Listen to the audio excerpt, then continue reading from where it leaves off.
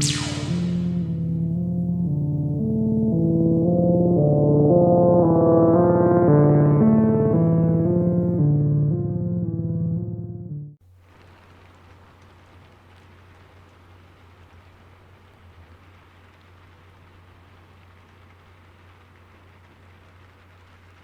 a corrections officer at a county jail in northwest Alabama.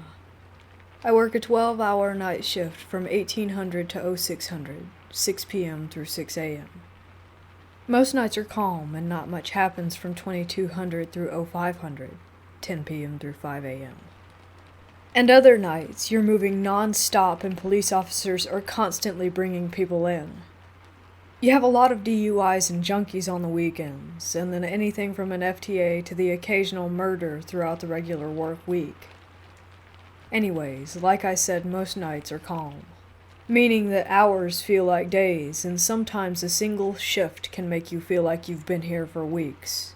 But sometimes, those calm nights are not really all that calm. We have 2 holding cells in the front of the jail used to house inmates that have been recently booked in, and are waiting to see the nurse for screening before going to Gen Pop. We have another room up front that we call the Pink Room, due to the walls and ceiling being painted a hot pink color because a former sheriff thought hot pink was a calming color. Everyone hates this room. It's our drunk tank, equipped with a camera for observation and a flushable drain in the floor for any liquids that might come out of someone, if you know what I mean. One night after lights out, when everyone was asleep, I heard a loud bang in one of the holding cells, like someone was hitting or kicking the door, which would have been a normal noise if anyone would have been inside one of them. But my partner and I had moved everyone out of the 2 holding cells just a few hours ago, and no one else had come in that night. I thought it might have been the guy we were keeping in the Pink Room for medical observation, but when I looked over at the monitor for the camera in there, he was sound asleep on his mat on the floor. I went over to the doors of the holding cells to investigate. I lifted the heavy curtains on the windows so that I could see into each one, but there was no sign of anything. I figured I was just hearing stuff since that noise is so commonly heard at all times of the day or night. I went back over to my desk and sat down. It was about 02:45 when I heard that noise, and it was completely silent until about 03:05. I started hearing the noise it makes when a door is unlocked from the control room. From the control room, you can unlock or open any door in the facility except for like 3 that you need an actual key for. There's a door right behind the desk that I sit at that leads to the kitchen and rec yard. That was the door that sounded like it was unlocked. I radioed my partner, who was in the control room, and asked if she had unlocked this door. She said that she hadn't touched the computer since I asked her to let me outside to vape like 2 hours ago. Again, I thought it was a common noise to be heard, the silence is playing tricks on me. But then I heard it again, except this time it sounded like the front door. I looked over at the monitors for the front door and saw nothing, but on the monitor for the Pink Room I could see the screen start to get fuzzy, like static. Then it was completely black for a few seconds. When the camera came back on, the inmate was sleeping in the exact same spot. But everything he had in there with him, his cup, shoes, blankets, was all scattered across the whole room. I would have heard him moving and throwing things, but it was completely quiet for those few seconds when the camera was black. After that, I decided I didn't want to be alone anymore. I went to sit with my partner and started telling her what was going on. After I told her about the doors unlocking and locking and about the guy's stuff in the Pink Room, she just laughed and said, "Must have been Christine." My partner has been working here for 5 years now. She told me that Christine was an inmate that had died in the old jail next door, and that the reason she haunts this jail is because the buildings are connected. She told me about numerous things that have happened while she was on shift, including actual sightings of the ghost she calls Christine. She said that Christine has gray hair down to her shoulders, and that she's wearing a nightgown. She also said that Christine can be seen walking down hallways on the cameras. inside the cells with her hands on the bars looking through them, and that sometimes you can see her face from the windows outside.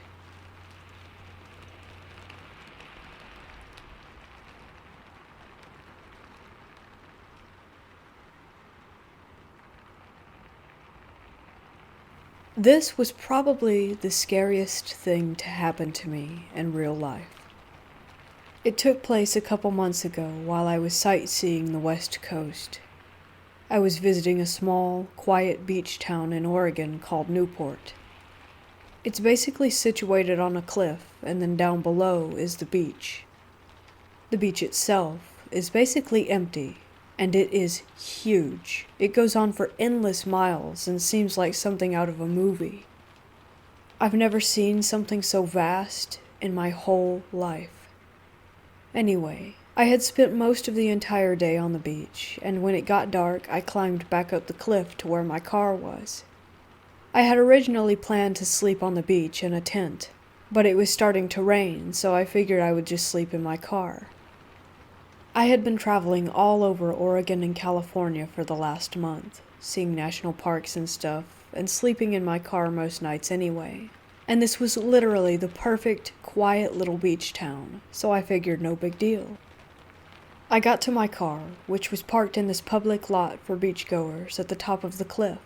But next to my car was the sign that said no overnight parking that I hadn't seen before, so I figured, dang, I guess I'll just go to another spot close by. So I looked on the maps on my phone and saw that 10 minutes away on the outside of town was a nature preserve. As I mentioned earlier, I had been staying at national parks and stuff, so I figured that it would be a nice place to sleep. The weather was beginning to get significantly worse, and I figured I should hurry. I drove there pretty fast, and by the time I did get there, it was completely dark and storming. I entered the nature preserve, which was a single road that followed the cliff line on the coast for a couple minutes with nothing but trees on one side and beach on the other. No cars, no houses, no buildings, no people for what seems like forever. As I drove down the road a little ways, I began to feel uneasy. It all seemed a little creepy, and I felt really alone, but the moon was shining bright through the clouds and the beach was visible, so I figured I was all right. I found a great peak spot on the cliff overlooking the beach and decided to back my car up on it and rest. I opened up the back of my Jeep and climbed in and went to sleep. After a few hours, I woke up. I wasn't sure what had caused me to wake up, but there I was, awake. By this time, the storm had turned into a full-blown monsoon. I could barely see out my windows. The rain was so thick, but I could hear the waves of the ocean down below crashing against the beach, and the wind was blowing so loud that my car was shaking. I noticed water was pouring in through the cracks of my Jeep, and I tried to reach for my phone so I could turn the light on, but I realized I left it in the front, which was blocked by all my luggage, and the only way to get there was to open up the back and step outside. I was about to open the latch and let myself out, and that was when I heard it. Laughter. It sounded like a child at first, playing, but soon I realized it had to be someone older. They had to be close to the car, too, because it was raining so hard there's no way I could hear it if it was far away. I figured it might be a cop telling me to move, but then again, it had to be like 3 or 4 in the morning, and why would they be all the way out here in this weather anyway? I froze to listen, and then I could tell that it was getting closer. I obviously wanted to look up to see, but the way my Jeep was parked was backing up to the end of the cliff facing the beach, and my luggage was literally stuffed all the way through the rest of the vehicle, blocking all side and front windows. I was crammed in the way back, so at the time I was literally trapped and could only see out the back window. It was at that moment that I realized how helpless I was. Her voice grew louder and louder. I could tell now that it was in no way a cop. She was laughing hysterically, the top of her lungs, screaming, "Ah ha ha ha ha ha ha ha!" By the steady increasing of volume, I could tell she was definitely coming up to my car, and then between laughs, I heard her creepy voice say, "Oh, well, well, well, well, what are you doing all the way out here?" My heart dropped. Her voice sounded exactly like Bellatrix Lestrange from Harry Potter, and I immediately thought to myself, "Oh my God, I am going to die." I sat there, frozen solid. I didn't want to move. I remember thinking to myself, this is not happening, this is not happening, this is not happening. But it was. With the storm raging outside my car, my phone being nowhere in reach, me being trapped in the back of the Jeep with no easy exit, on the edge of a cliff in the middle of nowhere, with maniacal, laughing women getting closer and closer, I was literally living in a full-blown horror film. The only thing I could do was wait. I sat there for a few more moments, and then that's when I saw her. I had poked my head up just a bit to see out the tiny space of visible window that looked to the side of my vehicle. About 10 feet or so from the Jeep, I could see through the thick rain and heavy fog a woman standing there facing not me, thank God, but the edge of the cliff toward the beach. Her arms were flaying up and down rapidly like a bird, and her head was twitching increasingly fast, all over in irregular patterns. Her clothes were ripped, and her voice was broken, and she literally looked like the zombies on The Walking Dead. I couldn't move. Literally all the fears built up in my head of what the source of this hysterical laughter may be came true in that second. I tried rationalizing the situation to myself like, she's on drugs, she's lost her mind, or this is someone joking, or literally anything. But every time I tried, I would peek back up and see that this is something unexplicable. It made no sense. How the hell would someone be out here in what I'm pretty sure was a Category 5 monsoon, 5 miles away from anything, no car, freezing temperature, standing up, screaming in the dead of night? I just couldn't believe it.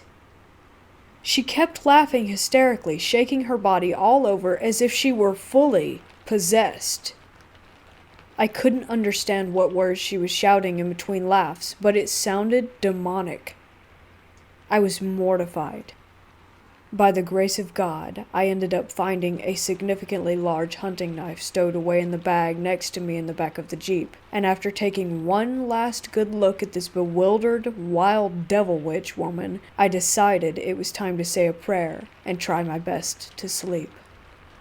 I honestly don't know how I managed to do that, because if I remember right, she probably stayed there for another 30 minutes, howling at the moon.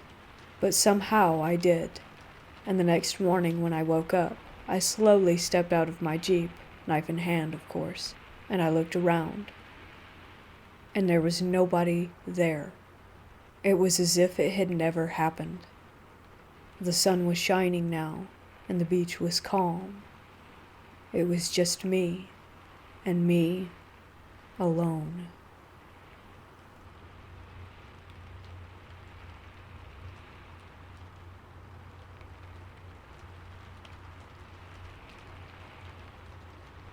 My strange experiences started 4 years ago when I was in my room trying to sleep. It was 2 a.m. and I was bored out of my mind. I had a projector that showed me the time. Important. The anti-burglar alarm was on. My family was asleep. I sleep in a room next to the hallway door which leads to a living room. I heard the door open and the projector stopped working.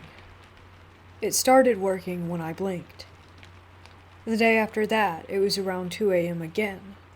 I noticed something heavy sitting on me. It went away after a while. I had my head covered by my sheets, so I couldn't see what it was. Those days I saw shadow people out of the corner of my eyes. The worst one was when I was in the shower. I looked in front of me, and something pink just sped up in front of me in the air and vanished right into a wall.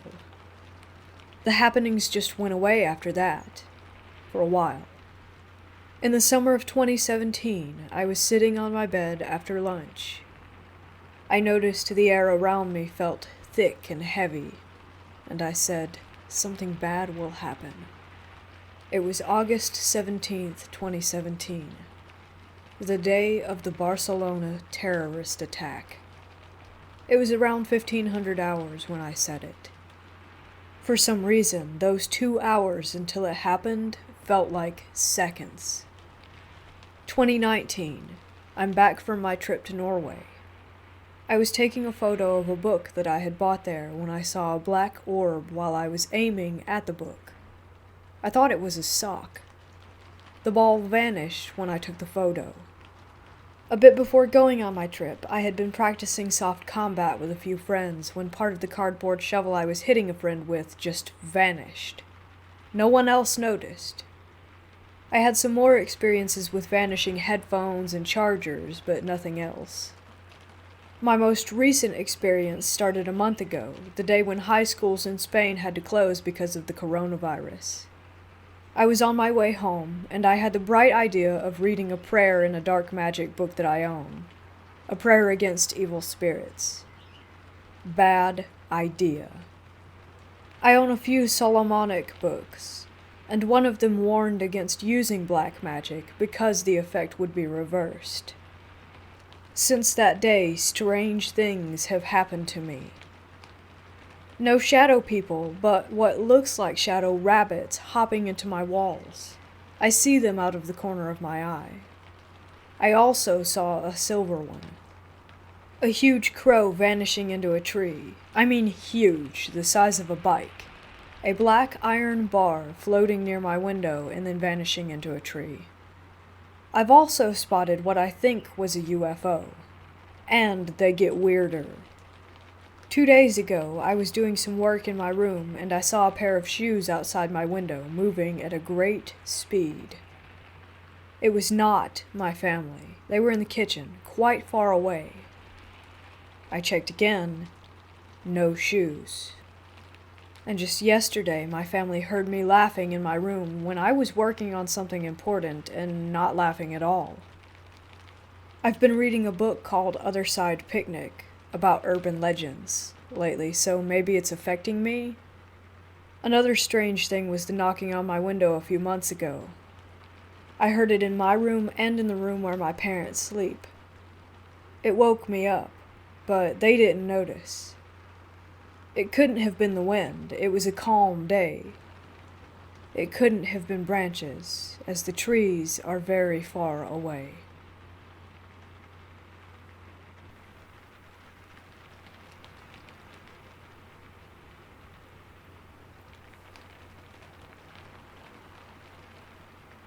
I have lived in my apartment for 3 years now, and other than things falling randomly that I would usually blame on my cats, I have never experienced anything paranormal.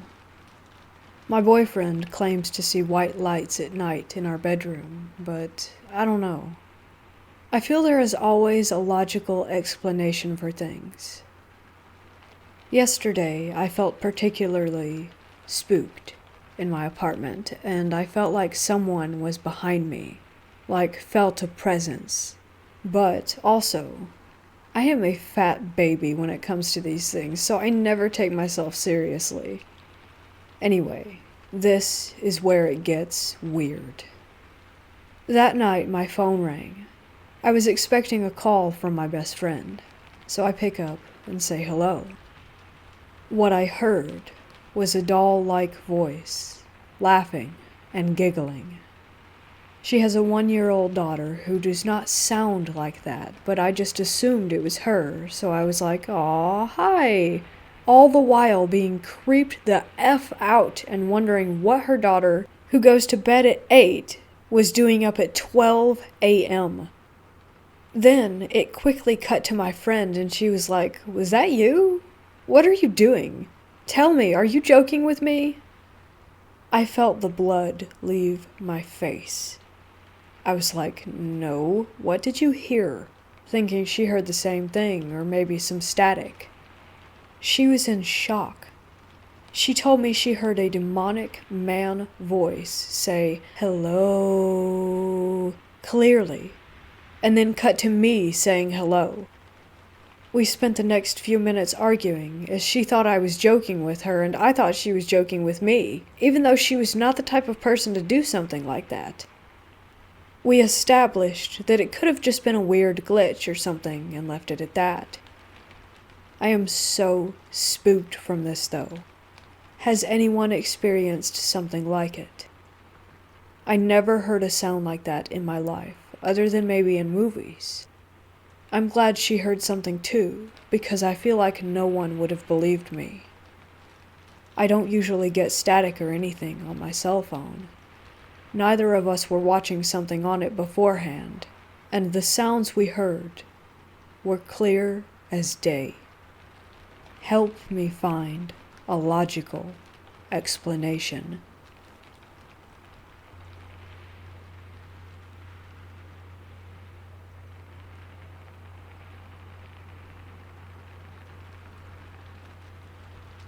This is a short story. I was maybe 4 or 5 at the time. It was November or October. I'm assuming it was October because that day my dad and I had bought pumpkins for us to carve for the first time, according to my memory. Before we began carving, my uncle and I were in the backyard. My sister and one of my cousins were playing in a pile of leaves beside me next to a tall green pine tree, and my uncle went inside to grab a frisbee for us to catch, and a camera to take a picture of us playing in the leaves. I remember when my uncle went inside, I turned around to look at the beautiful trees. There was another apartment complex behind our own. I remember the sun had started to set, and the golden rays had coated the green, freshly cut grass on the ground. I also noticed a young woman in a white gown in the yard across from me. She was bent over, and she was putting a flower into the jacket pocket on a little boy who was holding a white pillow. My uncle came outside, and I asked him, "What is that lady doing?" He smiled and said no one was there. He called over my sister and my cousin and snapped a pic of us.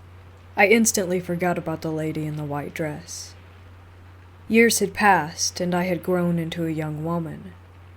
I had moved in with my boyfriend, and as time passed, it came time for us to move out of our apartment. As I was packing, I noticed a box that my dad had given to me when I met my boyfriend. I didn't open it until that time. It was pictures of my family, old clothes I used to wear when I was a little girl. I opened a photo album and looked through it. Then I looked more in the box, and I found a photo, the one my uncle took of me that day when I was a little girl.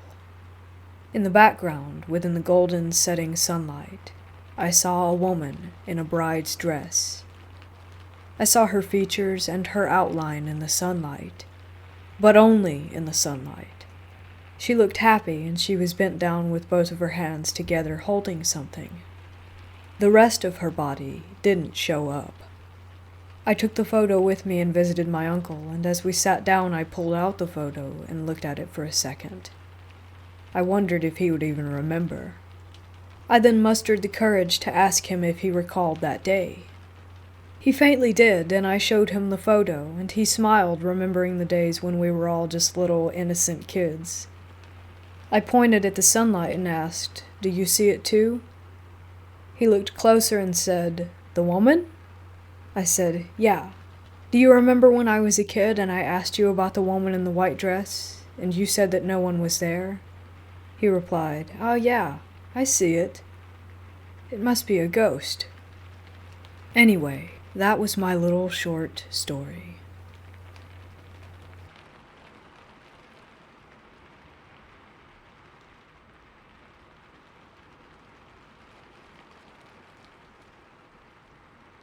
When I was a kid, I lived in a little one-story house with my dad, my older sister, and my stepmom. It was a nice and quiet place. We had hardwood floors, and there was a hallway leading from the living room into where the bedrooms were. It was a rather dark hallway which turned to the left and led to a guest bedroom and my parents' bedroom. The reason it was dark was because there was just a single dim light on the ceiling between the two bathrooms and the second bedroom, which was at the end of the hallway before it turned left. There was also an attic door right above the master bedroom's door. We never really opened it. It's weird. It just didn't feel like we had permission to, even though we did and could use it any time. I can recall one day after school I returned home to the house being empty. My sister was at a friend's house and my parents went out to try and surprise us with McDonald's before we came back home. I remember calling out my sister's name to see if she was home as well as my mom and dad's name, and no one responded. I went into my parents' bedroom where they had a computer. I sat down and started to turn it on, hoping to get a few minutes of gaming in before my parents came back. As I sat there, the room felt like it was getting darker, but I told myself that my eyes were just adjusting to the computer monitor in front of me. The computer which was taking a rather long time to boot up. Back then, I was maybe 10 years old. I looked around the room to see if my eyes would adjust, but it was still extremely dark even though the light was on, and it just seemed like they couldn't. It also started to feel colder and colder, and when I looked up again, the ceiling was completely black, and the darkness shrouded the light above me with a thick black haze. Immediately, I looked back at the computer to compose myself and tried to ignore it. I told myself I was just a kid that was creeped out for no reason. As I focused on the monitor, the room was cold and quiet. And suddenly, a woman's voice whispered shortly and sternly, my name. I could feel the wind on my ear and the pressure of someone holding my shoulder. I bolted out of the room, and moments later my dad came through the front door smiling and holding a kid's meal in his hand, asking me how my day at school went.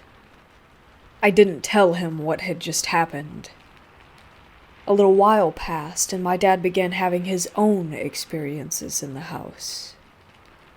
Sometimes he would fall asleep watching his favorite TV shows on the sofa. In the middle of the night, when we had all fallen asleep, he would wake up and hear footsteps walking around the living room. He would also hear chains being dragged across the floor. At the time, we also had a dog. He said that our dog's head would follow the footsteps, and that was how he knew he wasn't just imagining it.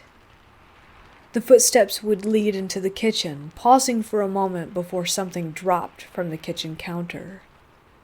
Sometimes when one of us was alone in the house, we would hear little girls giggling and laughing in the bathroom at the end of the hall. I remember my dad talking to some of the adults in a serious tone. He said he could see the shadows of two people from underneath the door. He would open it after no reply, and there would be no one there. He would then notice that he was alone in the house. This was a common incident that many of us had experienced ourselves. My stepmom didn't like children, but she hid it very well from my dad. When he would leave for work, he would leave for 15 to 20-hour shifts. Sometimes she would put me in the basement and said if I couldn't behave myself like a person, I would be treated like an animal. The thing about being downstairs is that she would turn off the lights so that you would be downstairs and it would be completely black. It would feel like something was staring at me from the corner of the room. Something that was slowly creeping closer and closer to where I was sitting. Sometimes I would hear feet dragging in the distance, accompanied by tapping sounds similar to fingernails tapping on the concrete floor. This only happened soon after the sun had set and the basement was once again too dark to even see my hand waving in front of my face. As the sounds came closer and closer, I would hug my legs in a fetal position At that point, I would sing a song from Anastasia, the one that my sister and I used to sing together, and hearing my voice made me feel less alone in that situation. Even as I felt the air thicken and the feeling of something weighing in next to me, waiting for me to open my eyes and take a look. Each time that I did manage to open my eyes in an attempt to see what it was, it would still be so dark that I didn't know if something was there or not. I learned how to toughen up and deal with that thing by treating it like a bully. Just don't let it get to you, don't let it bother you, I would tell myself. But the utter relief of the light turning on and being allowed to come back upstairs and watching my dad pull into the driveway was the best feeling in the world. Another one of my stepmom's favorite punishments would once again be in the basement. She would have my sister and I fold the clothes from the laundry machine. She would later tell one of us to go upstairs and then proceed to throw all of the clothes on the ground, and then tell us to fold it again by ourselves. Downstairs, my sister and I knew that something was not right. The room had a TV and a small, dusty sofa. The door would always be open, and it felt like someone or something wanted you to come inside. It was almost magnetic. At times, we would have to go into the basement room whenever my stepmom had her friends over. We had to be quiet downstairs without a peep, or else she would get upset.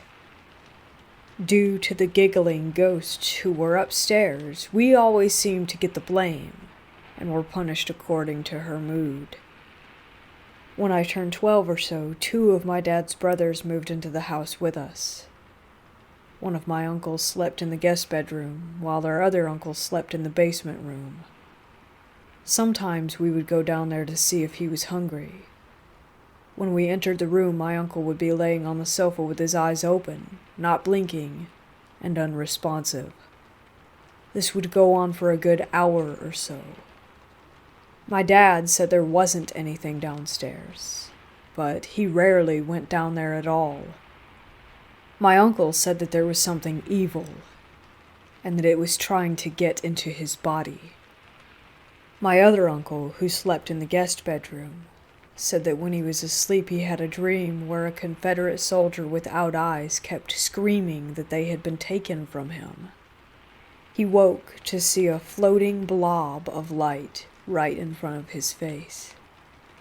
I remember one night as my sister and I were falling asleep, my dad kept yelling down the hall from the living room for us to stop talking and get some rest. He said it a few more times before my sister and I said we weren't talking. He then turned off the hallway light and said goodnight. Moments later, I opened my eyes, and behind our bedroom door was a little girl in old pajamas. She had long black hair and nearly blended in with the shadows. I stared at her and then covered my head with my blanket. Later on, 2 of my cousins moved in after my uncles moved out. They had our old bedroom, and my sister and I took the guest bedroom. My cousins were both boys, and we were supposed to help them get used to living with us. They kept fighting with each other. The youngest one would climb into my bed in the middle of the night because he didn't want to fight with his older brother. We had a lock on our bedroom door, and that made him feel better.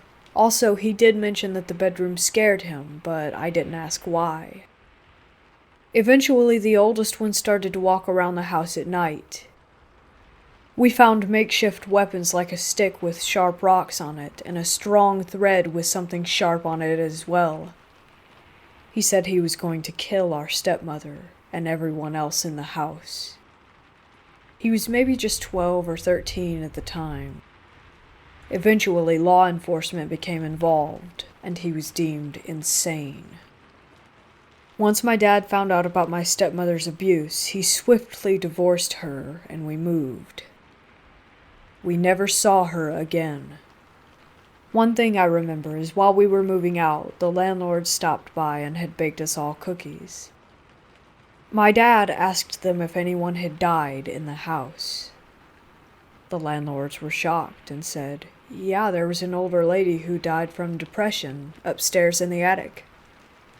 They then asked my dad how he knew. He told them about our experiences. They also mentioned that the house was built on an old battleground. To this day, sometimes I drive past the house and think about knocking on the tenant's door.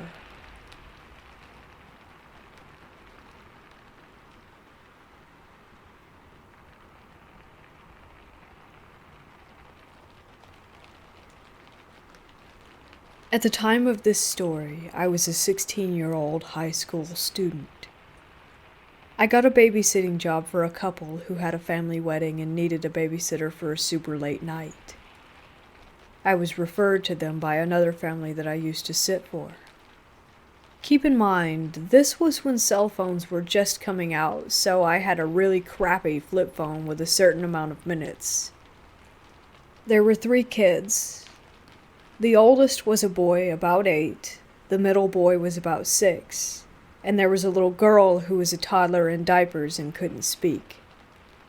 I came in while the sun was still up to meet the kids while the parents were still there. The parents were so cool. They showed me where all the snacks were and gave me the ground rules for the night. Kids in bed by 7:30, teeth brushed, you know the drill. Once they left, we started eating dinner. To my shock, the middle child, who we'll call Teddy, kept throwing his fork hard at his siblings and pinching his sister with his nails under the table. He kept kicking my shins and throwing his food around the room. The moment his parents left, he became a terror. Their house was old but remodeled, so their toys were in the basement playroom. After dinner, we all went in there to play.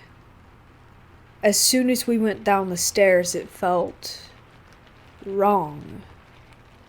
Don't get it twisted. It was a beautiful finished basement with a couch, flat screen, and toys, but something just felt creepy about it.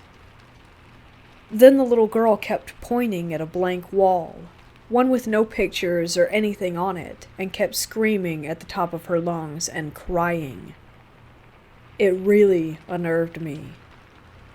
At this point, I'm getting a terrible, really bad feeling. So I say, let's go upstairs and watch TV till bedtime. The kids seem to love that idea. So I carry the little girl upstairs and turn on the TV for the 3 of them and then go back down to grab her favorite stuffed dog and clean up a bit. When I turn around to walk upstairs, I see Teddy smiling a sickening smile at the top of the stairs. He has his hands on the light switch. My stomach dropped. I didn't have my phone or a light, and if this little shit locks me down here, I thought. The light switch is at the top of the stairs outside the stairway, so if he closed the door, I was screwed. And sure enough, he flicked off the lights, cackled, and went to slam the door and lock me in the dark basement. I have never moved so fast in my existence. I flew up the stairs and shoved my hand into the door to keep him from locking me down there. I asked him why he did that and yelled at him to never do that again. All he did was smile at me and then slowly walk away, giggling. I iced my hand and watched him closely for the rest of the night. Bedtime comes around, and I put the kids to bed upstairs without any problems. There were 3 bedrooms, the parents' room at the end of the long hall, then the baby girl's room in the middle, and the boys shared a room with the bunk bed at the end of the hall by the top of the stairs. Everything finally seemed quiet, and I began to forget the horrors from earlier and started watching TV. About an hour after I put her down, the baby girl started screaming through the baby monitor. A scream that sounded like she was in pain. Thinking her brother Teddy was bothering her, I ran upstairs to stop him. As soon as I get to the top of the stairs, I see him laying down on his bed facing the wall. The baby is hysterical and is again pointing at nothing and crying. I am freaked out by now. I rock the baby back to sleep, check on the boys, then return to the living room. What the hell is happening?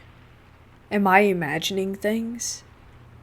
I shake it off and turn the TV back on. This is when the night goes from bad to a total nightmare. Once back in the living room, I start to hear screaming every couple minutes. What sounds this time like a grown man screaming in pain. At first I thought it was outside or maybe a TV or a radio, so I ignored it and kept watching television. But soon it became clear that it wasn't a joke and it wasn't my imagination. It was coming from inside the house. Then I hear what sounds like little feet running upstairs in the hallway. For a second, I'm not scared anymore. I'm angry that Teddy's out of bed 2+ hours after bedtime. I go to the bottom of the stairs and holler up Teddy's name and tell him to go back to sleep. I don't hear a response, but I do hear the footsteps continue. Then I hear what I think is him run into his parents' room at the other end of the hall. Feet pounding down the hallway, clear as day. So I sprint up there, thinking I've caught him in the act. The hall is empty and dark. I turn, and I find Teddy is sitting up in his bed. He's staring at me again with that sickening smile.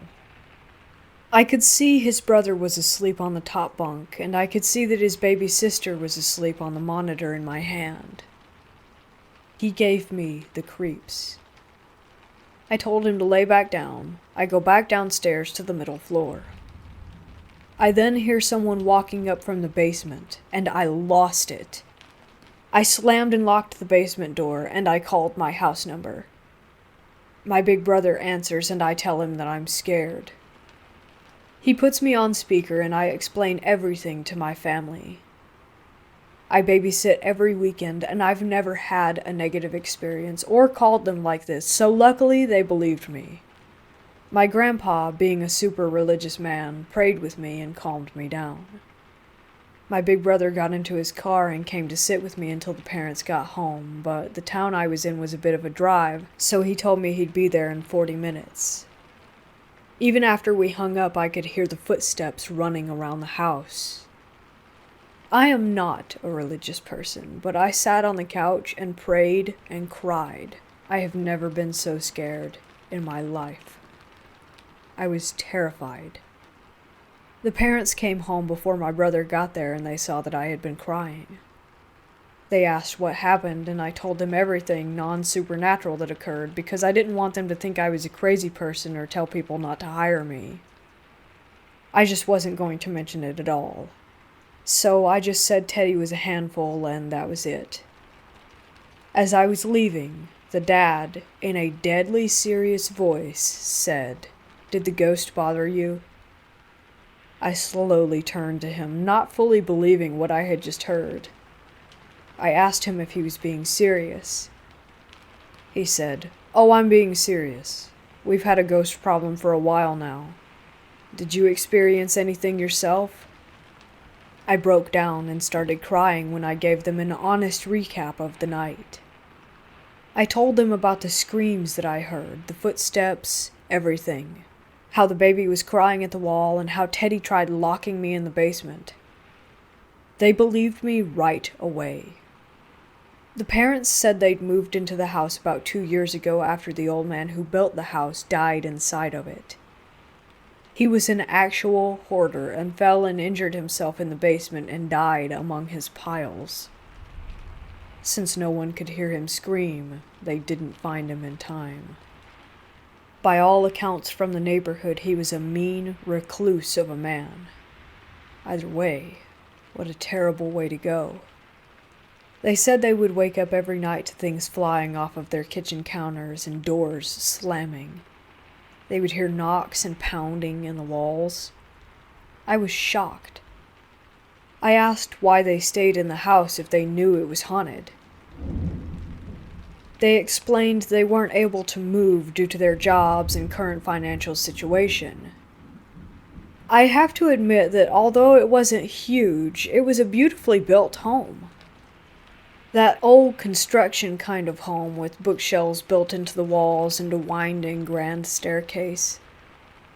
The dad said he would go downstairs every night for a year and say, "Go away. This is our home now. You aren't welcome here," over and over. He said eventually the activity stopped. They said it only sparked up when someone new would stay in the house or when they'd have a sitter at night. They said since I quote-unquote knew the truth now, that they would pay me extra to come back because they could never keep a babysitter. Pfft. Yeah, right, I thought. I am never going back there. But I said I'd be in touch, and I ran out of that house. I am ashamed to say that I never answered their calls again. I felt bad, but there was no way in hell I'd ever return there.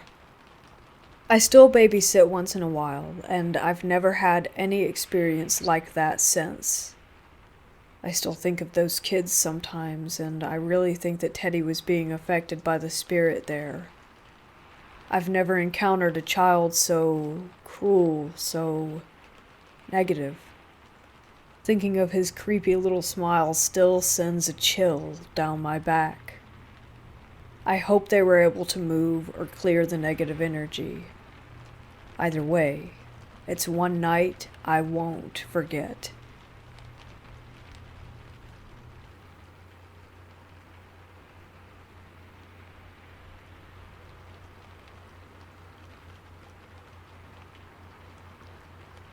I was 13 years old, 2003. My friend and I were bored and decided to have some weird fun. Now, I've always had interest in supernatural and occult-like things. I've always been very empathic and in tune to things in a way that's hard to explain. Anyways, I didn't have a real Ouija, so we used paper and drew one, and then used a quarter for the planchette. We asked if anyone was there and if they wanted to talk. Of course, there was nothing for a few minutes. Suddenly, the feathers of my dream catcher in my room started to sway. No open window or AC on. We asked again if anyone was there, and then it felt like there was a pull. We allowed ourselves to let go and just see what happened. It went to the yes. We asked what its name was, and we felt pulled towards D and C. Just those letters, D, C. Odd. A minute or so later, my grandma called for us that she was ready to go, as we were about to go to the mall. We stood up and walked out of my room. My friend looked at my face and gasped, and told me to look in the mirror. I had about a 2-inch scratch on my face that was not there before. We were a little freaked out, but mostly confused. We went shopping and my grandma asked what had happened, and I told her I really didn't know. The next morning, the scratch was gone. After that night, however, things got pretty bad. My room for some reason started to feel colder than the rest of the house. Even my grandma commented a few weeks later that my room was, quote-unquote, cold as death. My dog stopped coming into my room as well. He would stand at the doorway and I would call for him and he would just look at me and leave.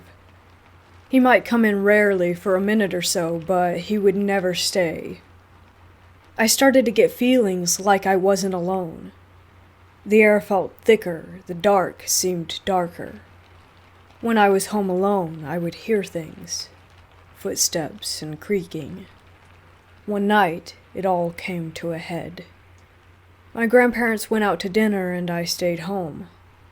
I was downstairs playing on the desktop and instant messaging my friend. The bathroom door next to me had been shut tight, but made a clicking sound. The knob had turned and the door had opened slowly. I got up and slammed it shut. I went back to playing my game and instant messaging when I heard a loud crash.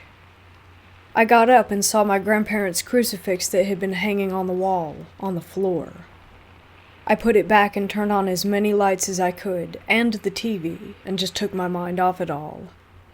Around this time, my grandma, who is very Catholic, started getting into more New Age things like crystals and psychics. She went to one and the psychic told my grandma that she had a granddaughter who saw orbs, but that these orbs I had been seeing were angels protecting me. It is true that I had been seeing a lot of flashing lights that I called orbs in those months. Fast forward a year or so, and some things happened to me that I won't go into here. Depression and hospitalizations and boarding schools. When I got home from boarding school, my grandma told me that she had spent a night in my room. She had laid down to go to sleep, and suddenly heard a cranking noise. She said she remembers thinking to herself, "Please don't start playing music." And then my music box started playing. She said she bought a lot of different incense and played a special prayer on repeat for days and basically prayer bombed the whole house. When I returned home, my room felt clean, like whatever had been there was gone. Safe. I stopped seeing the orbs as much. I never played with a Ouija board again, but I do love the designs. I have a Ouija board mug and a Ouija board mat on my dresser. I like the symbol and am not afraid of them, but I will never use one again. I have been tempted through the years to try again, hoping that maybe being better prepared I can have a safer outcome, but I just don't know if I want to take that chance of opening a door to any stranger knocking.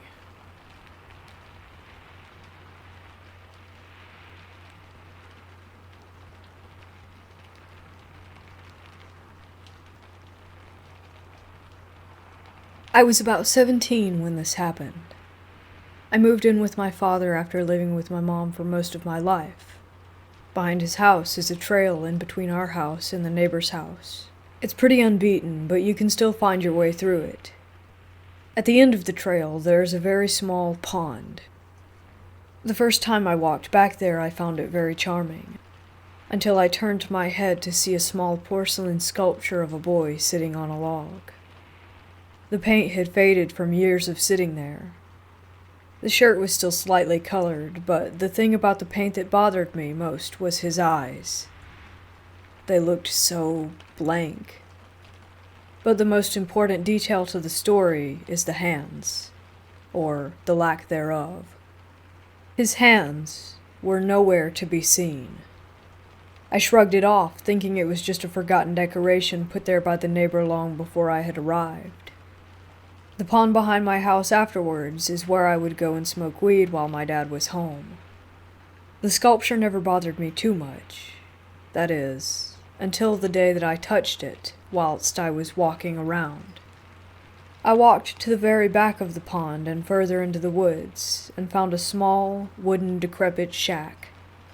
I wasn't about to waltz in there and get shanked by a weirdo, so I left it as is, but I got a really sinister feeling from it when I turned my back to it. When I was making the return trip, I had to slightly lean on the sculpture as to not fall into the pond.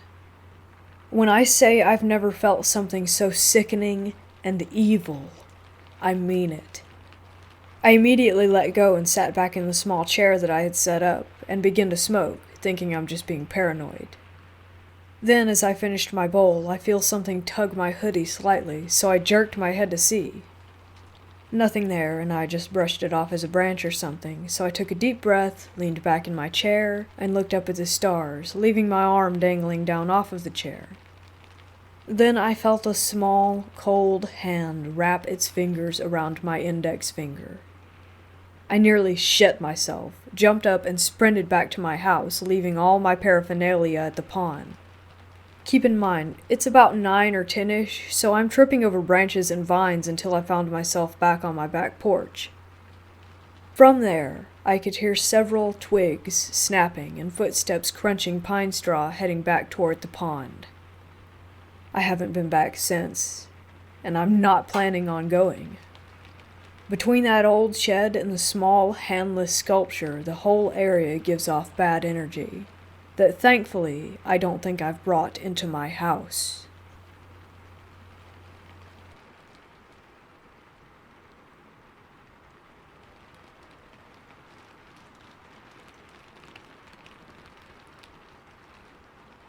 This is by far the spookiest experience my family and I have had regarding the paranormal.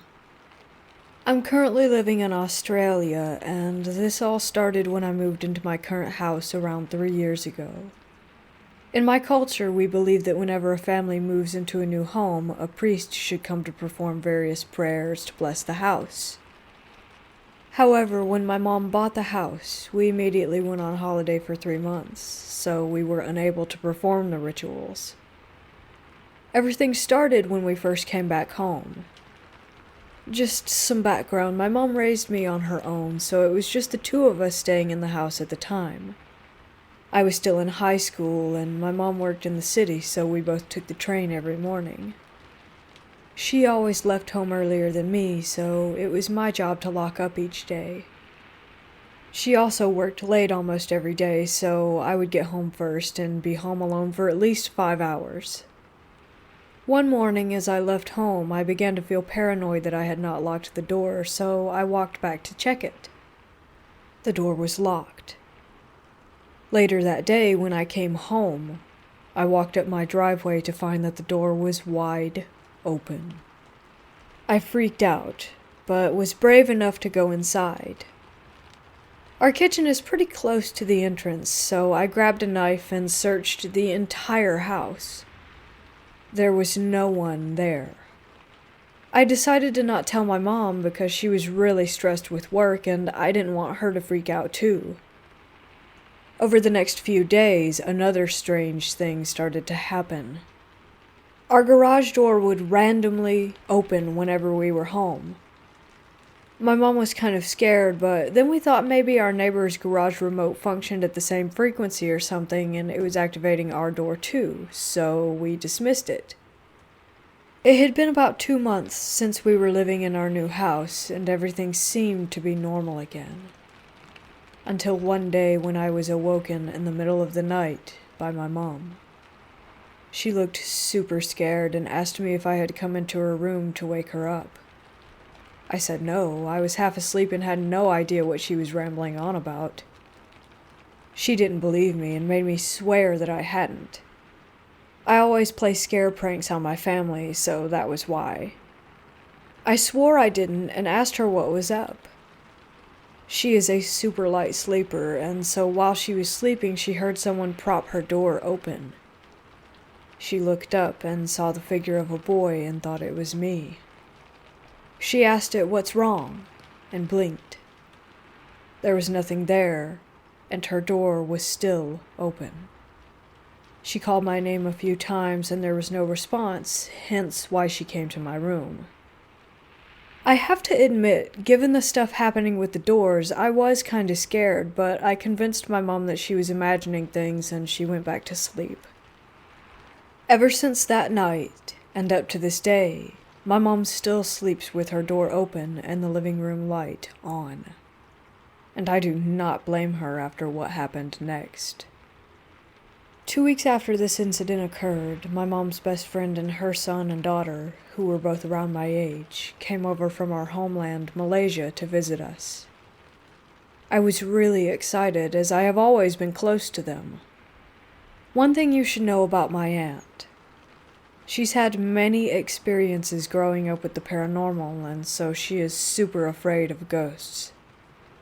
For this reason, me and her kids always used to play pranks on her. One day the 4 of us were playing poker on the dining room table while my mom was taking a nap in the living room. Suddenly my mom rushes out of the living room, her eyes wide open, and she looked terrified. She asked who had woken her up from her nap. The 4 of us were dumbfounded, as we had just been playing cards the entire time. She then told us that she felt someone tap her shoulder while she was asleep. When she opened her eyes, there were 2 feet on the floor. Once again she blinked, and the feet were gone, and there was no one there.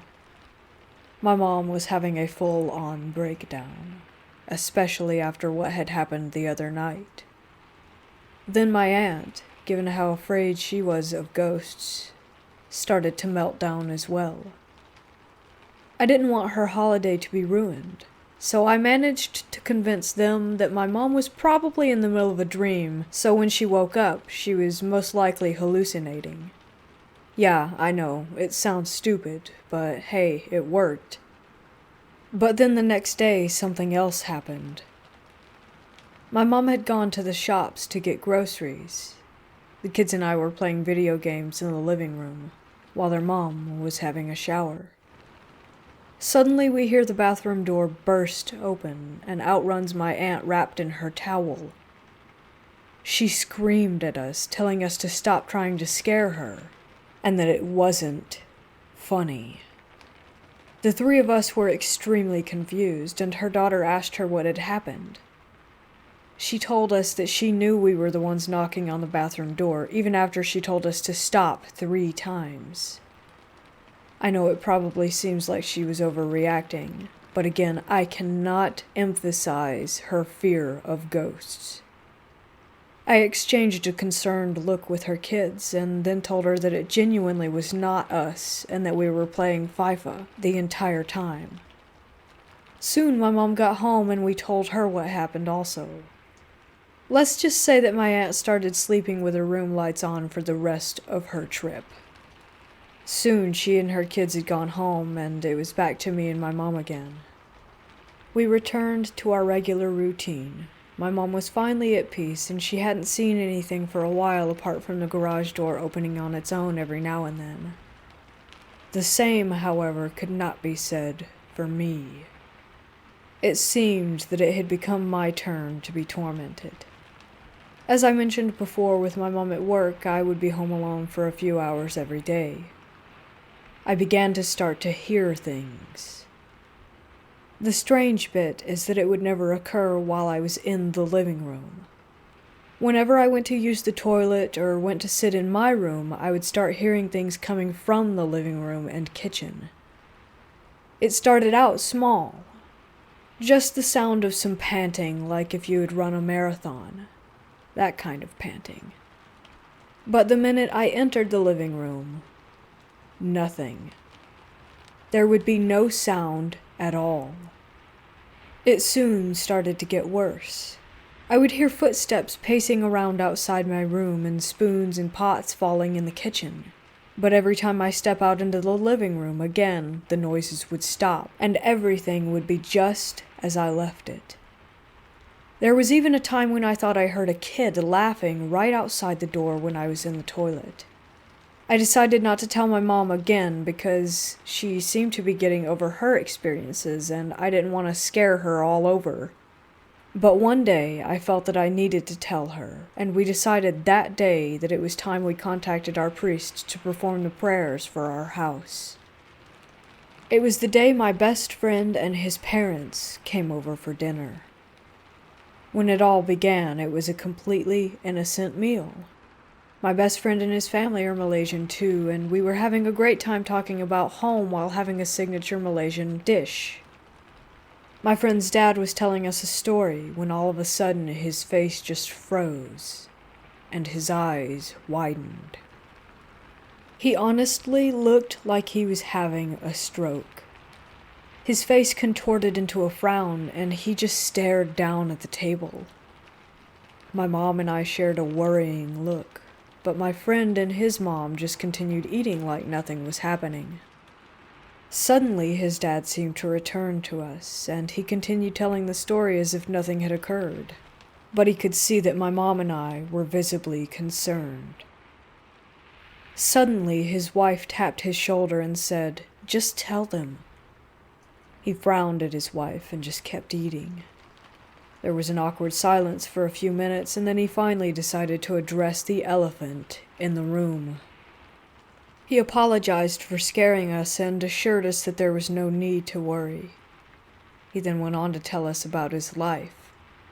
Since he was a child, he had been very religious, and from a young age he felt a very close connection to God. He regularly meditated and was very, very spiritual. So spiritual that when he was in his mid-20s, he had awoken with a gift. He was able to see dead people. I kid you not. When he said this, I immediately looked at my friend, waiting for him to start laughing at some prank. But my friend's face was completely serious, and he continued looking at his dad as the man told his story. He told us he could see them everywhere, when he was walking his dog on the street, when he's sitting in the park, in people's houses, and even sometimes sitting on people who had been possessed. He said the spirits were drawn to him because they knew that he could see them, and they would stalk him, begging him to help them reach the afterlife. He said there was simply nothing he could do because these people had died before their time, and they would simply have to wait on Earth until it was their time.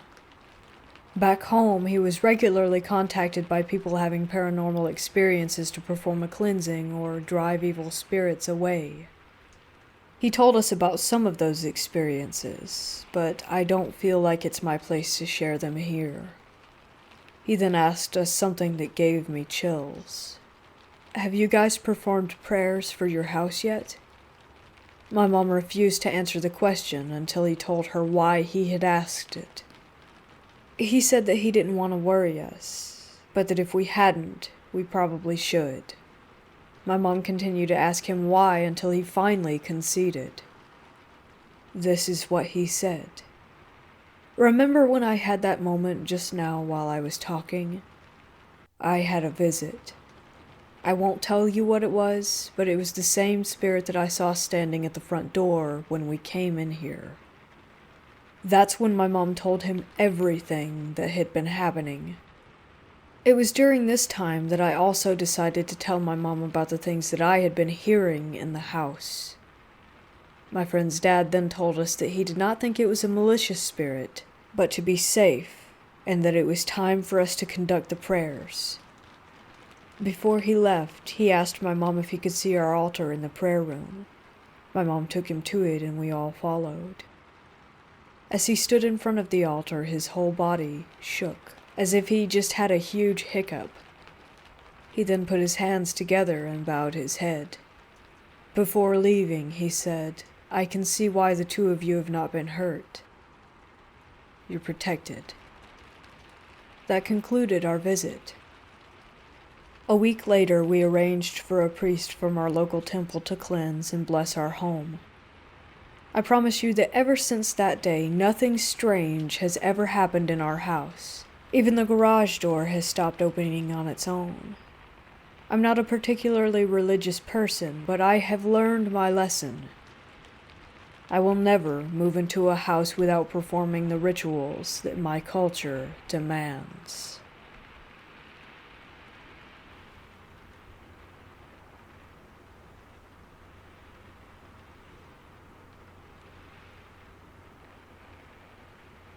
This is an encounter I experienced in the summer of 2009. I was born and raised in the plains of Texas, specifically in an area where black-eyed kids sightings are prevalent. I had heard the stories, tales, legends, whatever you want to call them, since I was a young man, but never truly believed them. The black-eyed kids were mainly something I entertained as a joke, or something to get a rise out of people. This changed in the summer of 2009. It was a warm night in June. I was up late, around 2 a.m., as I typically like to stay up late, especially in the summer since it would be fairly warm even after the sun went down. I had just run up to the store to grab a big fountain drink and was returning into my house through the back door when I was approached by two kids, a boy and a girl. I was very startled once I realized that they were there, since I wasn't expecting to encounter anyone in my backyard so late at night. The little boy asked, "Could we come in? We need to use the phone, we're lost." This is when I noticed the blackness of their eyes. Both of them, so dark, they were like pits. This is also when my heart sank. I couldn't believe I was actually seeing them, that they were there, right in front of me. As I mentioned before, I had heard the legends of the black-eyed children most of my life, so there was no way I was going to let them in my house. I darted inside and locked the back door as quickly as I could. Once I was in, I ran upstairs and flipped on the lights to try and see if they were still outside. Thankfully, by then, they were gone.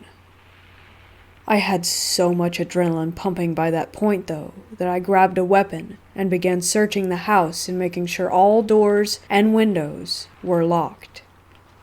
It took me hours to get to sleep that night, and it's an encounter that will stay with me for the rest of my life.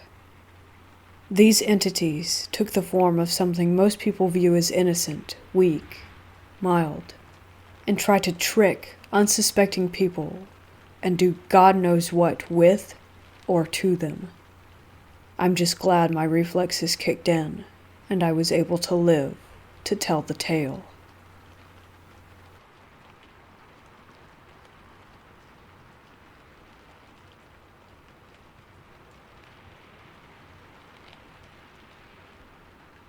Once a year, my parents go on a vacation together somewhere in the U.S., usually to the Bahamas or to Florida. They leave me in charge of the house with my dog and like for me to check on my Nana, who lives in our basement. My dad likes to take part in this weird golfing competition with his friends, where if someone wins a certain amount of holes, they get to take home this creepy doll as sort of a trophy. I don't get why, but I guess it's just some running gag. Well, my dad won the competition and he brought it home before he left. I'm not at all scared of dolls. In fact, before he left, I slept with it beside me as a joke. It was basically an old baby doll with a missing eye and a brown dress. I don't know the origin of it and didn't really bother to ask. November rolls around and my parents leave for their vacation. Everything goes normal for a while, but then things start to get weird. Because I'm the stereotypical little brother, I put the doll on my sister's bed, who's in university, and took a picture to send her as a joke. She hates dolls. So I leave the room with the doll still in there and head to my room just to send the photo and move on with my life. A few minutes later, I hear a massive bang. I jump, startled, and go to look out into the hallway. My sister's bedroom door has slammed shut. Now, our hallway has no opening windows, and there wasn't any sort of draft.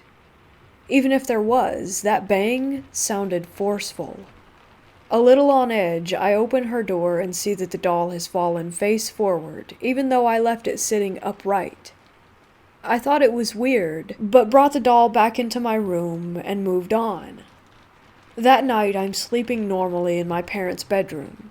I have to sleep in there while my parents are away because I need to keep an eye on my dog, and she refuses to sleep anywhere else. I wake up suddenly in the night, which is odd. I usually sleep all the way through the night. I check the time and see that it's around 3 a.m. This immediately scares me because I read that it's the witching hour. I glanced over at my dog, and she was awake too with her head up. Also strange. I put on my little puppy voice and ask my dog if she needs to pee, but she just stares back at me, then looks to the closet. I look to the closet too, and see that it's open even though I remember shutting it before going to bed. I quickly turn the lamp on and get out of bed to close the door. I don't even bother looking inside. My teenage brain still thinks a ghost is more likely than an intruder. So I get back into bed, scroll on my phone a bit, until I fall back to sleep. I wake up the next morning as usual to feed my dog, but when I go out into the hall, I see my bedroom door is open. I always close my door when I'm not in there. Now, it was still dark out because I have to feed my dog around 6 a.m. or she throws a fit. I look inside my room, turn on the light, and the doll is on the floor. I left it on my bed. I remembered last night and am now feeling paranoid, but again, I just put the doll back on my bed and leave, deciding just to have my door open. After feeding my dog, I went back to bed to sleep a couple extra hours. That's when the most frightening thing happened. I was woken up by a loud banging sound. Loud enough to wake me up, the heaviest sleeper in my family. I quickly got up and ran downstairs, my first thought being maybe my Nana had fallen in the basement and was banging for me to help her, but when I got downstairs I realized that the banging was coming from my balcony door. I saw the glass shaking, as if something was hitting it from outside. The banging was so loud that it was shaking the counters. The strangest part is that my dog was just standing in front of the door staring at it, and she's the type of dog who will start barking if a mouse farts. I'm really shaken up at this point. It's completely still outside, no wind at all. I text my parents and tell them what's going on. As soon as I do, the banging stops. They tell me it's probably nothing to worry about. I went downstairs to see my Nana, but she had no idea what happened. She's also completely deaf, so of course she couldn't hear it. She can't even walk up the stairs, so there's no way she caused any of it. That was the last weird incident that happened. The next week, my parents got back. I didn't tell them everything that happened because I didn't want them to think I'm a chicken or something. Needless to say, I moved the doll out of my room until my dad brought it back to his golf team. Nothing else strange occurred. I still have no idea what went on during those couple of days. I sort of wonder about the story behind that doll now, but I don't really know if I want to ask my dad.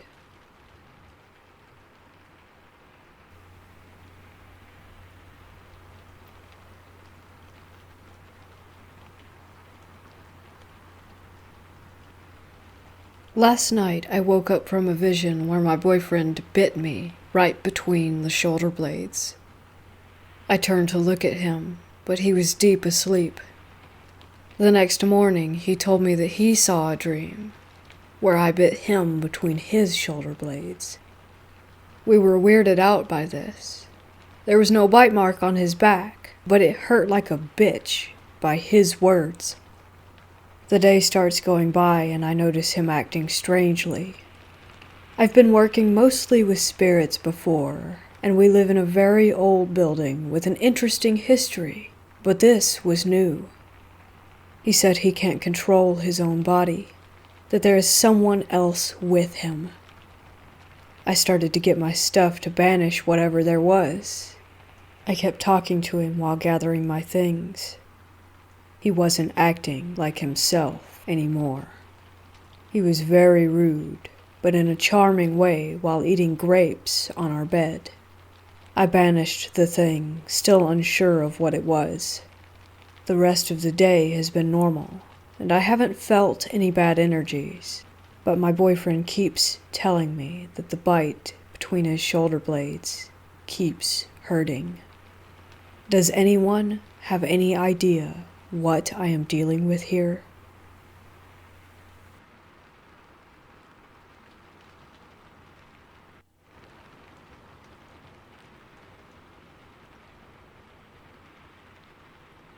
A year or so ago, when I was 19, I was home alone and my dogs were in the backyard.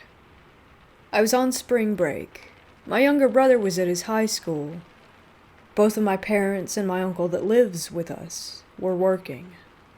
It was like early afternoon, 12 p.m. when I woke up and went to make my breakfast and stuff. I was watching a YouTube video while eating my scrambled eggs.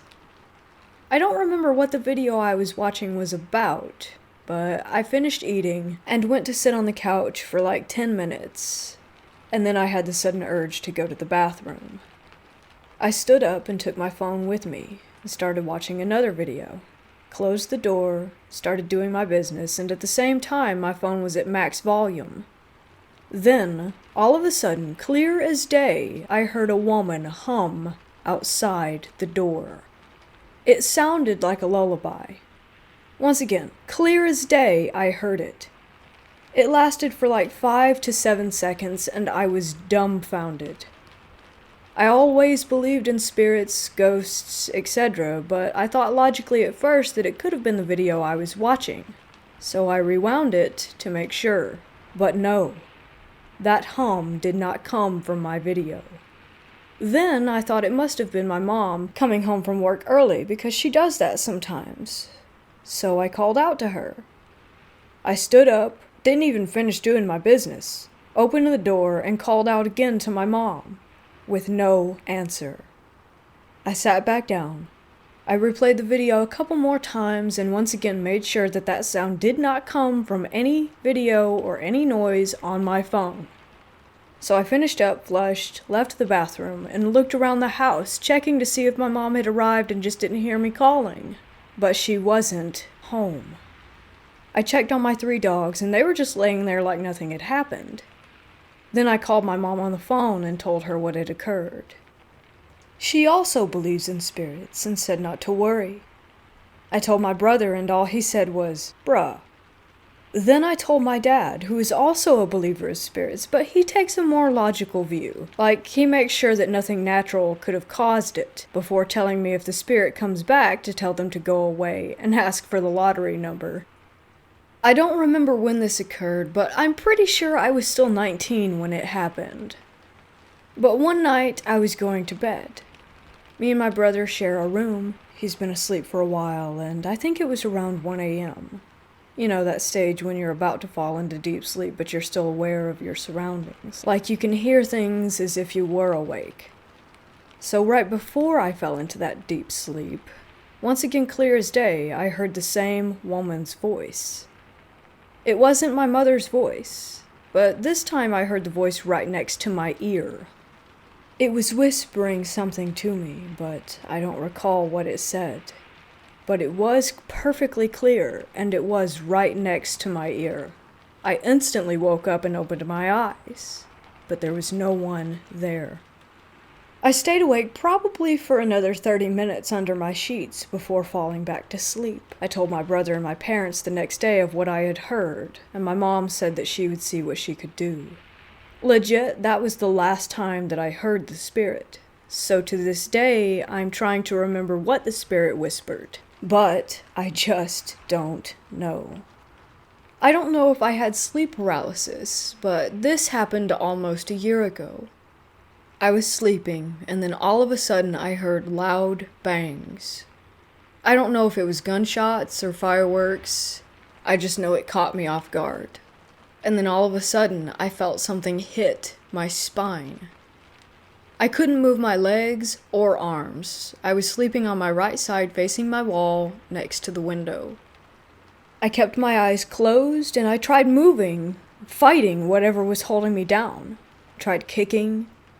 I didn't yell even though I was about to scream so that my parents could come. But then I started to feel my legs again and kept kicking until I had full control back.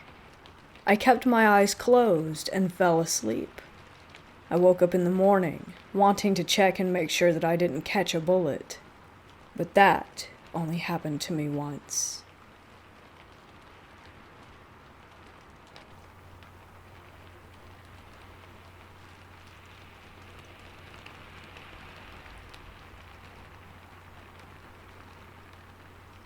So my brother had an apartment right next to my mom's. I was staying the night at my mom's, but me and my brother decided to watch a movie at his apartment because he has a bigger TV, and my mom had already fallen asleep. Anyways, we watched a movie or two, and eventually he went to sleep, and I did too not long after. So the dream, or nightmare, started with me laying down in my brother's spare room on a mattress on the floor. And someone had just walked out of the room, so I was alone, and I started looking around. I looked at the closet door, which was right in front of my mattress, and I started staring at the open closet door, when out of nowhere, an all-black face peered around the corner and was staring at me. I had 3 brothers that would all mess with me, so in my dream I started mocking the thing in the closet, and I was saying stuff like, "Oh ha ha, so scary, nice demon impression," and stuff like that. I kept mocking it because I thought it was one of my brothers trying to scare me, and out of nowhere it got super cold and my chest got super heavy, and the thing in the closet jumped out on all 4s and started hissing. I can't really describe the noise it was making, but it sounded something like a cougar screeching and a snake hissing at the same time, and it was very blood-curdling, and it makes me shiver to talk about it. Anyways, when this started to happen, I began to lose my breath as if it were sucking my soul out of my body, and then it just stopped and crawled back into the closet very contortedly, and I woke up. I was very calm when I woke up, but I had cold sweats, and I was very confused. I sat up on the couch and looked at my brother, who was sitting right next to me, and I told him the whole story, and he was silent for a good minute. My brother told me that he's had multiple dreams like that, and that my mom has too, and he said that he has always had a bad feeling when close to that room, and that he always woke up in the middle of the night thinking that he was being watched. Fast forward to a few months back, and my brother was moving out, and me and my other brother got stuck cleaning that room. I always got a bad feeling when my brother would leave me in there alone and the room was colder than the rest of the house. I haven't had a dream like this since, but then my other brother, whom I haven't spoken of yet, just had a dream similar to mine, and it made me think about it all over again. I have had dreams about ghosts before, and they're all very vivid, and I get the same feeling in all of them. I suspect that I have a demon following me, but I have no clue where it is from. I started to think I had the same demon as my brother and mom, but they have way worse nightmares, and theirs are way more vivid, and they see an actual demon, and not just a figure. The next day, after I had that nightmare, my brother bought sage and salt and started to spread it around his apartment. He also got holy water and put that out too, and drank some of it with me and my other brother. Ever since then, I haven't had a nightmare, but I have had some where I get the feeling that I felt when I had the first nightmare, but they usually go by really fast, and I typically just pray in my sleep, and it goes away. If anyone else has a story about their first experience with sleep paralysis, or simply just a vivid nightmare, feel free to share it. There's always going to be people that will have experienced what you have experienced.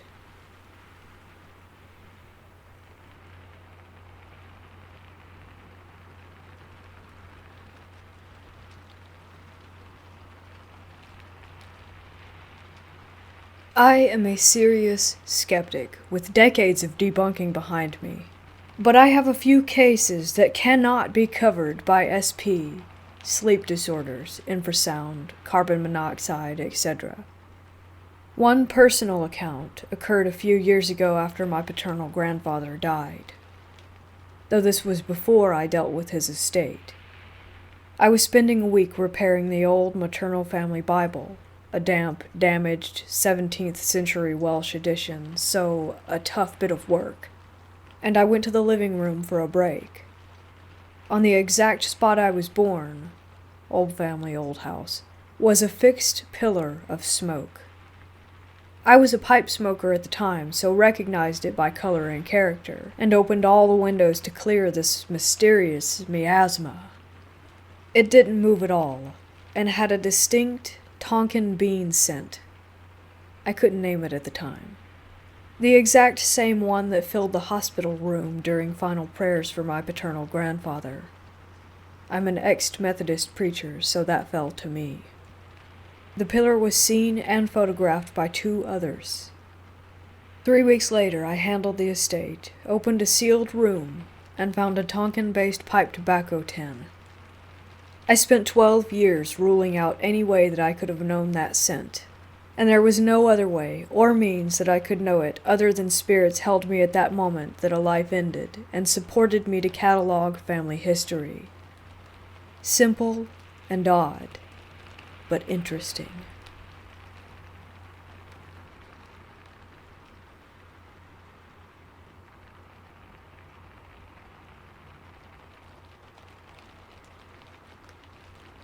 When I was younger, my mama would leave me home alone with my older brothers. As soon as she would leave, they would pull out a hidden Ouija board and play around on it. Of course, I wasn't allowed to be part of the game. I was probably around 6 or 7, and they were in their late teens. I can remember so vividly these memories. Mama left, and the boys went into a bedroom off the kitchen where the board was hidden. They closed the door behind them, and I was left watching cartoons by myself in the living room. The bedroom door had a gap under it, about 1.5 inches tall, and I would sometimes quietly go lay on the floor and watch them play with it through the gap. I can remember them making contact with a spirit one night, and they asked its name, to which it replied, Tobias. Each time they played after that, it always seemed to be Tobias reaching out. For about a week they conversed with this spirit, and nothing out of the ordinary seemed to come from it. However, one night, as I was watching them, the board started talking about me. My brothers would always write down the things being communicated and read them aloud, which made it easy for me to eavesdrop on them. As I lay there on the kitchen floor looking under the door, the game became active and my brothers started writing. I saw both of them make eye contact and look at each other, confused. My oldest brother said, "It said we are being watched?" As they looked around the room, I snuck back to my cartoons. They opened the door and checked on me, then went back into the room. I crept back over to watch some more. This time, the board used my name. I recall my brother saying, "It says Bianca needs to go away." I could feel the blood leave my face. I knew my brothers hadn't seen me watching. I got up and pretended to be sleeping on the couch, and eventually just actually did fall asleep there. I was awoken in the middle of the night by a strange sound, kind of like the sound a cat makes in its throat when it's mad. I sat up and cleaned the sleep from my eyes. After sitting there in the dark for a moment, it seemed to go quiet in the house. I was getting ready to get up and go to the bathroom, but I felt unable to stand, almost like something was pushing down on my shoulders. Then suddenly, it was like I was in a wind tunnel. I remember Mama's sheer curtains were whirling around, and it felt like they filled the room. I felt so dizzy, and then it just stopped. I don't remember going to sleep at all, but I woke up on the same couch, and it was daylight outside. I have never spoken about this to anyone, but the story doesn't end there. My brothers continued to mess around with the board, which I was no longer wanting to be around. It got to the point that weird things were happening to them, too. They would talk about it amongst themselves, and I would play oblivious. One night, my brothers walked out of the bedroom with a rolled-up sheet and scissors. They told me that they would be right back, and walked out the door. The next morning, I learned that the board had said some things that really frightened them. They took it down the road to the old iron bridge near our house to cut it up and throw it over into the water. We were all sitting in the kitchen eating breakfast when we heard a loud crash outside. We ran out to see a car had wrecked on the bridge. My brothers were sure it was because of the Ouija spirit that they thought they had disposed of the night before. The person who wrecked happened to be a person that my brother went to school with. He told my brother that he wrecked because as he was driving over the bridge, a demon-like figure appeared next to him in the car.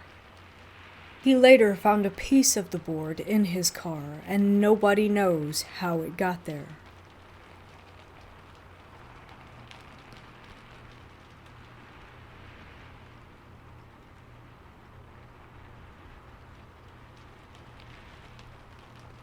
I would like to share my recent experience. This is absolutely true and in no way fabricated. I have been shaken up immensely, and my perspective on reality has definitely changed. I live in India, and my family is Protestant Christian. My upbringing and the things taught to me in terms of faith have included an aspect of the supernatural and the spiritual.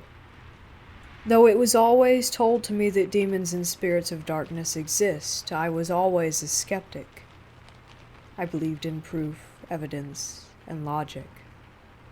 In my opinion, exorcisms were staged and everything about it was fake, until I had what seems to be my own personal experience with the demonic. This happened about a week ago. I was on my bed, playing a racing game on my phone at 2 a.m. The lights were off, and the only light was that of my phone. I usually put my AirPods on and keep my volume on full as I enjoyed the loud engine revving sounds of the game. I started feeling an ache in my back, and this made me think I was having another bout of kidney stone pain. It runs in my family. My way of coping with it is to just ignore it and move on with things. I've had multiple stones in my body, so I have learnt to manage the discomfort well by now. As I continued with the game, I started feeling breathless as the air was heavy. It came to a point where I thought something was definitely wrong. There was a dull pain in my stomach and head too. The sounds and music of the game I was playing became very muffled and scary. I managed to pull out my headphones and lie down. I laid out on the bed, on my back, looking up at the ceiling, wondering what was going on. My wife is working abroad for now, and I really wanted to ring her. I was not able to do that, however, because somehow logic and common sense had taken a back seat at that moment. I just wasn't able to think clearly. My palms and forehead were covered in sweat, and felt crushed, like under weight of something terribly heavy. I honestly thought I was about to die. My mom had visited me in March of this year and has not been able to since leave and head back to her own house due to the lockdown. So she was sleeping in the guest room and usually fast asleep at that hour. My mom is a very deep sleeper and rarely gets up for anything in the night. During all this madness that I was going through, she just woke up and came to my door and knocked. I heard the knocks, and I wanted to say, "Please come in and help me," but my mind was too confused to do anything. She heard some groaning-like sounds coming from me and decided to let herself in. When I looked at her, I wanted to say help, but apparently I kept saying, "Just let me be. Let me die in peace." My mom told me this later. When she saw me in the state that I was, without any hesitation, she touched my head and said, "In the name of Yeshua, I bind you, rebuke you, and cast you out." I felt the immediate sensation of wanting to puke. I rushed to the loo and did so. Instantly, I felt better, and my mind began working correctly. I could think straight and had no trouble breathing. The whole recovery didn't take more than a couple of minutes.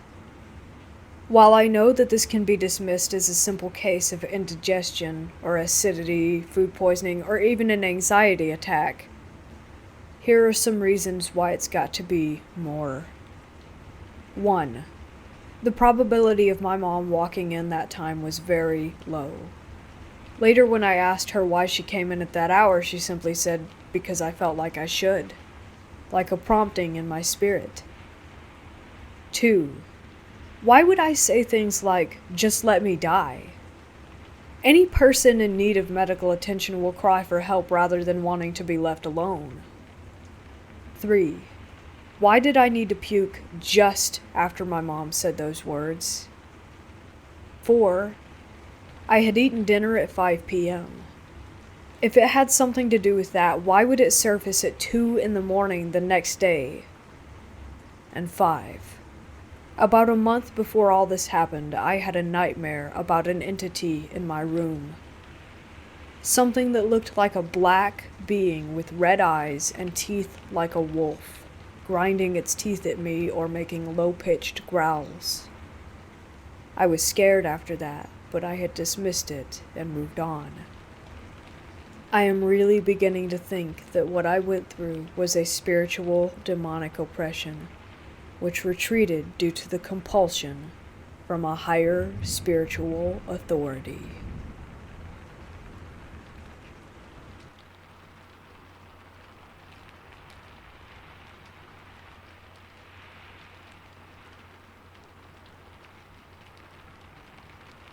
Last night, my boyfriend went into the room next to our bedroom to play video games while I watched Parks and Rec on my phone on low volume in bed. After an hour or so, he ran in and asked, "Is everything okay?" I stared blankly at him. "Yeah? Why?" He then said he'd heard someone wailing, loudly, and that it sounded like my voice. It couldn't have been Parks and Rec, because I wasn't watching an episode with any sound in it like that, not to mention that the volume was too low to be heard in the other room. It couldn't have been me because I was just chilling. Additionally, I had not heard any wailing sound at all. He said he'd heard it through his gaming headphones a couple of times, wasn't quite sure what it was, took them off, heard it a third time clearly, and then came to check on me. This is strange because a few nights before, I was feeling incredibly ill with severe chills to the point where I couldn't leave the blankets to get more blankets. I was calling for help, and he heard nothing through his headphones. They're pretty good at canceling outside noise, plus he plays the game music at high volume. So who was the wailing woman?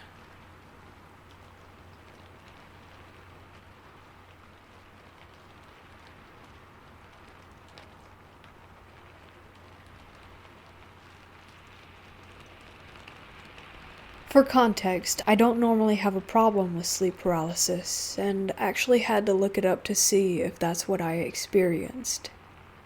This past Saturday evening, my wife and son went to her mom's to use the pool and ended up staying late. I was home alone. I did some chores and ended up downstairs with the AC on and watching TV. I wasn't physically tired from chores, which was putting a load to wash, taking out trash, and cleaning up the kitchen counter.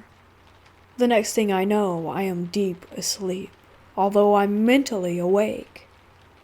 I try to move my body and cannot. I can think like I'm awake, and I can hear myself groaning. I can see my room, and I'm lying on my sofa. It's dark outside, and I have the overwhelming feeling that there is someone in the room with me. I'm struggling to wake myself, and I can't. I know I'm laying on the sofa.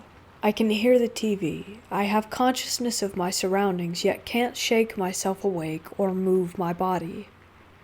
I have this terrible feeling that there is someone on the other side of the room. My den is very long, with a family room attached to it, but I can't move my body to see who is there. I get the feeling like if I don't move, something bad is going to happen. I'm eventually able to shake myself awake and have movement of my body again, yet the room seemed brighter, like if it wasn't as dark as when I was trying to move myself awake. I don't see anyone there with me. The TV is still on, and I know that it was the same program that I heard in my paralysis state. The second episode happened last night. My son was in our bed, so I went to his room to lay down as I got tired of him taking over the bed. I was watching YouTube, the lights were off, the bedroom window was open. I somehow passed out without even realizing that I had fallen asleep, and had another episode of sleep paralysis. I'm lying there. I can hear the fan and the iPad playing a commercial between videos. Again, I get a sense of foreboding. Someone is at the window, then something moved in the room. I think the closet door creaked. I'm trying to shake my body to move, and I can feel my heart pounding. I eventually make my leg move off the side of the bed, and I must be making grunting noises and trying to move my foot to touch the floor. Then I'm able to turn over, and I sit up. I haven't had a lot of experiences with this before, and it almost felt like something else was controlling it. Not like drugs, as I don't do drugs, nor alcohol, as I haven't had a drink in weeks. It was almost like hypnotism or something controlling me to fall asleep so quickly and so deeply.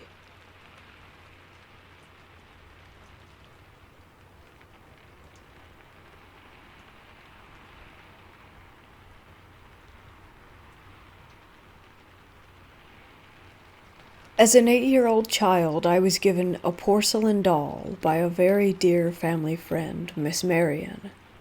She was all the time coming across things and giving them to me. This doll was the last thing she gave me.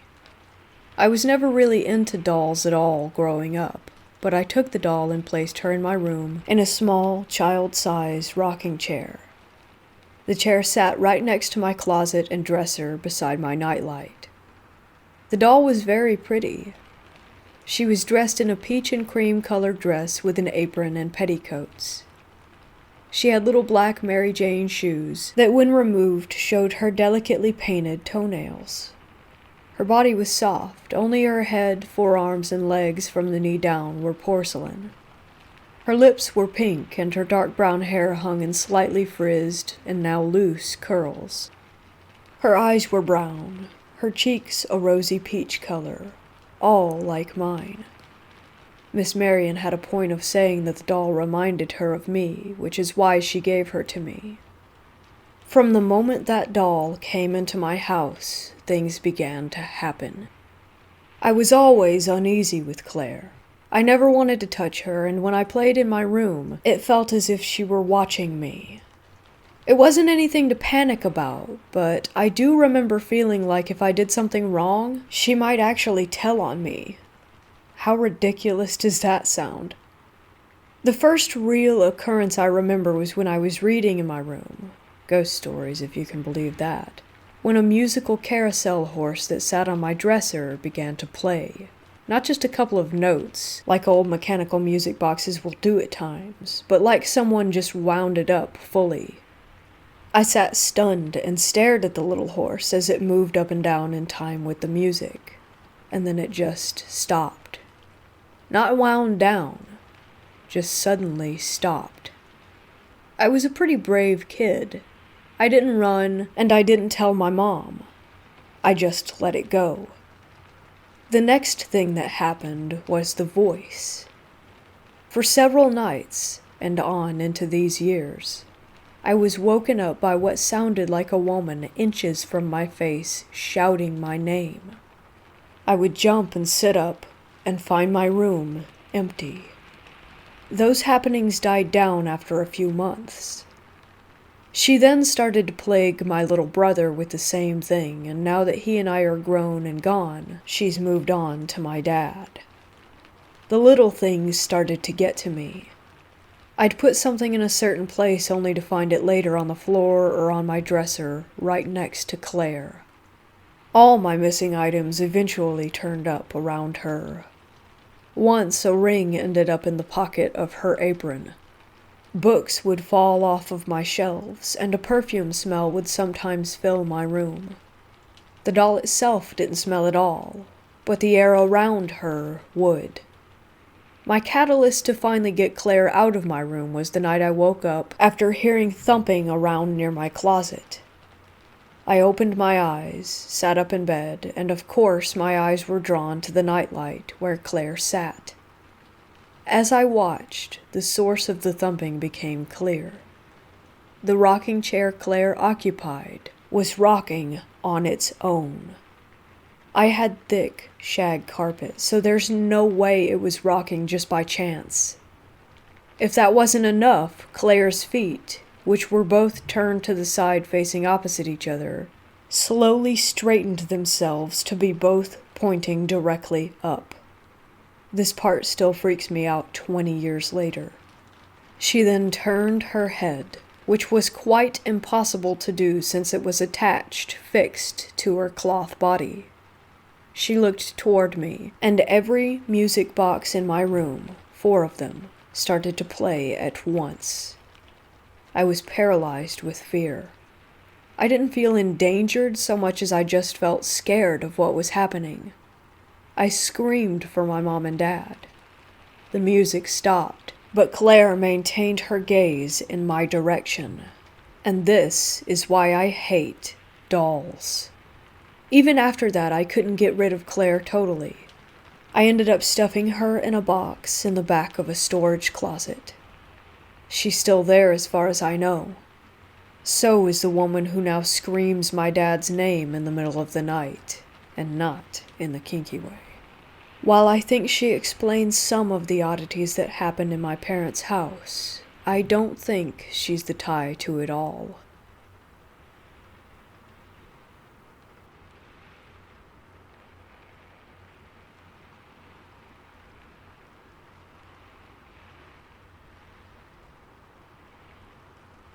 Before we begin, you must understand that everything you are about to read is absolutely true, and the events continue to this day.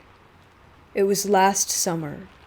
My girlfriend, now wife, and I finally made the big decision to move in together.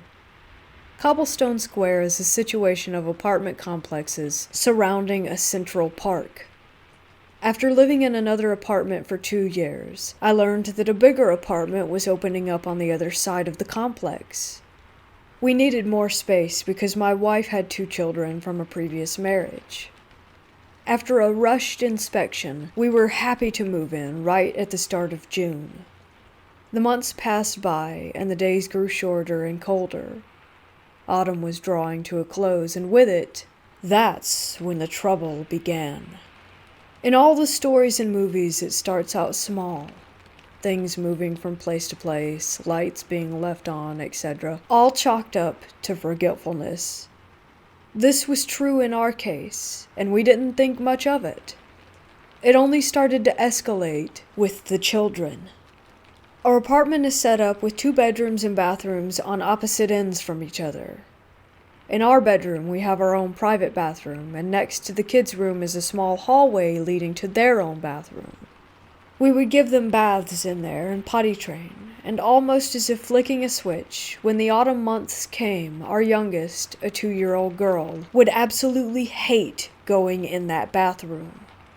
At the mere mention of bath time, she would go into hysterics, or on good days, she would sit in the tub, and in the process of bathing, she would look past myself or my wife and start screaming and crying. Oftentimes something would catch her eye in the mirror, and she would also start crying like mad. The most unsettling part would be that as soon as we took her out of the bathroom, she would stop and act as if nothing had happened. Our son, who was 4 at the time, would also run up to us and say that he would hear a voice saying, "Uppy," which was a common saying among the children when they wanted to be held. We asked if it was his sister, and he would profusely say that it wasn't, but he said it sounded like a kid. This happened a few times. With my wife being separated from her first husband and splitting custody, we would have the children come live with us every other week. On the weeks that the kids would go stay with their dad, the activity would seem to die down, but that didn't mean that it wouldn't happen at all. I asked my wife what she remembered from last year, and she recounted a time when we didn't have the children and she was cleaning the house.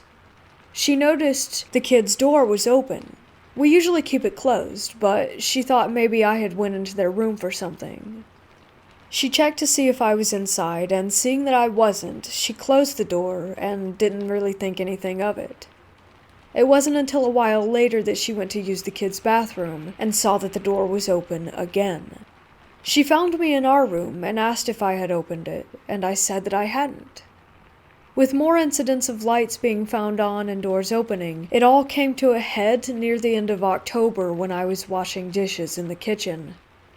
Above the sink, facing the living room, is a small window that allows someone in the kitchen to look out into the dining room and the living room, and additionally the back door, which is a sliding glass door.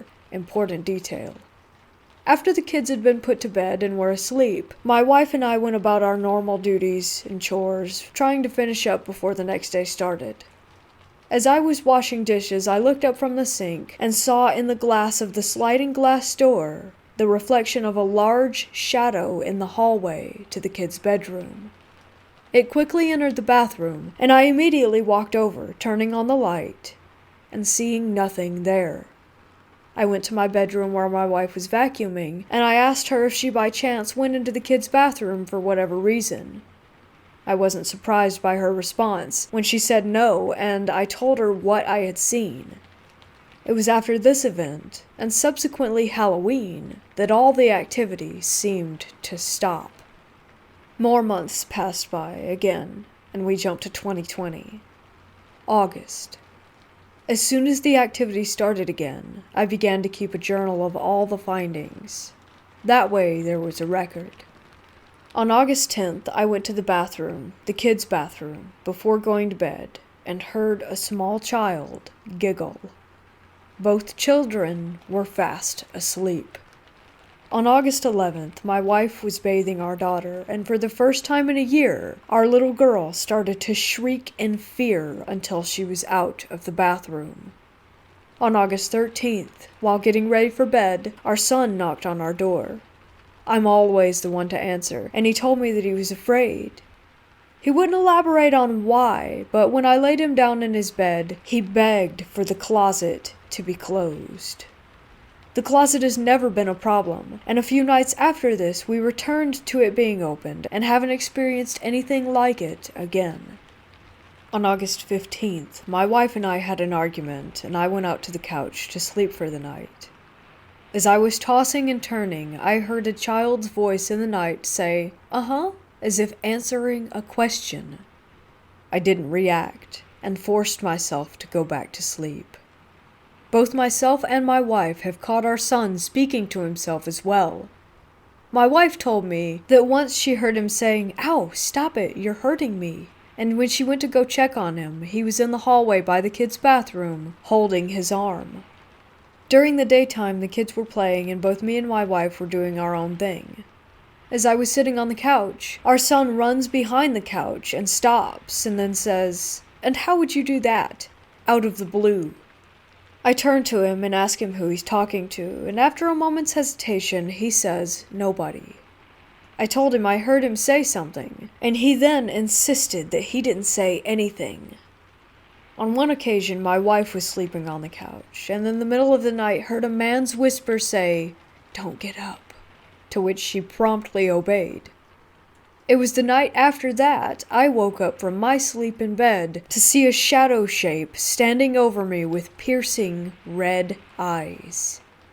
I felt as if it was going to hurt me. My wife and I have naturally begun our interest in the spiritual world.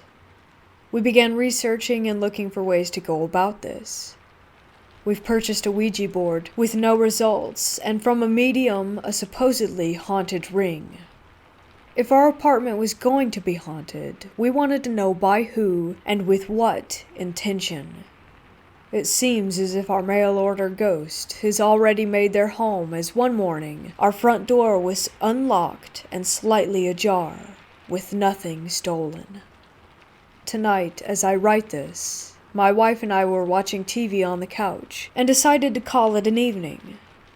But as we got to our bedroom, I noticed a low scratching sound coming from the record player. I opened it up and saw that the turntable was moving as the needle was off its holder, turning the record player on. I replaced the needle and tried knocking the player a few times to see if it could have been easily bumped or knocked off, but no. The only way to move that needle was to pick it up with your fingers and set it down. I was reminded of one other time that this happened, long before we bought any haunted items. I am thoroughly convinced that my apartment is haunted. People die in them way too often to think it's not a possibility, and if nobody died here, the cemetery across the road definitely doesn't bring me any comfort. I can say that two distinct entities can be somewhat accounted for, a small child ghost and something else. Or maybe something that wants to be viewed as a child. But let's think happy thoughts. We still live here to this day. Autumn is just beginning, and that's when things really seem to get interesting.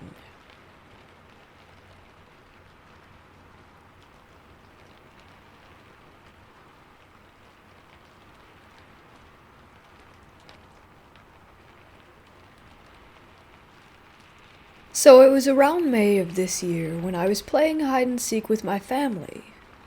When the game started, I went to the basement.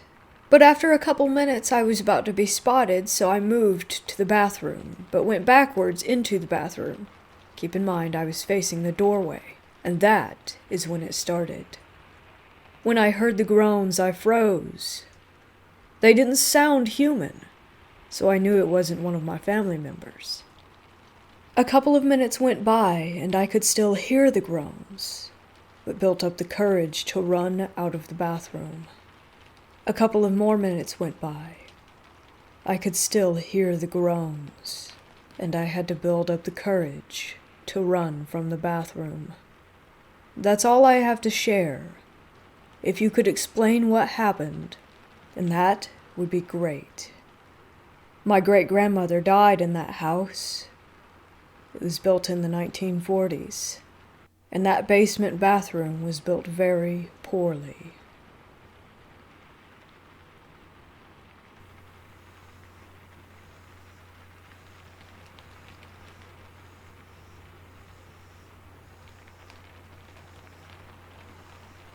About a year ago, I bought a house and started living alone.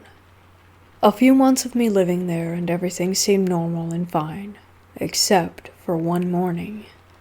On that morning, I woke up and felt like I was pinned down and that my bed was moving towards the door and back toward my wall.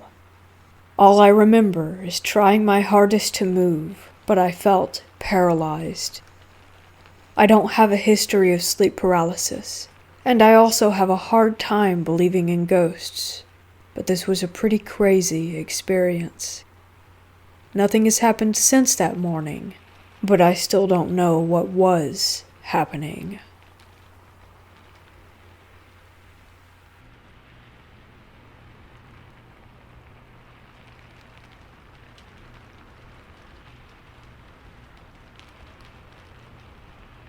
While I was growing up, around the age of 3 until 6 or 7, I had an invisible friend. He would only show up every once in a while. I thought maybe he was lonely and also needed a friend. I disliked the feeling of someone not having a friend when I was little, so I gently worked hard to be his friend, just so that he would have someone. Usually he would appear whenever my stepmom would be mean to us, and we were left alone for a bit afterward, or when I was scared or was having a paranormal experience, which at the time I didn't understand. My teacher was fond of me and told my dad that I was special and could grow into either a very bad or a very good person. While the other kids would play on the playground together, I would sit on the hill and just enjoy the grass and trees and wind, and my teacher would sit down next to me, enjoying it in silence as well. I remember one time the other kids were on the playground and, without being told to, stopped playing and sat down with us, and we all just sat on the hill enjoying the breeze. It was a pretty nice memory, just all of us enjoying the silence and having a moment, until the school bell rang. My dad didn't think that the little boy was fake, while my stepmom tried to get me to see a specialist. My dad did eventually take me to a specialist in order to make my stepmom happy because they constantly argued about it. I remember that at our last appointment, I was in the waiting room. My dad opened the door and went into her office, and I remember as my dad's back was turned to me that the specialist concluded that nothing was wrong with me, that I was just a normal kid. My dad said something along the lines of, "I thought so, thank you," and he took me out for ice cream afterward. My dad later opened up to me after his divorce and said that in every generation some of the kids have gifts and that some people don't like what they can't understand, and that's why he thought my old friend wasn't made up. To this day, I don't know if he was a ghost or an invisible friend I made up as a little girl, but I do remember that he had his own personality that I was not in control of. He never really talked about anything, like about his life, even if I asked him questions. He just wanted to play, or he would show up and say, "It's going to be okay." I remember after a while, as my stepmom hated it more and more, he sort of slowly went away. Sometimes I would call out for him, which I didn't do before, and he wouldn't show up. Sometimes when I would cry, I would sort of wait for him, hoping a little bit that he would show up. But he never did. I eventually forgot about the little boy until one day in middle school. It felt like something which was not very good was in my bedroom with me that night. The house was oddly quiet. I figured I was being silly, so I fell asleep. That night, I had a dream that I was inside of a broken-down city as a girl again. It was a misty night with puddles on the road. I could even feel the rain falling lightly on my skin. I remember that my hair was wet. The city seemed to be empty. The street lights looked old, and there weren't any lights on anywhere. Many of the building's windows were broken. Inside of the rooms were dusty and unkept. I also noticed that there wasn't any furniture inside of them or lights or doors. It was just rooms. I called out, and my voice kind of echoed as the rain tapped the ground. I noticed rather quickly that I wasn't alone. Something heard me. As a figure of something slowly crept in the distance on the street behind me, I looked closer, but it wasn't a person. I heard a loud screech, and I instantly started to run as fast as I could in the opposite direction. Whatever was inhabiting that city wasn't expecting me. Suddenly, I was being chased by a bunch of shadowy, semi-human-looking things. They ran fast and would jump from the wall of one building to another building, clinging onto the sides, the bricks falling and hitting the streets and the sidewalks behind me. They nearly caught up to me until I turned the corner and started to run over to an old wooden fence on the outskirts of the city. I felt the water on the grass, and I think I slipped at least once. I saw the little boy on the other side of the dark brown, worn-down fence, and he said, "Take my hand." I did, and as we ran away through an open field in an attempt to reach some woods on the other side, those things were moments away from catching us. Their claws dug into the ground. Some of the speckles of dirt flew past my face. Then I woke up. On my ceiling above my bed there was a huge man in armor and medium-length brown hair. His hair moved and little parts of his clothes moved with it, as if they were submerged. But it didn't look to me like he had been near water. He had a silk cloth. It was either red or purple. The only way I remember it is because part of it had floated steady near his hair and face. Light seemed to emit not only from his body but from underneath his skin as well. As I looked at his face, he had an expression of warmth and calm, and it felt like we knew each other. He seemed so familiar. Only the area from the top of his head until about his waist or a little below it could fit within the space of my ceiling. I remember his eyes. It was like he were trying to tell me something, that he was the little boy the entire time, and it was going to be okay. The only way that I can describe the feeling of familiarity I had is, you know the feeling when you see someone after a while and you realize you knew each other when you were kids? Eventually, after what felt like a longer time than what it probably was, the man faded away, and it was just me in my empty room. That morning when I went upstairs to fix myself some breakfast, my uncle was talking in the living room about having a dream. I didn't really catch what his dream was about, though, until he mentioned that he woke up in the middle of the night when he heard aggressive scratching and banging on his door. My dad didn't believe him, so he brought my dad and my sister and I downstairs to show us that it was true, to show my dad that he wasn't making it up. There were long, deep scratches on the other side of his bedroom door from the hallway. I can't explain what happened or what had made those scratch marks. I usually don't open up about my experiences. I honestly haven't had the courage to until a few days ago. Rarely have I shared them. I still haven't told my family about my dream, or the man I had seen either. But they still talk about the scratches.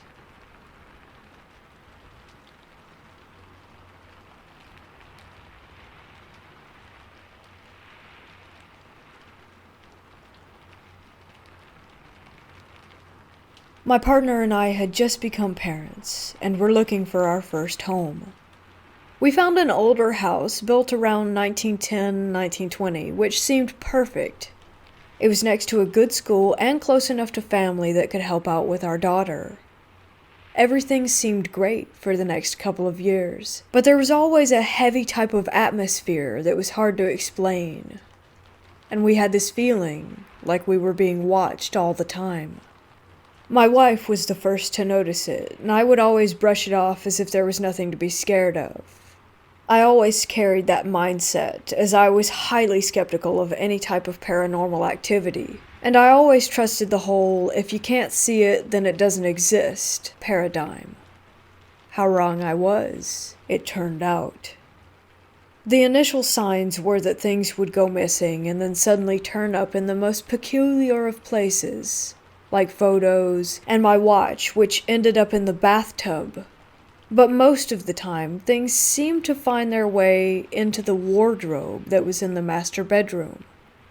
Once my daughter woke us up in the night to tell me that someone had just walked out of her window. As she grew up, she would complain that the man was in her room and she couldn't sleep. I was still not believing that this could be a ghost, so I would comfort her and stay with her until she went back to sleep, and I watched a black-like shadow thing, which I can only describe as darker than the shadows around it, move from the corner of the room and out of the window. I went back downstairs and sat on the sofa, where the deepest growl I ever heard happened, which completely took me by surprise, as it sounded as if it was right behind my ear. I nearly jumped out of my skin and thought I needed a drink. I went to the kitchen and I could hear laughter in the living room. I couldn't think of any logical reason for it, so I went back upstairs and sat in my daughter's room again for the rest of the night, but nothing more happened. Eventually, things escalated to the point where every night around 2 a.m., you would hear walking up and down the stairs so loud that we nicknamed whatever it was Mr. Boots. When my daughter was around 10, we would get massive bangs in the middle of the night. When it first happened, I honestly thought we were being burgled. I would run down the stairs only to find nothing, not a thing out of place. I had the plumbing checked and electrical, but all was good. Then, one night, I fell asleep downstairs, and an inflatable hammer flew at the TV, instantly waking me with the noise because it had a squeaker in it. I again was trying to work out how that had happened, and whilst I was thinking about it and looking at the hammer on the floor, it started spinning really slowly. I jumped up and walked to the kitchen, and again I heard the laughter. I then heard the boots on the stairs, and my wife suddenly comes down the stairs, woken by a really bad nightmare. While we were both talking in the kitchen, we heard the laughter again. Not long after this, we couldn't take it anymore and left. But I have hundreds of weird encounters, and I can honestly say that this house turned me into a believer. I always wondered what it was that was in that house. Ghost, demon. We still talk about that place now and then, and probably always will.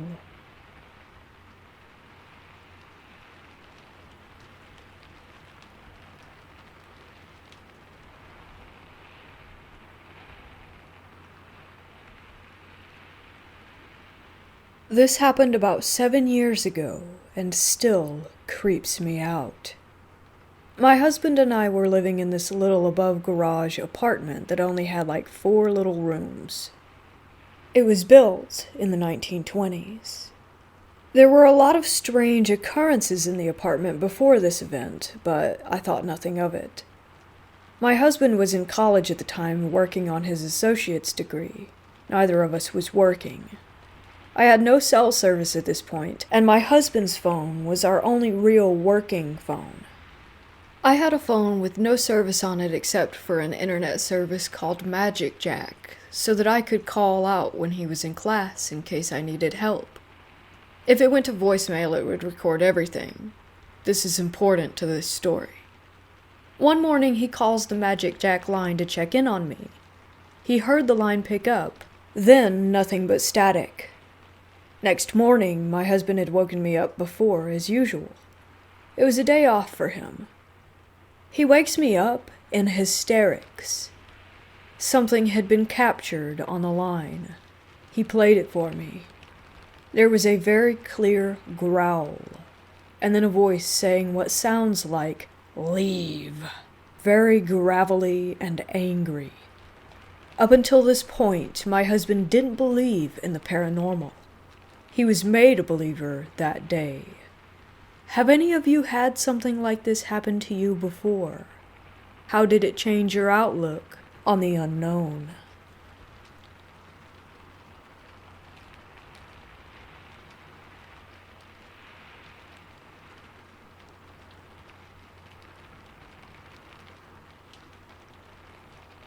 My family and I lived at a large property called Gladstone Villa in the former mining town of Bargoed, in the Caerphilly County Borough of the South Wales Valleys in the UK. From 1969 to 1978, we experienced activity that simply defied rational explanation, such as lights going off and on. We witnessed electrical cables being pulled, and my grandfather Bill claimed to have had a glass bottle thrown towards him as he entered the main bedroom, missing him by inches. I didn't personally see this myself, but I still recall the time he came from there with the broken bottle in his hands, and he told us what happened. There was the occasional sighting, but this was very rare indeed, so rare that in all the 9 years I was there, I never once saw it, but I did hear it many times in the bedroom. It's still worth mentioning that my mother, Caroline, saw it on at least 2 occasions. There were also regular footsteps heard in the main bedroom every evening. Sometimes during the day we'd all be downstairs watching TV. One of us would turn the volume down to hear it more clearly, and my grandfather Bill would point to the ceiling and say, "He's by there," or "He's by there now," trying to make out where the footsteps were coming from exactly. There were 5 members of the family that were living at the Gladstone Villa. My maternal grandfather was William Higgs, known as Bill to family and friends, a retired miner who worked at the local colliery. He was a short, bald man who liked nothing more than to listen to his country and western LPs, Johnny Cash, Glenn Campbell, and so on. He also liked westerns on TV that starred John Wayne or Clint Eastwood. My maternal grandmother was Rita Higgs. She was a short woman who was a housewife. She was completely teetotal, but liked to smoke. She also liked collecting garden gnomes and liked watching soap operas on TV. My mother, Caroline Dexter, met my father at the local bakehouse on Baldwin Street. She was day shift regularly, and my father worked the night shift. He would stay behind to make her a cup of tea and chat. They dated for 3 years before they got married on Monday, the 1st of April, 1968. The Beatles were number 1 with Lady Madonna. They did not get a place of their own, but they decided to live with my grandparents at Gladstone Villa, which was in Cardiff Road. I was born on August 24th, 1969, when everyone was listening to the latest number 1 in the charts, Honky Tonk Woman, by the Rolling Stones. It was soon after that my mother said that strange things started to happen. I was just a baby when she said it all started off rather quietly, like small tapping here and there, but nothing too noticeable. But in time, the activity gradually increased. One time, my mother said the family heard a noise like someone jumping down from the attic and onto the landing. Naturally thinking that someone was trying to break in, they went to see what was going on. When they got there, they found no one, but the latch to the attic was open. Whatever it was eventually occupied itself in the main bedroom, which incidentally was my grandparents' room. It soon made its presence felt by walking around the bedroom, and the sounds of dragging could be heard. One day, my mother went upstairs to that bedroom to get my father up for work so he could be ready for his night shift. When she got there, she was confronted by the sight of the ironing board placed on my father's torso as he slept. When he awoke, he was astonished to find the situation he was in. He suspected my grandfather Bill was playing pranks, but in time he knew my grandfather was not responsible for it, and he told his work friends what was going on, and it got around town that Gladstone Villa was haunted. My parents separated in 1972 and my father left Gladstone Villa, but it wasn't because of what was going on at the villa. It was just a breakdown of the marriage. They finally divorced on the 25th of April, 1975. The British band the Bay City Rollers were number 1 in the charts with Bye Bye Bay. Again, very apt. It would have been amusing but for the fact of what was going on there. I was barely 2 years old, so I have no memory of my father living at the villa. But he would come to see me every Saturday to take me to see my paternal grandparents and to the local cinema. Great times, even though the paranormal activity still continued. As I got older, too, I witnessed the activity for myself. I actually saw the poltergeist activity. I watched electrical cables being pulled by unseen forces. I saw the lights going on and off, and when my grandfather Bill would play records on Sunday as the family did dinner, it would turn the music off. It took exception to the British band Slade and any religious TV shows my grandmother Rita would watch. The local police were also involved. I remember them popping their heads into the attic, hesitating and not going in, but they suggested it was my father playing a prank on the family. A family friend, Mrs. Ivy France, she was more of a friend to my grandmother Rita, she was very skeptical when my grandmother told her that Gladstone Villa was haunted. I can remember Ivy going into the main bedroom, looking around and saying it was vibration from the traffic outside causing it, but she was soon to change her mind when she experienced it for herself. It was then she suggested that the local press be contacted, and a medium. The medium was John Matthews, and when he came to Gladstone Villa, he started by asking the family questions. He then began by challenging the spirit to perform by knocking on the ceiling, and sure enough, it responded by knocking back at him. At some point, John went into a trance to try to make contact with it, but he failed to get a name. He later confirmed the obvious, that there was indeed a presence there, and that it was an earthbound spirit, and that it had unfinished business.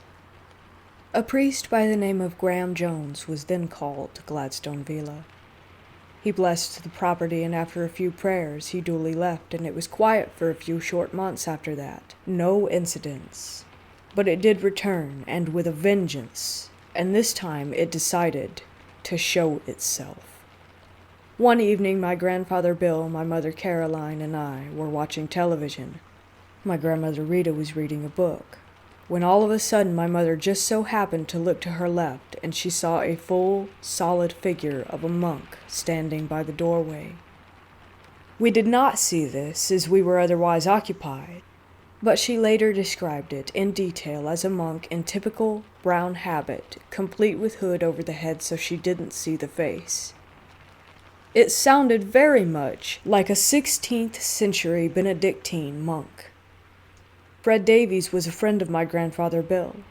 They worked together at the local colliery, and he would visit most evenings. Fred was a slim man who would wear a flat cap and glasses and smoked homemade cigarettes that hung from his lips as he spoke. He would sit in his favorite chair by the open fire and talk to the family and watch TV with us. One day, Fred was with us, in his casual place by the open fire. I was quietly playing with my toys by the sideboard. It was tranquil, when all of a sudden there was one very loud bang. It was so loud that Fred ducked his head and I ran to my mother for comfort. When it was gone, we all went upstairs. My grandfather, Bill, would always be the first and I would be the last. When we went to that bedroom, we found nothing that could account for that noise. Fred later told us that he ducked his head as he thought it was going to come through the ceiling. Fred told us of another experience he had at Gladstone Villa. My grandfather Bill liked to look out the landing window that overlooked Cardiff Road and into the Bargoed town centre. This time Fred joined him, and he said that he felt something brush past him, but when he looked, there was nothing there. The most frightening experience I had was when I was alone in that particular bedroom. I made sure the light was on. It was very quiet as usual. I was lying on the bed facing the window that overlooked Cardiff Road when I suddenly felt something heavy pounce on the bottom of the bed. I heard the bed springs go just once, and I felt the bed bounce. I didn't look straight away, but when I did, there was nothing there. I went downstairs to tell my family, and we all went back up. We saw distinctive paw marks on the bed, like that of an animal. I later found out that my grandfather had a black Labrador dog called Tovey, who died before I was born. My grandfather Bill and my mother Caroline claimed to have heard a baby crying there, but as I didn't hear it at the time, I took very little notice of what they said. The activity got so bad that my mother, grandmother, and I slept downstairs with the lights on. It was only my grandfather Bill who was supposedly brave enough to sleep in the bedroom itself. It was then that he himself had yet another experience. He told us that he was lying on the bed when all of a sudden he couldn't move. He couldn't even shout for us to help him. This could well have been sleep paralysis, but he said that he heard something in the room with him. My grandmother Rita had her own experiences. One day she went upstairs into that room to get my grandfather up when she saw the boiler door open wide by itself. She didn't stay there to see what it was, but she rushed out. Another occasion, she said she had the sense of something pulling from under her foot, as if she had stepped on someone's gown. We had the ghost for so long that my grandmother Rita gave it a pet name. She called him Johnny, and my grandfather Bill would shout out that name to provoke a reaction, but nothing would happen. Ivy Francis's son, Charles, got to hear about what was going on at the Gladstone Villa, and he came along with some friends, and with my family's permission, they went into the bedroom. It frightened one of his friends, and to this day, his friend still says that it is a spooky place. My mother Caroline had an operation on her and ended up on crutches. The local nurse would tend to her foot. One day she was sitting on a chair when the nurse came, and the nurse knelt down to tend to her, and she told my mother not to hold her. My mother looked at my grandmother Rita in amazement, as she was not holding the nurse at all. My mother made her own conclusions that it was Johnny the ghost that was holding her, so as not for the nurse to hurt her. The only time I heard the ghost being vocal was the time that we were all in the room. One of us wanted to use the bathroom and we couldn't get in there. My grandfather Bill said, "He's behind there." I heard quite distinctively the sound of a Gregorian chant, and that was it. Nothing more. We left in the summer of 1978, when two local businessmen bought the property, and Gladstone Villa was eventually converted into a small hotel and its name changed to Red's Park Hotel. On the night before we moved, there was one final incident that we experienced, as if it knew that we were going, and that was its way of saying goodbye. My mother, grandmother, and I got ready to go to sleep. The light was still on, and then we heard the doorknob turning, as if someone were trying to get in. At first, I naturally suspected my grandfather Bill, as he was the only one who slept upstairs in that room, and we thought it may have been him playing a prank. I called out to him, but there was no answer, no laugh that would give him away. We then heard our belongings that were packed in the hallway being thrown around. The next day, we asked my grandfather Bill if it was him playing a joke on us. He insisted that it wasn't him, and to this very day, I believe him. I had my 40th birthday at Red's Park Hotel in August of 2009 for old time's sake, and it was the female staff that told me about the ghost, and I told them what had happened to me there 30 years before. The staff told me of their own personal experiences, lights going off and on, the odd sighting in a room, a bridge, a bride in white was seen. Again, as with the claims of the baby crying that made no sense to me at the time. I did a thorough research of the property in the Cardiff Road area, and I found out some very interesting things indeed.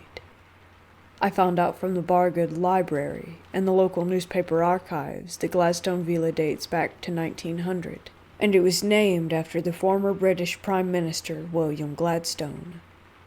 I discovered the previous people that lived there. The Kimyett family in 1924, the new married couple Michael and Evelyn Kimyett, and a son named Elvin. He died at the property at just 4 months old, according to the archives of Cardiff newspaper The Western Mail of that year. This explained the baby my mother and grandfather had heard in that bedroom so long ago. Mrs. Evelyn Kimyett died in 1970, soon after I was born. Maybe this is why all the activity started. I also found that there was a monastery in Baldwin Street, where my parents met and worked, and there's a property directly opposite the former Gladstone Villa property in Cardiff Road dating back to the 16th century. It is now a public house called the Rafa Club. A priest hide is said to be there, but it's sealed up. This explains the monk that my mother saw. What I have said here is true. I wouldn't share this if I couldn't possibly back this up, and I have used real names, as I have nothing to hide, and all I have said can be verified by the family of those people that I mentioned.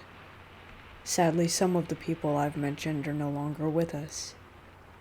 I challenge any hardened skeptic and firm non-believer, and I can assure them that they will indeed most certainly question their belief system.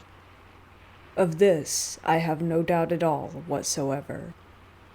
In fact, I am 100% positive.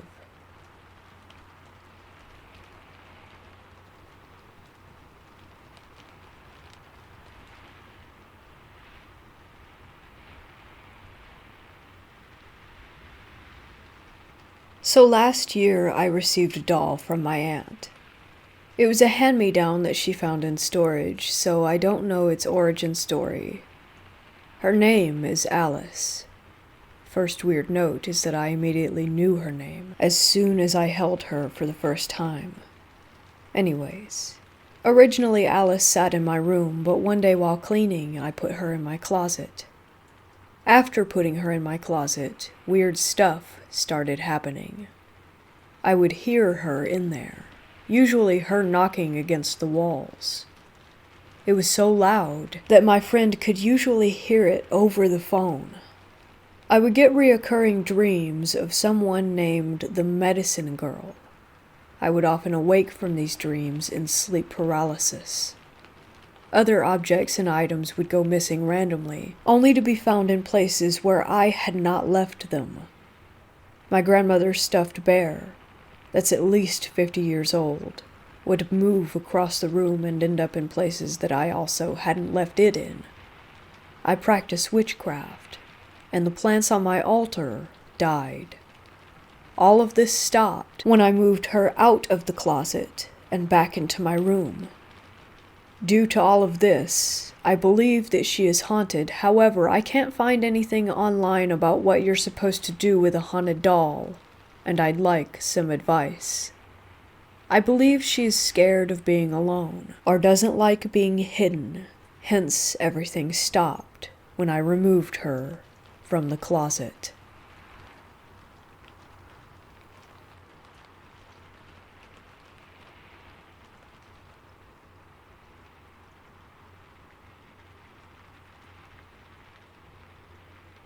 This is a series of events that occurred when I lived on a plot of farmland a couple of years ago.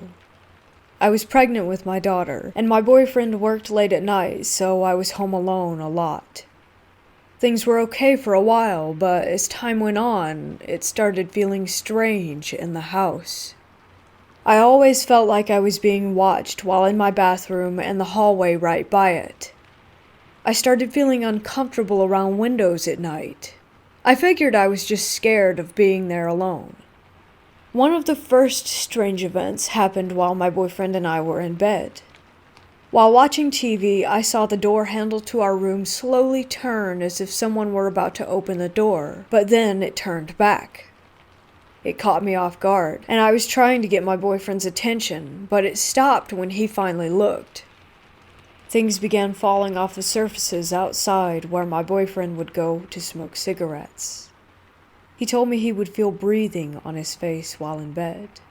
He told me several months after it started happening, thinking that it would freak me out if he told me. He's not the type to jump to it's a ghost conclusion. After I had my daughter, I was even more scared to be in the house by myself.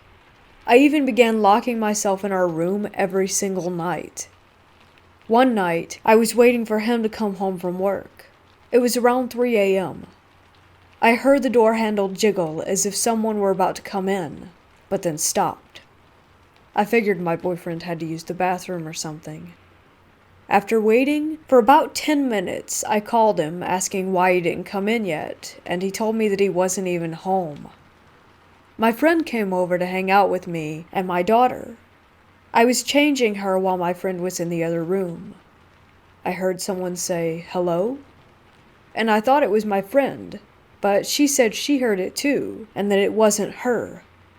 I would get my friend to come pick me and my daughter up frequently when my boyfriend was at work because I was so afraid. One night, I had an overwhelming feeling of danger and had them come get us.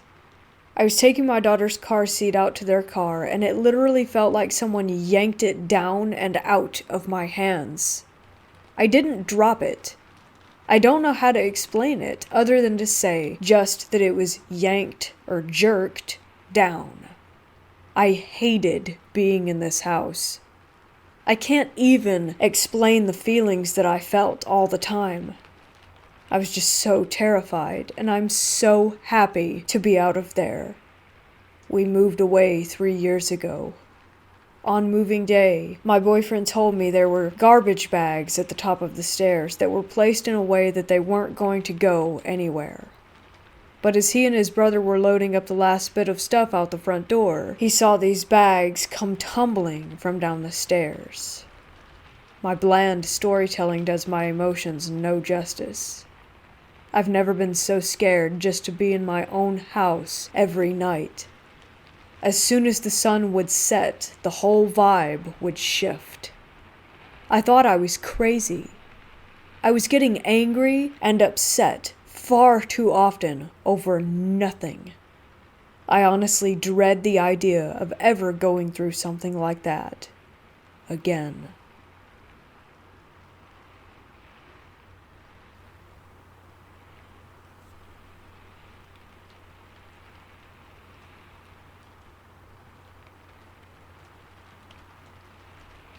This is from 2015, but I really remember it like it was yesterday.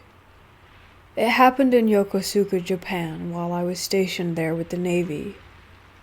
I was out during the day walking and exploring Tokyo, and when I finally went back to the base, I didn't want to return to the ship for the night, so I stayed at the Navy Lodge on base.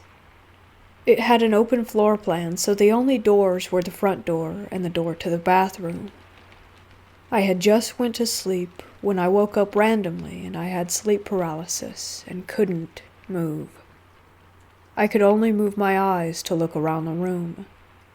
It was like something was holding my body to the bed. Then I saw and heard the front door open, and the light from the hall start to creep into my room. Then I saw and heard the front door open, and the light from the hall start to creep into my room.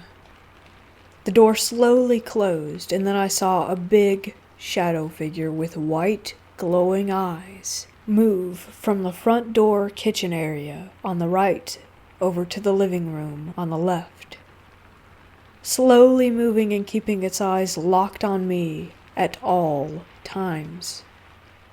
As it got around the corner to the living room, it stayed there for a few seconds before peeking its head around the corner and staring at me again before hiding back around the wall.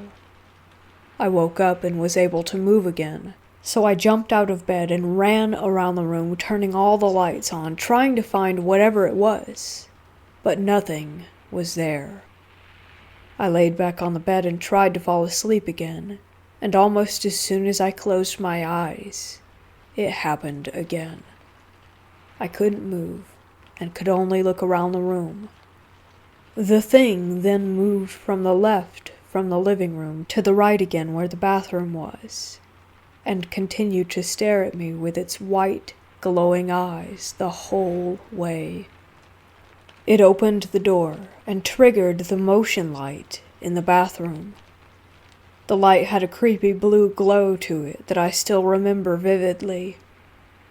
As it disappeared behind the wall again, it once more peeked around the corner, staring at me with its white glowing eyes for another 5 to 10 seconds, before going back into the bathroom and closing the door behind itself. I woke up again and jumped out of bed and ran around the room looking for it, leaving the bathroom the last place that I would check. I could see the blue motion-activated light on in the bathroom from under the door. I finally threw the door open and went inside, throwing the lights on, and nothing was there. I went back to my bed, laying down again and trying to sleep, just hoping that I was imagining all of it. Then it happens again, but this time it feels like something is covering my mouth too. I can hardly breathe as I see the bathroom door open, letting the blue light seep into the rest of the room as it moves around the corner staring at me with its white glowing eyes, as this time it moves to the foot of my bed, standing there for a few seconds and then, almost as if it's extending its body, stretches all the way to where it's only a few inches away from my face, staring directly into my eyes with its own white, glowing ones. I'm trying to flail my arms and scream out at it to leave, when I'm finally able to get out a "fuck off" before it disappears right in front of me.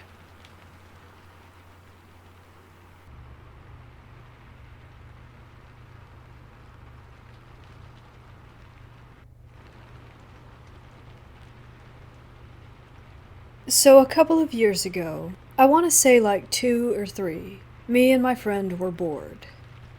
This was around the time that the Ouija board trend was going around on YouTube, and that kind of stuff has always, and still does, fascinate me. So we both decided to make a Ouija board out of a rectangle of cardboard that we cut off of a box. I believe we also made a ghetto-looking planchette out of cardboard too, with a hole cut out of the middle and everything. So anyways, we brought the thing into the basement of my house. Already a huge mistake, as I learned after, and we started messing around and using it. I don't even remember what we asked it or anything that really happened in detail, but I do remember being in such shock because I felt a strong connection, almost like a magnetic pull, pulling it down and moving it from underneath. Another thing that we both admitted to feeling after we played with it for a couple of minutes was a cold chill, only on our arms, that we were playing with. It wasn't really a breeze, but it just felt, well, bone-chilling. The point of this story comes into play now. That night I was in my bedroom, and I got up to go to the washroom, which is straight across the hall from my room, to brush my teeth and get ready for bed. I left my phone on my bed before leaving. So after I was done getting ready and all, I opened the bathroom door and immediately noticed that my room's lights were turned off. This threw up a red flag in my mind right away, and while I was scared, I just thought it was nothing and flipped the lights in my room back on. I went to grab my phone to distract me from the adrenaline and try to calm me down before bed, and I didn't see it on my bed. Or anywhere, for that matter. I got creeped out and immediately flipped the lights off and jumped into bed and hid under the covers. I tried to fall asleep, even though the thought that the Ouija board we had used earlier that day was in the closet about 5 feet away from me would not leave me alone. I swear I heard a faint knock from inside my closet multiple times that night, but maybe it was just my mind messing with me. The next morning I wasn't as scared or freaked out as I was the night before, and I got up to take a shower. Once I got out of the shower and stepped out of the bathroom, my phone was right there, on the floor, right in front of me. To this day, it still troubles me, and I have no idea what happened that night. I haven't touched the cardboard Ouija again, but I did purchase a legit Ouija board like 3 months later, and have not really had any outstanding experiences with it, like I had with the cardboard one.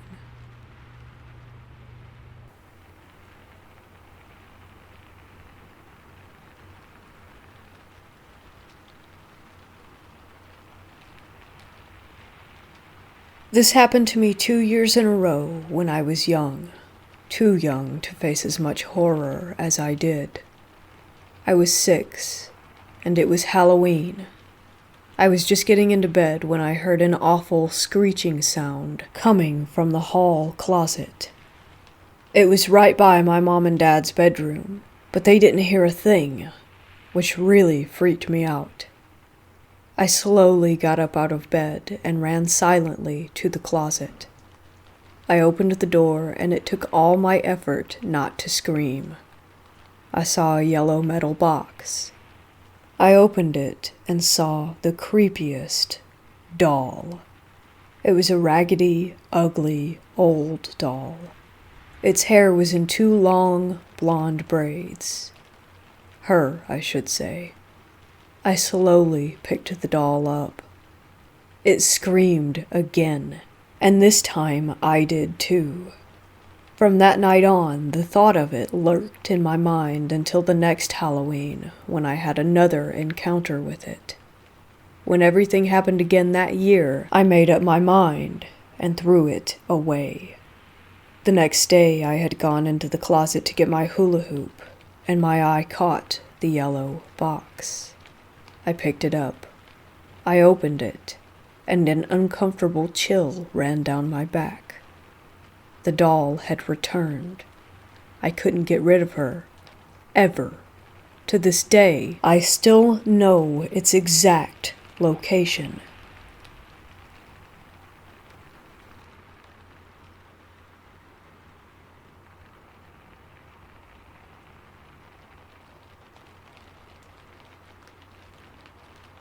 On May 9th of this year, I went to a flea market to browse. I passed by a clear cabinet that held an assortment of old antique dolls, and I was particularly drawn to an old, cracked doll wearing a hat with feathers. As I examined her closer, I noticed that she had a cloth body, but her arms, head, and legs were made of the same type of plastic, or possibly porcelain.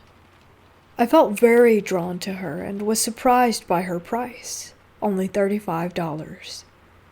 She wasn't in very good condition, and was clearly ancient, based on the cracks on her body and the way that her face is painted on. I returned to the cashier with the doll, and immediately the workers who had been deep in conversation halted and fell quiet. They proceeded to tell me a little more about the doll, who supposedly hexes anyone who inconveniences her. This only made me feel more inclined to purchase her, as someone who is very interested in the paranormal, and as it is part of my faith, Wicca. So I ended up buying her. My younger sister, 11, wasn't very happy that I had bought the doll, whose name was Madame Leonora. She felt very thrown off by the doll's presence and requested that the doll be placed in the trunk on the ride home. I didn't want to upset the doll in case I got hexed, but my parents insisted that I put the doll in the trunk. So I did. That same day, I almost went to the hospital after an accident at my home. Similar disturbing events happened around the home whenever someone insulted Madame or did something she didn't like. These events pose a possible trauma trigger for some people, so I won't specify what the events were here. Just know that they were serious, and they were awful. I began giving Madame gifts and saying good morning and good night to her every day. On the first day that I gave her a gift, a package that I hadn't been expecting for another 2 weeks came in the mail. Every time I give her a gift, she gives me good luck. Madame and I had formed a friendship, but towards late June I began having strange, very specific dreams. In these dreams, Madame would climb down off of the shelf where she lives and escort me outside. We'd light candles and perform a ritual, and then I would bury Madame in a box with the gifts that I had given her over the months. As soon as the dream ends, I wake up. So, with the knowledge that I have because of my Wiccan faith, I decided to hold a seance of sorts in order to communicate with the spirit hosting my doll. I lit a candle and used a pendulum with a board to communicate. The candle flame responded to everything I said, and I have never seen such clear responses through my pendulum before. Based on what I got out of the session, Madame was able to tell me that she would like to be buried, but won't reveal to me why. I've never sensed any negative energy around Madame before, but with each passing day, the air in my room feels heavier, if that makes any sense. I'd like to fulfill her wish and bury her because I think she may be a Victorian mourning doll, but the vendors who sold her have no information on her at all. Only that she makes bad things happen. If she is indeed a Victorian mourning doll, it would make sense why she wants to be buried. The only problem is that she refuses to tell me why I have to bury her. If anyone can tell me if there's any danger to burying her, if there's anything I should know about this, or what I can do to identify what time period she's from, I'd really appreciate the help.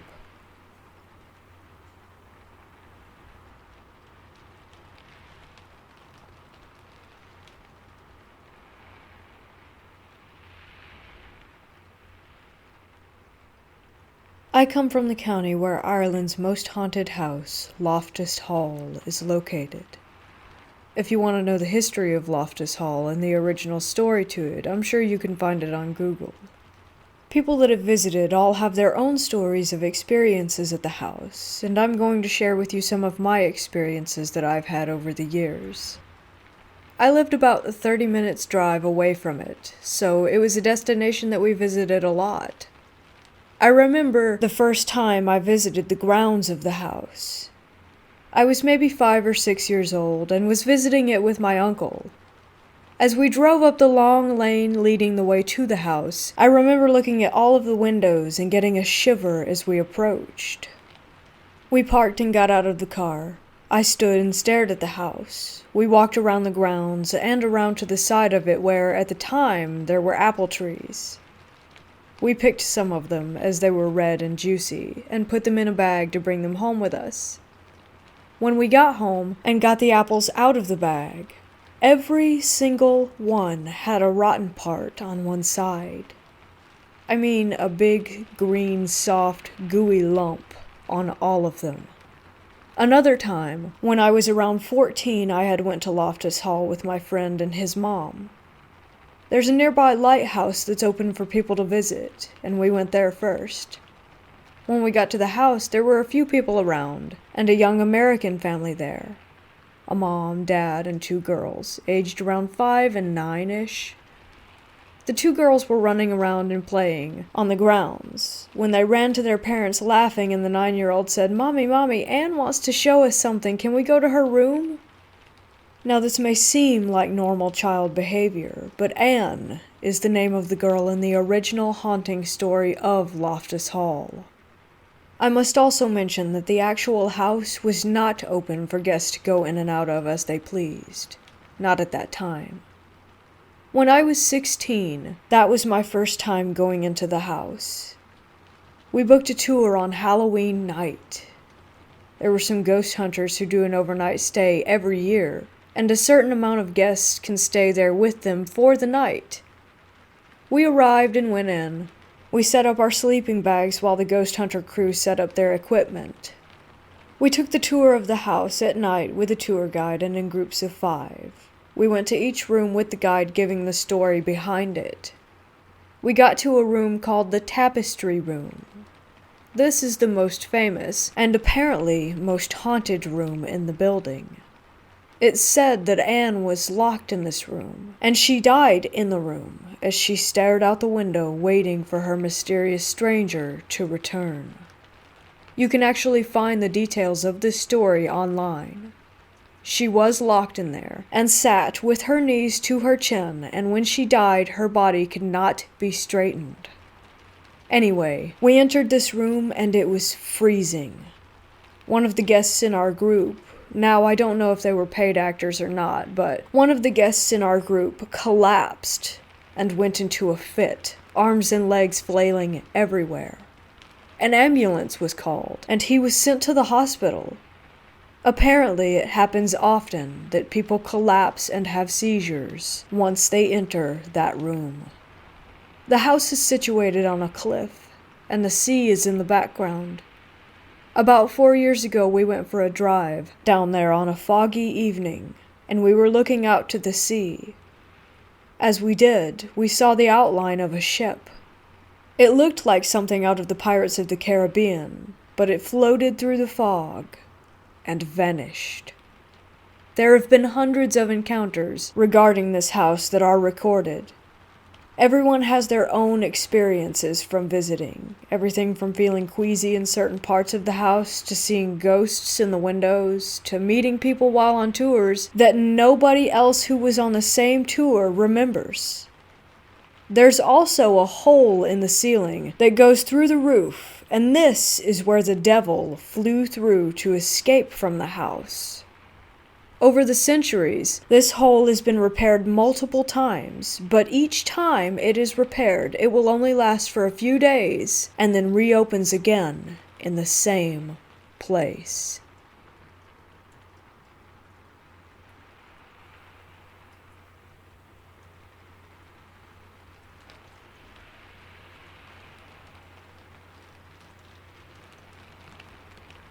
So, since my medication changed, I haven't been experiencing sleep paralysis that much anymore.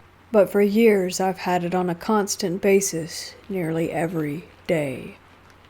I can elaborate on the neurological stuff behind sleep paralysis, but basically, it's very related to stress, anxiety, and a bad sleep schedule. Anyway, I usually don't have auditory or visual hallucinations during sleep paralysis. But almost during every episode, I experience the feeling of leaving my body. I wake up in my bed without being able to move, and I feel my body start to float, accompanied by this awful fear that at any time I might fall down and die. Sometimes I even get to actually see my own body sleeping on my bed from above. But it's always hazy, and I can't actually make out any of my physical features. I simply know that it's me on the bed. At other times, I have the same feeling of leaving my body, but instead of floating, it's something pulling me by the feet and dragging me out of my bed. I don't see anyone. It's just the feeling of being dragged. I would love to know if anyone else has experienced this during sleep paralysis. Is this merely a symptom of it? Or could I really be having an out-of-body experience? I'm Catholic, but not very religious at all, so I'm wondering about other spiritual possibilities.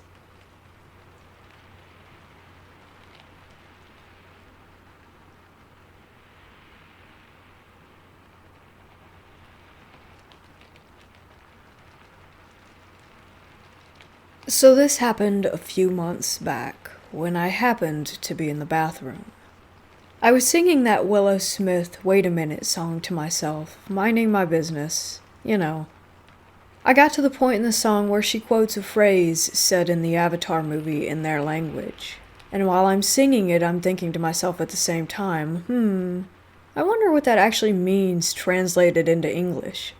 And as I finished singing the line, simultaneously trying to recall what it translated to, a female, disembodied voice said, "No, you can't." I shut up immediately and paused for a second, shocked. It sounded as if someone were speaking into a tin can, but very clear and only a few feet away. I left the bathroom completely weirded out, and after a few minutes I remembered about wanting to know what the phrase meant. I Googled it and found out that it meant "I see you" in English. I was, and am, still blown away by this strange experience.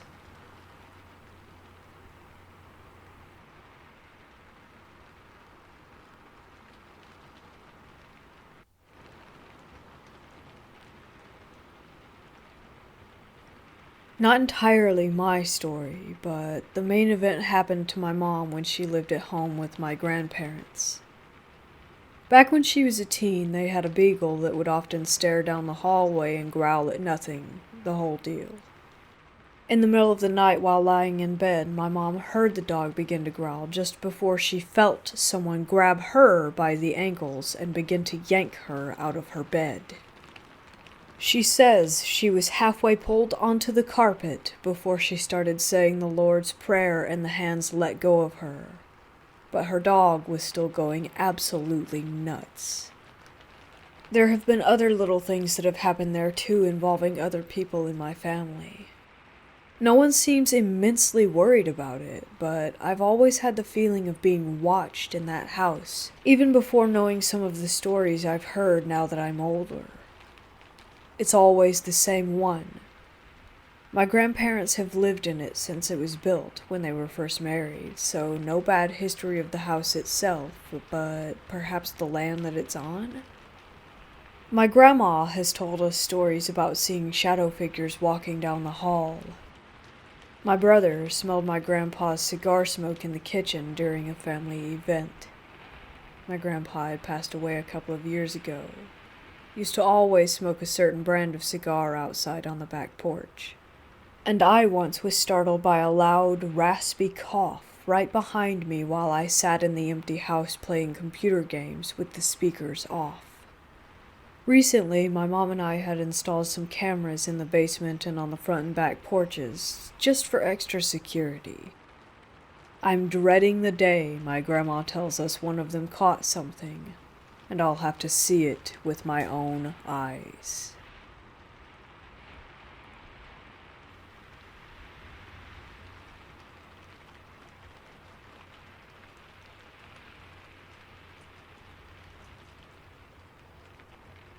"25 years ago, we moved homes. It wasn't in the greatest of areas, but it was better than we were previously. I shared a room with one of my 4 sisters. We had a TV in our room, but the remote control was broken, so we never used it. It stayed on Channel 5, the TV Guide channel. After a few months of living there, the TV in our room would randomly turn on every night and switch to Channel 33, which was usually Seventh Heaven or Full House that would be playing. No one in my family ever watched that channel. We didn't think anything paranormal about it. The house didn't feel creepy. Everything was fine aside from the TV turning on.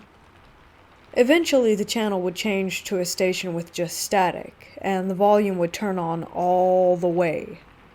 It would scare us and wake us up every night, so we unplugged the TV. Ever since the station had changed to static, the vibe of the house felt different. It was heavy, and my sisters and I always felt afraid, but we didn't know why. After a year living there, we would experience weird things.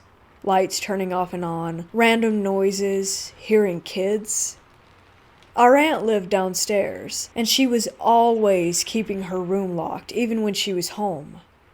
One day my sister and I went downstairs to grab the vacuum, and we heard jumping on my aunt's bed, and her door was wide open. My aunt was at work, so we poked our heads in to see who was there. We saw no one, but heard kids laughing and the bed moving, once again as if someone were jumping up and down on it. A few days later, we were playing in the living room upstairs and we heard a cough coming from down the hall. We went to check on who it was, because no one was home aside from my sisters and I, and we were all together. We saw a man in black pointing to my sister's room as if he wanted us to go. We were terrified, so of course we didn't. We stayed put until my parents came home. When they arrived, we told them what happened. They went to check out my sister's room, and there were scratches and crayon marks all over the wall and ceiling. We ended up moving out of the house when my aunt was sleeping with her door locked, and in the middle of her sleep, she heard the voices of 3 different men. When she tried to open her eyes, they were held shut. They choked her and laughed. She tried to scream for help, but she couldn't make a sound.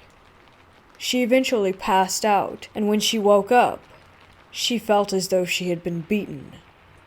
Her door was still locked, and everything was still in place. We thought it was sleep paralysis, as there were no signs of anything that happened. But later on that day, and within the next few days, there were bruises all over her body and around her neck. We couldn't explain what had occurred.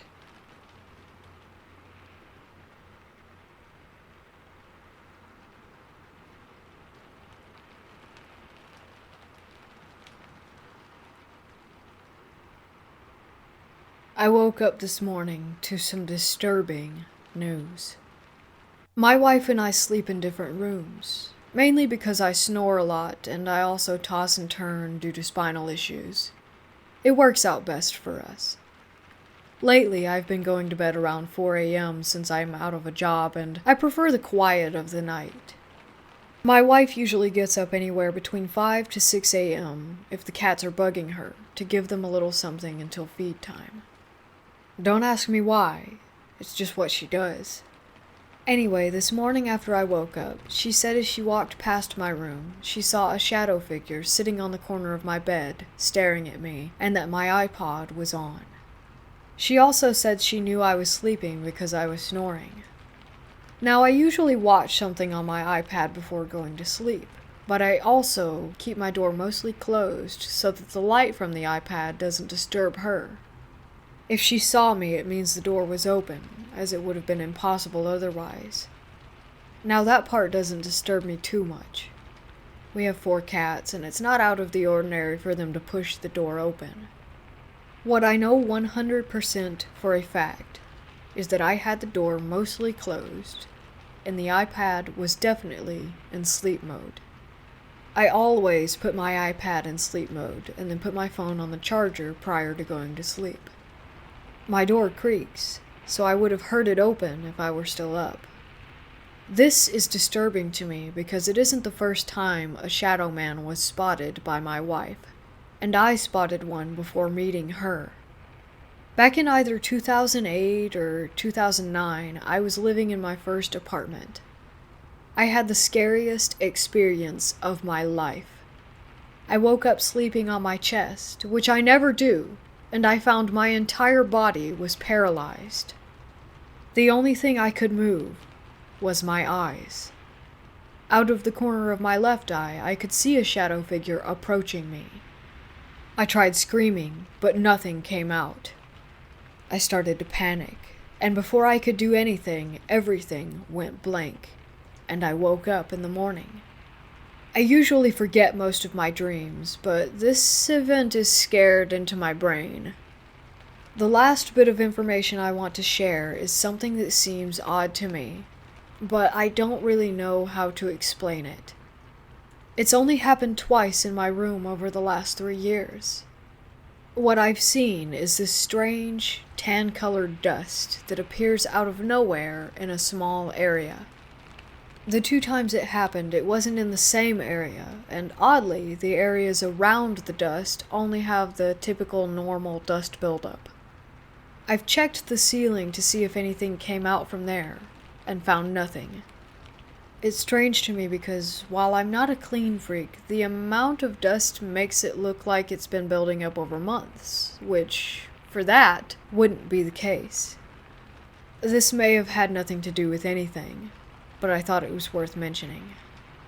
I've watched documentaries on sleep paralysis and read some medical reports. I don't know if it is or isn't a medical condition, but what gets me is that people from all over the world with various beliefs have experienced the exact same thing. Always the inability to move one's body, and always a single or multiple shadow figures.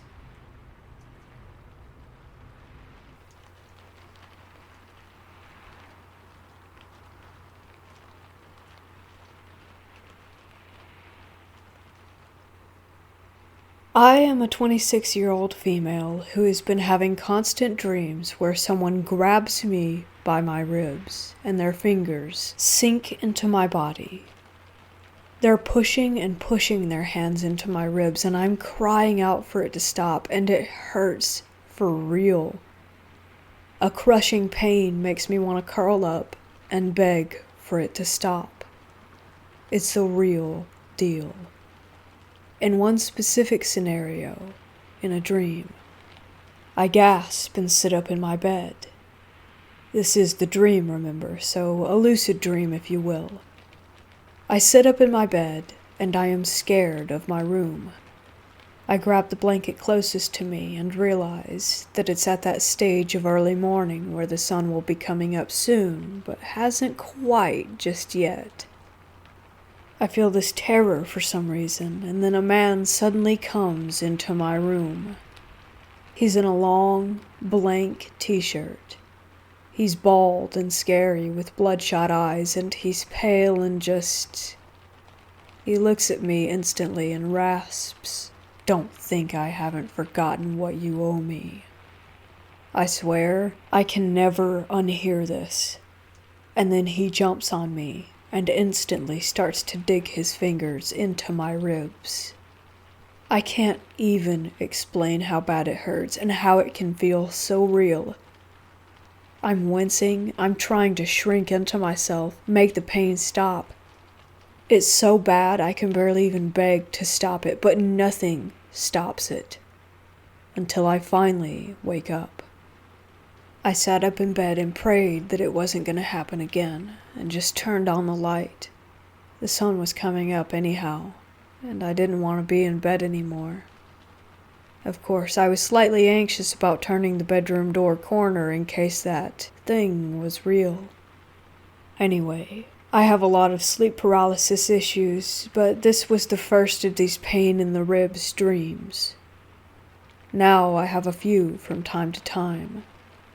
Just the other night, I was in a prison and someone attacked me and jabbed my ribs, holding on to me tight and just repeatedly jabbing and holding my ribs hard as I was praying for it to stop and begging for them to stop and crying. I don't know what it means. Also, I'm totally healthy, with no pain in my ribs or anything like that in daily life. Am I being attacked by a spirit? Is this really something?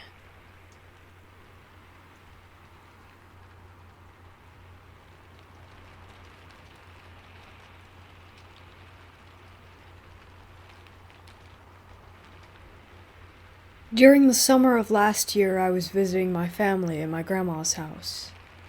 I met up with my cousins and we decided to take the day to go out, eat, and catch up. After countless conversations regarding how my grandmother was still extremely religious, Muslim, we reflected on how we turned out not to be so religious and laughed. Until we had the brilliant idea of playing with the Ouija board in my grandma's living room, where, mind you, she had a chandelier that played 2 small verses from the Quran every time it was turned on. When we went back to the house, it was already nighttime, but we decided to wait a little longer before we began. Meanwhile, out of curiosity, we asked our grandma about the Quran lights. She said that her uncle had installed them about 6 years ago and that they had stopped working, reciting the verses, not actually lighting up the place. About a month after he bought them, and she laughed it off. Later, when we found that the living room was vacant, it was our perfect chance. We turned off all the lights and settled around the table where we placed the Ouija board and everything. We began the process, following the instructions carefully. After about 15 minutes of nothing, we decided that the Ouija board didn't work, and that we didn't have the true paranormal experience that we wanted. It was our first time playing, or trying to. We closed it up and I got up to go turn the lights back on, and the second I did so, the chandelier started reciting holy verses of the Quran. I froze in place and stared at my cousins, who looked just as shocked as me. I turned the lights off immediately and got out of the room while one of my cousins rushed to take the Ouija board out of the room as well. One of my cousins said that this is a warning from God, that a spirit had entered and that the Quran was pushing it away. I didn't believe him, but we turned the lights on again, and that time the verses didn't play. I thought it might have been a coincidence, a creepy one, but a coincidence nevertheless. My cousin grabbed the Ouija board and stepped back in with it, and she turned on the lights, and again the chandelier recited the verses. This time she looked at me and said that there was no way that it could be a coincidence.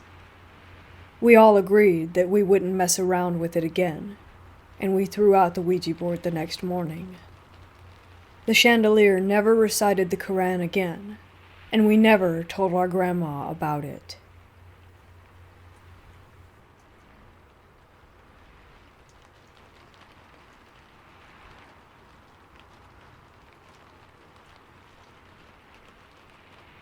I was raised to understand and live in harmony with the paranormal.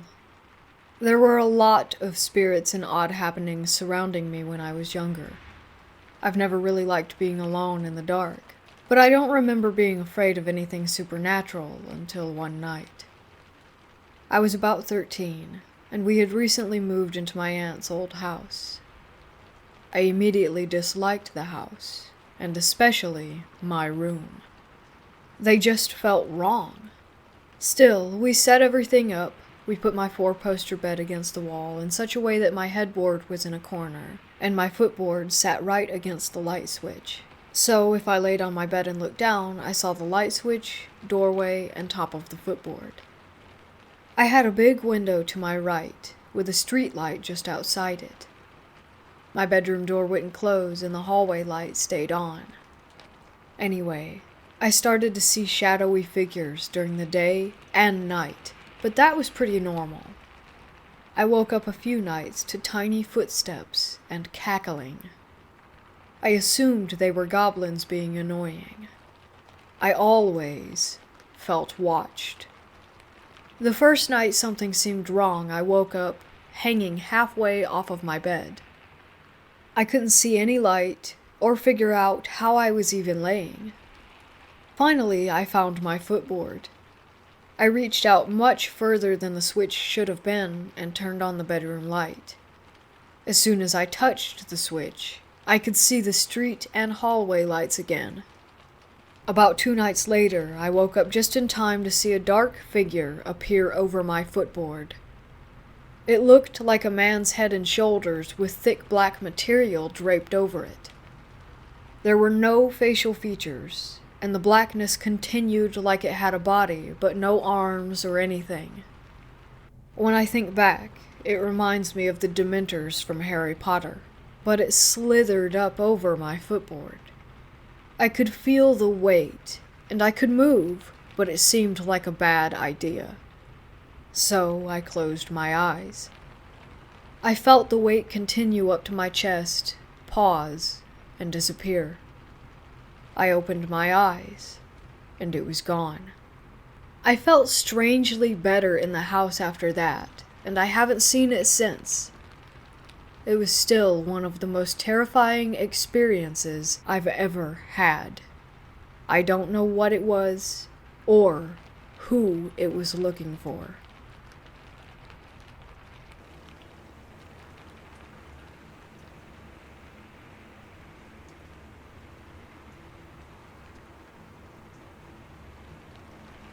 This is 100% real, and frankly, one of the scariest things I've ever had happen while being engaged with the paranormal. My sister and I had gotten a Ouija board about a year prior to this, which is the summer of 2019, on July 4th. We had gotten the board around October of 2018 that previous year, and we had been playing with it in our house. Inside of our house are a variety of spirits. We've managed to make close friendships with a few of them. One of my best friends, again, this is weird to say considering he isn't alive, is a spirit named Sean. And while we are friends with the majority that live in our house and around different places in the neighborhood, there are a few that we have kept our distance from. When we first met the spirits, we learned through the board that we had an evil entity living in our house by the name of Victor. Apparently, Victor was criminally insane when he died, and has since turned evil. The other spirits told us he was residing in the office downstairs, and to never under any circumstances play with the board in there. Another spirit that used to live in our house was named Liam, and the spirits told us that he was basically, quote-unquote, Satan incarnate. He had since then left, so the only problem that we had per se was Victor. Victor mostly left us alone, besides a scary instance where he tried to possess me in my sleep. The next day, the spirits told us that this was through the board, and I woke up with holes indented all over my wall. The holes, the spirits said, were bullet holes that Liam shot, because apparently he was back. When they told us Liam was back in the neighborhood as a ghost, I was extremely nervous. I had done research about ghosts like him, and nothing good ever came out of them being back. I tried to forget about it until learning that Victor had essentially left my house, and now he and Liam were both residing in another neighboring house a couple of streets over. Well, me being me, obsessed with horror, Halloween, gore, and everything else mysterious and or scary, I decided that I wanted to go and see that house. As mentioned, it was the 4th of July, and my sister, our neighbor, and I ditched the celebrations and rode our bikes to the address where they were supposed to be staying. The spirits had given it to us the day before, again through the board.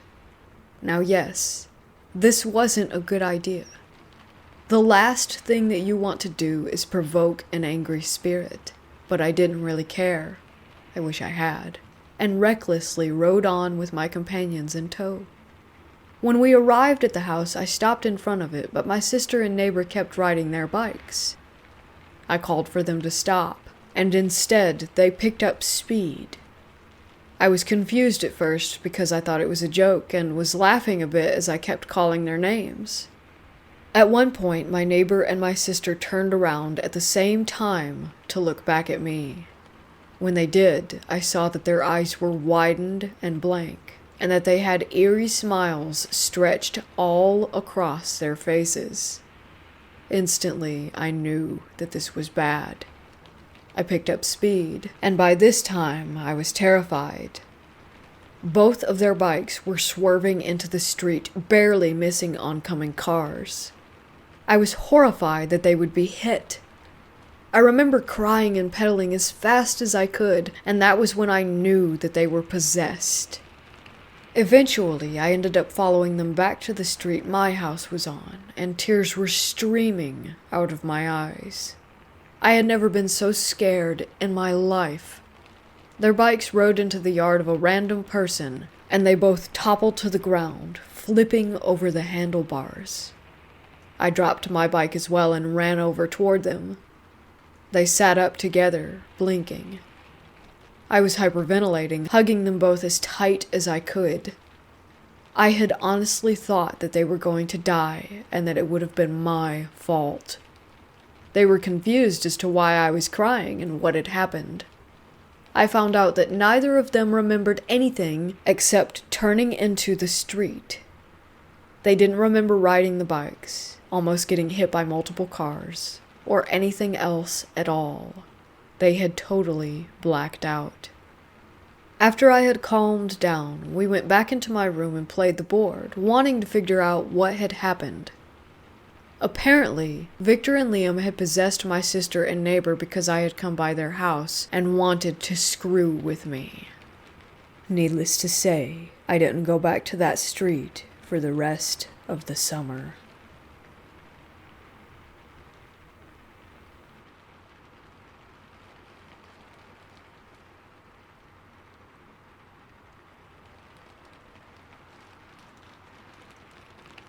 Last night was awfully weird.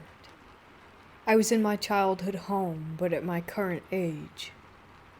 As I opened the door to my grandmother's room, it suddenly swung back and forth while my hands were still holding it from the side, not the doorknob, and it pulled me forcefully into the room and onto the floor. I felt a cold sweat coming on, but suddenly realized that I had to toughen up and shake it off. I screamed something like, "This is my house! You have no right to scare me! How dare you!" over and over again. I came close to the door and would hear a faint, high-pitched, distorted, tee-hee kind of laugh. Then I woke up. I thought it was already around 6 a.m. because that's usually the time when my alarm goes off. As I grabbed my phone, I was surprised to see that the time was actually 3:07 a.m. I already felt partially awake, as anyone who wakes up at 6 a.m. would. Now I have to force myself back to sleep or I'll feel awful in the morning. I play some ambient sleep sounds from Alexa while I observe the room, anxiously expecting something out of the ordinary, but nothing happened. I fell back asleep, and in my next dream, I was at a hospital with a group of people that I don't know, but somewhere we were grouped together. There's about 5 or 6 of us in a room, with a dead person in the bed, covered with a sheet. As I left the room, I saw 2 more of the people in our group suddenly appear in a different room, somewhat helping each other put another dead body into a hospital bed while the family weeps. I went back to see the rest of the group in the original room, trying to position the dead body to sit up. The dead guy is of mixed Chinese descent, a bit overweight, and bald. Then some information came into my head that he used to own a restaurant or a bar. As they moved his torso upwards, they failed, and the dead body dropped onto the floor. This is when things start to get really weird, because the dead guy woke up like he was startled from his sleep. He stood up and started chasing us, accusing us of killing him. His bowels were a mess, and I could see a stab wound on his belly and on his lower back. I ran away in a long corridor and found myself in the nurse's changing room. It had open cubicles like the ones from football players' dressing rooms, with scrubs and casual clothes alike hanging on the wall. I was partially covered in the dead guy's bodily fluids, so I washed up. Then a nurse found me. I looked terrified of what happened, so I explained the situation to her and led her to that room. The nurse came in and started to comfort the dead guy. He began to calm down and sat beside the nurse, then closed his eyes. The nurse looked at me, and without talking, some information came into my mind. I learned that he was a hopeless case, so they just let him lie down until he dies, as he was already in the process of dying when we startled him. After that moment, I woke up, and this time it was truly 6 a.m., 6:30-ish already. I didn't feel any dread as you would in a nightmare. I did a bit of research on dream meanings, but I felt that it didn't fit with me. Then I found out the significance of 3:07 a.m. from the movie The Conjuring, so I thought the exact time was just a coincidence, since it's just a movie. I could not remember the last time I woke up in the middle of the night. It would be very, very rare that it's not worth remembering. But waking up at 3 a.m. with 2 weird dreams will definitely stay with me forever.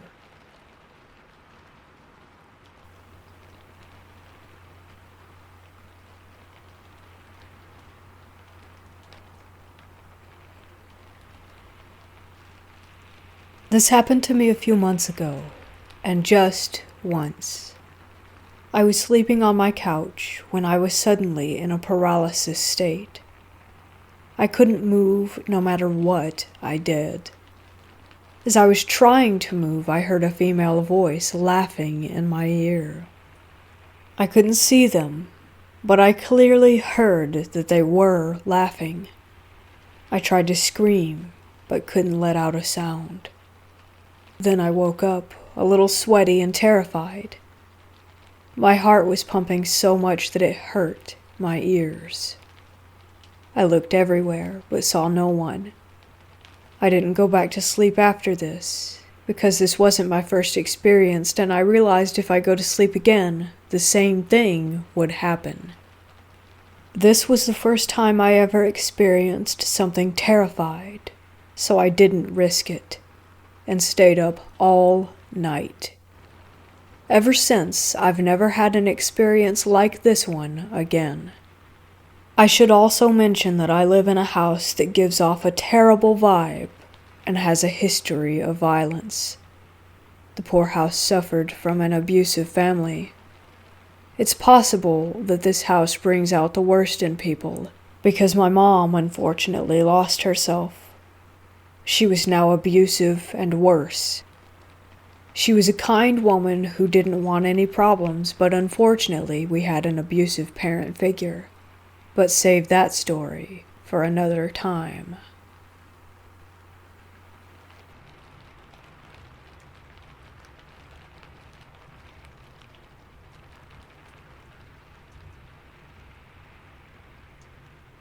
When I was around 12, maybe 13 years old, I'm 24 now, I was staying at my dad's house for the weekend. We watched movies and ate junk food, a usual occurrence when I got to see him.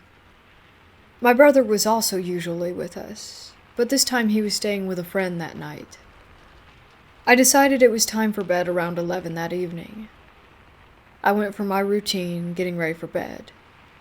He decided that it was time for bed around 11 that evening, and I went about my usual routine, getting ready for sleep. I laid down and tried to pass out. I was restless this night for some reason, just feeling completely uneasy. My bed used to be vertical to the door with my feet closest to the door. I always used to sleep with my door open. I guess it gave me some comfort being able to see half of the entrance to my dad's door, knowing that he wasn't far away. Anyway, as I said, I just couldn't get to sleep, and frustrated, I laid there staring at my ceiling for a moment, and then felt as if someone were watching me. I shifted my eyes to the doorway, and a pitch-black figure was standing there, its head almost touching the top of the frame. I've never had an issue with sleep paralysis, and never have had it since, but then, in that moment, I could not move. All I could do was look at this tall figure that stood there, staring at me. Tears began to flow down my cheeks, and my heart felt as if it were going to beat out of my chest. I managed to barely whisper, "Dad?" And it turned its head sideways at me as if it were confused. I began hyperventilating intensely, which must have woken my dad because he came running into my room, and as he came through the door, the figure dissolved, as if a breeze came by, and it went away with it. My dad held me as I cried. I slept in his room that night, and for the rest of my stay there until I went back to my mom's. This event shook me to my core, and to this day, I cannot and will not sleep with an open door. I still have a deep feeling of fear, and almost want to cry when I picture that thing, and remember that night.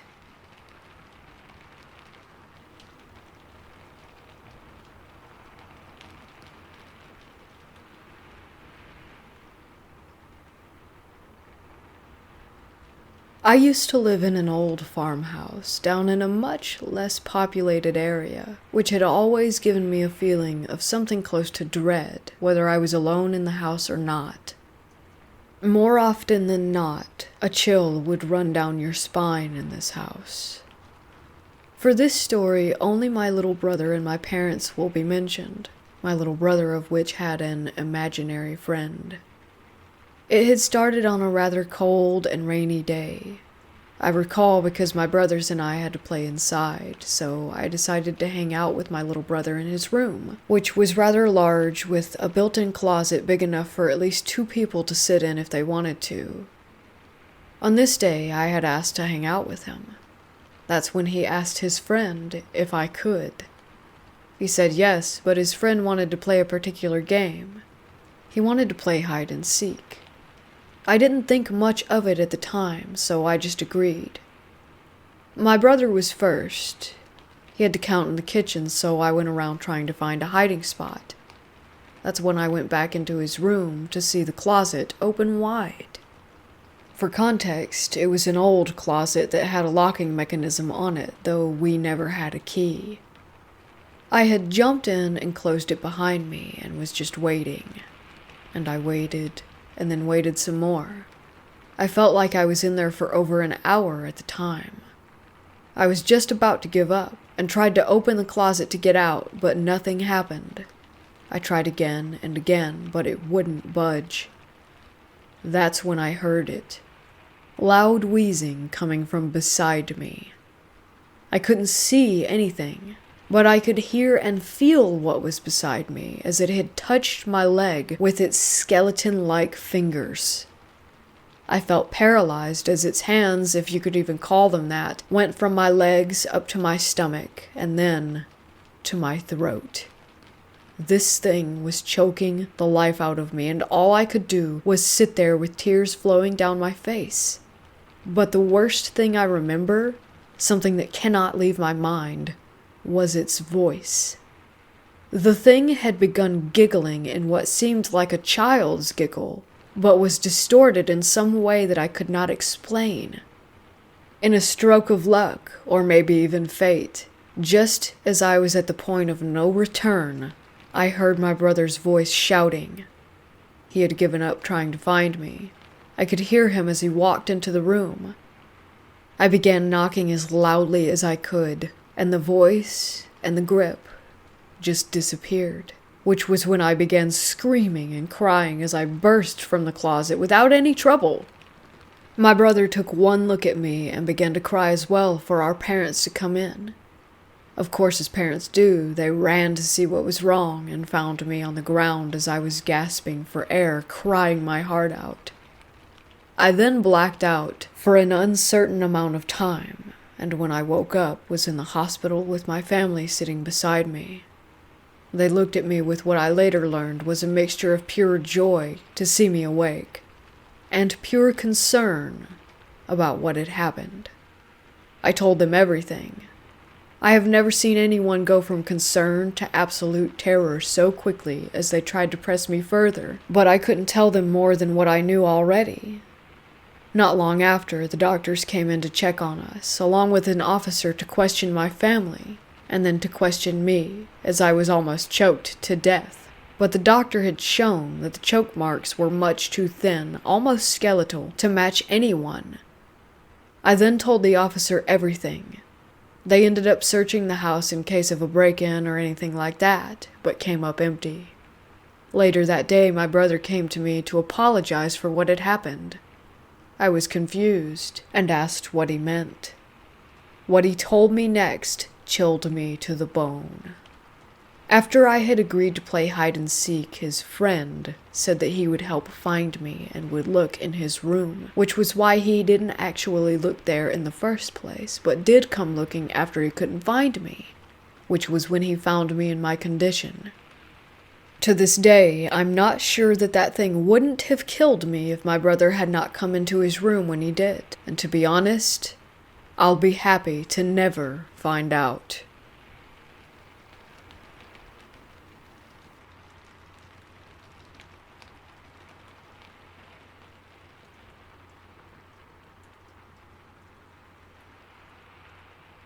At the time when this happened, I was around 12 years old, living with my mom in a run-down apartment complex.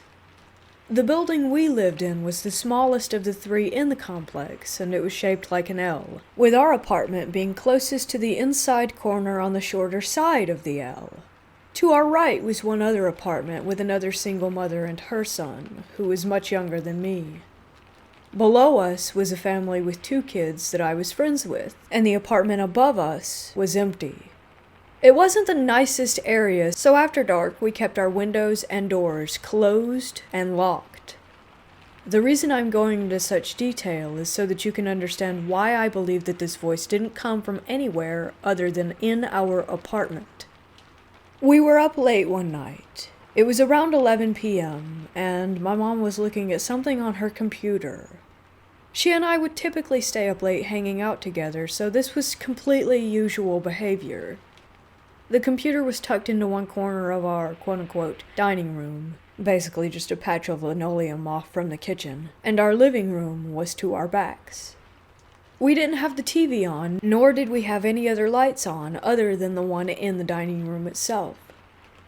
I can't remember what we were looking at, but I do recall this sudden feeling that we were being watched. Many things that I attribute to unexplained paranormal activity happened while we were living here, so the feeling of being watched was incredibly uncomfortable, but not anything out of the ordinary. As I was beginning to shift in my seat to turn and look around, we both heard a sinister male voice say, "Meow." Conversation level, neither a whisper nor a yell. Drawn out in an exaggerated, almost lilting tone, as if it were mocking us. I would say it took around 2 to 3 seconds for this voice to finish, and in that time I was able to feel every hair on my entire body stand on end. We immediately spun around, me nearly falling out of my chair to the floor, both of us nearly hyperventilating in absolute terror. My mom said something about, "If you aren't good, get the fuck out," or something to that effect. I'm honestly not sure how I slept that night, or any of the other nights we were there for, but we never heard anything like that again.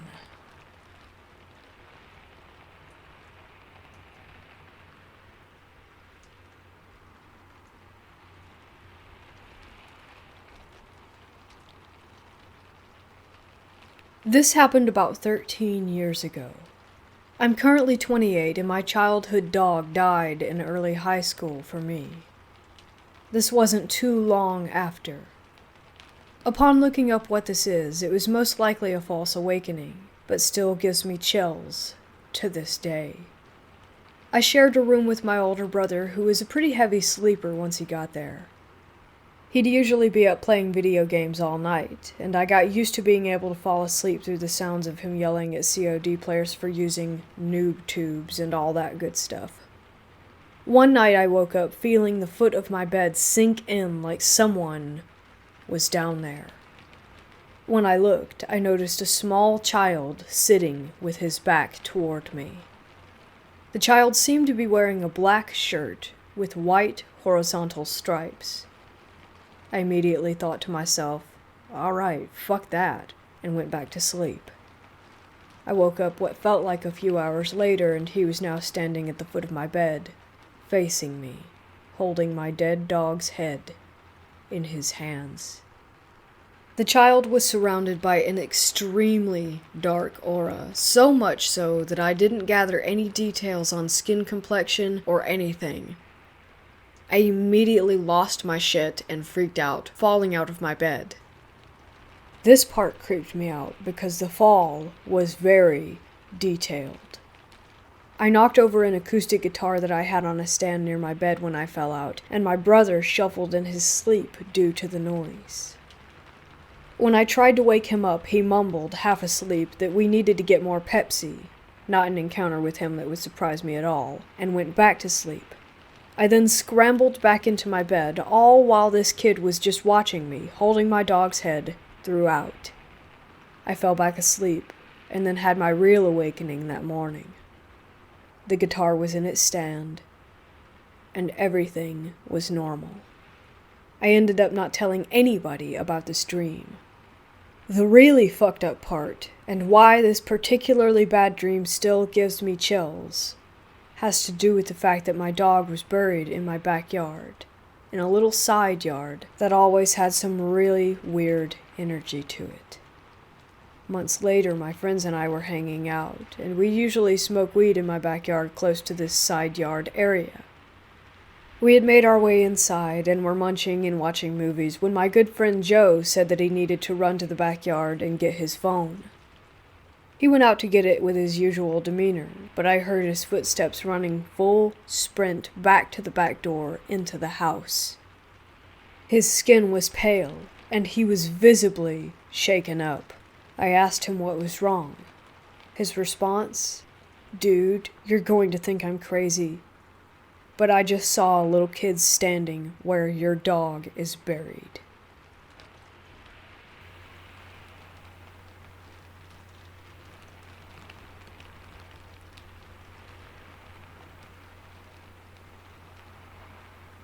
I've had a few paranormal experiences in my lifetime.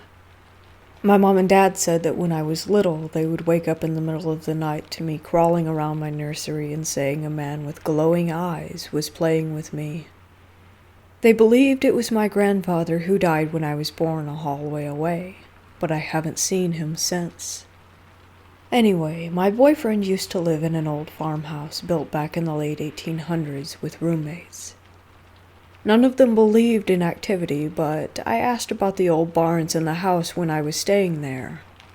I always felt unsettled in the house when I would sleep there and often would wake up at around 3:12 a.m. to pee. But one night I woke up at that time and stumbled down the hall to the bathroom. At the end of the hall was the staircase, which was creaky and old, and I heard it shift. I stopped at the bathroom door and saw the face of an older man peer around the corner. I jumped into the bathroom and shut the door to pee, but felt goosebumps all up my arms and my back. I didn't feel afraid of him. He looked pretty nervous, but it spooked me really bad. I went back to bed and didn't see him again.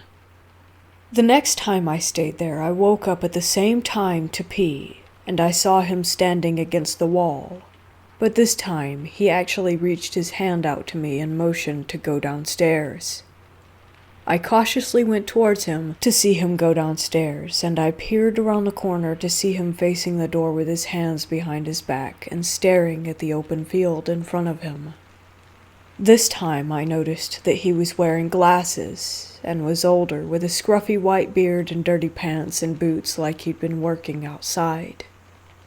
My boyfriend came down and found me, so I went back to bed, but didn't sleep at all. The last time I saw him, I woke up at 3:12 yet again, and rubbed my eyes to feel a really warm sensation around my hand, as though someone with really strong, working hands was grabbing me with both of their hands. But I sat up to see nothing. My heart was beating loud, but I felt safe and calm, and I swear I heard the whisper, "I'll miss you," before I went to look for him. He was in the hallway again, and he tipped his cap before whistling and walking away. I followed him, but didn't see him anywhere, and this was the last night we stayed there before we moved to a different town, into our own home.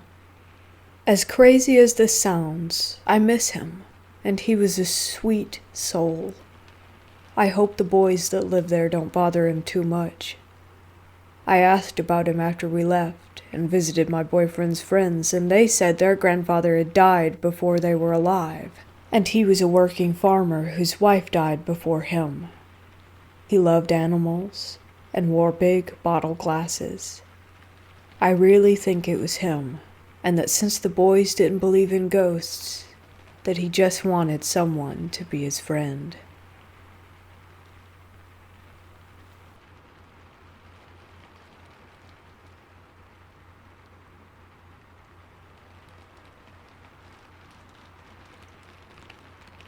In high school, my friends and I were messing around with a Ouija board one night. We had done it before, and nothing remarkable had ever happened. We usually did it to try and scare each other or our girlfriends. We all thought it was a joke. That night there was no one else home except the 7 of us, and we were all together around the board. One of the girls there wanted to try it. She had never done it before. This time was different. The board misspelled some of the words the same way every time.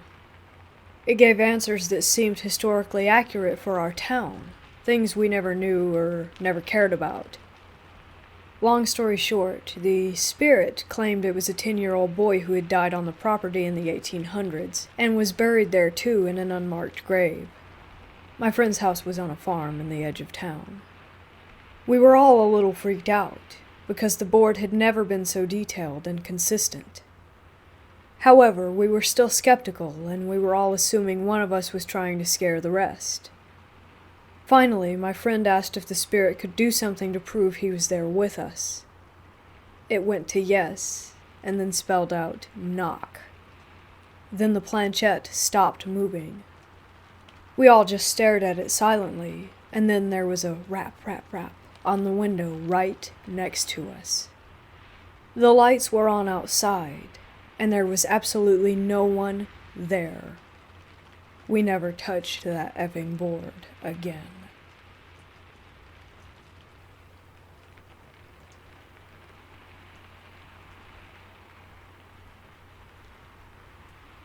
I am aware of sleep paralysis.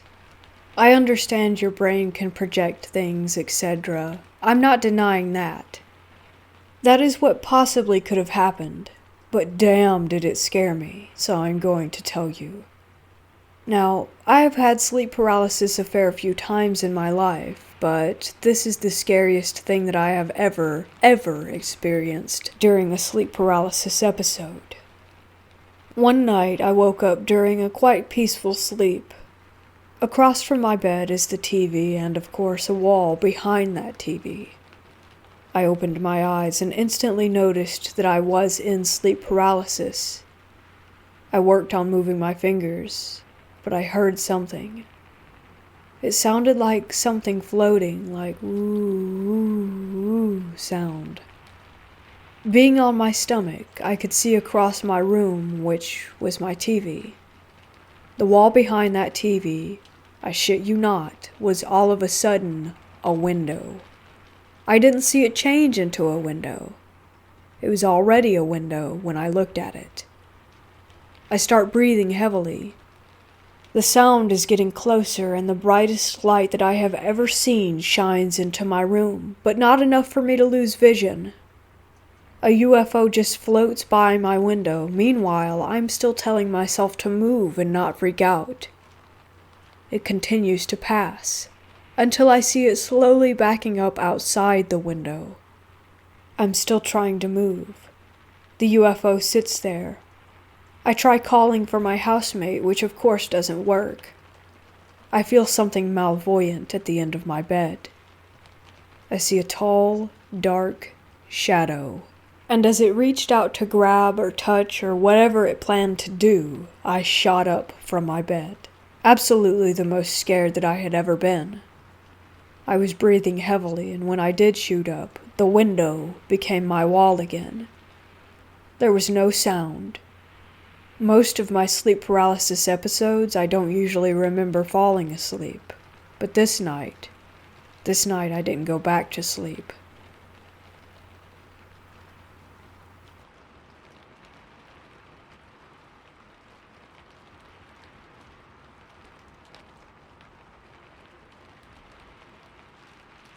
This just happened about 30 minutes ago.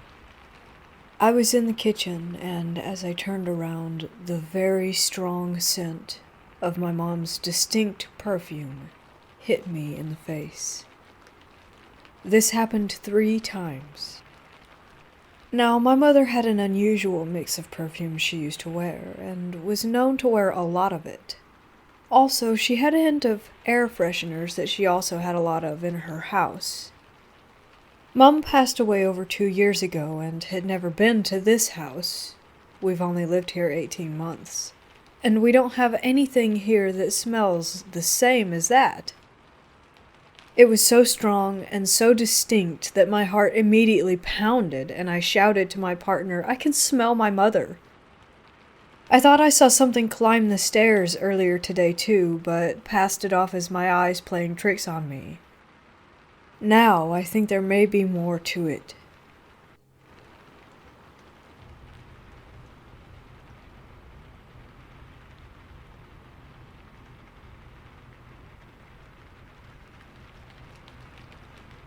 Last night I was turning off all of the lights and getting ready for bed. I just had my flashlight from my phone to do some tidying up in the kitchen. I turn it off and go walk into the bedroom. Across from the kitchen, in the living room, there is a shadow. This was something that was different from the usual, as it clearly caught my attention. It was something that looked like a long shape peering in from the upper right side of the window, as if it was a long neck or just some weird shape, definitely abnormal. I was genuinely afraid, and kept turning the lights on and off to see when I could see it. It was only when it was completely black inside, and the street light and neighbor's porch lights were slightly illuminating the window. I tried to look out, but could only see myself in the blinds, and it really freaked me out.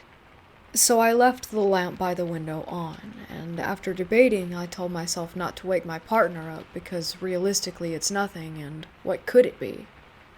I mean, we're on the second floor. It seemed really close to the window, and it wasn't moving. I'm not one to believe in paranormal activities. In fact, every time I watch scary YouTube videos that claim to be true and have paranormal shadows or movements, I instantly think it's not true and get annoyed. Walking tonight with my partner, I remembered the situation from last night. I saw nothing on the outside that would show through the window and create the shape that I saw. I quickly went inside with him to see what I could see from the inside with all the lights out again. I was expecting to see it there, and that it was something that I just never noticed before. But it was gone. The window looks completely normal, and the lights outside are the same as they always are. I'll never know what it was, and next time I will definitely be waking up my partner if I see it.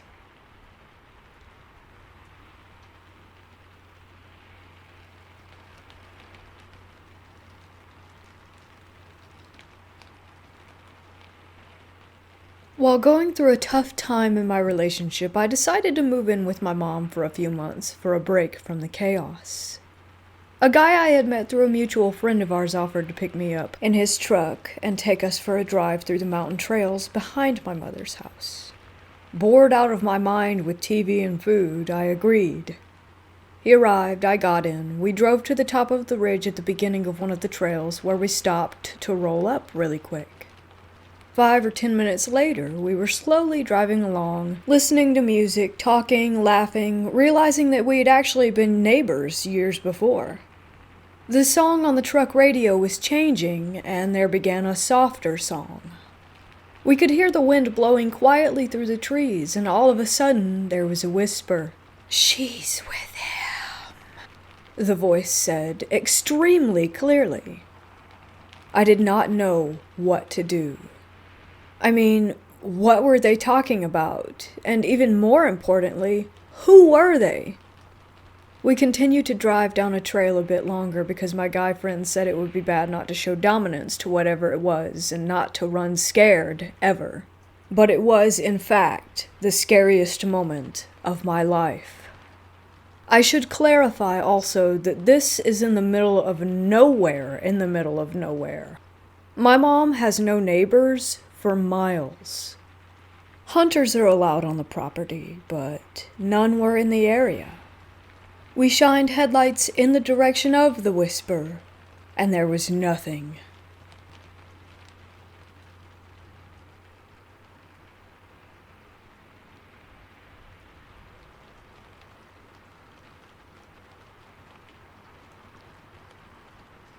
When I was about 5 years old, I used to have these scary, recurring dreams that always had the same old woman in them. The old woman had gray, curly, short hair, and she was always wearing a creepy black dress with lace on the hems. In the dreams, she would always be trying to scare me. It seemed as though she took pleasure in scaring me. A prominent one that I remember is her sitting on top of me whilst I slept, with a basket of flowers. She would just stare right at me. So only about 3 or 4 years ago, when I was about 16 or 17, that same exact woman appeared in my dream. Same scary vibe and everything. What is super creepy about this occurrence is that I hadn't thought about this woman or talked about her for so many years. It was totally random for that to happen to me. Plus, this recent dream was just as vivid as the others. Almost as though she was visiting me again through her own free will. Another thing that might not have anything to do with the dream is that when I was a child I had a black dress just like hers that would hang in my closet, and I didn't know where it came from. It always creeped me out because it looked like the scary old woman's dress. I can't remember where I got it, but I might have worn it to my grandmother's funeral, who died when I was 2 or 3.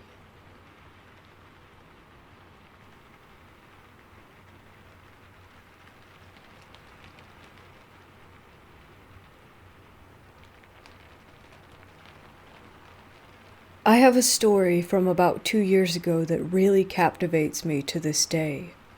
When I've told this story to close friends, they tell me it's straight out of a movie. I can't really disagree with that. This starts when I finished my first year of college in the Bay Area.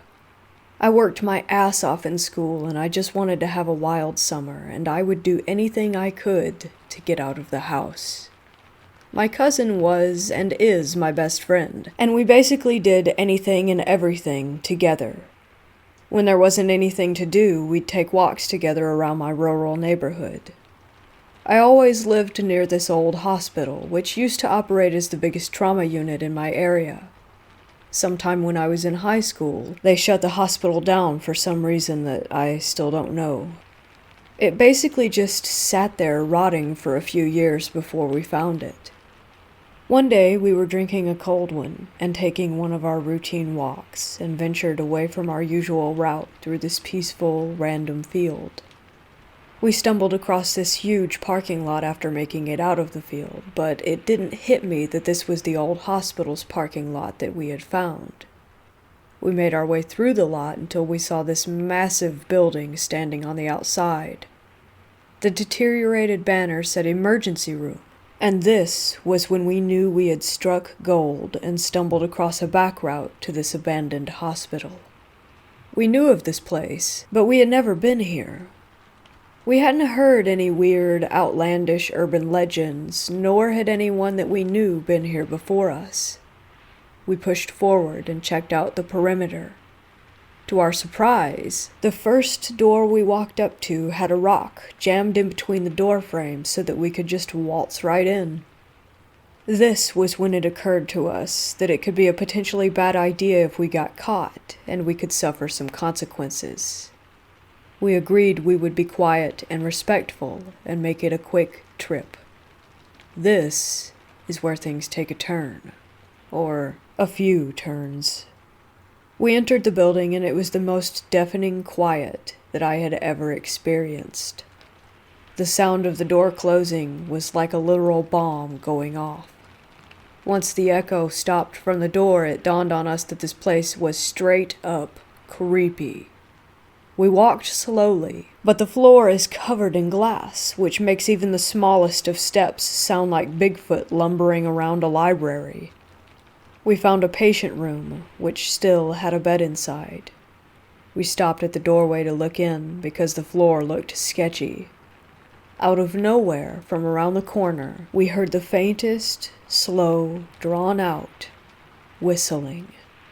I've never in my life stopped what I was doing so suddenly. I just stared wide-eyed at my cousin because even a whisper sounds like yelling in this place. We both have our feet planted to the ground, because if we move, then we too will make ourselves known. At this point, we both assumed there could potentially be a squatter or a guard of some sort. My cousin hand gestures to me that we have to leave and we can't just stand here because the whistling was obviously not going to stop. We turn toward the opposite of the corner that the whistling is at, and we're tiptoeing to a perfect silence. Then the whistling stopped. We freeze again, and we hear the glass crunching from around the corner. We start running. Once we get to the door we came from, we realize we didn't put a fucking rock in the door frame when we came in, and now the door is completely stuck. As we were trying to get this door open, the glass crunching is now running. We hear it until it sounds like it is dangerously close. I am horrified. We turn around to try another door and the noise of the glass is literally right in front of us, yet no one is there. No one. We book it to a door that says pharmacy and peel the door open. The pharmacy is completely empty except a single, perfectly placed and aligned landline phone plugged into the wall. The phone is off the hook and making a dial tone.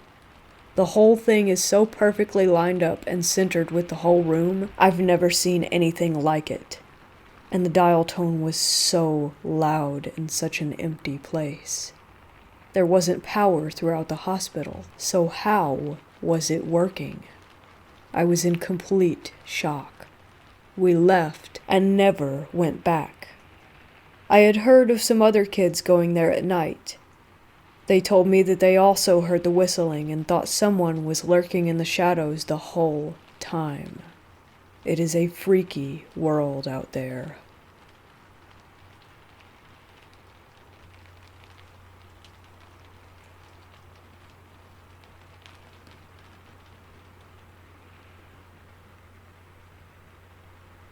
If you live in North Carolina, then you've heard of Gravity Hill.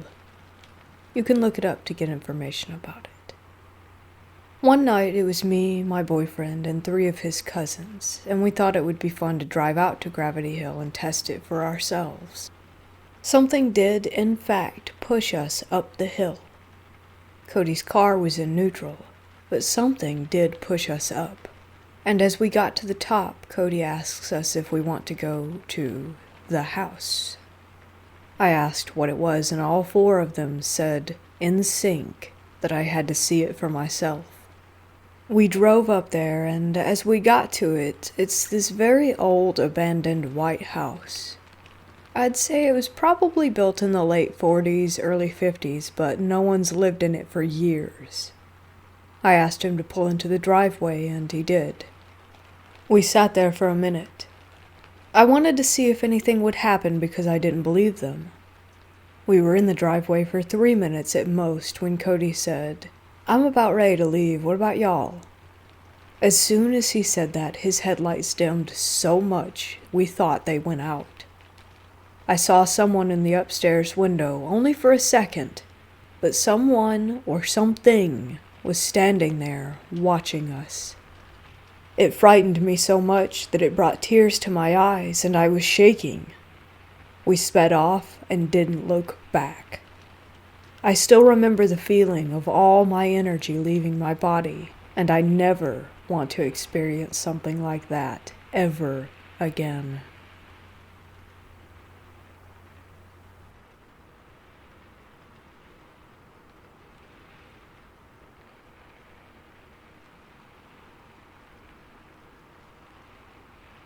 Roughly 12 years ago, when I was in high school, me and a group of friends, not real ones, trespassed at an abandoned building in my town. I was hesitant to even step foot on the property, but I was coerced into following them. It was horrible to say the least, but because I wanted to fit in, I kept close. I didn't know much about the place outside that it was possessed by extremely negative auras for various reasons. Come to find out, it was a sanitarium for over 30 years, then once shut down, became a very poorly practiced hospital. This led me to ask questions because I'm naturally curious. They took me to the basement, where supposedly the sanitarium would do electroshock therapy and dispose of waste. I was pushed over the edge. All of them called me names and belittled me, so I just turned and slowly went to leave, when some noise started to all of us in the far back of the basement.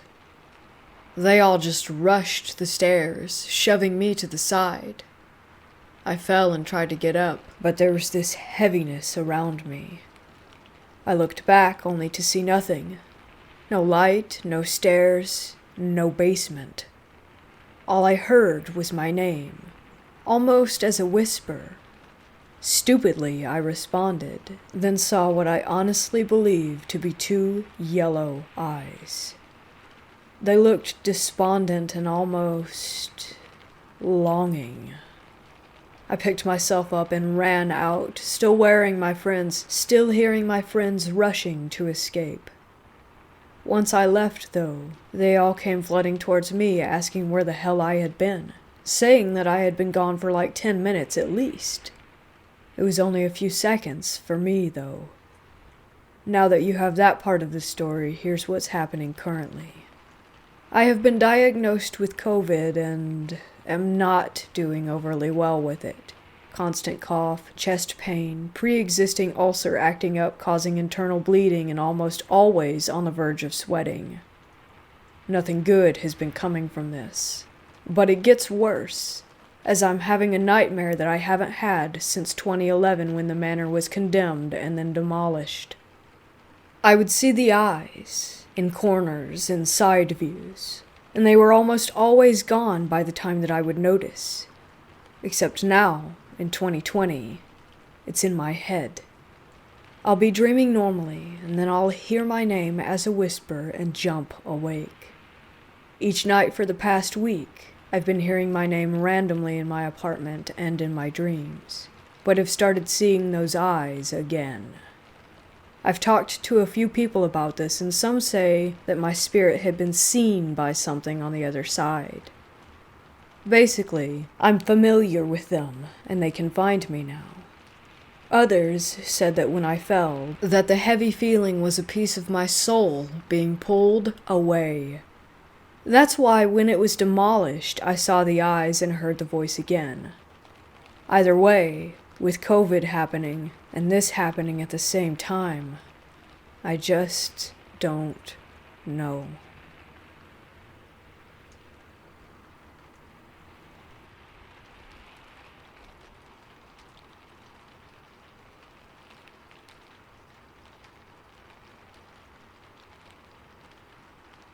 This happened a few years ago while I was still in college. My best friend of many years is back in town, so we decided to get together and we stayed out fairly late, but hey, we're college kids, nighttime is our thing. My friend is very, very Catholic, and she decided to drive us this night. Mind you, neither of us was doing any drinking. After many shenanigans and lots of catching up, it was time to go home. It was probably around 2-3 a.m. Still not exhausted, but she definitely was. Well, I'm staring at her dash where one of her many Catholic baubles were in the car when we get to the last light before she drops me at my house. I look out the window, as one does, and was met with the person in the car next to us staring into the car, and I kid you not, I screamed. The guy had gray skin, black eyes with no white, and a smile that was too long with sharpened teeth. He didn't break eye contact with me, and I was freaking out. My friend was completely oblivious until I said her name. She somehow didn't hear me scream. I, as calmly as possible, told her to look at the guy in the car next to us, and then she silently screamed too, and then proceeded to freak out and gunned it out of the intersection. Once again, this was 3 a.m., the light was still red, and she was not having this. She sped to my house and had me watching behind the car to make sure that we weren't being followed, whilst praying aloud, something she never does as she knows that I'm not religious. A few very short moments later, she pulls up in front of my house. She also put her high beams on as I walked to my door because she was, again, not about this. After I was safely inside, she called my cell and had me on the phone until she made it to her house all of 3 minutes later. We were both really shaken up about it the next day, but we never talked about it again. Anytime I've tried to bring it up, she shudders and changes the topic immediately. She did tell me she went to be blessed the next day, on a random Tuesday. I can still feel the soul-shaking sensation of looking that guy in the eyes. I'm not saying it couldn't have been some dude dressed up in a costume or something, but it shook both of us to our core. It was a Monday night, at around 3 in the morning, and I honestly don't feel like this was a normal human occurrence.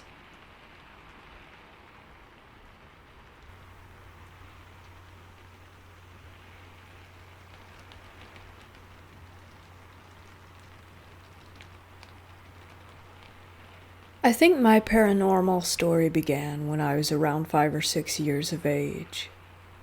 I was a shy and quiet little girl, but nothing in my life was out of the ordinary. I had both of my parents married, and a little brother 3 years younger than me that was sleeping in the same room as me. I don't know exactly how or when it all began, but things started to get weird at night in my bedroom. Every time my mother put me to bed and turned off the lights, shadows would begin to move around and scare me. By shadows, I mean black entities, like little insects crawling on the walls, standing figures with human shapes, even faces. I was so terrified of the night that I had a hard time falling asleep, and I can't recount how many times I had to turn on my little bed light to chase away the shadows that I was seeing. Nothing bad ever happened to me during those days. These shadows were always just passing by or staring at me, even though I recalled some times that were scarier than others.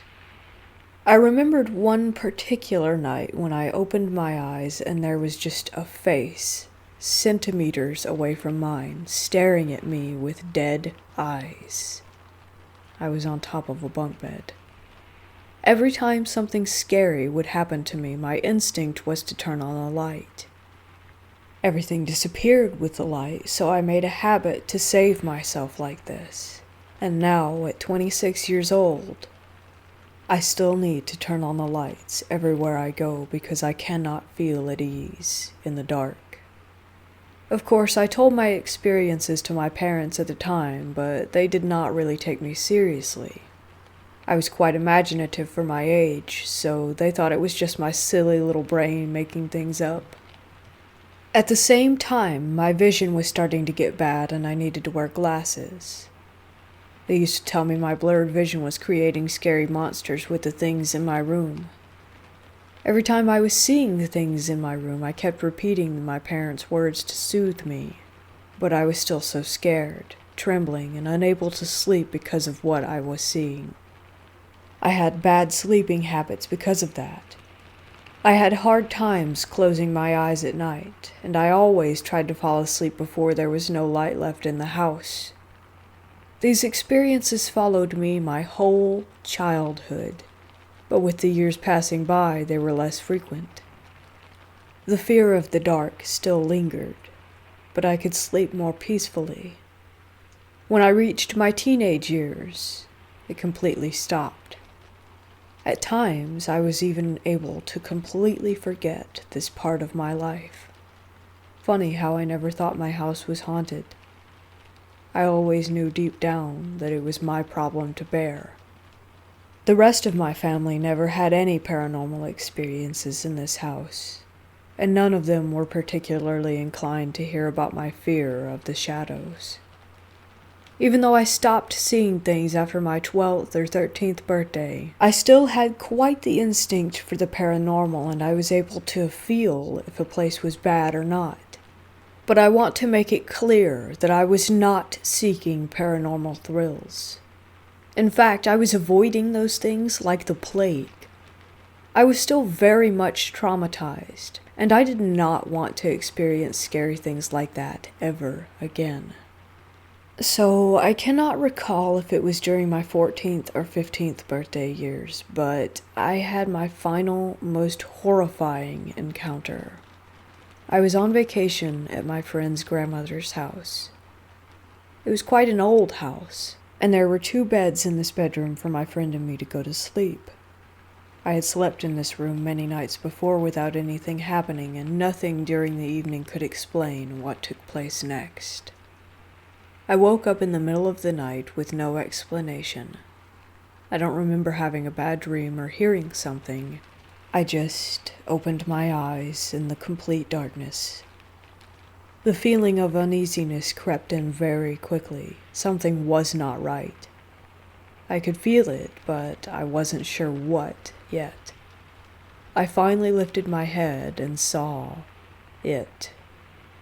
Words cannot describe how horrid the thing I saw was, and how terrified I felt in that instant. Just 2 meters away from me, at the end of my bed, stood a man that I can only describe as grotesque.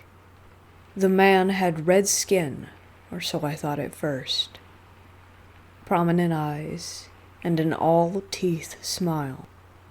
It was standing still and staring directly at me. We looked at each other for what felt like hours with no one moving. I was able to see every detail of it.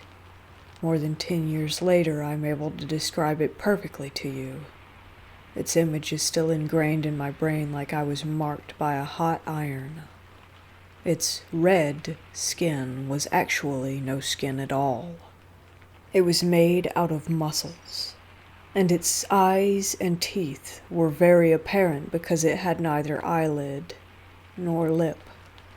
Its face was horribly deformed because there were several metal pieces under its muscles that were coming out at random places. It wore a black leather trench coat. I cannot tell you how terrified that I was. My heart plummeted to my stomach and my body felt an uncomfortable hotness within. It was the first time that I was seeing something so vivid and real, and my instincts were screaming that I was in great danger. I could not take my eyes off of the red man. Somehow I knew that I should not let it out of my sight. I didn't scream or panic, but I frantically searched for the light switch that I knew was within reach. The red man was standing still, just looking back at me. I don't know why, but I knew that it was completely amused by the situation and how scared that I was. Finally, I turned on the light, and I thought that I was saved. Remember how the light always helped me chase away the shadows? Well, this time, it did not fucking work. It was still there. It was still staring at me, and I could see it more clearly than ever. It began to shift away, getting closer to my friend's bed. Speaking of my friend, of course he woke up from the light that I had just turned on. He turned toward me, asking me what was happening. I think he knew immediately that something was very wrong from the face that I was probably making and my eyes locked on something next to his bed. He kept turning his head toward the red man that I was looking at, but he obviously was not able to see it. My friend kept asking what was wrong again and again, more panicked each time he was inquiring. I was so horrified that my lips were sealed, so I was not able to respond. The whole event took less than a minute to unfold, but here I was, completely terrified and spooking my friend to death. Finally, the red man began to fade away into thin air. During all this time, it did not break eye contact with me. It did not move its arms or its legs. It just kept staring at me with its eyes with no eyelids and staring at me with no lips. To this day, I have no explanation for it. It was neither a vivid dream nor a sleep paralysis, and I know what I saw. To further validate my experience, let me tell you another weird thing I experienced not many years ago related to this story. After forgetting about this horrible nightmare for a decade, I happened to tell the story to my father. I was still very surprised by how vividly I could recall the events of that night, and how I could describe its face precisely. I was in an almost trance-like state while taking a bath after that, still thinking about what had happened. I was recreating the red man's face in my head. I began to stare at my own face in the mirror, a mirror that was at least 2.5 meters away from me. I stared at myself for minutes without really thinking about it, just having the red man's face in mind. Somehow, a feeling of uneasiness began to stir in me. I knew something was wrong, but I didn't know what it was at first. I kept staring at my face, in my trance-like state, until I finally realized what was not right with the situation. I was able to see my face. Remember how I told you my eyesight was bad? Well, it did not improve with time. In fact, it got really bad, and without my glasses, I can't see things clearly at all. And here I am, in my bathtub, seeing things clearly for the first time since my toddler years. I got really spooked, and the moment that I realized what was happening, I saw my vision getting blurrier and blurrier. I don't know what to make of the last story. I just wanted to tell you everything that happened to me. I have my own theories, but, again, I do not seek any truth, and I still avoid paranormal things like the plague. Well, that's about it, folks. I hope my experience was interesting to some of you. It was weird and unsettling for me to put words to these events. I feel like every time I mention these things, I put myself closer to the shadows and the red man that still haunt my nightmares to this day. As I said before, I did not experience anything relevant after my teenage years, but the fear of the dark and what it hides is still here.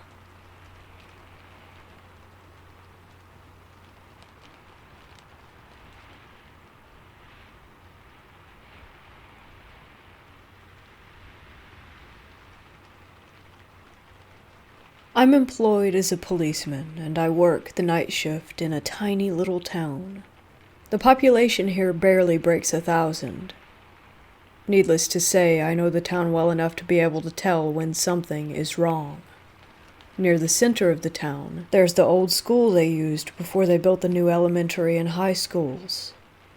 The building is listed as a historical site and can't be demolished, but due to asbestos, renovations would cost the town too much to be worth the work.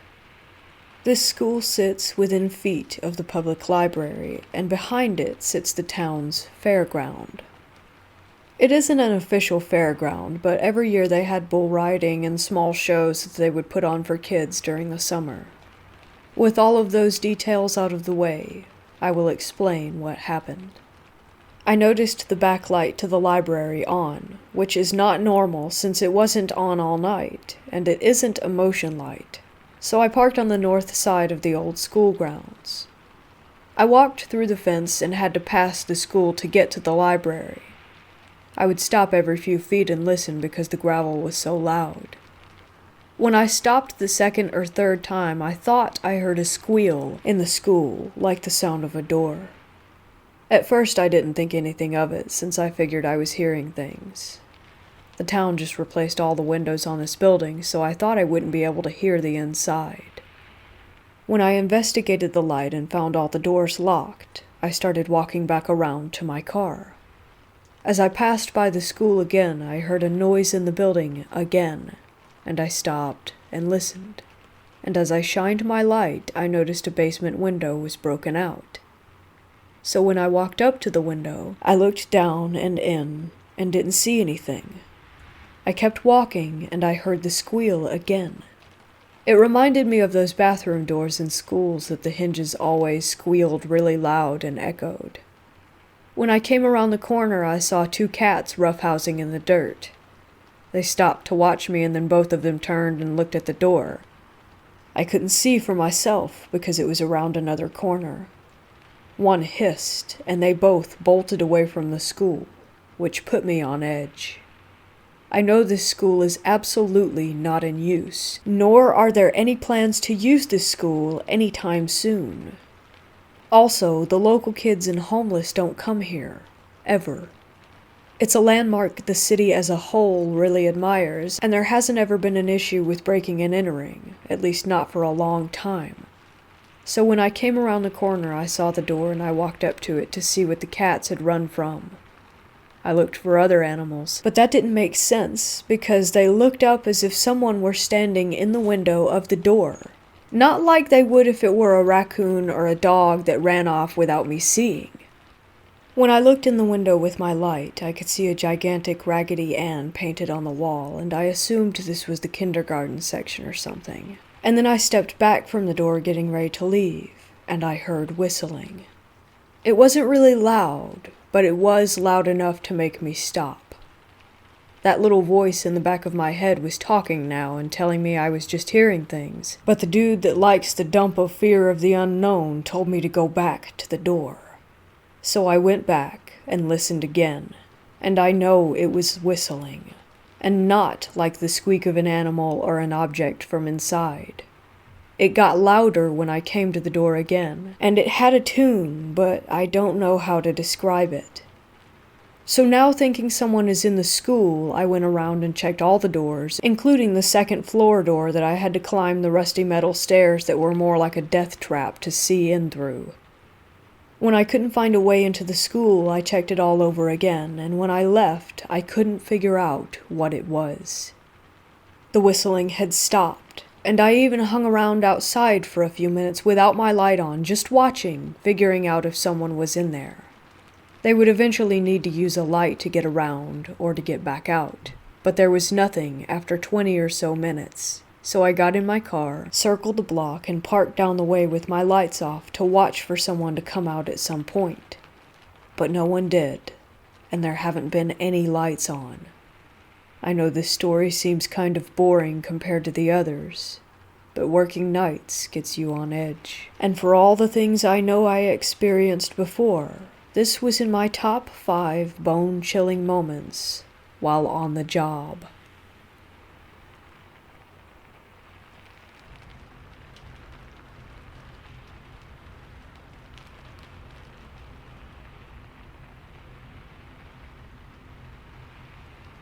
Last night I was laying in bed trying to sleep. My room is already a nice, cool temperature due to my air conditioner.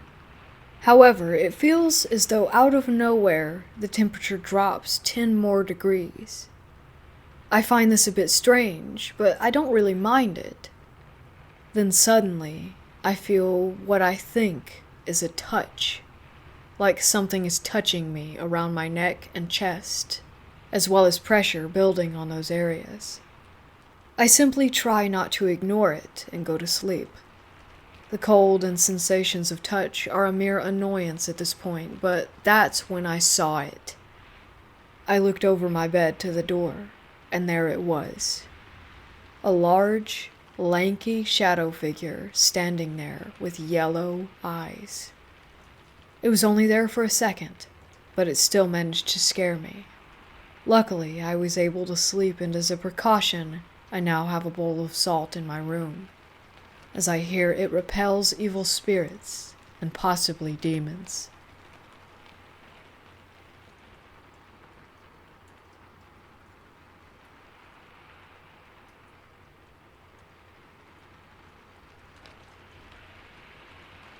My boyfriend at the time and I went to Key West in 2014 for vacation back in my junior year of college. Doing some bar hopping, we went into the main strip's Coyote Ugly bar. I ended up sitting next to this very thin, dark-haired woman. When I asked her if it was all right if I sat there, she turned her head toward me in an incredibly slow manner.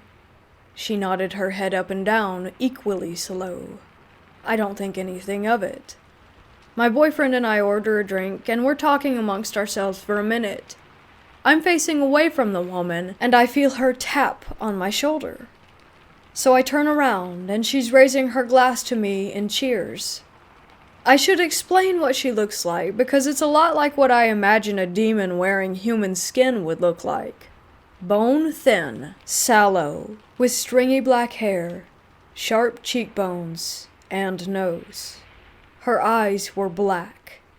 I mean huge black pupils that didn't blink. They looked static. She does her cheers and opens her mouth to smile, and her gums are gray. Her teeth are gray and small, and I remember having this overwhelming feeling that she wanted to eat my flesh. I'm in pretty much panic mode at this point and whip my head back toward my boyfriend.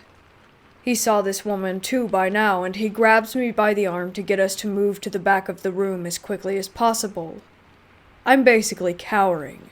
I know, super brave. I always loved reading about demons, and possibly faced with one, I'm jello. I turn to start making our way out to the street, and the woman has got her head completely cranked around to stare at me from the bar. I feel her gazing at me as we leave, and I haul ass back to the hotel. She didn't say a single word throughout the entire encounter. I always regretted not asking her to speak. I will say, my boyfriend and I talked about it after and considered the gray teeth and mouth and general craziness possibly due to drugs. But I've seen my fair share of drug addicts. Even had one try to kidnap me. And this was not the same. I think about this episode pretty often, even years later. That feeling of encountering something soulless that wanted to harm me has never diminished.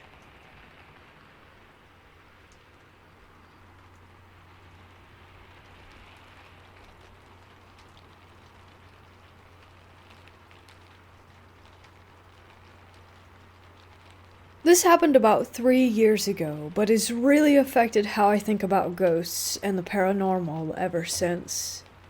When I tell my friends, some of them find it very creepy, while others say they don't believe in any supernatural things, and while it is odd, they feel there must be some other explanation. I took a family vacation, me, my parents, and 2 siblings, over Christmas.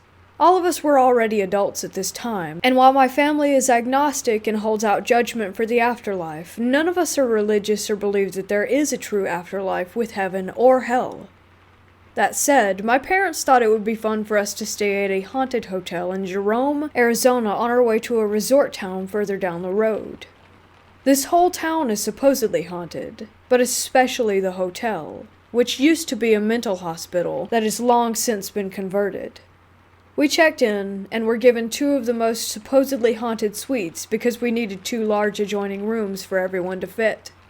So far, everything was normal, until we got to the room. My mom and sisters suddenly smelled something they described as putrid in a spot in one of our rooms. I couldn't smell it, so dismissed it and moved on. We took a walk around the town, and I asked a bakery owner about the haunted stories, and she said it's just accepted that sometimes things fly off her shelves at home, but nothing hostile. Here is where the weird stuff starts. We signed up for the nighttime tour of the hotel in a largish group of people, and we were all given electromagnetic readers while we walked around and heard the stories of the mental patients that died there. Halfway through the tour, my dad and sister hear a sound and turn around to see the doorknob of the room next to them shaking and rattling incessantly. I didn't personally see it, so by this time I was getting bored. I always thought it would be cool if ghosts existed, but didn't really believe they can do anything to affect the physical world. I asked my sister to take some Instagram pictures of me in a cool-looking couch in one of the haunted suites, and she took some quick shots. I passed my hand over the table in front of me to pose, when I felt an extremely cold, chilling sensation in my hand and wrist, and told her to stop. When I looked at the photos, I was shocked. I have a series of 3 pictures where you can see that I'm switching around with a startled look on my face, shaking my hand, and there is a white cloud streaking through my hand and wrist in the photos that appears and disappears throughout the 3 frames. Needless to say, I was frightened. I was no longer willing to sleep on my own, so I took the bed with my mom. Yeah, sad, I know. My dad and sister slept a bit and went to walk around in the middle of the night in the boiler room where they said they had felt some weird stuff. I don't remember exactly what happened, but one of them felt a strong chill on their back. Meanwhile, I was sleeping and my mom suddenly woke and slammed her hand on the dresser. She said sorry and went back to sleep. She's never been a sleep mover, but whatever. I slept pretty deeply that night, but I kept being woken up by a super loud, clanking, rattling sound in the halls that sounded like the gurneys being wheeled back and forth. This is not a busy hotel, and in the middle of the desert. In the morning, my mom said she had a dream that there was a little boy and a young nurse talking to him. Then the nurse aged and became mean and scowling and raised her hand to hit the boy. She said she then heard a voice telling her to hit him herself. This is why she hit the dresser. Keep in mind that this was a mental hospital, and one of the ghosts there is supposed to be a little boy, but no one knows why or how he died.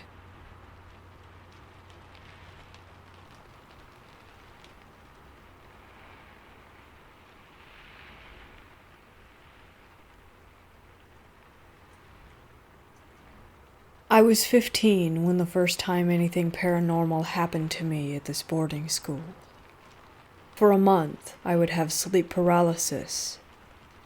The next month, it got 10 times worse. As well as sleep paralysis, I would feel someone or something patting my head. I would open my eyes, and no one was there. This would carry on for a little while, until one night when I had sleep paralysis again and I looked over to the other side of the room, and saw a slightly washed out figure of a woman, wearing a maid's costume.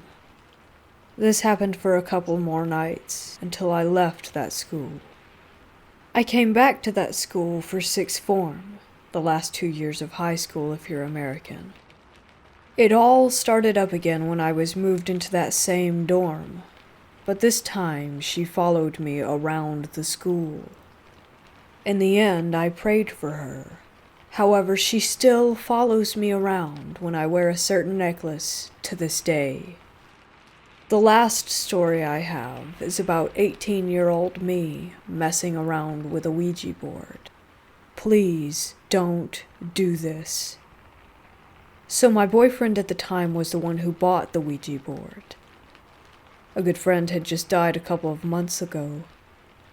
We messed around with it for a little bit until the planchette started to levitate.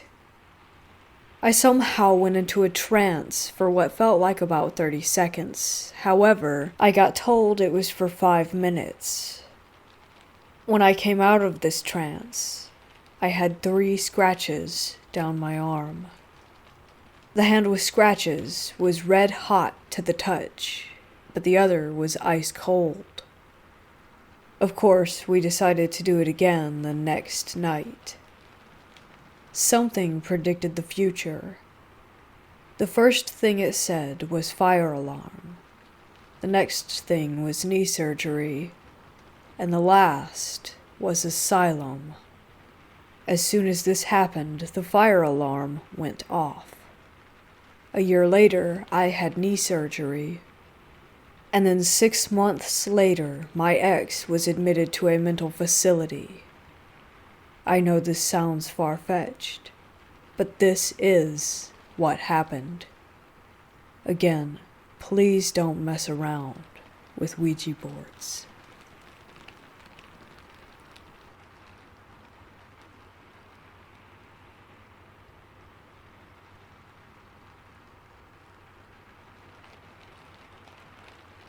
I'm an atheist, not very superstitious, but my family are big believers and have always claimed that our house was haunted. So about 2 hours ago, I fell asleep in the guest bedroom. Everyone avoids that room, but I like the ambience, so I've been spending a lot of time in there lately. I should probably note that there's a mirror by the bed. So first, I thought my mom walked in, and I remember saying, "Get out!" I know I heard the door open. I just asked her if she went in, and she didn't even know that I was taking a nap. Then, as I was sleeping, I heard whispering and scratching sounds. I started remembering things that never happened, and I could envision a lady with black hair sitting on the couch in the room. I knew I needed to get the hell out of there, so I tried waking up. The dream was so vivid that I thought I did wake up. I looked around the room, and written in red everywhere was murder, death, etc. There were also red tally marks all over the walls. There was a doll on the floor, a life-sized cloth one, and that's when I knew I was still dreaming. Suddenly, I look over to the couch, and there she is. It was the lady with black hair. I tried waking up, but at this point I was experiencing sleep paralysis and I couldn't open my eyes. Finally, I woke up for real and ran out of that room. I don't ever want to go back. Anyone have any ideas on what happened? Am I overreacting? Edit. Okay, I'm getting freaked out now. I just woke up, it's 5 a.m, to another dream. This time I was in a normal world and felt like I was being watched. I kept telling everyone, but they wouldn't believe me until I fell asleep in the dream. Something or someone pulled the blankets up and laid down next to me. I'm not joking. Someone please help. I don't know what's going on. I had a gut feeling that it was that thing again. I woke up and had to call my mom to come in. This is getting weird. For someone who doesn't believe in God, I want to call an exorcist.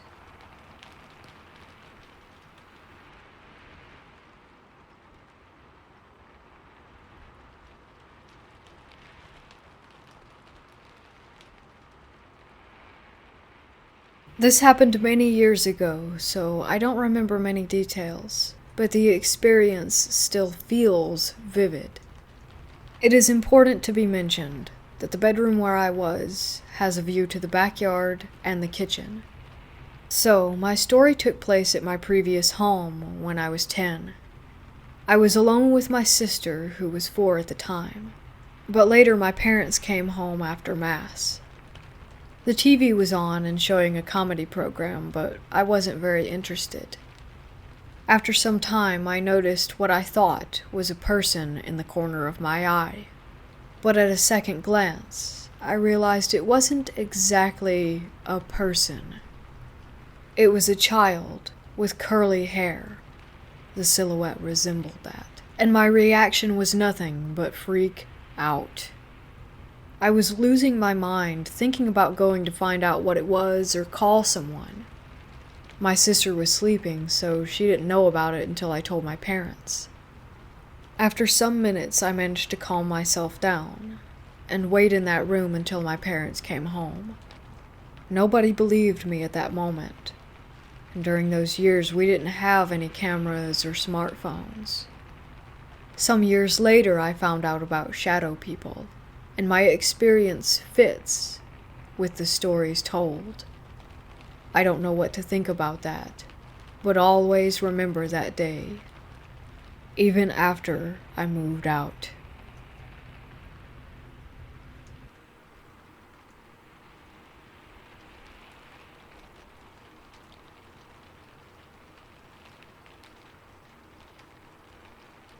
Everyone seems to start these stories with, "I'm skeptical, but..."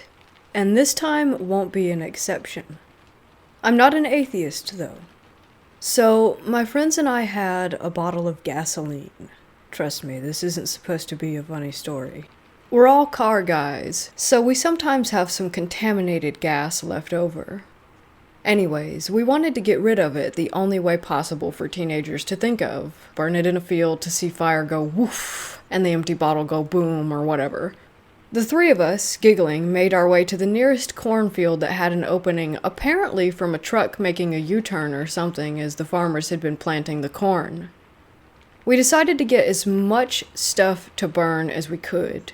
dry leaves, bunches, etc., to make a huge campfire and help warm it up with half a gallon of 92-octane gasoline. It burns really well. Both of my friends were filming the whole process as I poured gasoline all over the place and made a line of gas going from the pile of the dry stuff. One of them said, "We're summoning Satan," and all of us kinda laughed it off and didn't pay much attention to it. The whole thing went pretty well. No one got hurt, we didn't set the jungle on fire or anything, just fooled around quite a bit. My buddy's phone started breaking down while filming though, and in a weird manner. The recording continued, but the picture turned black and white, and what seemed like it copied itself and pasted 8 red-tinted, semi-transparent, smaller versions of itself on the screen in a grid-like pattern, and then it stayed like that for a few seconds before the phone turned off. We just laughed at our friend's now broken Galaxy S3, yeah, it happened a while ago, and went home as it was really dark by that time.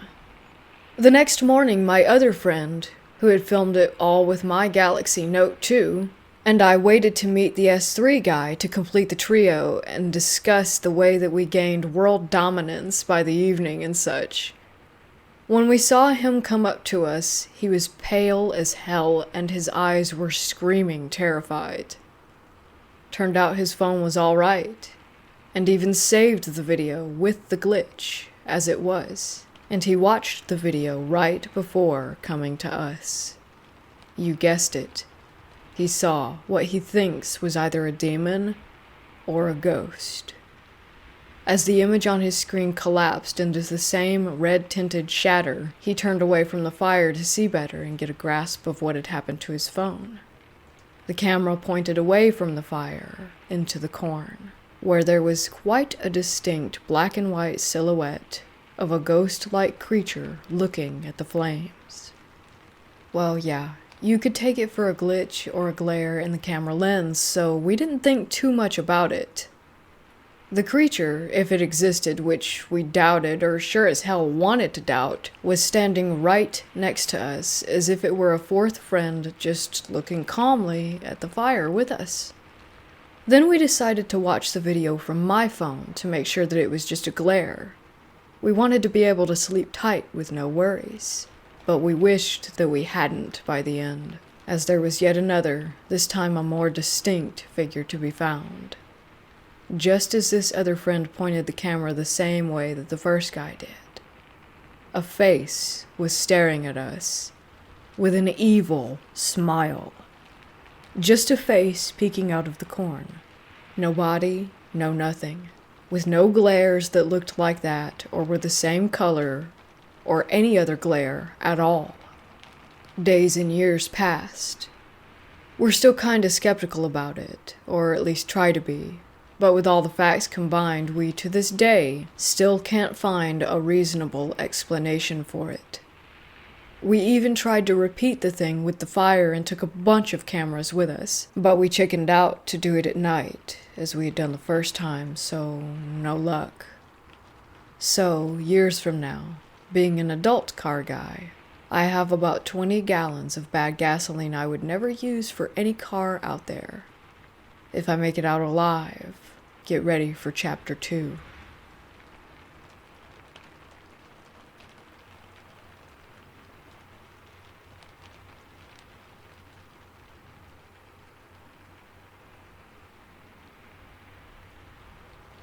I was in a nearby abandoned Navy hospital with several friends. We had been in many times before and never had anything odd happen.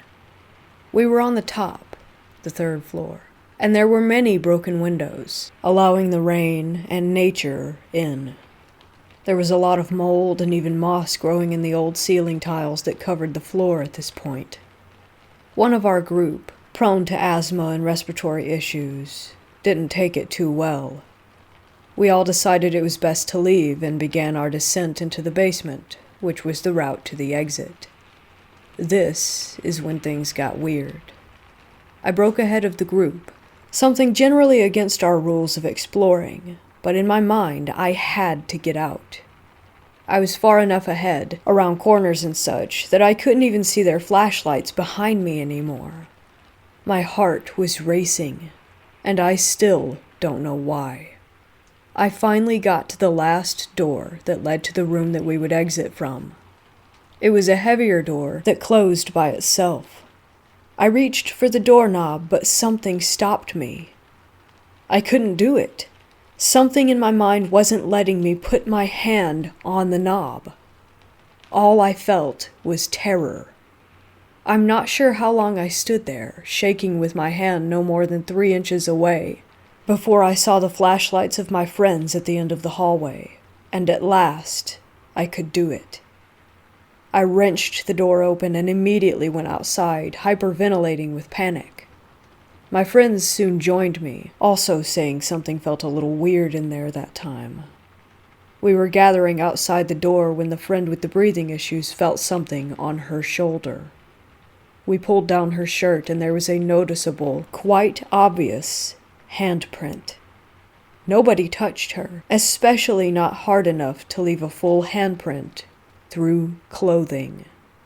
We've been back several times and haven't had another experience in any way, which only makes it even more odd, if you ask me.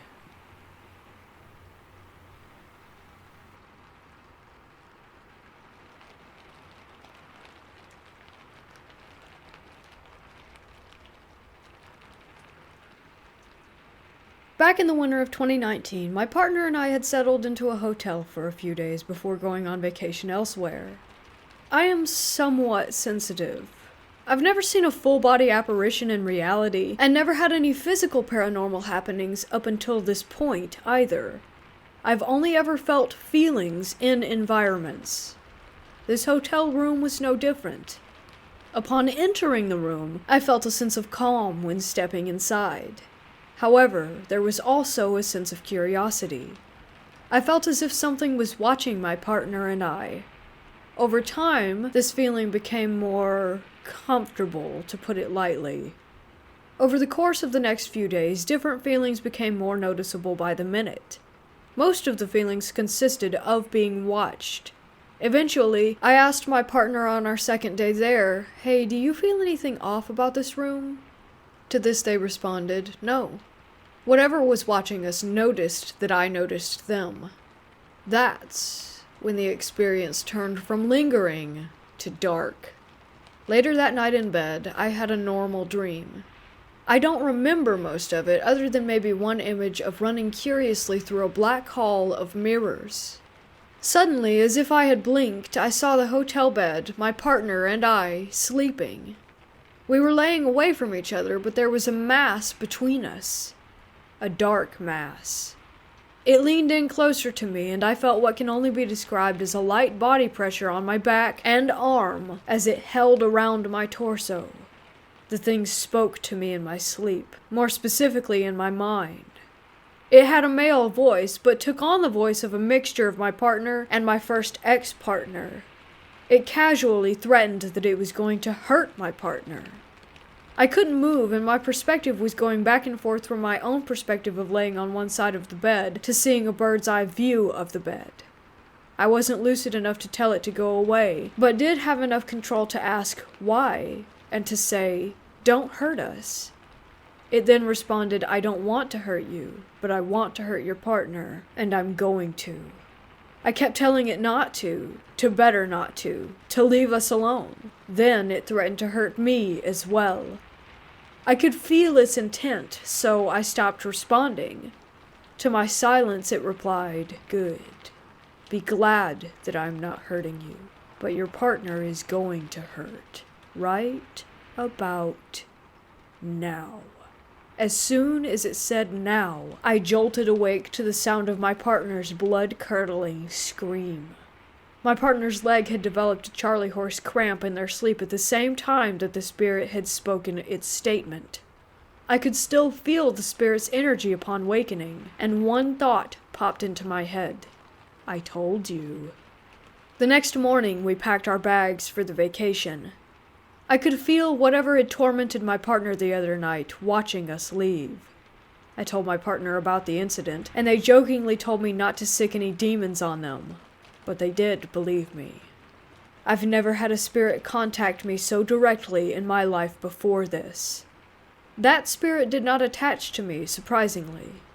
It stayed in the hotel room, and it's unlikely that I'll ever go back there again.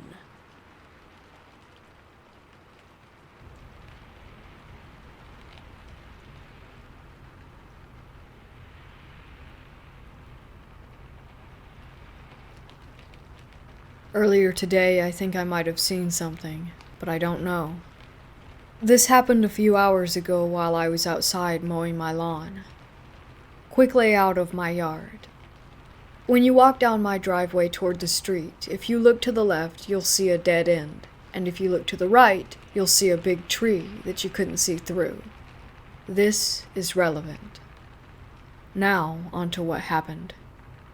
I was mowing the lawn inside my fence, and when I finished that, I went over to the part of my yard that was outside of my fence. After I finished mowing, I looked to the right and saw a pair of legs on the other side of the tree. All I saw was legs, because I couldn't see the person through the trees. But their legs were all black. Like I couldn't make out any features. I couldn't see any pants or shoes. It was just all pitch black. I'm confused, and so I try walking around the tree to see who it was, but whatever it was ran away. It only took me 2 seconds to get to the other side, but as I said, whatever it was gone. I live on the corner of my block, so there's nowhere that a person could have hidden that fast. I've never believed in the paranormal or had any sort of experience, but I really can't explain what happened. Anyone who's had a similar experience and could possibly give me an explanation, I would appreciate it, because I'm still confused.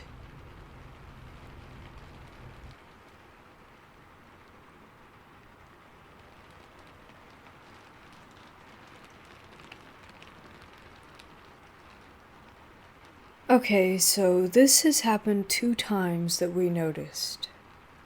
The first time was 3 months ago. At 2 a.m., my husband was playing an Xbox game. Name of the game was Halo. So it was only my husband. My kids were asleep upstairs, and I was down in the basement in our room in bed. I was reading. He told me that he was on the couch. The game was paused since he was looking in his phone for a cheat or something for it. By the stairs, he clearly heard, "Mommy." My daughter doesn't call me like this, but they were asleep. He even checked. This was yesterday. At 5 p.m., I was coloring in the living room. The TV was on a Parking Wars episode, and my kids were upstairs playing a game. The hubby was outside mowing the yard. I clearly heard, "Mommy? Mommy, Mommy!" Clearly a little girl, and it sounded like it was behind me, not where my kids would be. And it was not my daughter's voice. Now today, I was folding clothes and had small hand towels by me. I watched as they were pushed off of the couch and away from me. Not like they would if they had just fallen down.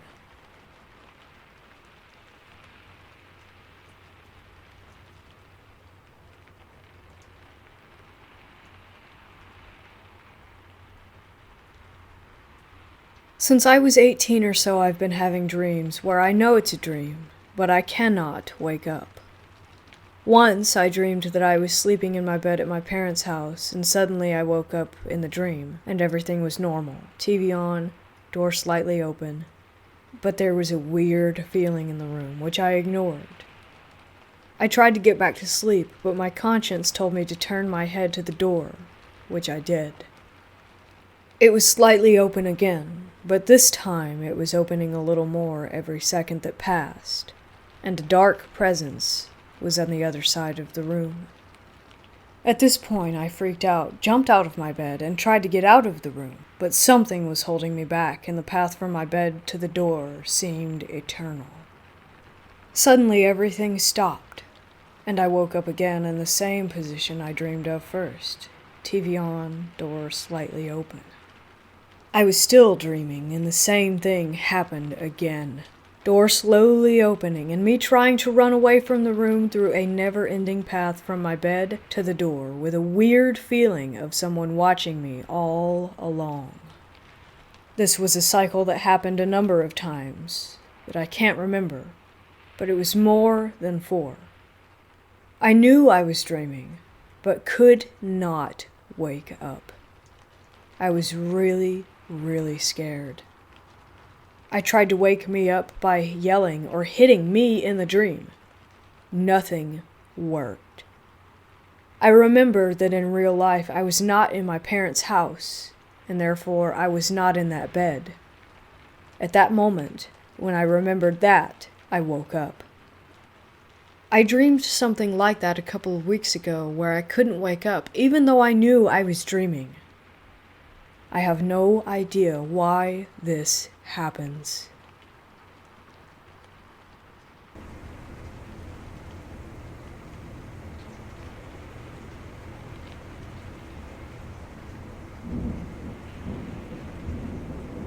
Here is the chilling tale of one of my stepmoms, who we'll call Lisa here, experiences with ghosts that she has conjured through her old Ouija board. So Lisa had just divorced her ex-husband and was living alone in a new house with her 2 kids. She moved to get away from the torturous spirits or demons in her old house. She was settling down with a broken heart and a new life. She went to bed after forgetting to pray one night. She did this because it was what the priest told her to do to solve her problems with the paranormal. It seemed to work, she told me, but when I didn't do it, it would all come back. Lisa had no paranormal experiences while she was in that house. Until now. On the night she didn't pray. Her oldest kid was 7 and now sleeping alone. Her youngest was 3, and Lisa kept her sleeping in her room because she felt like she had to keep an eye on her. Because of all the experiences, she was a worrywart. Anyway, she falls asleep and wakes up to 3 knocks. She knows this all too well. She lit a sage, prayed, and went back to sleep. This didn't work. That night she kept hearing scratches on her wall above her head. She turns to look up and sees a face in the pitch black dark. Lisa just woke up and thought it was her imagination. But then came a feeling of impending doom. A feeling also that she knew too well. She turns on her lamp, turns around to see a black mist looming next to her bed. She grabs her daughter who is sleeping with her and grabs a Bible. She screams for the mist to go away and everything calms down. She flicks on the light, paces around the room, and looks over to where she heard the scratching sounds earlier. To her horror, she sees 3 scratch marks the size of tiger claws above her bed on the wall. The scratches were on her wall until she put up new wallpaper. I asked her stepdaughters. One of them remembers her mom screaming at a wall. She never saw what my stepmom saw, but they wondered why they saw the scratch marks. So before some of y'all say I'm making this up, it's not my responsibility to prove it.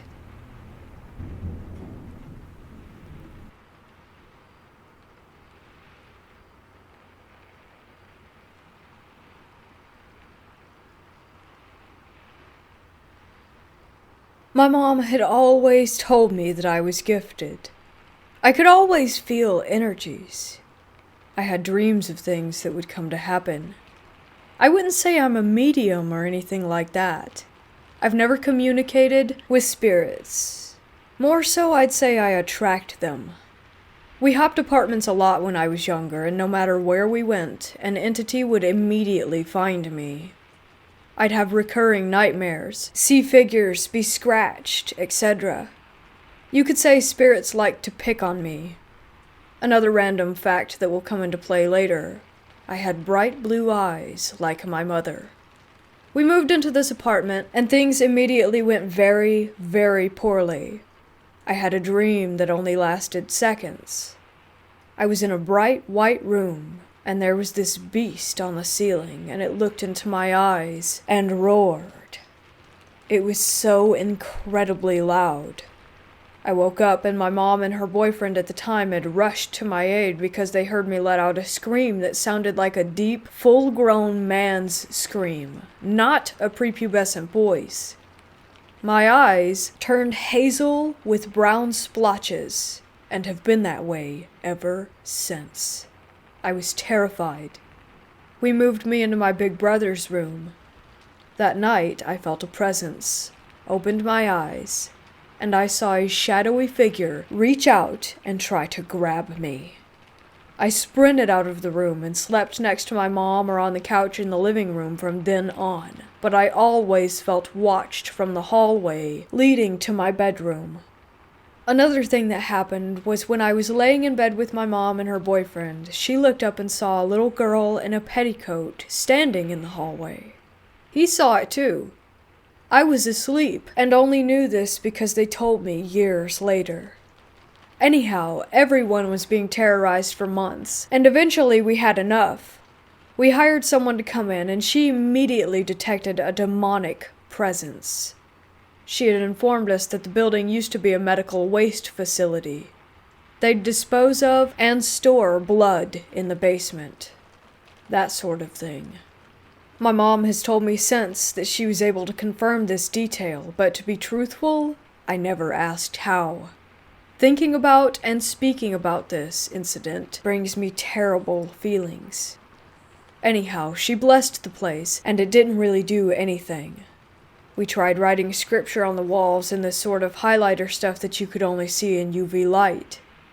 We put up some crosses, that sort of thing.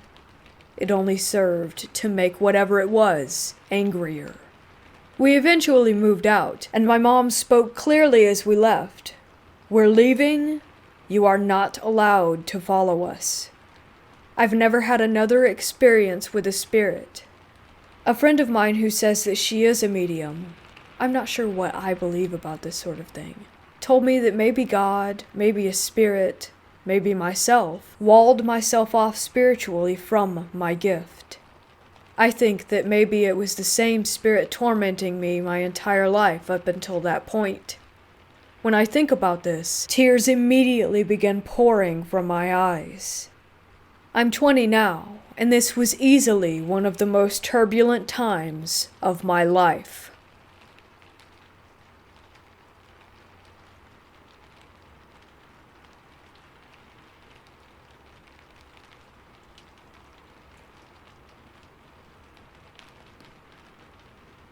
I lived in Adams, Tennessee growing up, from about the ages of 14 to 18. A couple of weeks after my family and I moved there, something unexpected happened. I was mowing on my dad's tractor with a big 8-foot wide back-end mower. I was going down a hill when my horizon line violently was thrown around as the tractor tires hit something. I disengaged the mower, pulled the tractor around at the base of hill that I had just gone down. My blood went cold as I looked up through the swath I had just cut, like a buzzer going down the middle of someone's head making a lane for the grass. In that lane were 4 Native American burial sites. My parents started reaching out to anyone who might be able to help us identify the graves. Anthropologists, historians, accredited people, etc. Those people unanimously agreed that these 4 graves were from the Trail of Tears.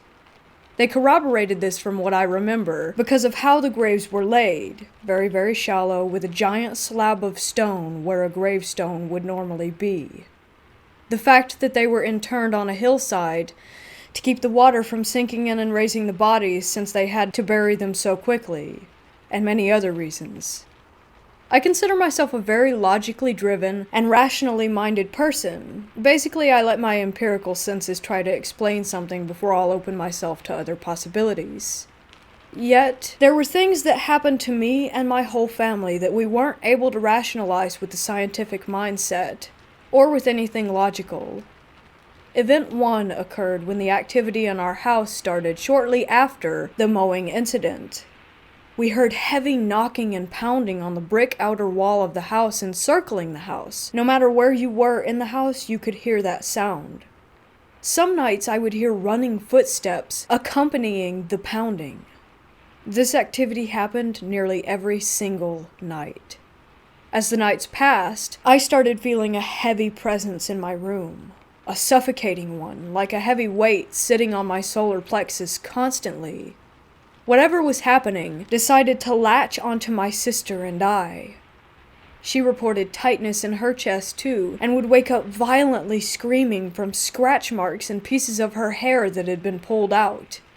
The scratches started happening to me as well. Event 2 is that things continued to escalate. One night I was letting my golden retriever go out to use the bathroom.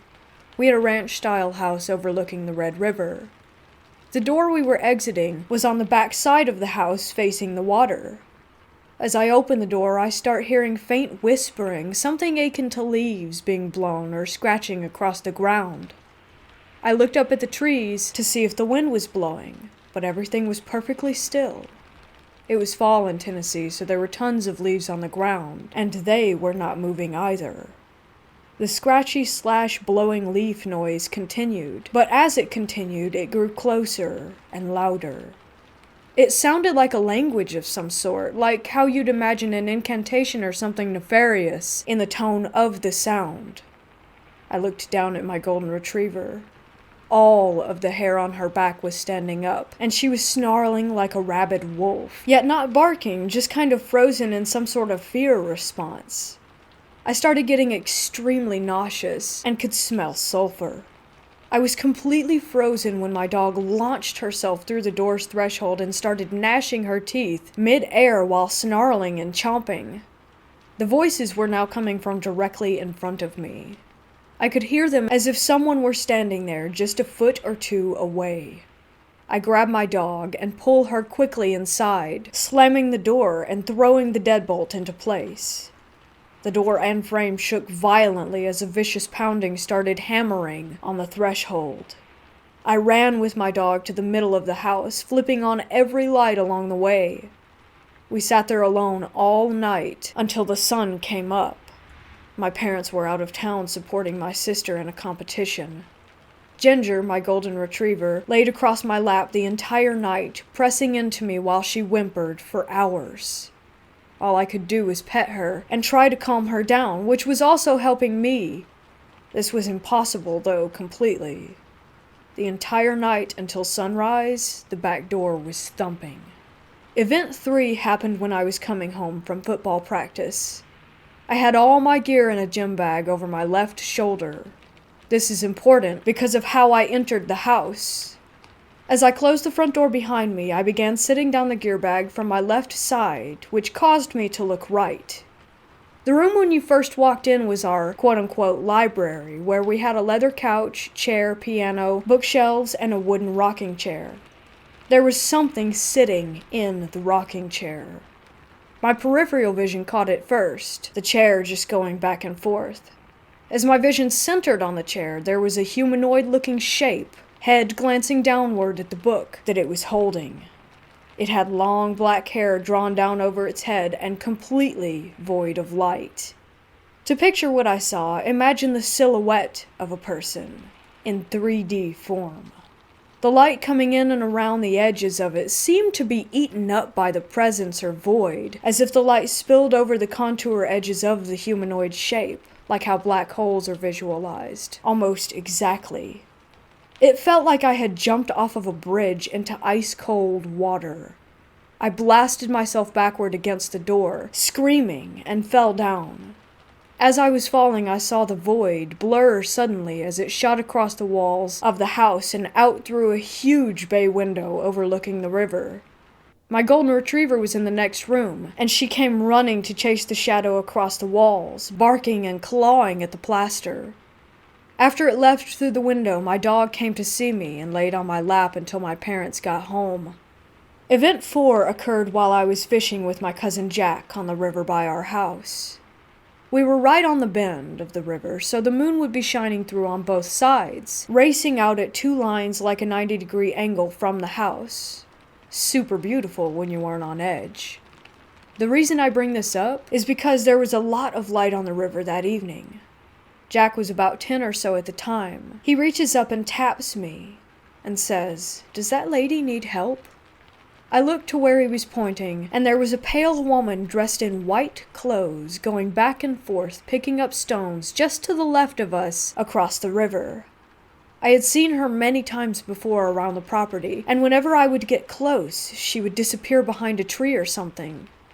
Knowing this, I told Jack as calmly as I could that it was time for dinner and that he needed to go up to my mom immediately. When I walked him up and made sure that he was on his way, I looked back and she was gone, but I could hear a splashing sound in the water below. When Event 5 occurred, it was myself, my dad, his friends, and some other family members who were staked out along the river bend on the gravel bar beneath the rise to our house. As usual, nothing out of the ordinary happened at first. It was July 4th, and we were actually having a really good time for a change. We were all spread out about 15 yards away from each other.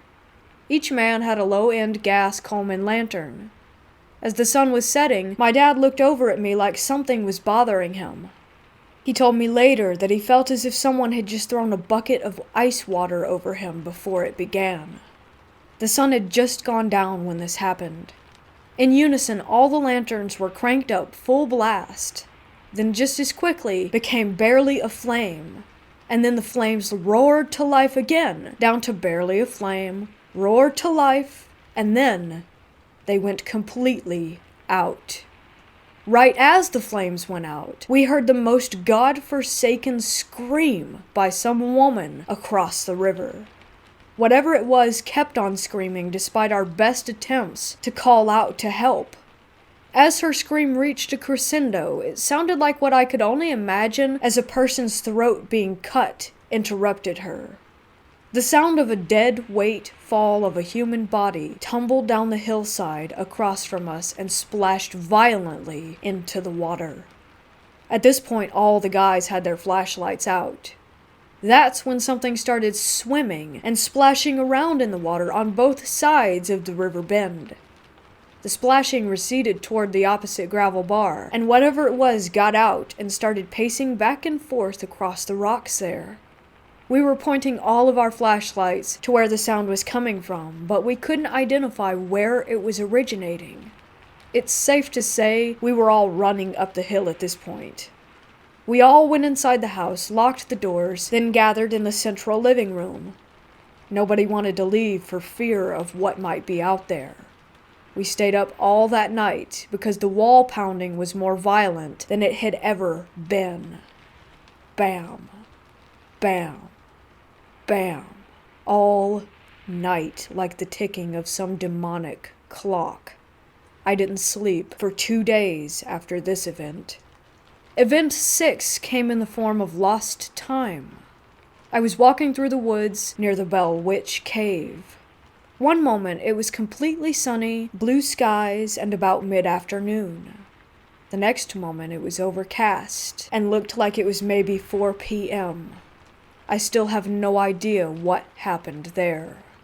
Event 7 was night terrors. Torture dreams, being held down and brutally drawn and quartered. Dreams of walking through the house and the void person placing their hand on my chest and pushing through my solar plexus, body violently shaking in the dream as if I were having a seizure. Event 8 happened as I visited the Bell House plantation marker in a tobacco field adjacent to my family's property. I brought friends to try and prove that something crazy was happening to my family. The rite of passage in the area is to go to the stone marker where the paranormal events happened hundreds of years ago, then dance on the stones saying, "I don't believe in the Bell Witch." I got them to promise they wouldn't do that while we went.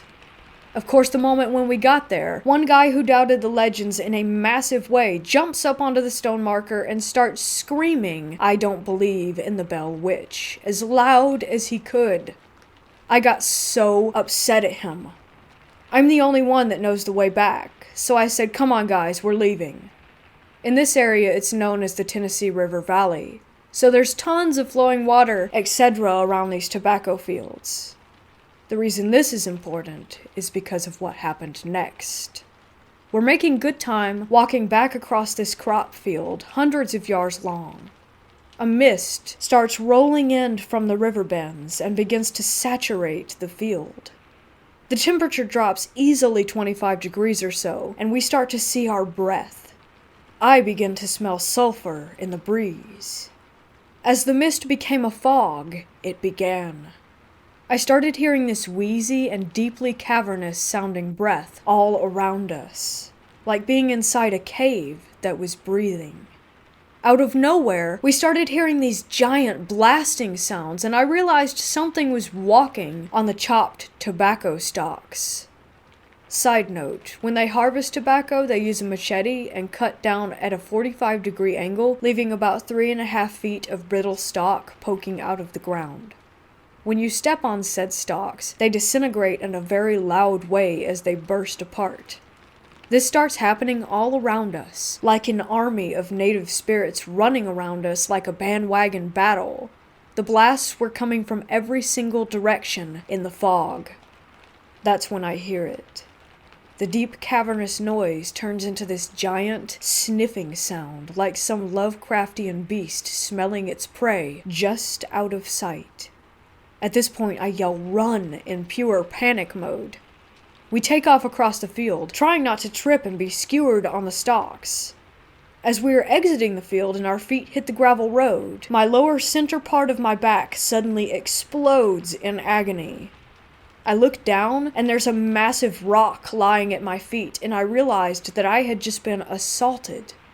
By the time I got to my house and examined my back in a mirror, the bruise was about the size of a basketball and was already turning black. And now for event 9. I woke up outside at about 3 in the morning. I was lying next to the 4 gravestones on the property. The night was awfully cold, but when I woke up, I was soaked in sweat.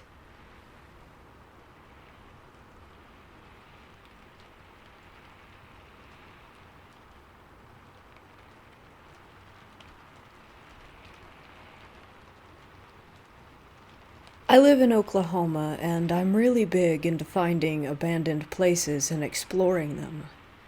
I found out a few months ago that there is a forgotten graveyard a few minutes away from my house. I've lived in Oklahoma my whole life, and I've never even heard anyone mention this place before. So I looked it up and did more research on it to make sure that I wasn't walking into something crazy or where I could possibly be harmed. I found out that it was the site of an old schoolhouse, and that there was no marker, so people had basically just forgotten that it was even there over the years unless they had a loved one that was buried there. I waited until daylight to go just in case, because I wanted to be able to see everything around me since I was in the middle of nowhere. I ended up asking my sister if she wanted to go with me so that I wouldn't be alone. And God, am I glad that I asked her to come, because I never thought I would have saw what I did. We woke early the next morning to go before it got hot because it was summertime. It was 10 minutes away from the house, so it was an easy drive. Finding the exact location was the hard part. Once we did find it, we pulled up and got out and started to look around. The grass was all overgrown, and you couldn't really see any of the headstones anymore. We had to be super careful walking around because we didn't want to step on anyone. We explored for about an hour or so, and then we stumbled upon this opening where the old schoolhouse used to be. All of a sudden, out of nowhere, it sounded like someone or something was running right at us. But there was no one else around. And mind you, again, we're in the middle of nowhere. So we stop what we're doing and back up a bit to look and see. Neither of us spook easy, so we just looked around and we didn't see anything. We decided it was getting too hot to just stand out there for much longer, and so we started walking back to the car. Again, it sounded like something or someone was running at us, but faster this time. We both took off sprinting to the car and didn't stop until we got in and locked the doors. As we sat there, I looked up more about this place, and it's known by a few people to have major activity, and it's so bad that they actually tell you not to go at nighttime. I read stories of people who said they had seen figures walking around, or someone asking them for help and then disappearing a few minutes later. I'm glad that I decided to wait until daylight, and that I asked my sister to come with me, because I don't know what I would have done if I heard someone that I couldn't even see running at me if I were alone. I've never been back to this graveyard. It actually kind of scares me to even think about going back after what happened, when, though it wasn't anything serious like some of the other stuff people had said happened to them, maybe one day I'll have the guts to return.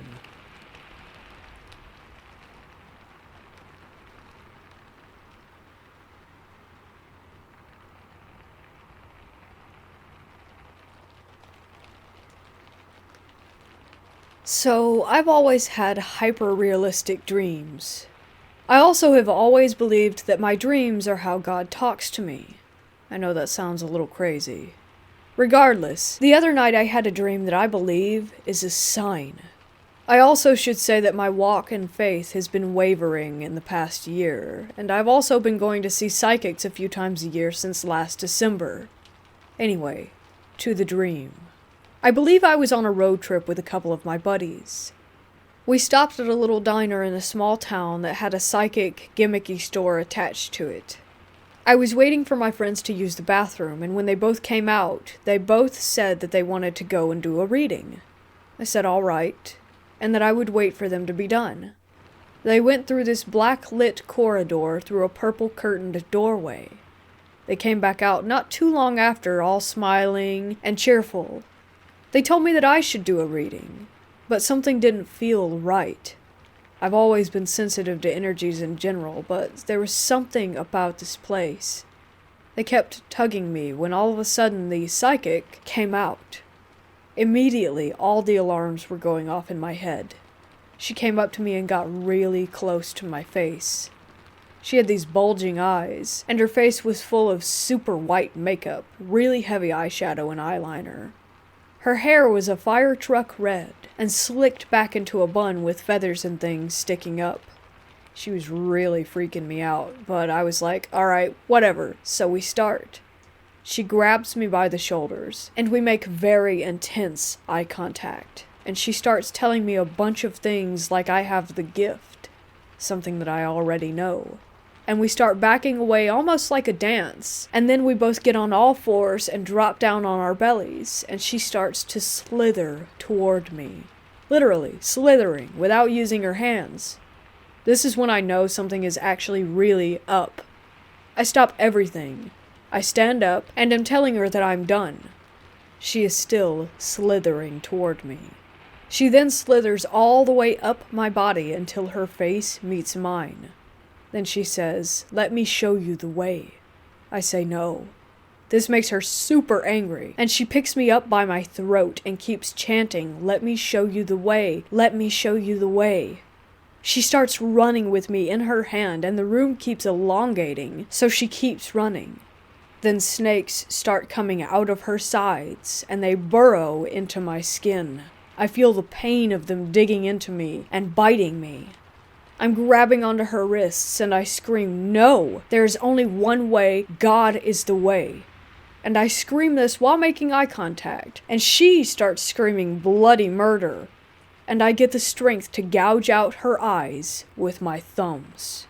More snakes and spiders begin pouring from her eye sockets, and I scream that again, that God is the way.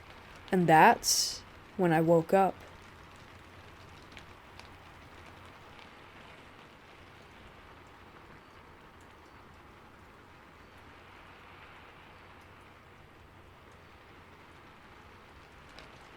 A few years ago, my mom was sleeping downstairs, and she had an encounter with something inhuman. Anyways, I used to always get scared at night, and I would knock on their door to sleep with them. And one night, my mom heard a knock on her door, and she assumed it was me, so she said, "Come in," while still half asleep. She heard the door open, and heard something quickly patter across the ground and jump on the bed, and it began whispering in her ear and mimicking her voice. She freaked out and opened her eyes, only to see a very skinny, small, webbed-looking creature running out of the room. Me and my dad awoke to her screaming.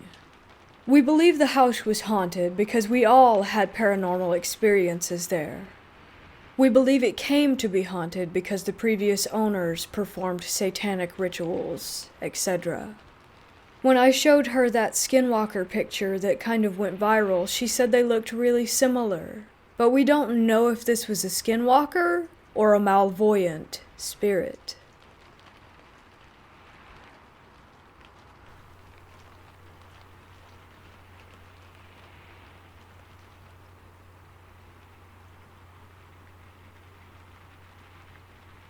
I've had several unexplained encounters which I guess you could say are paranormal. I've never believed in that kind of stuff until the experience that I'm going to tell you now. There's a creek below my house where me and my friend would go to hang out when we were kids. It was away from everyone, where we could do whatever we wanted to. We'd normally build a fire and just chill and bring a radio so that we could listen to music. One day I decided that we should go fishing since we never have down there, and there's a bunch of deep spots that are perfect for it. So I get my grandpa's old fishing rod. It was literally a piece of bamboo with a fishing line tied to it. I don't know why, but I just wanted to test it out. He brought his dad's old fishing pole. Both my grandpa and his dad had unfortunately passed away years ago. We pack everything up and head down. We decide first to start fishing near the entrance to the creek because there's a few deep spots there. So we bait our hooks and I throw my line in and he does second. As we're waiting for a bite, my friend tells me someone is coming. I turn around and see no one, yet he says he can hear walking. I keep looking and soon I see a man coming around the corner wearing a hat and overalls. He's very dirty as well, like he just got done working on a car or something. When he sees us, he stops and stares. My friend starts freaking out and telling me to get my knife, since I always carry one. I, however, feel like he wasn't a threat, and just watched him. My friend has always been nervous around strangers and has a fear of them. He begins walking toward us without a word, and stops only a few feet away from my friend. He doesn't seem to acknowledge me and doesn't even look at me and my friend. He stares at him without uttering a word. My friend finally speaks up and says, "Can I help you?" The man simply replies, "Have you seen my wife and kids?" He also calls my friend by name. My friend replies, "No, I haven't seen anyone else down here." The man says nothing and walks away, and as he walks around the corner, I follow him, and as I look around the corner, he vanishes. I see no trace of him, and there's no place he could have gone except straight, because there's fences on both sides. I look back at my friend and tell him he's gone. My friend tells me that's not possible unless he could run extremely fast uphill. I then asked if he knew him because he called him by name, but he swears he has no idea who the man was and has never seen him before. We both decided that was enough for one day, packed everything up, and left. We never saw him again, though we've been down there hundreds of times since that incident. Not long ago, however, I stumbled upon a gravestone hidden in thick grass at the same creek. It was a man who died in the 1970s, who was also a Vietnam veteran.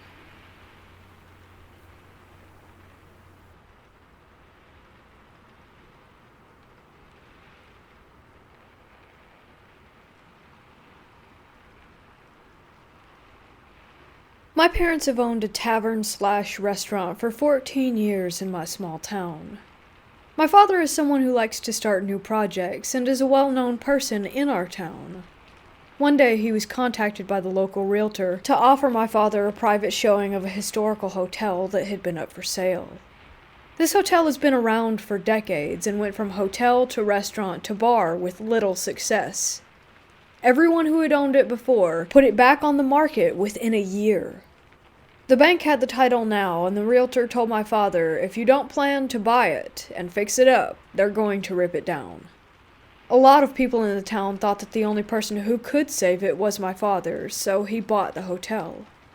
My parents kept the downstairs bar and renovated the upstairs for apartments. This is when odd things started to happen. My father would come home almost every night with the camera footage to show my mom and I. The footage always showed an empty pool room with small, random orbs floating in the foreground.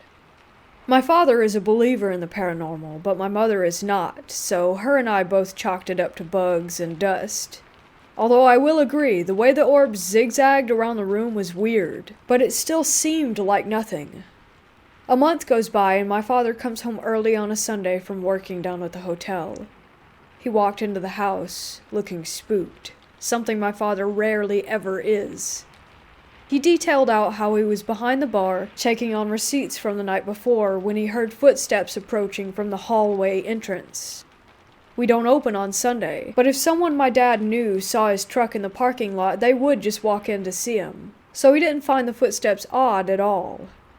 Without looking up from his receipts, he called out, "We're not open, but give me a sec." He heard the footsteps enter the bar room and take 6 more steps toward him before stopping. Taking another second to finish going over the last night's shift, he looked up and peered around the wooden support beam, and there was no one.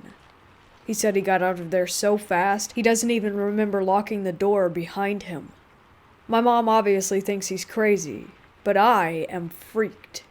That place always gave me the creeps, but my father confirming my fears made me want to never step foot in that building again. 2 days ago, my mom had an experience there that sent her out the door faster than my dad. She was in the bar room before opening hours collecting the shift money from the night before. She wasn't there for more than 5 minutes before she started to hear the faint sound of music coming from the entrance hallway. She said she ignored it for a while, assuming it was one of the tenants upstairs. After collecting the money, she went to leave and the music started getting louder. She said it sounded like old waltz music, piano-based, and that it was clear as day. The further she walked down the hall toward the bedrooms, the more prominent the noise became.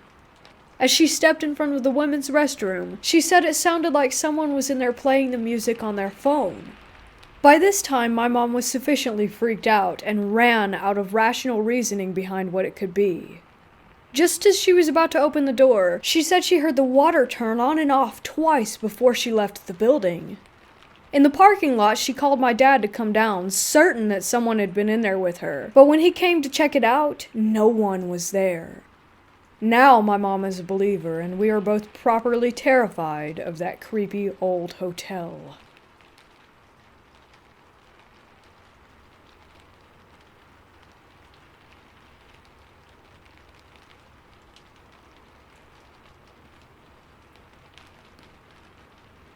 So I've been doing some spirit box investigation at the house I share with my fiancé. The last 2 nights we've done this together, we have discovered that there are 4 spirits in our home. Bob is the calmest one. When I mentioned that we spoke to a spirit named Bob in the house, my fiancé's cousin mentioned that Bob is her grandfather who passed. His name is actually Robert, but everyone just called him Bob. Mind you, we share the house with her cousin and uncle.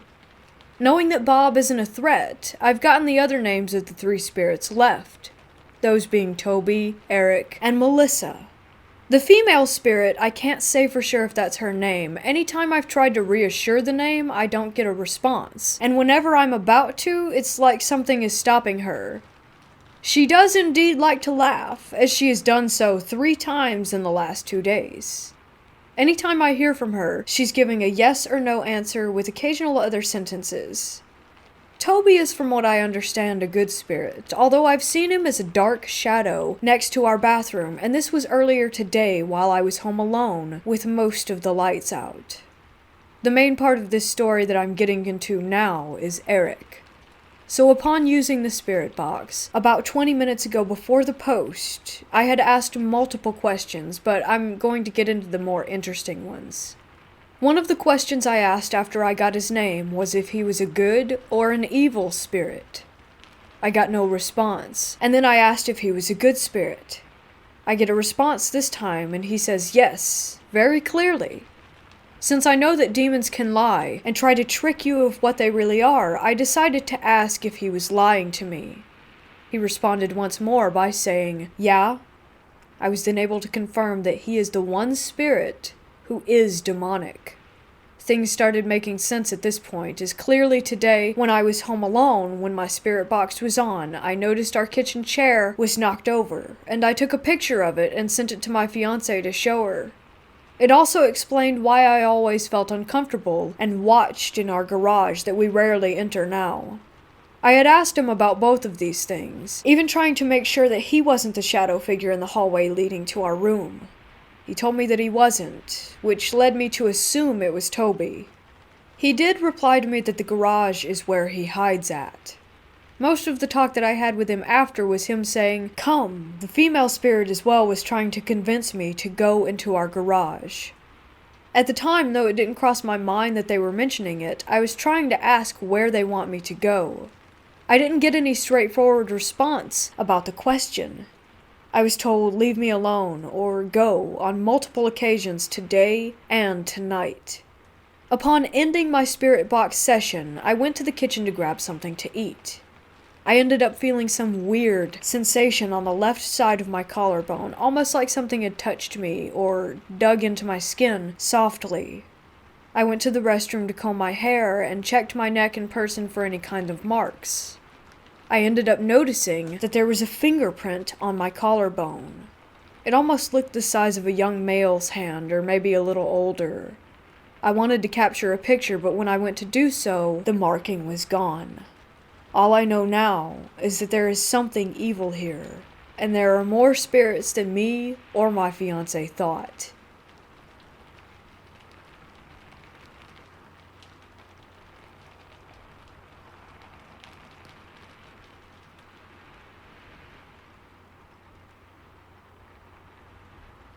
Lately I've been dreaming about pretty weird stuff.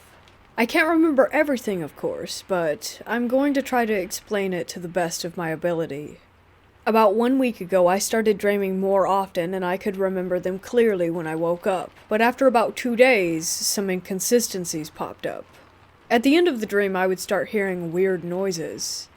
This, of course, didn't bother me until 2 days ago when I woke up very early, about 6 in the morning, and the sound was still there.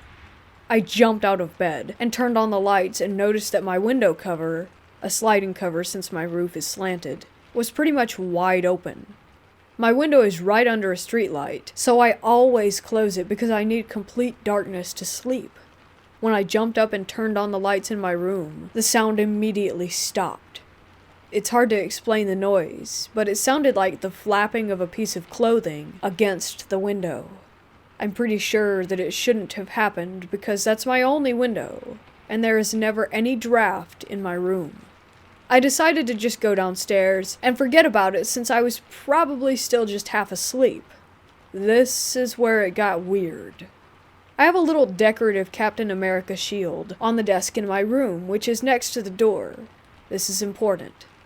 I started dreaming normally, superpowers and stuff, until I somehow made it back to my home in my dream, and in my dream I sat down behind my desk with the door open. When I look out of the door from my desk, I see the closet doors from across the hall. In my dream, I remember that I started to fall asleep behind my desk, and I could see out of the corner of my eye that the closet door started to open. When I looked up and blinked, it was all normal again. This happened once more. But the third time I looked up, and the closet door kept opening. So I got scared and threw the Captain America shield at the closet door. In my dream, not in real life as far as I know. And then I jumped out of my bed scared. When I turned the lights on at, again, 6 in the morning, the shield was gone and lying on the floor next to me. I was very sure that that shield had been on my desk when I went to sleep.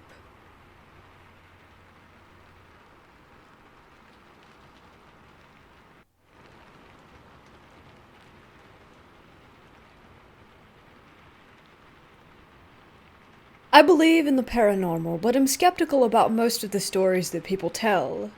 It's extremely hard to distinguish between a fabricated story and a true story when you can't see facial expressions or hear changes in a person's voice. About a week ago, I was sitting in my kitchen browsing the web, probably Reddit, on my phone. My kids had been asleep for about an hour, and my wife was in our room finishing up a paper for work. There wasn't a radio or television on. While browsing in complete silence, I heard my wife cough several times.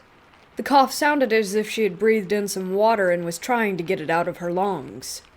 Jokingly, I jumped out of my chair and ran over to the room where she was sitting. I started patting her back and pulling her earlobes down, again in a joking manner. She looked at me like, "What the hell?" So I told her I was trying to help since she had coughed so hard. She, still with the what the hell face, looked at me and said that she hadn't coughed. I stood there and evaluated what I may have heard. I thought it might have been one of my kids, but the cough was from a woman. It wasn't a 4-year-old or 1-year-old girl's cough. Other things about this cough is that it came from inside the house. It was the type of hack like after water goes down the wrong pipe. It was one succession of coughs, about 4 of them together. How did the coughing not continue if the coughs were heard that hard at the beginning? It didn't and still does not make sense. But that's not the only thing that happened. Fast forward to the next morning. My kids are awake and eating in the kitchen. I'm in the living room watching TV, still waking and drinking coffee, and my wife is in our room getting ready for the day. All electronics are off except the TV and our phones. My wife's phone rings from what sounds like the kitchen area. She runs to the kitchen to answer it because she was expecting an important phone call from work. She searches for her phone in the kitchen, but does not find it. She asks if it was my phone that rang, but I told her no. My phone was in my pocket. Turns out both my wife's work phone and personal phone are in our room on the other side of the house. We checked the kitchen and surrounding rooms for anything that could have made the ring, but we found nothing. I don't know the name of the ringtone, but it's a very common ringtone for iPhones. My wife and I searched for the reasoning of why we clearly heard a phone ring in the kitchen, but no matter how hard we tried, we were unable to find a logical explanation.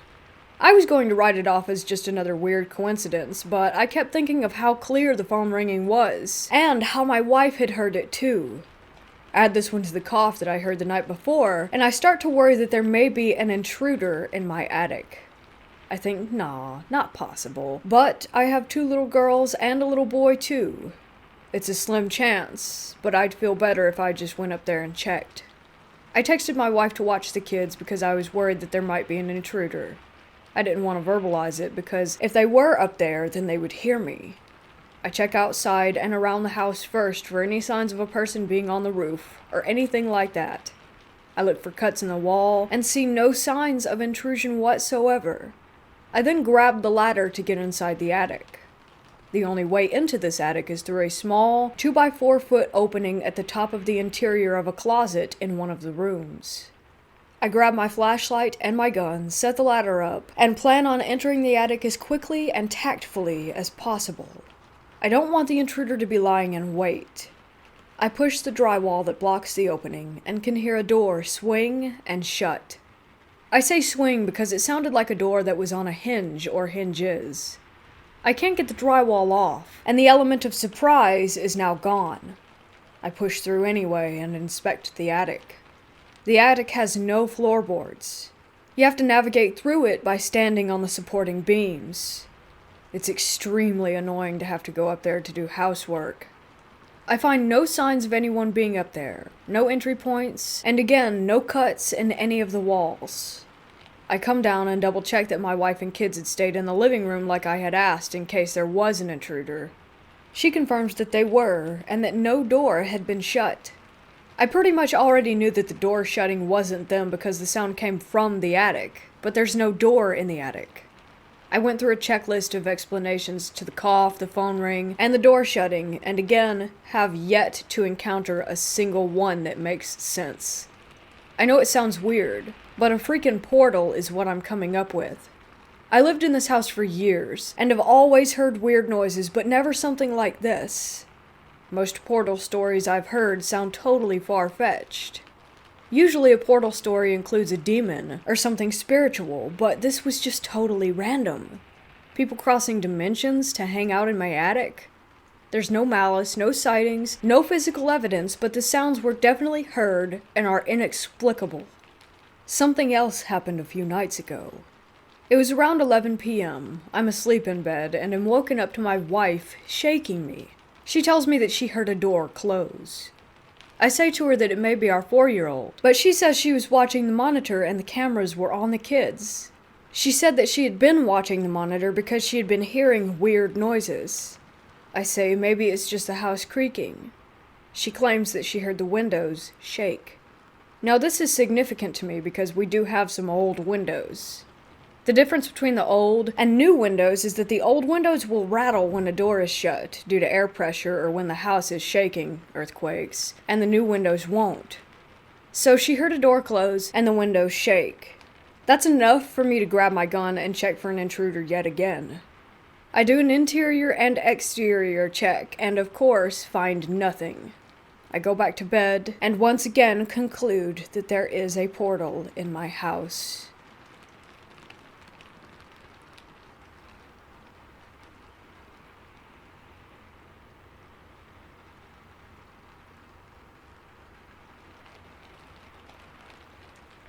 When I was young, my family was digging up the backyard, about 1 meter deep, and I found an old, rusty skeleton key.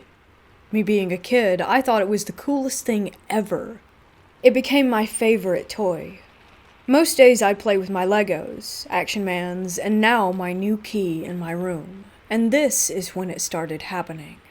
I would have my bedroom door closed, and it would suddenly just open by itself and swing wide, slowly. This went on for months, and I didn't think anything about it really until I asked my mom why she kept opening my door, and she said that she hadn't. So the next time I was playing, I watched the door as it opened and yelled at it to go away. The door slammed shut, and my mom came running from the other side of the house to see what was going on. Fast forward to now, and I've started being able to see them. You know how you look at a light, and you get those wriggly things and spots in your eye? They appear like that, like an implant on my mind, except when you look around, they don't stay on that position on your eye. They stay on that position in space. I've gotten to the point where I don't need to verbally say anything to get rid of them. I just think about a way of getting rid of them, and they disintegrate or disappear. There are some, though, that are more powerful than others and take more effort. I just got finished getting rid of one at my girlfriend's house, and it was probably the hardest one yet. I had to picture the sun swallowing it whole, and watched as a miniature sun appeared in the room next to it and swallowed it as it was screaming. I've never heard sounds from them before, which is part of the reason I'm writing this. I've never told anyone about this. I don't think I'm crazy. I have a pretty normal life. I've never had any mental illnesses, and there's no history of any in my family. I'm wondering if there's anyone else out there seeing these things the same way I do.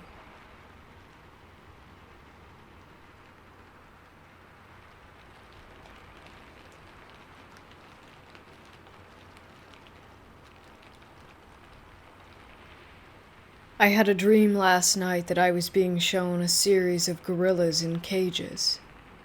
In the dream, my brother told me that they had developed new technology to allow me to feel the touch of their hands through the cages. Sort of like the suits in Ready Player One. Weird dream logic. Anyway, I'm being dragged through the enclosure and one of the gorillas strokes my head, neck, and back. The thing is, I could actually feel this sensation in my body. I have never, ever felt anything palpably in a dream. My reaction to the sensation was a deep-set revulsion. The creepy thing is that it felt like there was a creature surveying my sleeping body, stroking it like a piece of meat to play with, while imbuing my dreams with an excuse as to why it was happening. Stranger still was that when I opened my eyes after the dream, I could feel this huge hand cupped over my mouth. I felt completely powerless to the creature. It was as though it had little tangible intelligence, but I could feel its feral nature enjoying the moment. It felt like something had lain down behind me in bed. Every time I opened my eyes, I could feel its massive hand over my mouth. Chalk it up to the mind playing tricks, or whatever. It was creepy and intimidating.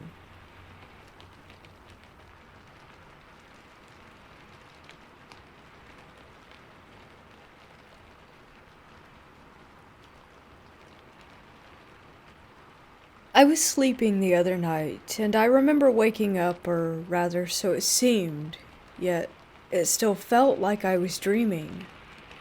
I was lying in bed and remember sitting up and seeing 3 figures standing in my room with a dimly lit blue light coming from somewhere that illuminated them. I don't remember exactly what they said, or rather he said, 'cause the one in the middle was speaking directly to me. I remember his mouth opening in a very inhuman way with the jaw extending further than it should be able to. Their mouth and eyes were black. Not like solid black, but a smoky type of black, so sort of gray, but you could still recognize teeth and such. I remember them saying something about them coming in a few days, but I don't remember what it was exactly. I then remember passing back out and waking up, actually waking up, and seeing some dark form dart across the room and hover directly over my bed. My bed is in a corner, so it was sitting or hovering between the wall and I, with about a 4-inch gap at the top at the time. I then felt a very, very intense sensation of dread and heaviness throughout my entire fiber and being, and recall feeling this for a few minutes while it was just sitting there with my back turned to it. Then, out of nowhere, a sense of euphoria and great peace came over me. No longer did I fear or dread anything, but rather I felt happy, at peace, loved. I don't really know how to describe it. I remember that thing, whatever it was no longer there. I'm not religious, but I am spiritual in the sense of believing and following my own route when it comes to what happens after human death. I believe in a very unique form of reincarnation, in which the soul, essence, energy, consciousness, whatever you want to refer to it as, travels until it finds a new place to call home, and it could span across the entire universe.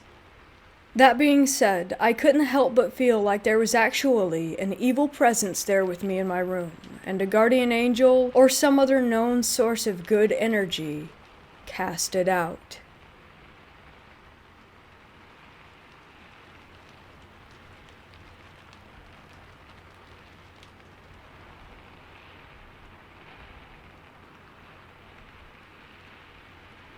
I have these dreams sometimes.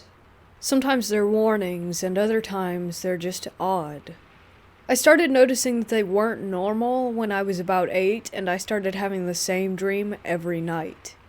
My parents were freshly divorced, and my mom had moved into this yellow house. The heater didn't work, and every window was broken. She wouldn't allow us near the windows because she was afraid we'd get cut. This house was mostly normal during the day. The buzz of the fan above the stove while Mom cooks, me and my sister playing, the TV on, just seemed normal. But every night, that dream would come back. It wasn't a bad dream, just one that I really don't get. A native man, who looked like he was probably a chief based on the headdress, would walk into the house through the front door. He would look at me for a long time before opening every cabinet and drawer, and then would exit through the back door. I had this dream for a week or two before telling my mom. But I went to her one day and I said, every night I have a dream that someone opens all the drawers, cabinets, and doors, and it's really starting to creep me out. She looked at me and told me that she had woke up and had to shut every door and cabinet and drawer that morning. Then, when I was about 10, my uncle was hospitalized. All of our family was staying together in one house so that we could all help each other out.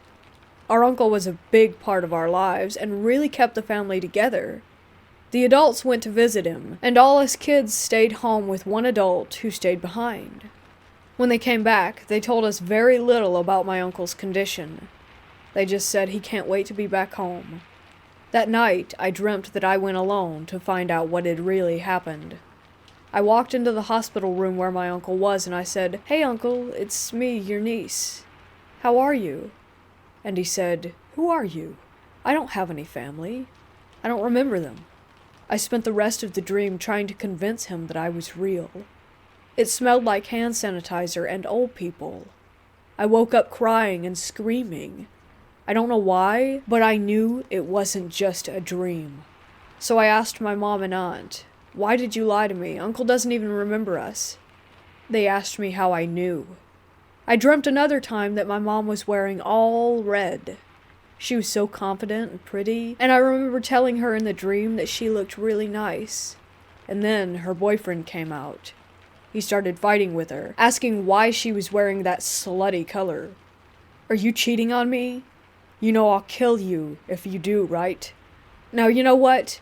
I don't want to be with a woman that dresses like that. Have fun being single." I woke back up, and she was wearing all red. I begged her to change. I said, "Mom, something bad is going to happen," because I remembered how much she loved him, even if I hated him. She didn't listen, and a few minutes later I was hearing, "Are you cheating on me? You know I'll kill you if you do, right?" All over again. Things like this stopped for a while. Everything was peaceful, and I didn't read into dreams too much. Until last year, anyway. Last year I had a strange dream that my current boyfriend was in. At the time of this dream, we were only acquaintances. We had just barely met. The dream was unlike any of the others, because I wasn't all the way asleep while I was having it, and I found that I could not move. Other things happened too, but I'll get into that later. The dream starts with me walking to the bathroom because I had to pee. Then I make the decision to leave the bathroom door open because no one is home. I have the quick thought to myself, "Don't leave that door open," but I ignore it. It's gotten to the point where it's time for me to clean up and wash my hands. But when I look out the door as I'm about to get up, I see my current boyfriend. His head is tilted to the side, and he's saying, "She's here." He says it very creepily and matter-of-fact-like, but it doesn't sound like him at all. He continues and repeats himself. I say, "Who? Who is here?" But when I engage in the conversation he's trying to have, what he says changes. He starts saying, "Her heart is here." At that point, across the hall from the bathroom, my bedroom door swings open to show me a little girl. But she's not a little girl at all. She took my voice. I tried calling out for everyone, my dad, my sister, the neighbors. Nothing would come out until I called for my mother. But calling for my mother was useless. She lived an hour and a half away. I woke up calling for her. I figured it was a sign to visit, but we weren't on the best terms. Anyway, around the time Halloween was supposed to be celebrated, my cats started acting really weird in my room. I started feeling uncomfortable staying in there. I couldn't breathe in there after that dream. My cats would scratch at the walls, and sometimes would hiss at my closet for no reason. On Halloween night, I couldn't sleep.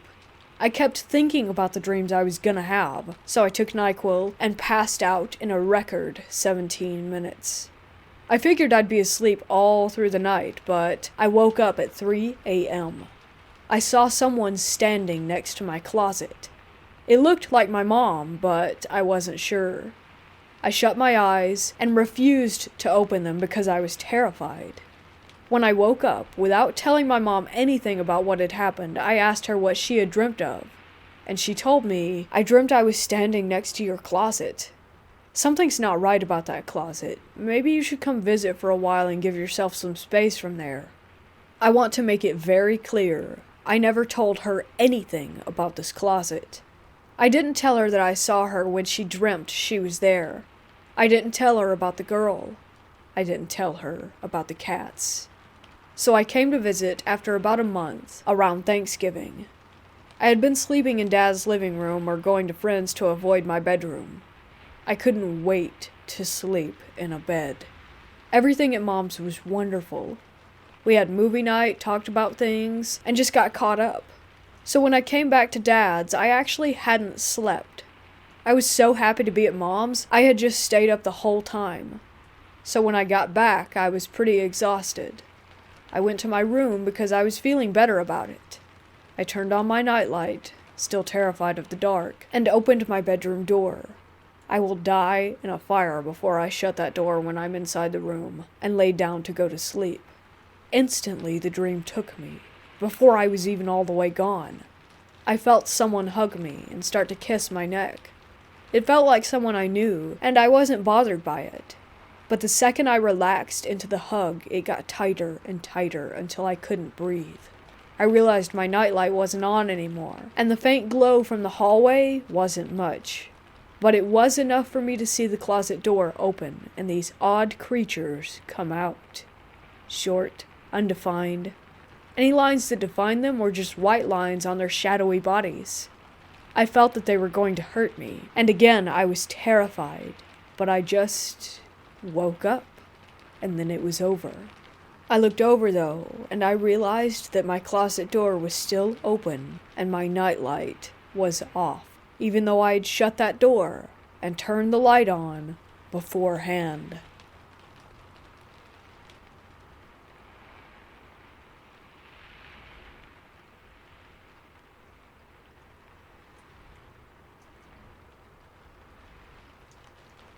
When I was 15, I traveled to Europe with my family. We stayed in Ettal, Germany, in a small inn for a few nights. My parents had a double bed on the second floor. My sisters had the double bedroom next to theirs, and I was lucky enough to have a single room all to myself at the far end of the hall. When we went to check into our rooms, as soon as I entered the hallway our rooms were in, I remember almost feeling as though I had walked into a wall of, I'm not sure what to call it, bad energy. I just felt so unnerved and uneasy in that hallway, but I passed it off as an overactive imagination. I slept the first night without any issues, other than just waking up a few times. The next morning at breakfast, one of my sisters mentioned feeling really uncomfortable in the hallway, almost as if the air were crushing her.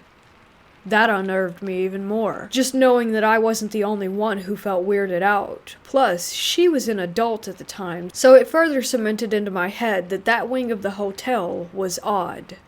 Later that night, I'm sleeping peacefully when at about 2 a.m., I'm woken by something ripping the covers off of me and being jerked about 2 feet toward the end of my bed by my ankle. At first, I thought someone had broken into my room, because when I turned toward what had grabbed me, a huge, looming black shape was visible in the darkness, as if a man were in there with me. I frantically flipped the light on, only to have there been nothing there. The window was locked from the inside. There was no one in the closet or the bathroom, and my room was also still locked from the inside. I stayed up the rest of the night, terrified. The next morning, we were at breakfast, and my sister mentioned that she was also up half the night, because she thought she saw a person silhouetted against the wall of the room, but when she turned on the light, there was no one there. It was just a bizarre and creepy experience. We checked out that day, so I didn't get to experience anything else, but it still freaks me out.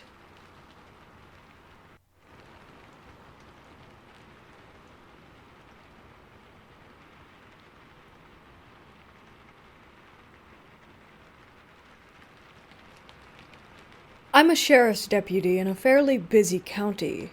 Along with this job comes the unfortunate familiarity with what a decomposing human body smells like. To me, it's very similar to an animal carcass, but with a much sweeter odor. Not sweet in the sense that I enjoy it, hell no.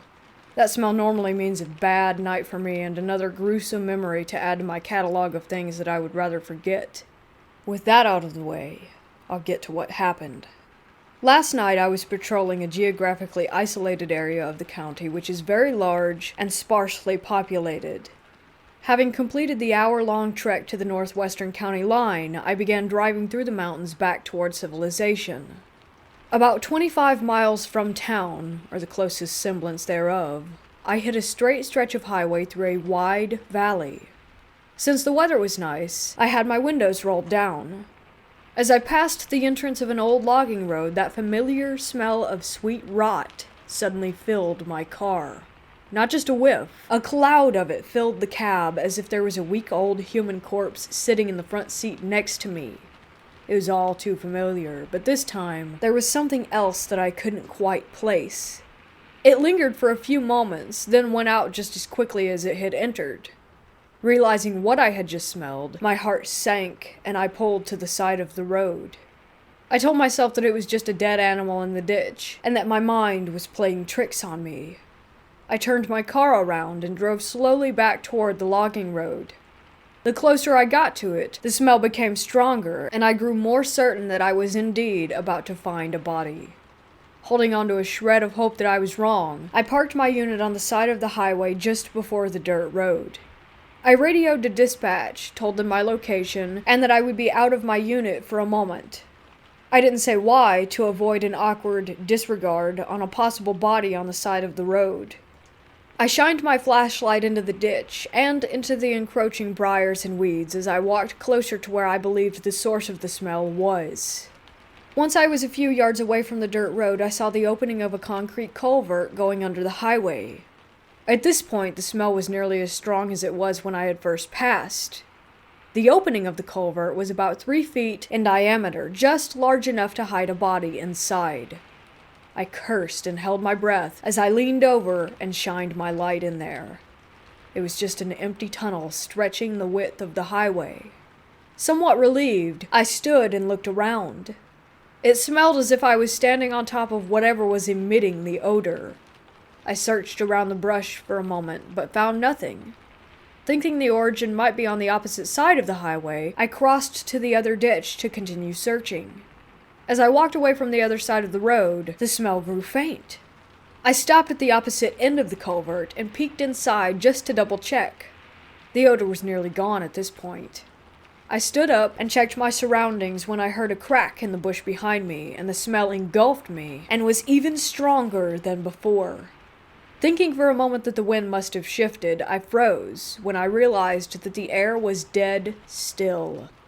Whether it was fear or something else, a shiver went down my spine. In the distance, I saw headlights coming down the highway. As the car came near, the odor seemed to move away further into the bushes toward where I had heard the crack. The car stopped, and the passenger rolled down the window and asked if I was all right. I lied and told him that I was.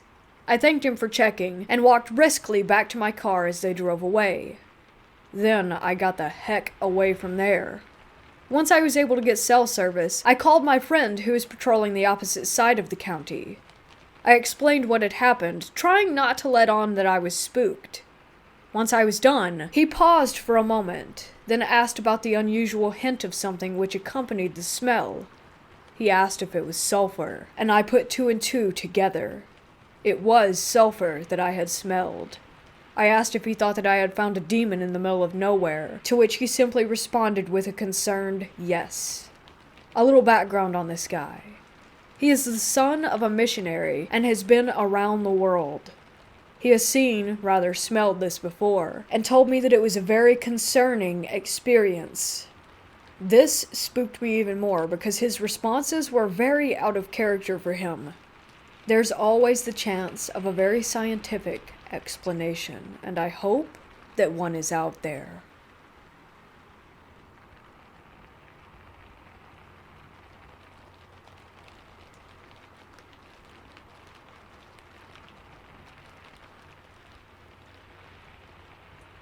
I'm a single mother of 5 adult sons. When they were teenagers, we lived in a century home, beautiful and large with plenty of room for my brood. I should mention, our house was the house that all their friends congregated to. There were rarely nights on weekends and summers that we had less than 6 occupants. I tell you this to try and make you understand that these stories I'm about to tell are the truth and are corroborated by many people. When we first moved in, everything was nice and quiet for a number of months. Then slowly, activity progressed. My sons and I were all having unexplained happenings. They didn't tell me for almost a year because they didn't want to scare me. My first experience was being woken up at around 3 a.m. At first, I was in a half-wake, half-sleep mode. What woke me was a very loud noise coming from upstairs. It sounded like the boys were rearranging furniture, very heavy furniture. Loud scraping, so loud that I was sure they were scratching the wood floors. I instantly became furious and marched upstairs ready to bust some butts. When I got to the top of the stairs, all was quiet and dark. I started opening bedroom doors only to find all the boys sleeping soundly. I thought, wow, that was a vivid dream. To my chagrin, it happened a couple of months later and became more and more frequent until it was almost a weekly event. I was speaking about this with my neighbor and she got a funny look on her face. I asked her what was wrong. She said, I don't want to scare you, but when my sister, who's clairvoyant, was over, she looked up at that window, pointing to one of the boys' rooms, and said, she has company. I asked her what she saw, and she said she saw a man and a woman in old-timey clothes looking back at her. At some point, I decided I wanted to share my experiences with my sons. When I did, they all broke out with their own stories. Some of them had been touched, some just heard noises or felt their beds being shaken. Here are a few more memorable ones in my mind. We being myself and 7 or 8 teenagers filling up every square inch of the place, were all just visiting and half-watching Family Guy. My youngest decided he was tired and wanted to go up to bed. Away he went, only to return a short time later with pale skin and wide eyes. He said that he had closed his bedroom door and gotten into the top bunk. That's when he heard the door handle turn, heard the door open and shut again, and then felt someone sit on the bottom bunk. He figured it was his brother, and leaned over the bunk and yelled something trying to scare him. He said he froze because there was no one there. He was completely alone, hence the wide eyes and pale skin. He truly looked like he'd seen a ghost. One morning I woke up to find my boys and one of their friends sleeping everywhere in the living room, which was not allowed in our house. I woke up my second eldest and asked what the deal was. He said they couldn't sleep upstairs because something was opening and closing all the doors, all night. He said they'd wake up and prop things in front of the doors to keep them from slamming, only to be awoken up again by the same slamming sound. He said, Ma, those ghosts keep moving the stuff we put in front of the doors. We decided to sleep down here. I couldn't blame them. There are so many stories, but I'll just tell one more. My oldest subsequently joined the Marine Corps, and on his month-long furlough after his Iraq tour, he had a very creepy encounter. He said he was laying on his stomach and reading from his laptop when he felt something sit on the bed. He said he looked over and saw the indentation of a person sitting there, and said out loud, F ghosts. A second later, he said he was being pushed into the bed. He spoke in the name of Jesus, and it got off of him. My final straw was on Halloween night.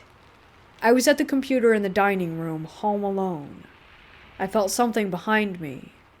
I turned and heard my name being said in an awful and sinister voice, and then the sound of something large falling down my staircase. It was so loud that I thought I'd find a broken dresser at the bottom, but nothing was there. I searched upstairs and outside for the cause of the crash, but nothing. I had my pastors and the elders of my church come bless my property and my home. There's been no strange activity since that day. I no longer live in that house, but one of my sons bought it. The house is still clean.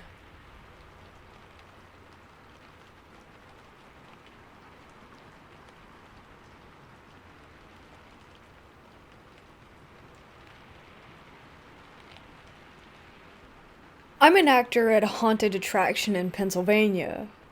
I was playing Jason on the hayride scene tonight. I hop up on the hayride and walk up and down the middle of it and scare people. This is my second year doing it, and I absolutely love this gig. But tonight, something happened that I couldn't explain. It was the second to last wagon of the evening.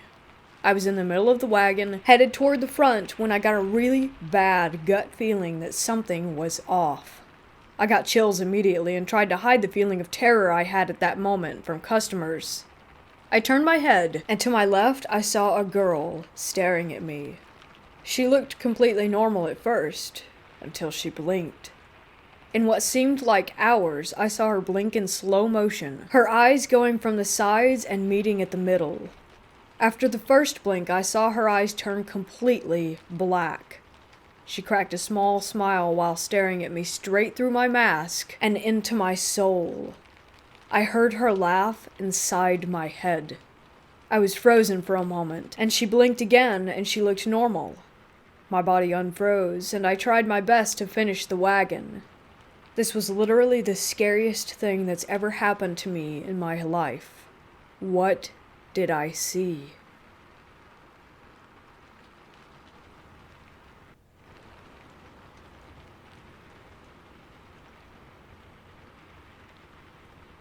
I grew up in a haunted house, rather a haunted neighborhood. It's an old Air Force base that has since been recommissioned for college students and families that go to school on the outskirts of town. Growing up there, I have experienced many strange things, most of which I cannot explain besides it being paranormal. Even though I know a good bit about the paranormal or the occult, some of these entities proved out of my knowledge base. I've seen my little sisters double, seen multiple shadows in the house with a friend present, had things move around, knocks on doors when no one else was home or asleep, footsteps up and down the hallway, conversations that would mute when you got close to them, and so many other occurrences. However, one of the creepiest ones always happened at the main bathroom. It had a small hallway branching from the main hallway. It wasn't very long, but I never felt safe there. During the night, even as a growing adult, I would run as fast as I could because I feared what was behind me. I slowly stopped doing so because I realized that whatever it was got some kind of sick pleasure from it. It slowly started to not feel like there was a presence nearby as much, but was still there. One evening, as I'm taking a shower getting ready for bed, I hear a knock, but not from the door. It came from the medicine cabinet, so being the curious person that I am, I peeled back the shower curtain to see some of the fog having been wiped off of the mirror. I started to take a closer look when I saw a black, slanted eye with no skin around it start to peek its way into my line of sight. I quickly hopped back into the shower and sat there back against the wall, not knowing what to do. I eventually turned the shower off and hauled ass out of there, still dripping wet. The next time I saw this thing, I was walking down the hall after getting home from school, and I'm the only one home. So I start to do what male teenagers do when no one was around. I hear some scuffling like dogs running around, and a door open. I ready myself for someone to be home, and as I walk out of my bedroom door, I hear a, "Hey," but muted and not a voice that I knew. So I start making my way toward the front door with my back to the wall, as I felt I might need to dash back to my room for safety. My mistake here was that I was facing the hallway that leads to the bathroom. I move over bit by bit, and I hear another voice, one that seems to be coming from the living room, so I take another step. Then I see something in the corner of my eye, like a hand pulling back from a corner. I couldn't make it out at the time, but it didn't freak me out enough until I got into full view of the hallway with this thing standing there in a grotesque way. Black slanted eyes, no skin anywhere, black claws, and smelled something awful, more of rotting meat than rotting eggs. I froze for a second before I saw it flinch, a little like it was coming for me, and I dashed back to my room, slamming the door behind me, only to get 3 knocks every few seconds. I don't remember what I said, but it was something along the lines of, "I'm not going to be afraid of you. You can't get past this door." And then it stopped. I waited there until someone got home, to which I went outside for the rest of the day, making sure I didn't have to use the restroom at night for any reason. A few months go by, and I'm still uncomfortable with this bathroom and the hallway, but not as much has happened since, so my guard starts to slip. One night, I believe it was a Friday night, I was taking a late night shower. Everything was going as normal, wash my hair, face, body, when suddenly the lights go out. There was a storm going on in town, and we were getting the weak part of it, so I didn't really think anything about the lights. I stepped out to turn on the lights and see if the house actually had power. Sure enough, the house did have power, but the bathroom wasn't turning on, yet the exhaust fan was still on. That's when I started to get really worried and turned the lights on one more time, and with no avail, and decided to keep my shower going in the dark. As I got back into the shower, I could feel something breathing on me, on the back of my neck, my shoulders. I felt a few brushes of what I hoped was just my towel and not something else. As I'm getting out of the shower, I'm drying my hair off, and the lights come back on. Awesome, I'm thinking as I start to dry my face. When I pull the towel off, I look up and the mirror once again doesn't have fog, but the whole lot of it, not just one part. I looked up a little more and just saw the thing there, right behind me, making a smile of sorts, but its mouth was sewn shut, or so it appeared. I stood there for about 5 seconds, unable to move, before slowly feeling its claw on my shoulder close to my neck. Suddenly I became unparalyzed and again left the bathroom dripping wet, running to my bedroom door. I slam it shut, shaken and trying to gather my nerves.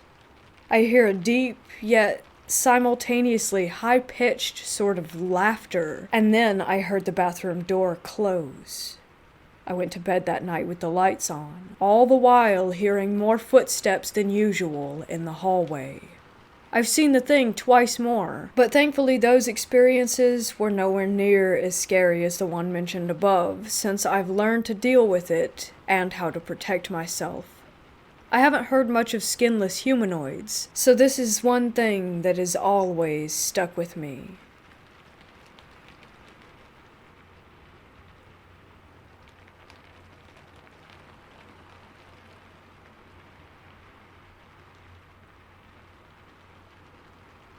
I worked at Hotel del Coronado, opened in 1888, on overnight shifts very often. We have historic pictures all over the walls of Babe Ruth, Roosevelt, Marilyn Monroe, etc. My overnight manager kept a tiny red notebook next to him every shift. Every strange occurrence that would take place would be noted.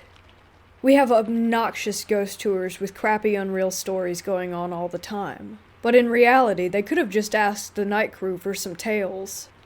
We would have some items turn on and off, which was normal with old wiring. We would receive creepy phone calls. People would see figures that would disappear and hear things when no one was there. Bellmen would find children's handprints littered all over windows and mirrors when they have not seen a child all day. But one story stuck out from the others. The overnight manager was doing his laps around the halls, as he does every night. Some were curved sharp, where you couldn't see what was on the other side. It was around 3 a.m., of course, when a hooded, dark figure darted far ahead across his path. He shouted and scurried quickly. He turned the tight corner to find an empty hallway and a room door. No sign. It was just open. My manager sat, puzzled, thinking of how he had never entered that room and was curious of the layout of it. In hospitality, you must be able to describe every inch of the rooms. He wandered back to his office and scrolled through the room numbers, finally stumbling onto the one from earlier. Then he sat in shock when he discovered the room's snapshots. The first picture in the layout file was of himself on his first day of work.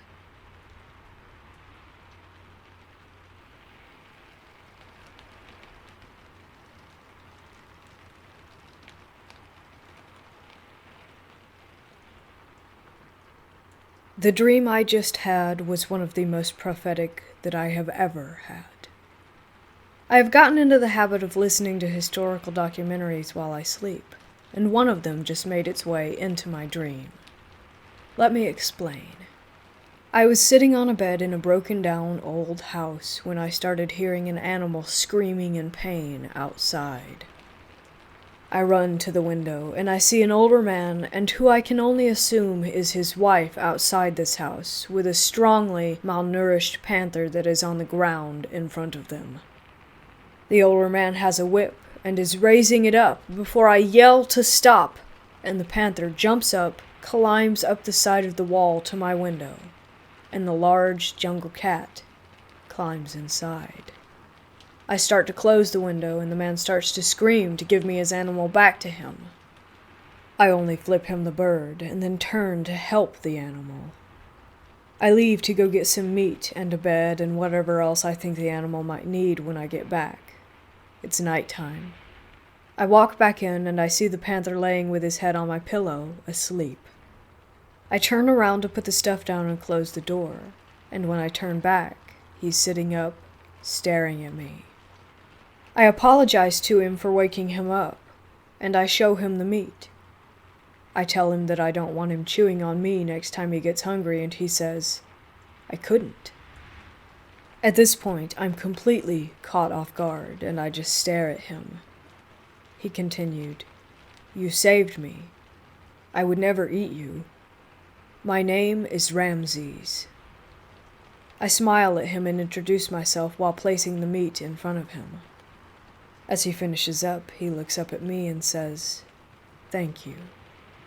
I wish I could be here on happier terms, but I have a message about this world and all of its humans. This world will have to face judgment in an endless desert. So much was given, and so much was ruined. Now there will be nothing. I'm sorry." I let him know that I understood, and I thank him for his message. Suddenly, the house around me begins to shake and crumble. Just before a large piece of wall falls on me, I wake up.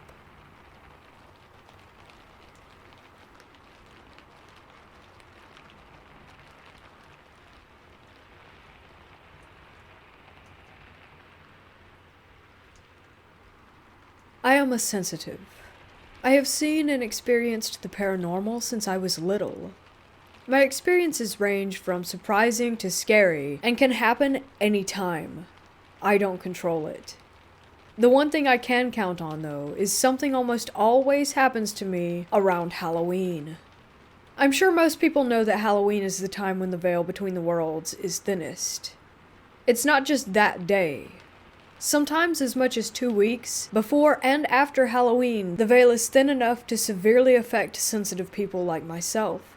I have a few sensitive friends and know that some can even feel the veil as it thins. Responses to the veil range depending on sensitivity. I have experienced lucid dreaming, vivid dreams, and severe anxiety.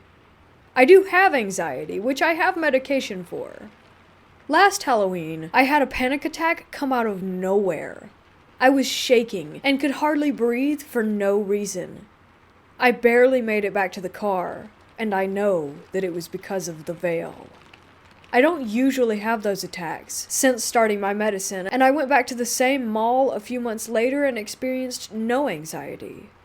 I don't remember everything that happens on Halloween, so the experiences I do remember are usually among the scariest. I'll start with the ones that happened the longest time ago. That Halloween I had a few things happen to me, as expected. I can't remember them, since they didn't really stand out. This experience was more creepy than scary. It was either Halloween night or just after. I couldn't sleep, so I was playing on my phone in the dark. I decided it was time to make myself sleep, so I put my phone down. When I did, I saw a dark, cat-sized shadow jump at my face. I jerked back, thinking that my black cat had jumped up on my bed. I never felt her land on the bed, though. I looked around for her just to realize that she was asleep on the other side of my bed. She would have had to climb over me to lay there from that angle. It took me a while to get to sleep that night. The next one is my sister's experience. It happened either that same year or a little after that. She isn't as sensitive as I am, so her experiences are fewer but stand out more. She was riding home with her boyfriend from the Halloween gathering that they had gone to. It was dark, of course. When he pulled into the driveway to their house, she said that the lights landed on something large that was running on all fours. It was humanoid shaped. He didn't see it. She told me about it, and I told her it was fine. She was inside, and I told her not to go outside again that night. Last Halloween was my most active one. It was about a week or so before it when I had my panic attack. I also had several lucid dreams, and one very vivid dream that I still cannot convince myself it was just a dream. I also saw much more than ghosts. I have a job that requires me to go to customers' houses to try and make contact with them. That was what I was doing when 2 of these incidents occurred. I can't remember if they happened on the same night or not, but it was just before Halloween. I was on dimly lit back roads in my small town. In my town, most of the back roads are dark, so I was lucky to have some extra light. I rounded a curve and my lights lit up something standing on the other side of a fence. It was a gray mass that seemed almost two-dimensional. The best way to describe it would be almost like the reports of Bigfoot. It was taller than a human, but shaped similarly. It was not Bigfoot, though. It had no definition to it. I believe it belonged to a different place. I drove faster after seeing it, and took a different road back. The next thing that I saw was very similar to the previous creature, except that it flew. I was in my own car. With the way the windshield slants, I only saw it for a moment. It was almost like a pterodactyl, but it was gray and had no definition, just like the other one. I describe it that way for lack of a better way of describing it. Obviously, I don't think we have extinct flying dinosaurs in my small town in Tennessee. These 2 creatures sound absurd, I know, and even I would have a hard time believing someone if they described them to me. My last experience of that Halloween was the most terrifying experience that I have ever had around Halloween. I was pulling into my driveway at night after getting off work. It was late, and everyone else would have gone to bed by then. It was the first time I had seen something like it, and hopefully the last. I understand why my sister was freaked out that time. A large, humanoid creature on all fours was running through the yard. I only saw it for a few seconds, but it was close. It was big, maybe twice the size of our chocolate lab. Once we passed each other, I didn't see it again. Needless to say, I made a mad dash into the house and wouldn't let the dogs out to use the bathroom.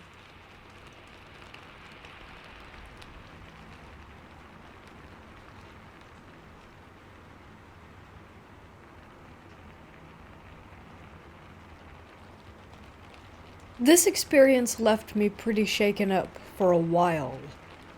To begin, I was a fairly depressed and antisocial 15-year-old in high school, and on weekends I'd go and stay with my older sister in her apartment to get away from my parents and finally just relax.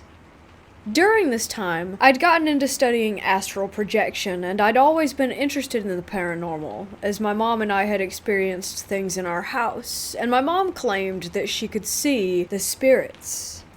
Anyway, one day after some reading, I decided to take the bus over to Toys R Us, where they still to this day sell Ouija boards to kids. I bought one of the silly glow-in-the-dark ones. My sister and I were really excited to start using it. Within a few minutes of putting our hands on the planchette, it began moving in a circle. Our first introduction was a little girl named Sarah. We end up chatting with this little spirit all night. Then, it turns into every single weekend. We begin to feel almost addicted to the board, always going to chat with Sarah. It was a long time ago, but I remember her saying that she was from the 1800s. She'd be so excited to talk every time we showed up. The planchette would spin in circles all over the board. We could even take our hands off of it, and it would continue to move. The addiction to the board goes on for months. Finally, one day we decide to ask Sarah to physically show us that she exists.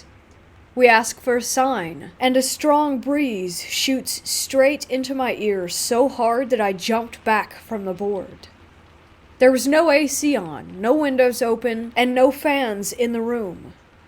From here on, things get odd, and Sarah says that she is attached to me. I started getting an off feeling, and I ask, "Are you really Sarah, or are you someone else? Some of the things you say are pretty adult for a young girl." Then the planchette began to playfully spin all over the place, ending on no. I feel a sense of almost maniacal laughter in the air. It's hard to explain, but my sister feels it too. Turns out Sarah was actually a man named Solomon. Solomon said that he loved me and that he was going to follow me.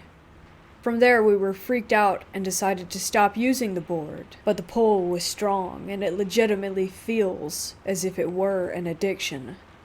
After this incident, I can almost always feel someone watching me when I'm alone. I'd see the shape of a man in my head and the dark windows at night, but just for a second, enough to make me think I was losing my mind. I was frequently exploring church with my sister and was so scared from seeing figures pass by the windows and from feeling someone standing behind me that I told the preacher about our Ouija board use. He said he would pray and that I would have to ignore the spirit. Not the greatest advice. A month later, I had an odd and terrifying dream. Suddenly I'm above my body and in the den in my parents' house where I'd fallen asleep on the couch late at night. I look down at myself and then feel a presence by my body's head behind the couch near the hallway. There is a man standing there. He's wearing a black leather jacket, fitted, vintage-looking jeans, dark boots, kind of 40s, 50s-ish biker style. He was probably in his mid-20s. He had pale skin, dark, short-cut hair, and totally black eyes. He's almost attractive, if he weren't terrifying. He smiles at me eerily, and at light speed, jumps for my body. I panic and jump too, trying to get back into my body before he does. I wake up in a panic, sweating and shaking. Somehow, I eventually fall asleep at first light. And then when I awaken in the late afternoon, my mom tells me that she woke up to use the bathroom at night and fell to the ground in the living room having a seizure. I didn't know what to do or say. I was shocked. Could it have been from the paranormal encounter? Because she's a sensitive too? She used antidepressants frequently and switched them around a lot. But what a strange coincidence for it to happen that night. After that incident, life just continued on. So much of my teenage life felt negative at that age already that I just kept trekking forward, feeling someone behind me on some days not. The energy in my family's home was generally bad. Parents fighting constantly, father using drugs, mom in different phases of her bipolar. Definitely some energy a bad spirit or two could feed on. Fast forward to sophomore year in high school. I used to sit in the corner in band doing homework quietly, and one day a girl known as the school witch comes up to me. We'd maybe talked a few times, but didn't know each other very well. She simply states, "So there's a man following you, a spirit. I'm going to do a spell for you tonight to make him leave." Once again shocked, I tell her that there has been someone following me. She nods like, yes, obviously, then walks away before I can say anything else. By junior year, I'm dating a boy who lost his brother to suicide only months before we'd met. One night he calls in a panic and states that he was brutally attacked by a male spirit or demon in a dreamlike yet awake state.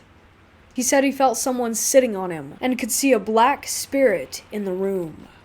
He called his brother's spirit to save him. He claims he felt a whoosh of energy and that his brother pushed the spirit off of his chest. He woke up really scared, saying that he'd never felt anything like it and that he'd never had negative spirit encounters before except as a small child. What scares me is that he'd randomly have episodes after this that made him not in his right mind or almost mad. At the time, I'd felt and seen his brother's spirit twice, and it was never a hostile feeling. I felt somewhat protected while dating him because of this, but Solomon's negative spirit was something I still worried about and felt on occasion. Years go by, and I eventually become best friends with a girl whose family ghost hunts. We ghost hunt together, experience some creepy stuff, and I become less fearful. 2 years into our relationship, I get the courage to tell her psychic aunt my story, and she seeks to find out more about this spirit. She connects with him and laughs some. He's 5150, hun. He's absolutely mad. He's not necessarily evil, but he attached himself to you because he likes how easily he can scare you. He doesn't necessarily want to hurt you, but your fear gives him pleasure. In life, it seems, he was quite mentally ill. I was absolutely stunned. It all made so much sense, and how would she know this? After the talk, my best friend and her aunt tell him to F off, and to imagine a white light and to let him know he's not welcome. This seems forward, but one night I feel the presence and it angers me. Years of someone just wanting to scare me. I yell at the empty room that I'm not afraid of him and that he's not welcome. I use sage, imagine white light, and yell for him to leave. I feel a stir in the energy, almost like he's not even that angry to leave. It felt more like an annoyance at losing his fear target. From that point on, I've had the upper hand. There was one more experience with him one day at 25 while in a toxic living situation. This was 6 years after the experience with my friend's aunt. I left my body again and was excited. Finally, astral projecting as an adult. I sit up, and lo and behold, there he is, standing by the bed. But this time I shoot white light at him. He's gone in an instant. Then my toxic roommate at the time walks through the wall to grab me. I wake up. Was he trying to warn me? Does he still visit me? Can I ever make him leave for good? Sometimes I wonder if he ever felt compassion for me. It was all so strange, and I frequently meditate and banish negative spirits or energy from around me. I've shut down a lot spiritually because of these incidents. I constantly state that nothing is allowed to bother me, but I wonder if somehow he'll be there forever. It worries me sometimes, especially because he'd stated on the board that he didn't want anyone to have me. I feel confident that spiritually I am strong, but I've always wondered if there was some deeper level of banishing that I could have, or should have done, or could still do. Anyway, I wanted to share this story because it's been both such a weight and a mystery to me for so many years. I don't know what I believe anymore. Sometimes I wonder if my extremely negative state of mind drew him to my depressed teenage self. Maybe somehow I created this negative entity? I doubt that one, but it is still possible. I feel in a much better place mentally, physically, and spiritually now, so I don't feel threatened by spirits, or really believe that he is around anymore. But who knows? I sage and cleanse my place almost daily and feel it to be a safe and light space.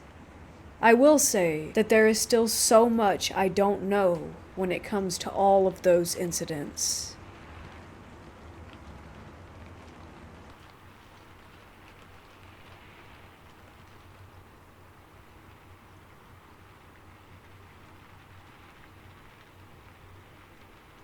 This happened to me back in 2008 when I was 14, so my memory is a little fuzzy.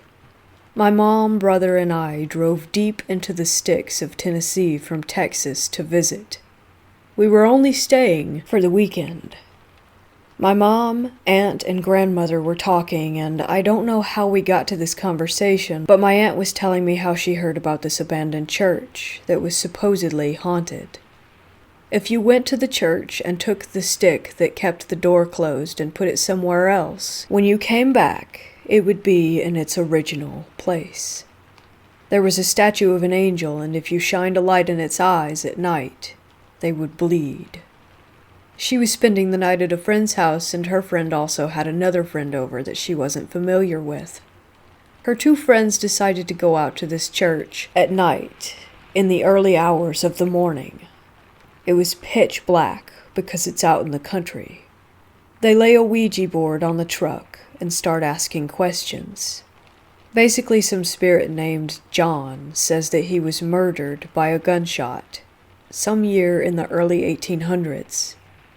I swear in this town there are more dead people than there are alive people.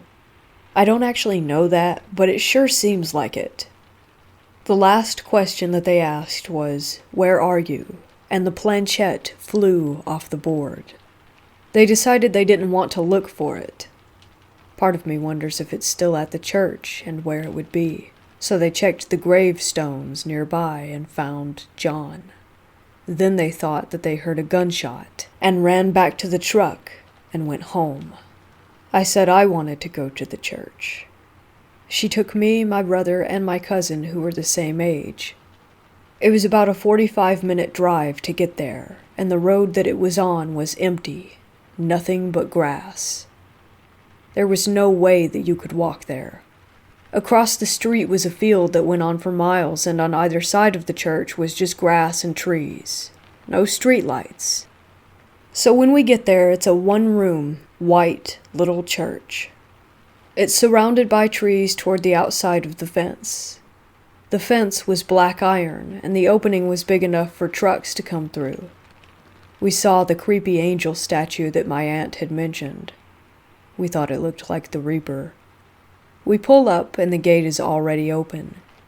Immediately, my brother and my cousin, who were in the back seat, were like, "Oh no, we are not going in there." And my aunt was saying, "Why is the gate open? I just don't understand." And I had my hand on the handle, and I looked at the gate, and I knew that something was waiting for me on the other side. I could see, maybe my mind made it up, but I didn't see it with my physical eyes. A ghostly white man with yellow, crooked teeth maliciously smiling at me. So I take my hand off the handle and say, "Okay, I want to go home." So my aunt backed out and went down the road a little bit further, and the closest thing next to us to turn around at, because there were little ditches on the side of the road in case it rains, was another graveyard. Not surprising. We passed by the church, and I wasn't expecting her to stop, but she did to take a photo with a digital camera, and the door was open to the church. We were all freaked out, and I swear I had this feeling like we needed to leave because something was going to chase us. When we got home, the three of us couldn't stop looking at the camera.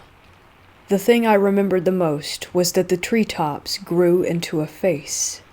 It looked like a big bald man with a crooked nose and a narrow chin.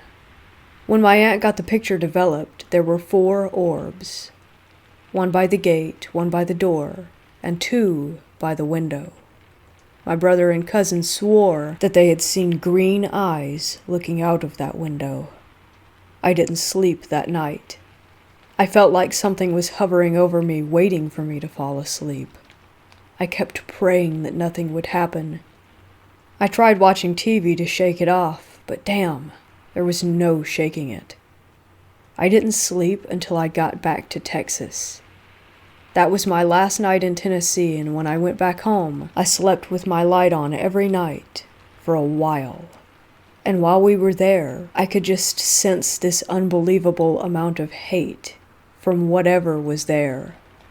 It was so aggressive and ready to attack. That feeling just pierced through you. That's my only experience.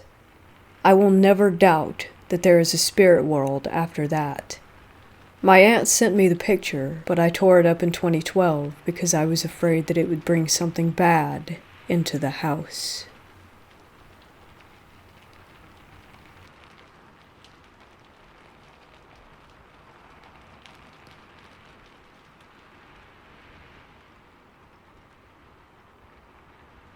This paranormal encounter took place at the hotel I worked at last year. I was 20 years old working at a small mom-and-pop hotel in Ontario, California. I had worked there for some time before I started to stay there for a few months. The owner taught me everything that I needed to know so that I can run his business while he went on a business trip to Africa. Mind you, I didn't have a car, so my only option was to stay there and work around the clock if need be. I didn't have to pay for the room, and I got to wash my clothes in the laundry room. There was a grocery store in walking distance, and restaurants all around me where I could get food at a discounted price since I worked at the hotel. I thought this was a sweet deal. One night, my boyfriend came down to visit, and while he was in the bathroom, I heard banging coming from the room next to ours. Then, I heard scratching on my walls. I told him to stop playing, and he didn't even know what I was talking about. The banging continued all night, so I called the front desk and told them that the people next to me were loud and that I had to be up at 6 to go down there to work. She was quiet for a moment, and then she told me that she hadn't rented out the room next to mine. Mind you, I had an end room. I quickly ran outside to see if the curtains were open or closed, and they were open. I could see right into that room, and no one was there. I had never been so creeped out in all my life. I decided to sage the room to get rid of any bad spirits or energy, and that worked for a while, until it didn't. The next time, something demonic happened. I was asleep and kept hearing whispers in my sleep. I hate whispers with a passion, and they creep me out to the fullest. So I sat up in bed and I was looking around the dark room, and in the corner of the room, I saw white, glowing eyes staring at me. I felt frozen by its glare. I could see its body and saw that it was crouched down, holding its knees. Then I saw more shadows appearing closer and closer. I went to turn on the lamp next to the bed, and it didn't cut on. So my next thought was that I needed to run outside and get to safety. It took all the balls in the world for me to get up and do that. I was so scared that I couldn't even feel my legs. All I could feel was the cold wooden floor beneath me. I got to the door and flung it open, only to see that the bedroom curtains were on the outside of my room's window. The sky was black, and the clouds were a dark green with gray tint. I was mortified to realize that I was still asleep, and that I hadn't actually woken up. I looked back inside the hotel room and saw myself asleep in the bed. I screamed bloody murder, and that's when I jolted awake for real. I said a prayer and went back to sleep. The encounter that followed was even worse. Yet again, I could hear things in my sleep. I was terrified and couldn't move any part of my body. I began to pray in my head as loud as I could, only to wake and feel my body slam on the bed as if I had been levitating. I called my grandma the next day, and she said that it was a demonic attack. I got my car shortly after a few days later, and never stayed in that hotel again.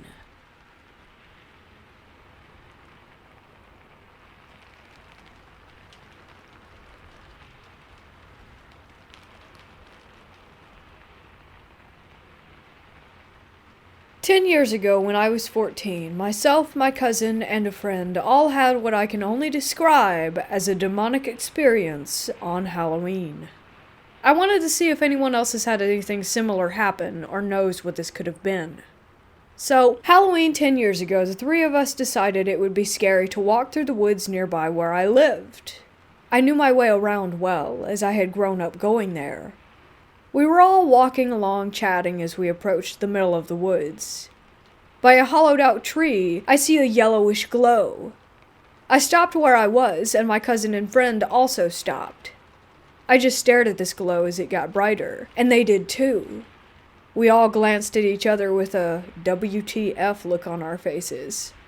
I'm literally thinking I'm imagining things or something like that, but they both confirmed that they were seeing the same exact thing that I was. In the glow, a young girl appeared. She looked to be about 8 years old and appeared to be dressed in Victorian-era style clothing and had pigtails hanging down on either side of her face. She started off looking quite washed out in color and kind of transparent. She became more of a solid-looking shape, and the glow got brighter. As we're watching this, we're all whispering and confirming that we are indeed seeing it. As the glow in the girl became more prominent, I went from feeling normal and in disbelief to feeling uneasy, then fear and dread, then finally like we needed to get out of there and that our lives were possibly in danger. I can put into words all the feelings I felt, but none of them are good enough, and I've never felt anything like it. I could tell my cousin and friend felt it too. The glowing thing then moved closer to us. There were no footsteps, no sounds, no nothing. It then looked and felt as if it were dashing at us, and it was literally so close in front of us I shouted, "Run!" We all grabbed hands and sprinted past it toward the main road where there was lots of light. We stopped briefly as we turned, and couldn't see anything, and then suddenly it was there again. It was fast, and we could all see this glowing person-like shape rushing toward us. Again, we ran as fast as we could until we could see the main road. I glanced behind, and it wasn't far away at all. I grabbed my cousin and friends again and started pulling them down the steep hill as the main road was at the bottom of it. We stumbled and half fell down this hill, but all managed to keep getting to our feet. I'm sure this was down to pure terror and adrenaline. We got onto the path by the main road and looked up at the woods, and the glow was there, clear as day, at the top of it. It wasn't coming toward us at all anymore. We caught our breath and were ranting about it to each other, all confirming again that we had actually seen and felt what we did. The glow was still at the top of the hill. It was as if there was an invisible boundary that it couldn't cross. We turned away from the woods, and when we looked back, it had moved behind a tree. It was almost as if it stood there watching us, trying to hide. We stood at the bottom of the hill, by the main road, looking at it for about 30 minutes, maybe longer. Eventually it was gone, and I saw a slight glow in the distance of the woods, followed by nothing. We returned about a week later because we all knew what we had seen, but we wanted to check to make sure that there was no possible light that could be shining there. It was literally pitch black. No light was visible, and we retracted our exact steps.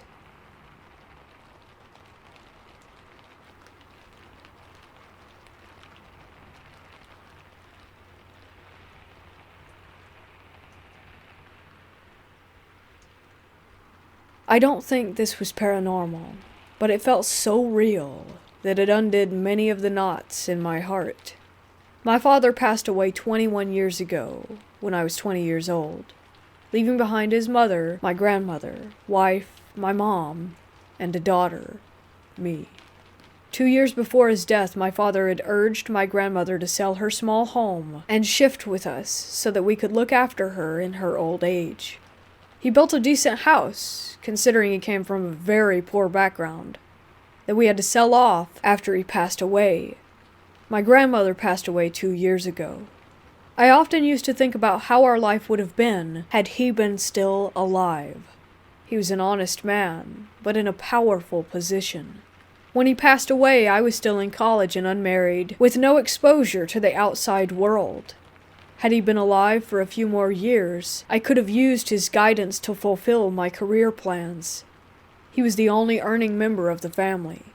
After he passed away, nothing remained the same. We all struggled financially, emotionally, and ultimately physically. Then I got married to a verbally, financially abusive man. But I saw this dream only yesterday, never before it. I had not been thinking about him or of any of my difficulties before I went to bed. In the dream, I was in my grandmother's house, which again we had sold 23 years ago. She had passed away, but my father was alive. He was sadly looking at the empty house from his childhood.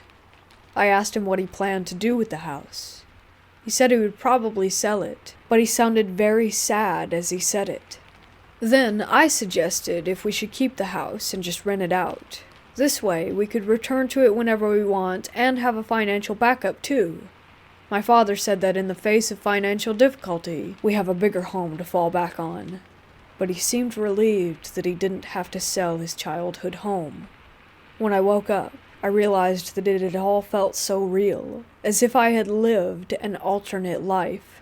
It was what life could have been. I cried, but I also felt that I had been lucky to be able to live in that life. Does anyone believe in alternate lives here? Do you think my soul had made a trip to an alternative life somehow?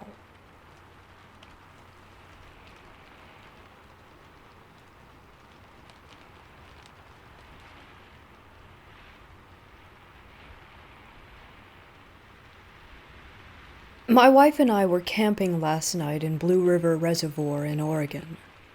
We camp here often and decided to explore up FSR 520 and found a cool, abandoned bridge far back in the woods over Cook Creek. The spot was beautiful and we were set up over the river on this long, abandoned bridge.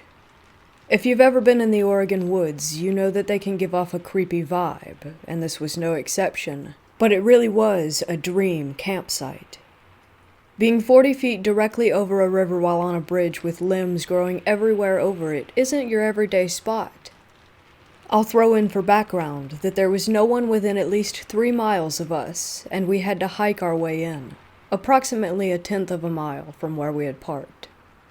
We explored around the area for a bit, and didn't come across anything out of the ordinary besides a pair of shoes and a name, Mona, written in ash on a rock of the fire ring.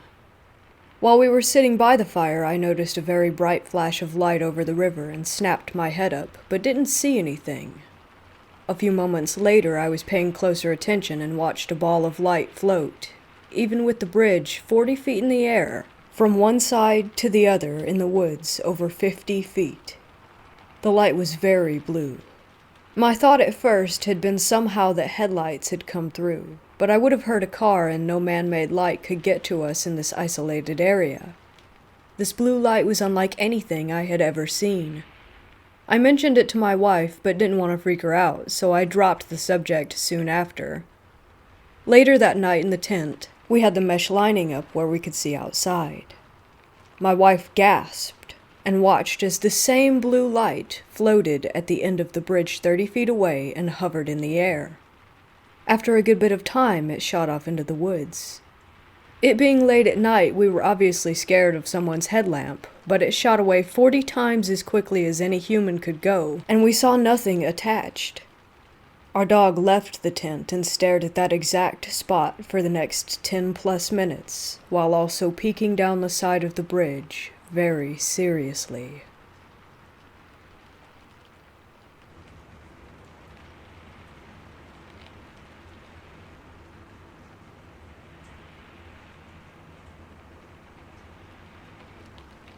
About 2 years ago, my Nana brought home a Ouija board that she found at a yard sale.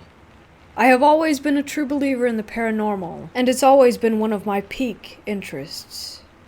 I have heard or read enough stories and watched enough shows to know not to mess around with a Ouija board, and quite frankly, they kind of freaked me out, so I wanted nothing to do with it. My Nana, on the other hand, doesn't believe in the paranormal whatsoever, and thought it would just be a fun game for myself, my brother, and the oldest of my 2 cousins. I left it on the dining room table for days before she made me put it away. I ended up sliding it under my bed in hopes of just forgetting about it. My brother, 11, and my cousin, 12, bugged me about it constantly because they wanted to play with it and I wouldn't let them. I tried to explain to them that it wasn't just a game, and that it shouldn't be messed with, but they were preteen boys who couldn't help but do things that they shouldn't. One day after I got home from work, the boys were there and I had this sneaking suspicion that they played with it. I looked under my bed and it was there, but I just had this odd feeling. That's when I went downstairs and interrogated them about it. At first, of course, they denied it, but I saw right through them until they finally admitted that they had in fact played with the board. I asked them if they had said goodbye when they were done, and they claimed that they did. My cousin likes to over-exaggerate stories big time, and makes things up to be overly dramatic, so when he told me about a couple of things that supposedly happened, I didn't believe him at all. Also, they were boys who liked to mess with each other, so I assumed that's what was occurring. Anyways, a couple of nights later I got in bed, and as I lay there trying to fall asleep, I got this feeling like I was being watched. I looked over at my closet, which has 2 sliding doors, and I noticed one of the doors is slightly opened, leaving a small space. It creeped me out for some reason, so I turned and faced the other way, trying to ignore everything and just fall asleep. I finally passed out, and the next thing I know, I'm woken up by what felt like someone or something hitting me in the back of the head. I was lying on my back, so the back of my head was fully on my pillow, which made it even weirder. And it wasn't a light hit either. It scared me so bad. I was shaking. I look around my room and I don't see anything, but then all of a sudden I hear my floor creaking like someone is walking around my bed. After laying there for a good little while, I finally got the courage to get up and grab my phone and book it to my living room. I sat and tried to calm down. I could still feel a tingling, pulsating sensation at the back of my head. I turned on my phone and realized it was 3 in the morning. I called my boyfriend, now husband, with tears streaming down my face from being so freaked out. He didn't pick up, and I swear I called him another 15 to 20 times before I finally gave up. I sat in the chair until my Nana got up around 6. I didn't tell her what had happened, because I knew she wouldn't believe me and would say I was acting stupid. After she got up, I had breakfast and then called my boyfriend again, and he finally answered. He told me he had his phone on silent mode so that he didn't know that I had been calling. I gave him so much crap for this, let me tell you. I told him what had happened and he felt so bad and felt like an idiot. He told me he would have come over in a heartbeat to comfort me and was so apologetic. Later that day, he came over and we took the Ouija board to a junkyard to get rid of it. My husband is the only one in my family that knows what happened, and I didn't experience anything again after I got rid of the Ouija board. So once again, moral of the story, Ouija boards should not be messed with.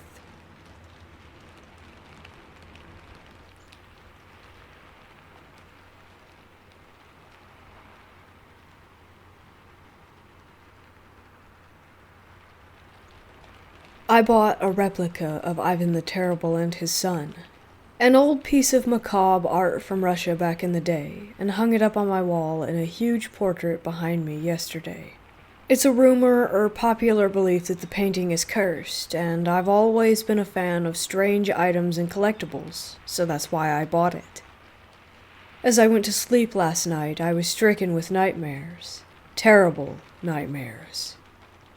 I dreamt I was in a camper with a friend and we sat down to watch a movie called Pendulum. It was a knockoff of Hellraiser. We began watching it and the computer screen just shut off and we couldn't get it to turn back on, so we had a collective fuck it moment and I exited the camper to go back inside to the house whilst my dream friend stayed in the camper. As I came back out, still during the dream night, with a drink, I noticed blood splattered on the windows and rushed inside.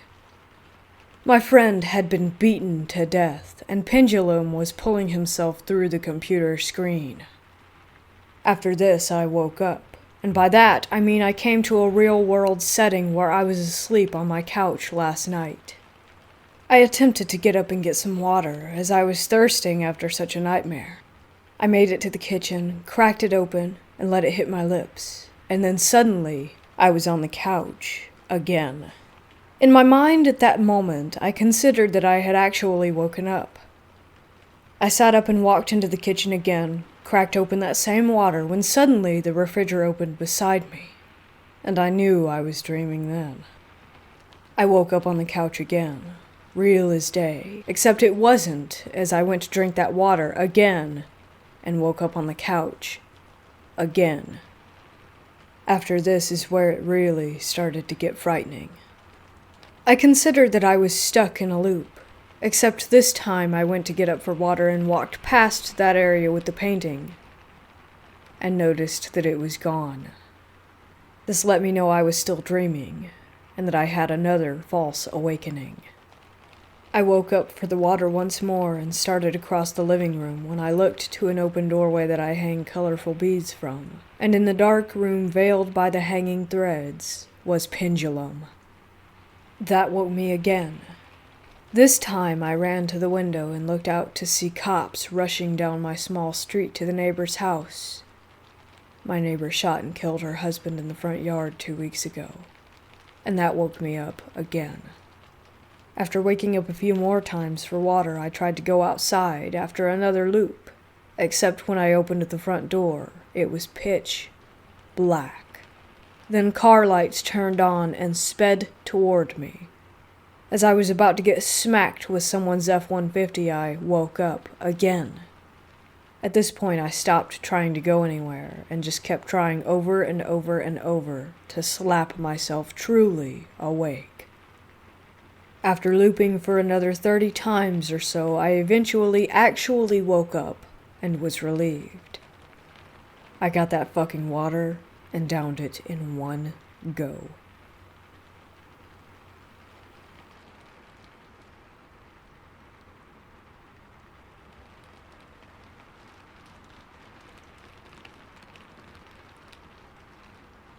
Many years ago, I visited a secret bunker in England that had been turned into a museum. The only thing I knew about it beforehand was that it had been built during the Second World War.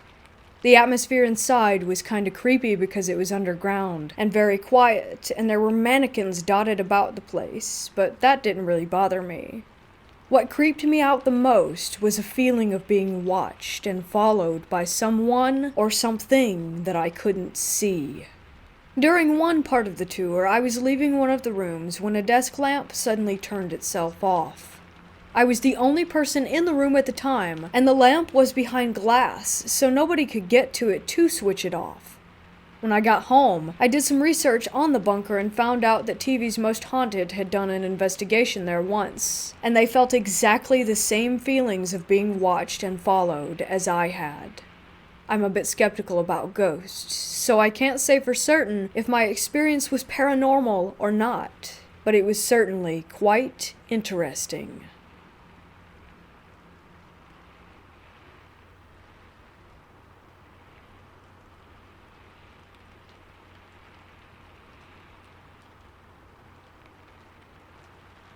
In 2015, I worked a couple weeks at one of those Halloween stores that are in town for the season. This particular location was in an old Kmart building that had been empty for a number of years. A particular problem for this building was the homeless population breaking in to have a safe place to sleep out of the cold. My first day, I was put in the back area, shuffling stock onto pegs.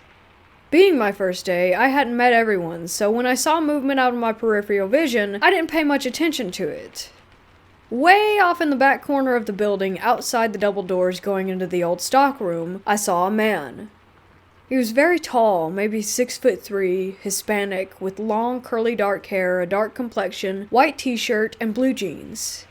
I figured it was simply a coworker that I hadn't yet met, and didn't think anything of it. A few moments later, I looked up, and the fellow was gone. A shift later, I'm an opener. Our manager tasks a coworker and I with going into the old stock room to look for a cart for stock. We get back there and a motion-activated light in the hallway on the other side of a swinging door turns on. Then the next. My coworker freaks and says, "Oh crap, it's probably another homeless person who broke in. Come on, let's go catch them and make sure the back door is locked." So we chase after the movement. We get into the hall, which has a door on either side, to see no one. But in the next area where the back door is, the lights turned on. We run in there, and a stairwell leads up from this area to the old offices. The lights going up the stairs start turning on like someone is going up, but there is no one there. Not a rat, a moth, or so much as a cockroach to trigger the motion sensors. We double-check the back door, and it is securely chained and locked. My coworker turns white as a sheet and says, "That's it. I am done. We're the hell out of here." A shift or two later, I ended up in the back area again, shuffling stock around.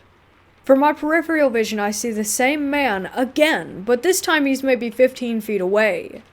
I pay attention this time, and could make out the detail pretty well. His clothes were dirty, and he wasn't wearing shoes. The guy was just standing there, though, not moving. After a few unnerving moments of seeing him there in my peripheral vision, I look directly at him, and he's no longer there. That's odd, I thought, not connecting the dots. I just shrug it off and continue working.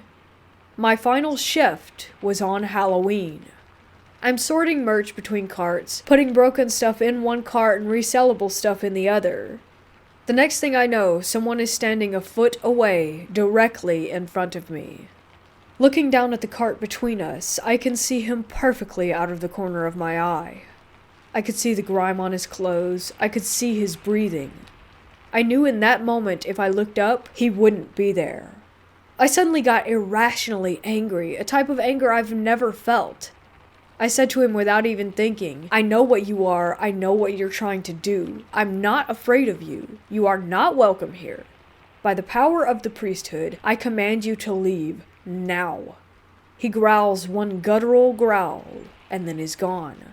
No fading out, no puff of wind and smoke. Just gone. At my current job, a year or two later, one of my coworkers and good friends is a devout Catholic. I told him about the ghost of the homeless guy in the Kmart building, and he just stands there and stares at me. Do you have any idea what you did and how dangerous it was? You exorcised it.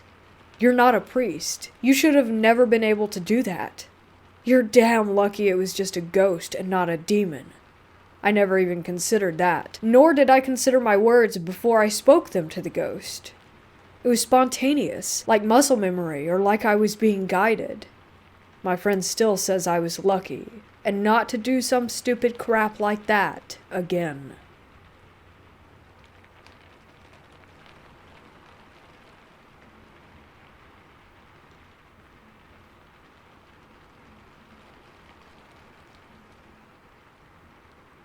I'm a logical person, and I do consider myself a skeptic, even though I know what I saw, and I know that it really happened. Maybe it's just that I tend to be skeptical about most things. I will as briefly as I can describe a little history of the house and the changes my family made to it, because I believe that it applies to what I experienced. I'm originally from a small farming town in Washington State. My parents bought a ranch-style house in this town in the early 1980s, and we lived there until early 1993. The house was built in the mid-1950s, and was known as a party house in the 1970s when my parents were in high school. My parents did a lot of work on the house, as it was a little run down when they bought it. There were many holes punched in the walls and doors. The original hardwood floors were in rough shape, and the family room and original master bedroom had disgusting, torn, brown and lime green shag carpeting. The original master bedroom also had wood paneling on the walls. We tore out all the paneling and replaced the horrifying shag carpets with vinyl and new carpeting and renovated the bathrooms. The main change that my parents did to the house was they added a new master bedroom to the back of the house and converted the old master bedroom to a large laundry room / sewing and crafts room for my mom. The new master bedroom was added onto the other side of the master bedroom from the original master bedroom turned laundry room. I include all of this because during college, I mentioned what happened in this house to a friend of mine who was really into the paranormal, and he suggested that the renovations my parents did, in combination with it being a former party house where there had been drug use and possibly violence, had stirred something up. So one side of the house was set up as follows, from front to back. Family room, the new laundry room, the master bathroom, then the new master bedroom at the back. The kitchen was to the right of the family room if you were facing the door to the laundry room, and could be partially seen from the family room. Now to my experiences. The Void Man. I do not know how old I was when I first saw it, or how old I was when I last saw it. I lived in the house until just before my 8th birthday. I was between 5 and 7. That much I do know. I mostly saw it when I was in the family room. It would stand perfectly still in the doorway from the family room to the laundry room. It seemed to be staring at me, but it had no eyes. It was a pitch-black void in the shape of a human. There were no discernible facial or other body features on it. It was a body with a head on top. The outline of the body appeared to be slightly fuzzy or misty. I would say it was over 6 feet tall. I should also mention that no one who lived in the house was that tall. My mom was maybe 5'3", my dad is 5'7", and my brother was a toddler at this time, so it couldn't be me misremembering any of them. I would just stand there and stare back at it. I felt frozen and didn't know what to do or say. I felt like I couldn't speak if I wanted to when it was there. I remember feeling a sinking sensation when I saw it. I have one distinct memory of staring at it in the doorway to the laundry room, and I could see my mom working in the kitchen. She was standing at the stove and could have seen it if she had turned her head to her right. She did not notice it. I named it the Void Man at some point. Staring at it was like staring into a deep void, a void that would swallow me up. I don't remember feeling fear exactly when I saw the full shadow person. It was more that I couldn't feel anything. That was not the case for the other way that I would see it. It would like to peek its head around the door frames at me. It would do it several times in rapid succession. That would terrify me. I think that was its intention. I would usually go running off to my room or to go find my mom. I only ever saw the full body of the Void Man from the family room looking into the laundry room, but it would peek its head out at me from both of the laundry room doors, the one leading into the family room and the one leading into the master bathroom. If my parents ever saw anything, they had never mentioned it, and I have never mentioned it to them. I'm sure that there are those out there that will say, well, you were very young, you must be remembering wrong, or you made it up at some point and then it became real to you over time. I wish this was the case. I really do. But I remember the Void Man very vividly. I know that I saw this thing, whatever it was. We moved out of that house in 1993 and moved into one that we had built. I have never seen anything like what I did in that house ever again, but the experience has followed me my entire life. I have a nervousness about open doors and what I might see on the other side.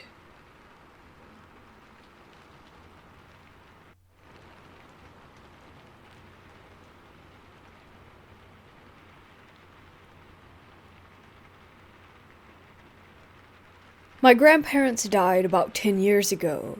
They both died peacefully of old age and left an old house in a countryside. That house has a lot of great memories. My best Christmas and birthdays. Despite that, recently I've started having nightmares that would always have the house in them. Sometimes someone's chasing me, other times there are ghosts. It's always basically a horror movie scenario. Being religious, I thought it was about time to visit my grandparents' graves and light a candle. It's about a 3-hour drive, so I decided to visit them and crash at their house for the night. Well, I'm never doing that again. It was still bright outside when I arrived. I went inside to open the windows and clean up a bit. That's when I heard a weird sound. It was as if someone was walking in the room, but no one was there except me. I was spooked, but I convinced myself that there must be rats or other creatures in the attic. I managed to stay calm and rational, and spent the rest of the evening watching YouTube in bed. That's when the fun started. The internet connection is terrible there. You kinda have to walk around the room to catch 4G like some sort of Wi-Fi. Like many times before, my internet lagged, and I ended up sitting in silence. This is when I heard it, loud and clear. There was someone in the kitchen, and they turned on the light switch. I was sure it was that switch, because whenever you turn on the light in the kitchen, it made this loud click sound. I literally froze. I was in the middle of nowhere, and I was about to be killed by some maniac. All the knives were in the kitchen too, and I only had pepper spray in my bag. Then the intruder started walking, slow steps as if they were just wandering around. I thought I will die from fear, and I didn't know for how long that I was frozen, but it really did feel like forever. I was literally waiting to be killed. I don't know how much more time passed, but it was long enough that my muscles started spasming from being so intense and not moving. I gathered all courage, hoping that the intruder had left, and somehow managed to go to the kitchen. The light was on as expected, but the person had already left. I ran to the door, expecting to see it wide open, but to my surprise, it was shut down and locked, as I had left it. There was no sign of entry. I'm never going back alone.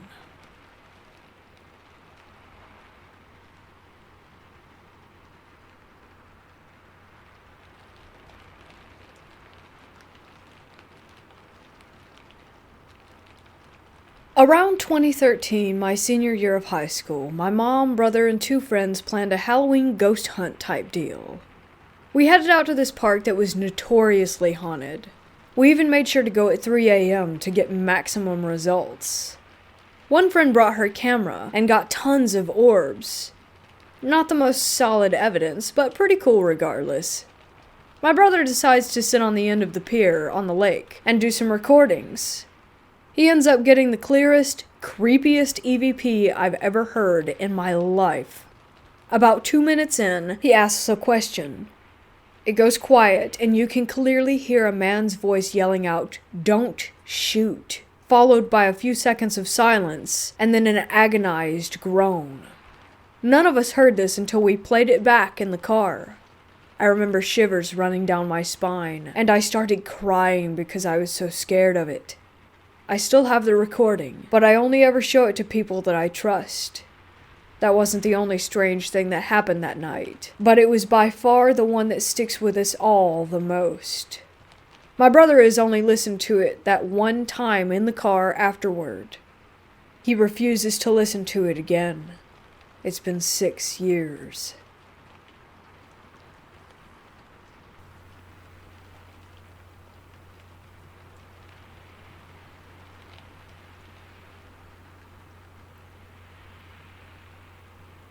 This is one of the unexplained series of events and the existence of the unknown in my very intimate environment.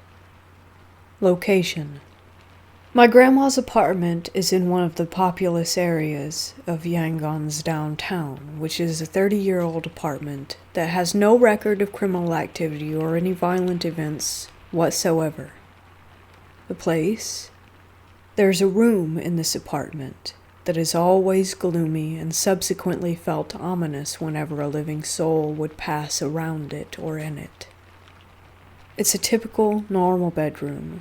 Queen-sized bed, modern furniture, and a picture of Jesus Christ in it. Even though there's nothing abnormal about the room itself, the aura that it gave out is evil. It used to be my late grandpa's room, in which he was suffering from hepatitis C. The problem. The room itself is locked now and no one lives in it, since it used to cause the house members and guests chills whenever a person or just someone would pass around the room unexpectedly. Whenever you look inside it, there's no one. Sometimes a 3-second long snickering laugh in a low tone can be heard. This can happen at any time of the day. Sometimes there's nothing at all. But whenever a person tries to lay on the bed of that room, everyone who's done it has said that they felt someone is watching them with an evil smile. But it's just their feeling, including mine. Another common denominator is that we cannot identify how that evil looks or where it came from. We all know that something is just there. What all of the house members and guests agree on is that something is watching the bed, as previously stated, with an evil smile. The aftermath. Even though no one goes near there and the room is locked since my grandpa's death, we are all worried due to the frequent sounds and laughter that we can hear at any random time. My aunt, who lives with my grandma at the same apartment, said that clapping can also be heard at a certain time of night, but not regularly. But it can't be anything from upstairs coming down, because upstairs is an empty hall that's been cleaned and locked by the previous owners until they find another renter. These events are strange since they didn't happen right away after my grandparents moved in. It started happening like a decade after they've been living there. The rest is history. I hope you all can tell me what it is. All the family members are questioning to this day.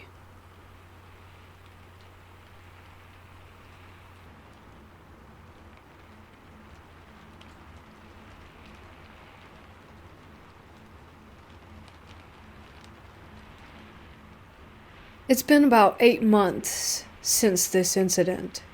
I still remember it clearly. It was around 10 o'clock in the morning. My mom was in the bathroom taking a bath, so we can say that I was the only person in the house with my dog. I was feeling thirsty, so I went to the kitchen to get a glass of water, and my dog followed. When I turned around after drinking the water, I saw a shadow figure. It was completely opaque, pitch dark, and had a full humanoid form. It ran from the gallery in the room that was parallel to me. At that moment, my dog started barking wildly and ran into the same room. I had a pug, and we all know pugs don't usually bark that much, but at that moment he was barking too much. I froze, wondering what to do, and when I came back to my senses I sprinted, took my dog, and locked myself into a room. Even after locking ourselves in, my dog was still growling. When my mother came out, we checked the whole house, but we couldn't find anyone. 2 months after that incident, my dog died.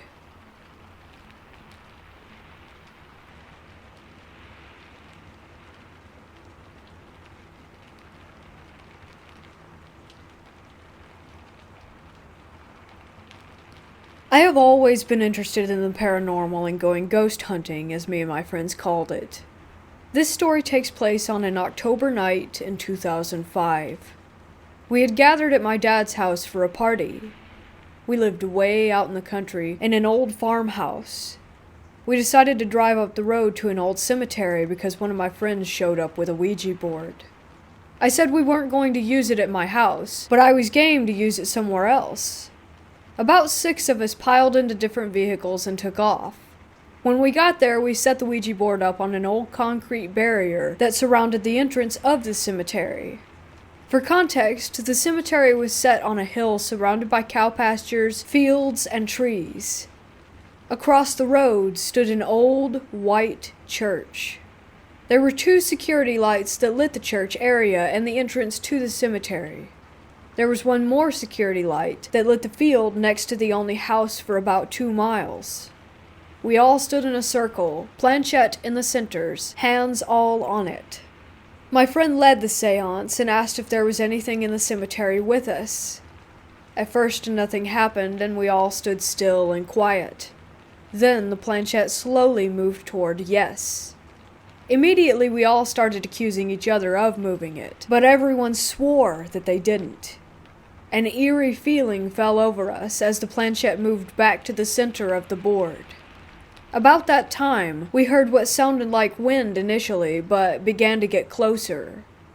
It sounded like the footsteps of multiple people running in circles all around us. We were all wide-eyed, looking at each other when someone said, "I'm out." Another person said, "We have to tell it bye or the spirits will follow." The leader of the group spoke to the board and said something along the lines of, "We are saying goodbye to you," and the planchette quickly jerked to no. It was pretty obvious by how shocked we all were that none of us had done that. Mind you, the sound of the footsteps are still surrounding us. The planchette moves to the center and we say bye again. Again, it moves to no, then back to the center. This time we all say it together, my friend's idea, and slowly, agonizingly slowly, moved the planchette to the word goodbye. We were relieved and took off running to the cars, which were parked at the entrance of the cemetery on the side of the road. Me and a buddy jump into my truck, and I hear my friend scream something about not being able to find their keys. She checks the ignition, her pockets, All our friends check the car and their pockets. No keys. Everyone else loads back into the truck, and we speed the 3 miles down the road to my dad's house. My friend searches her purse and pockets for the keys again, and again we couldn't find them anywhere. Eventually, someone takes her home, and she says she'll get her spare and get a ride back to her car in the morning. We were all too scared to go back and look that night. The next day, my friend searches the cemetery and never finds the keys, even in broad daylight. We hadn't walked around a whole lot, and where we used the Ouija board was very close to where we had parked our cars. Me and several friends scoured the entire cemetery over the next week or so and never did find them. My friend said she was 100% positive that they were left in the ignition when she got out of the car. It's where I left mine, and a common practice in the area where I'm from, which, like I said, is pretty rural. This was by far my scariest, but not the only, Ouija board experience that I have.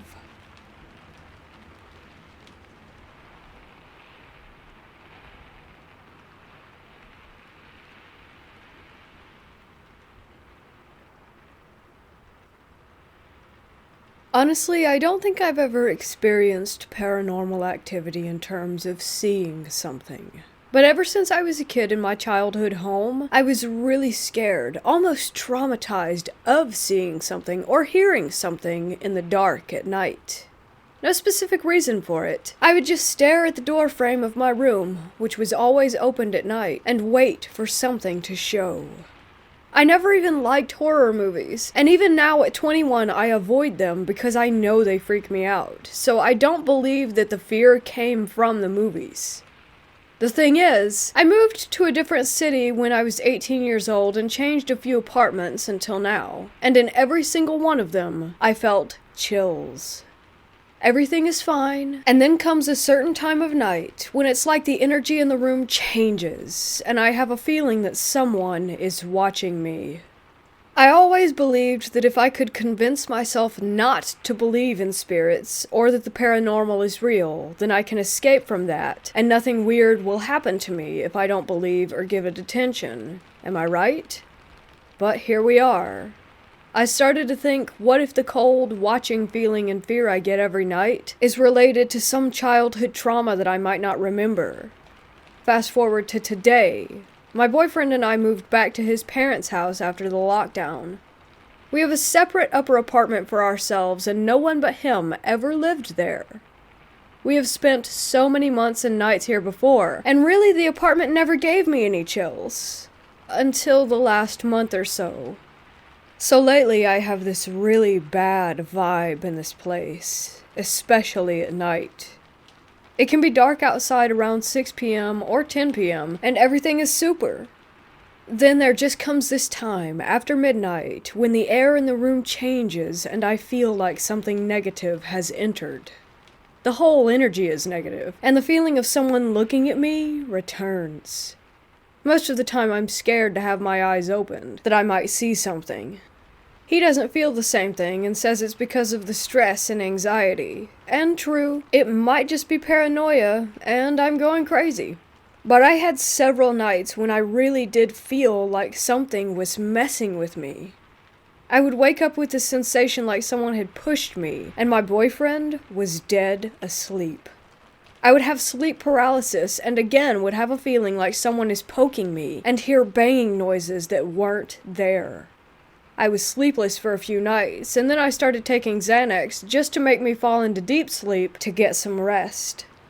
When I am able to sleep, there's that time before falling into sleep when I feel the most vulnerable because of the dark and the dead silence. There are radiator noises and downstairs noises, which, by the way, are loud footsteps even in the middle of the night. And sometimes I would ask them if they were awake at the time, and they said they were sleeping. But still, I kind of comfort myself with the idea of it just being normal house noises. The worst thing is going to the bathroom at night. I have bladder issues, so it's normal for me to go at 1, 2 a.m. Don't know why, but I noticed this pattern. And often, I'm just terrified. I use my phone as a flashlight and practically run there. If I can hold it, I do, because that's how scared I am of the negative energy in the air. I'm so afraid of seeing a shadow or a face staring at me. It's like I know that something is present, but I'm unable to give it shape or form. Sometimes it's like I can sense someone's breath on my face. Never thought I would write something like this because it is the opposite of ignoring the problem and convincing myself that I am imagining. But I'm not sure what to do anymore. Every night I lay in my bed, and in just moments the air in the room switches to negative, cold, and spooky. I can't live like this. It's stressing me out so much, and I just want to know if it makes any sense. Am I crazy and too paranoid so that I just imagine all of this? Or could it really be that something is there?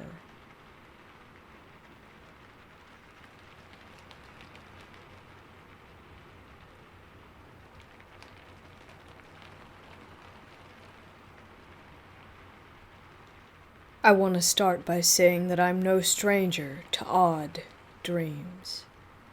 I have experienced sleep paralysis many a time throughout my life. I had a dream shadow stalker for years, and I used to have a haunted bed frame that gave me some of the worst night terrors I've ever had. I have shaman blood on my dad's side, and I myself have been studying various aspects of the occult and paranormal for over a decade. But those stories are for another post. I'm just used to this sort of thing. I wanted to express that. That leads me here. Not sure if anyone's felt this as well, but I have been a ball of anxiety lately. Obviously related to the uncertainty in the world and all, yet I still shouldn't feel it this much. The dreams I've been experiencing have been extremely strange. Like I said, I have vivid, lifelike dreams constantly, but typically they're broken up. I have been having Inception-style dreams for the past 2 months every time I go to sleep. Like I'll dream of actually waking up and going about my day, but then I actually wake up. It's so disorientating. Last night, I had a very weird dream. The strangest of them all. I can't recall what I was doing, but I remember distinctly being in a dark, dusty room. The only part I truly know is that there was some kind of box or container with a lid in front of me. Everything was in first person. It felt so real. I lifted the box, and laying in it were 2 dead gray mice. They were stiff and curled towards each other, like a heart almost. That's all I can remember. I only remembered specifically because my significant other said something about a mouse this morning. I did some investigation and read that this could mean a period of financial instability, but was curious to see if anyone else had any ideas.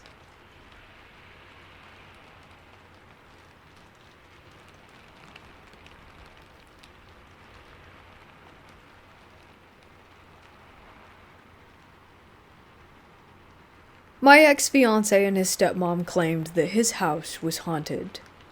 Once or twice a week when I would come over, they would be burning sage next to the door. I never thought anything of it.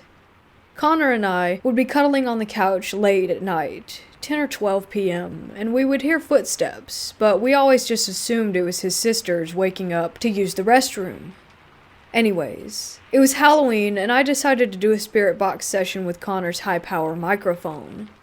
I'd record for a couple minutes, then listen back to the recording. I did this for a half hour and got nothing. Then I began to taunt whatever it was in the house.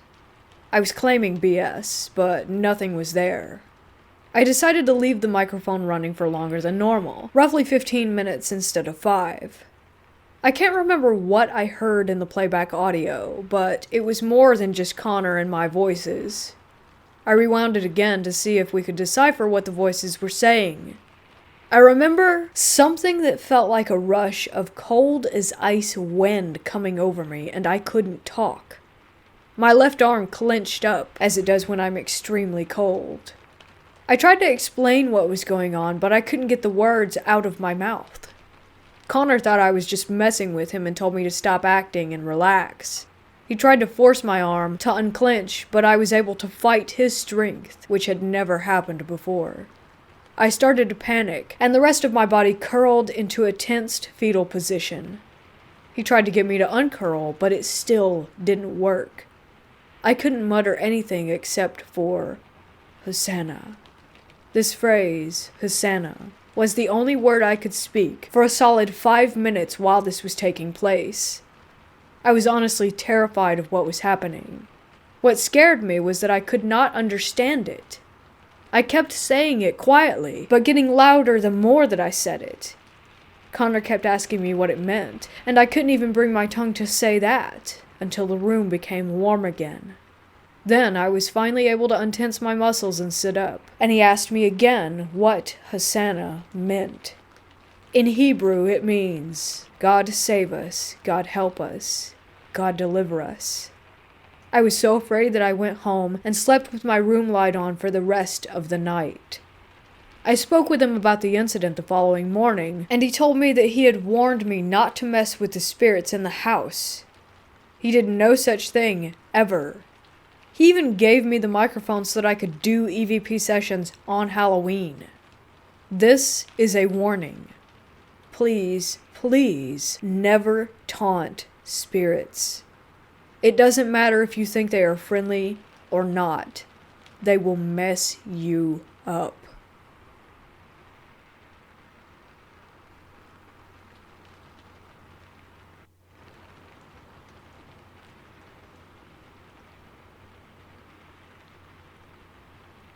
This story takes place in 2017. My then best friend, I'll call her Lex, and I were having a sleepover at my dad's house.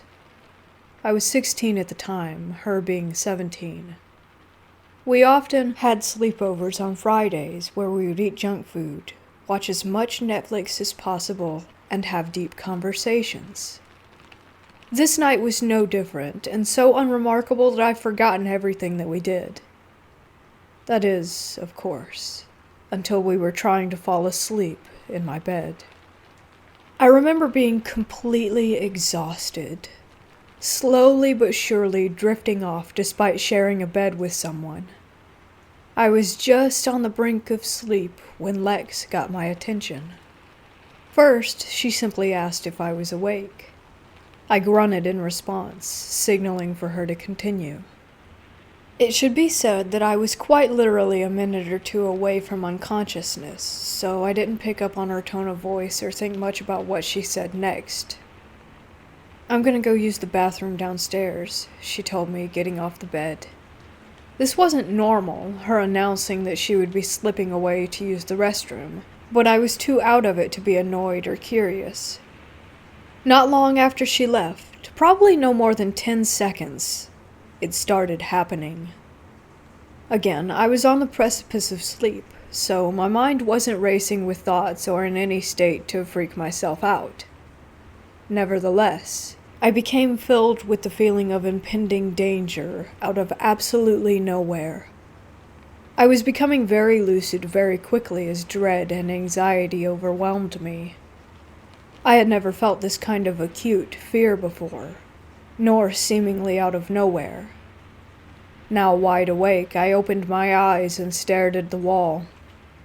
I opened my eyes and stared at the wall less than a foot away from my face, as I slept facing away from the bedroom door. My heart raced as I tried to understand the situation, but I didn't move. Something told me that moving would be a very bad idea. My room was pitch black as well, so that didn't help matters. All I could think about was how scared I was, and how I hoped that Lex would return soon. I can guess that a few minutes passed like this when suddenly the bed dipped on the side that I wasn't occupying, as if someone were sitting down. Problem was, not only did Lex struggle to get onto my bed due to its height, but my bedroom door had never opened. At this point, I was petrified, and I only became more afraid as I felt something against the back of my body. It felt like a person, just gently pressed against me. I thought to myself hysterically that there was no way this was actually happening. I held my breath to better isolate the feeling, horrified to feel the presence moving as if it were breathing, too. In and out, pressed against me. In and out. The atmosphere is still suffocating in the room, filled with what I can only describe as evilness. The aura of whatever was touching me screamed danger. Don't move. I will hurt you. My mind and heart are racing as I try to think of a way out of this. The only balm I have to lessen my anxiety is the fact that I know Lex will eventually return. But what happens then? She wouldn't see whatever it was pressed against me when she entered the bedroom, too occupied with making sure she wasn't disturbing my sleep. So I told myself that once I heard the door open, I would address her and ask her to turn on the lights. After what I would come to find out was about half an hour, Lex finally did return. The second I heard the door open and light flooded into the bedroom, I called her name. She hesitated, her soft voice saying, "Yeah?" I requested bluntly, "Turn on the lights." She did as I asked, and I shot like a bullet from my previous position, whipping around to inspect the area where I had felt the presence. There was nothing. I wouldn't notice right away, but later I realized that the horrifying aura that was plaguing my bedroom had vanished once Lex arrived. It was gone just as suddenly as it had appeared. Still, I was in a state of horror for the next few hours. We watched some cartoons together and decided to sleep with the lights on, but not before talking about what had just happened. Lex revealed to me that the reason she had gone downstairs wasn't to use the restroom, but to call her boyfriend for emotional support. She told me that she had felt panicked, wanting to leave the room to escape from the stifling feeling. Lex couldn't get a hold of him, and spent the next 30 minutes or so trying to calm herself down. In the morning, Lex and I would confide in my dad, the only other person in the house. He was rightly disturbed and told us that he had a nightmare that night. I can't remember what his nightmare consisted of, only that it was a really bad one. My dad is a veteran, so he is not easily spooked, but it left him uneasy. The fact that my dad had a nightmare at all made this whole experience more notable to me. To wrap things up, I want to say that I had improperly used a spirit board a few years before this with a few of my friends at my dad's house. We were children, so we didn't take it any more seriously than any other Halloween game. Nothing of this magnitude had ever occurred before, though. Just this one night. Lex and I were able to acquire holy water from one of the teachers at our high school after she told him the story. We used it to cleanse my bedroom. Nothing strange has happened to me, or my dad, since.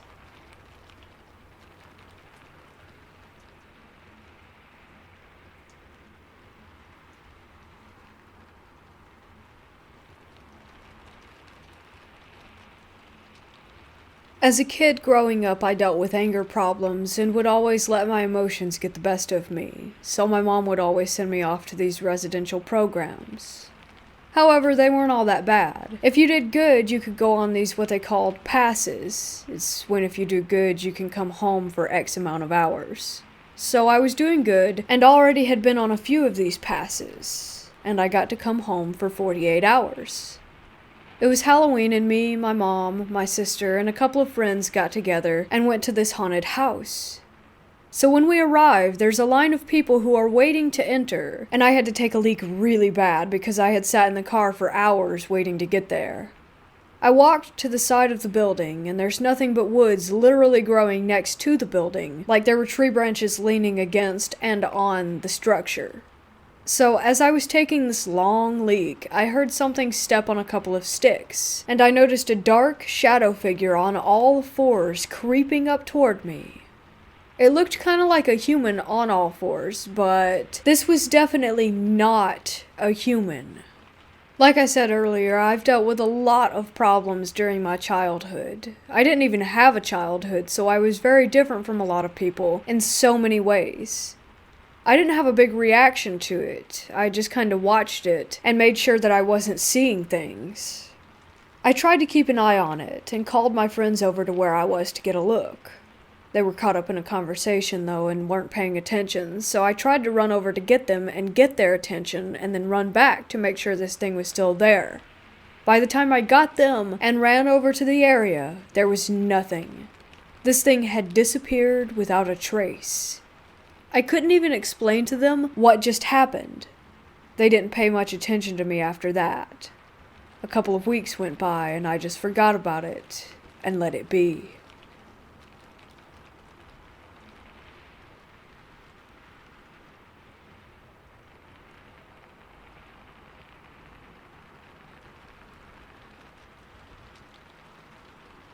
A few months back, really closer to a year ago, a friend of mine suggested that we do something interesting with our night for once. He told me about how he had been to one of the city's cemeteries after dark a few times, and that it terrified him, but in that sort of way that makes it worthwhile. I was a little against it at first, because the cops like to check on the area often, and there was no way we were going to be walking into the graveyard sober. Of course, however, my mind changed when we got to talking. You know about the witch? He started cracking a grin. I think so. I had heard very little. Remind me, just in case. So there's supposed to be this witch or ghost or some crap, and I know right where the grave is. Jesus, alright. I don't know exactly what I believe, but I know that the place is messed up. He paused, thinking hard. I said, I honestly don't believe in anything, but a dark graveyard is scary anyway. Definitely need to check it out sometime if we don't get to it tonight. He popped up with, oh man, I just remembered there are these dead kids. What? There's a bunch of graves together for this one family, and a bunch of them are these kids. That spot is extra creepy. They're all old as hell, from like the 1800s or something. Well, I guess we gotta go see all of it. We pulled into the lot when the sun was setting and decided to smoke a little bit in the car since we had time anyway.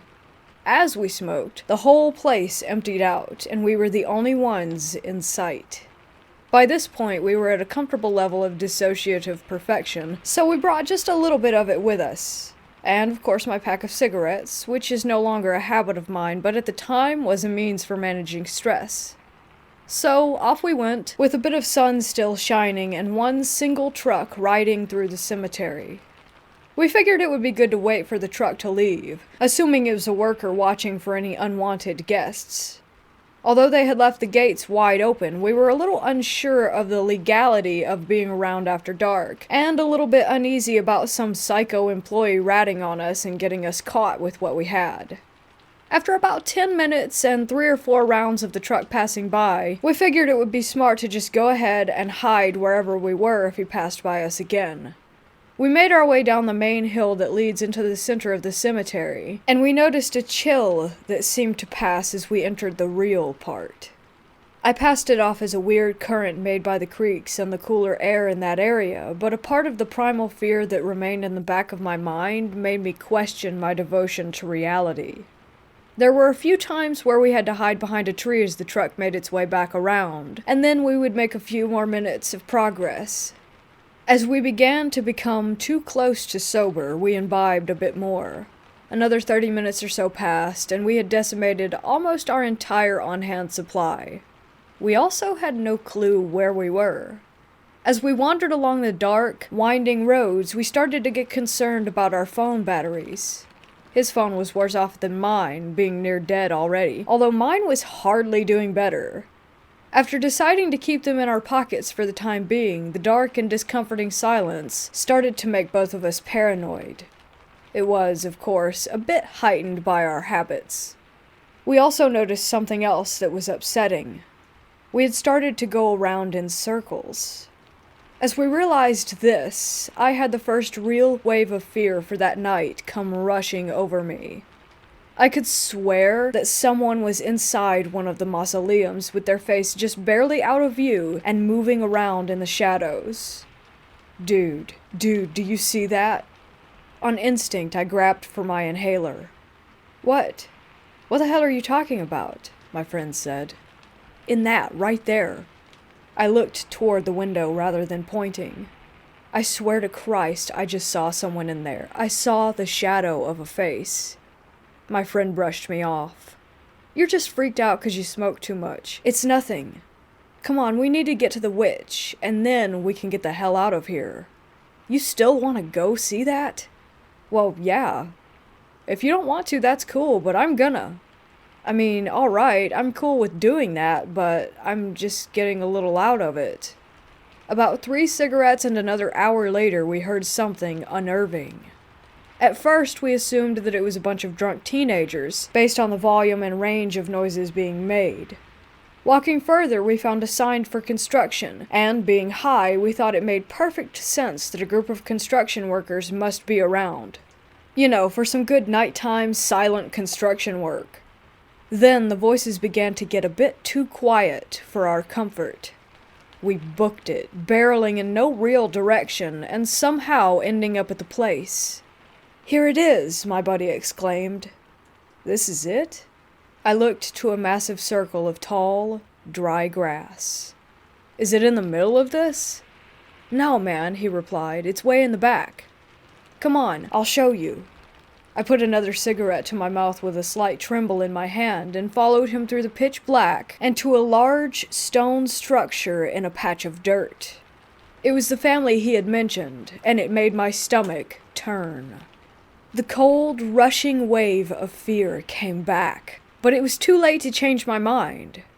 We walked onto the large stone slab and then around it.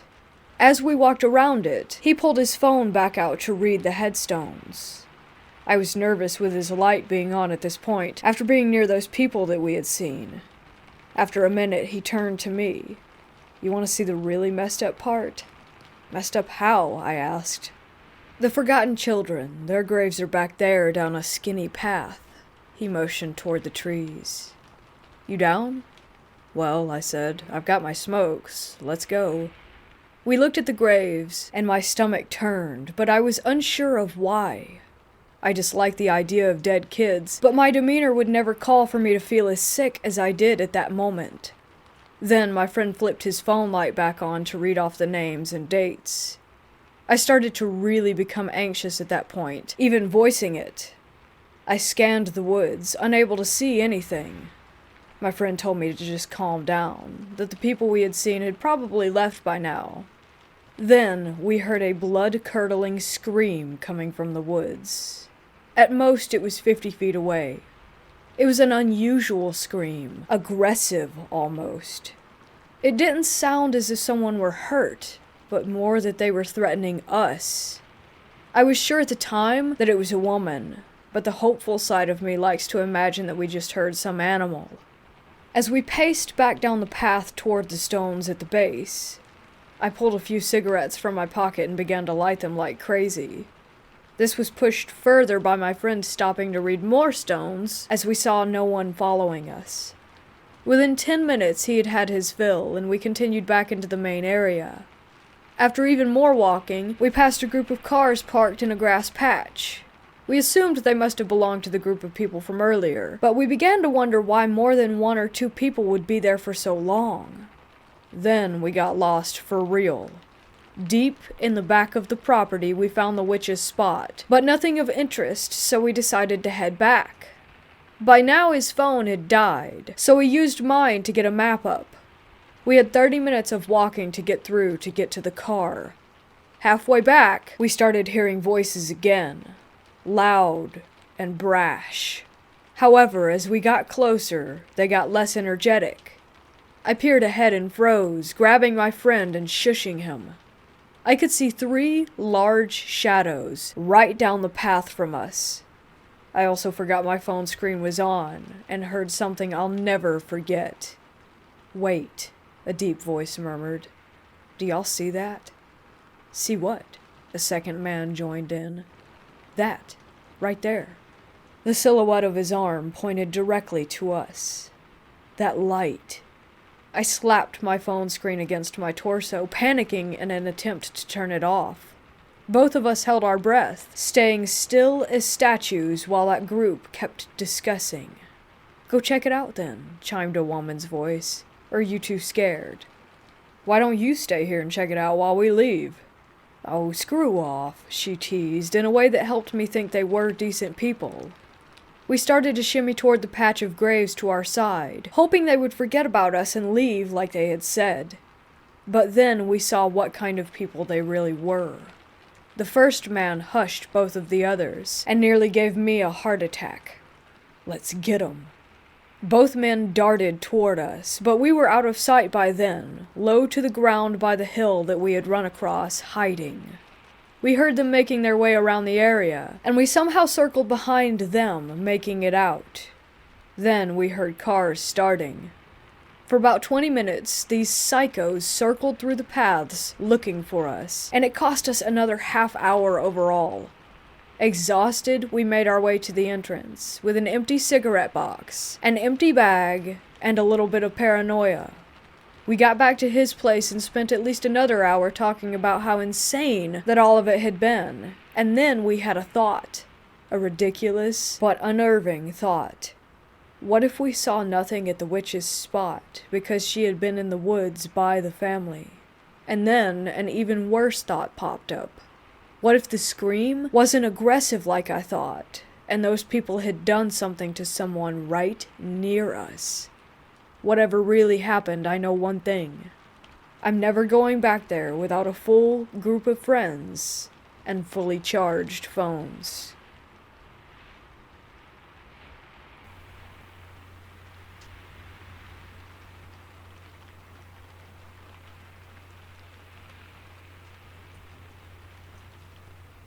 I've always felt that someone was watching me, always with me, just watching. But nobody was to be seen. It was one night during a November break after my birthday, around 2:30, when I started to feel sick, so I got up to use the bathroom. My room was in the basement right next to my parents'. I left my room, and we have this hallway. I walked down, and it was pitch black. I was going up to the door that leads to the stairs, and for a quick second, there was just a girl standing there, and then she just floated up and disappeared. I was so scared, but I really had to use the bathroom, and we only have one that was upstairs, so I continued my journey and used the bathroom. It took me about 20 minutes to get my head together, and then I went back downstairs to bed. Since I moved into this house, 3 a.m. has always been scary to me because I hear a lot of things, and my parents just think that I'm crazy.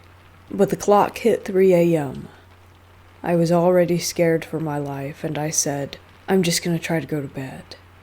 I tried for about 10 minutes, and it felt like I was being watched still, so I said, "Hello, is anybody there?" No one answered. But a moment later, my painting fell off the wall and hit the shelf that was holding my mirror, to fall and shatter. I've always had a spooky feeling about that mirror, and I was crying in fear. After I calmed down, around 3:50, I was going to bed again, and I felt a tug on my foot, but just pushed it away. After the third time, I sat up and saw the same girl from earlier. Her bright green eyes glowed, but her long, blue, scruffy dress was beautiful. It was scary, but I felt like I've seen her somewhere, or she looked really familiar to me and looked like a younger version of me. Ever since then, I haven't heard a word or peep out of anything, but I still feel her presence.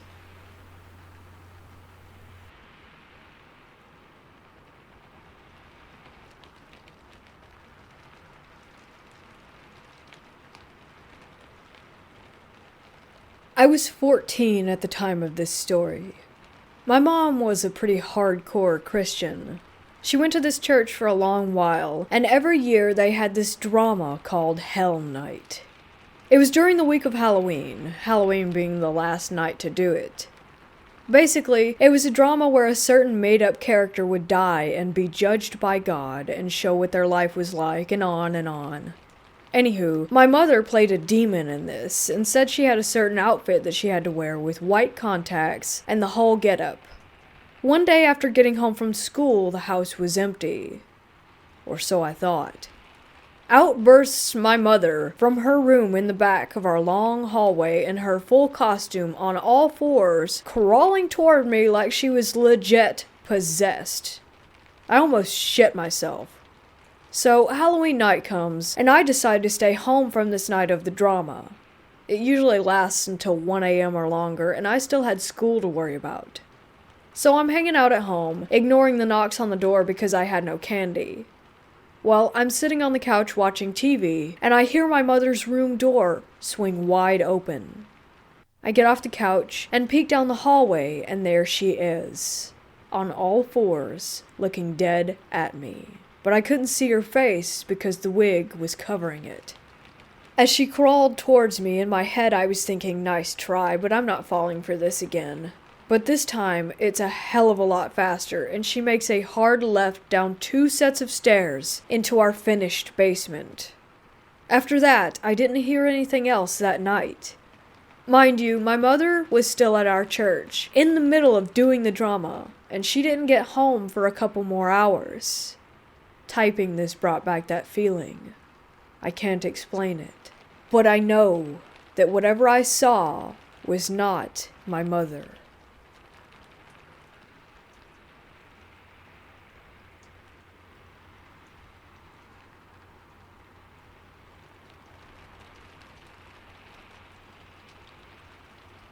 My mom and I both work at a very old, very haunted hotel. We used to be incredibly open about our haunting experiences, but our current owner is a real jerk who refuses to acknowledge any of it, despite the business that it could bring in. So we no longer put it in the brochures or broadcast it in any way. But I guess it makes it all the more convincing when the guests tell us crazy stories, as they usually have no prior knowledge of the hauntings or even the history of this place. Which is a real shame, because the building has had some serious connections to incredible people who played a major part in founding the country. So a few weeks back, we were in the middle of our January lull.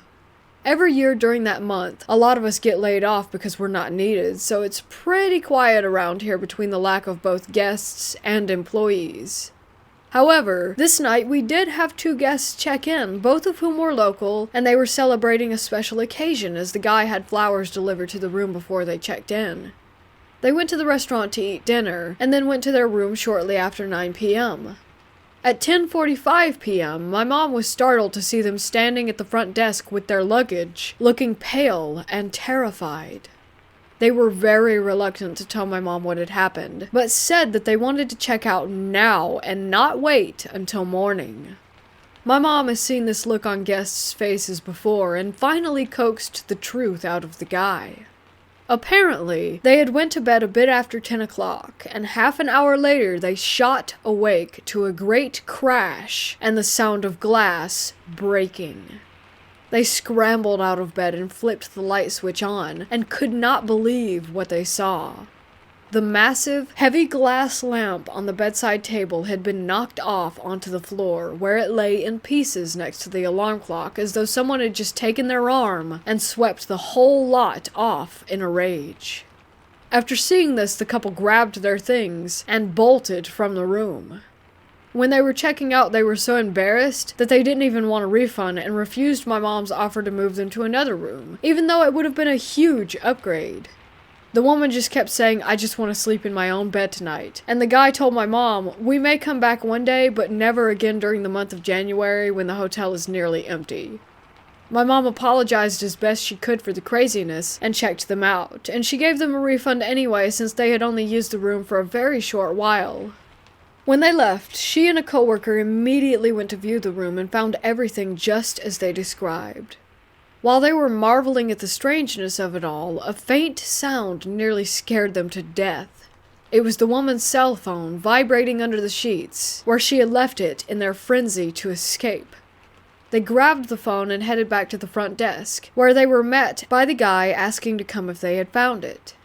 With his wife in the car waiting, he decided to open up a bit more to my mom about the incident, as his wife was already terrified, and he knew it would only make it worse for her. He said that before they fell asleep, he had an undeniable sense of dread, as if something were going to happen. And when the sound first woke him up, he looked toward the foot of the bed and saw the silhouette of his wife standing there. He asked if she was okay, and heard her voice answer right next to him. She was still in the bed. We've had people hear voices in music, see apparitions, and capture incredible images on camera, one of which was a young man dressed in colonial-era clothing, and you can see him clearly down to his hair and belt. But for someone or something to sweep a lamp and clock off of a table so hard that it breaks the lamp is very unusual. Our phenomena is very rarely of the physical variety, so I am not sure what to make of this. I myself have never been frightened of whatever is here, maybe because I'm a history lover and would almost welcome the prospect of seeing someone from such a long-gone era. As to who the woman was that this guy saw at the foot of his bed, I have no clue. We have a very well-known female spirit in the hotel, supposedly from the era when it was a Civil War hospital, but the building also served as an elite college for women and of course was a home when it was first built. It could have been anyone for all we know.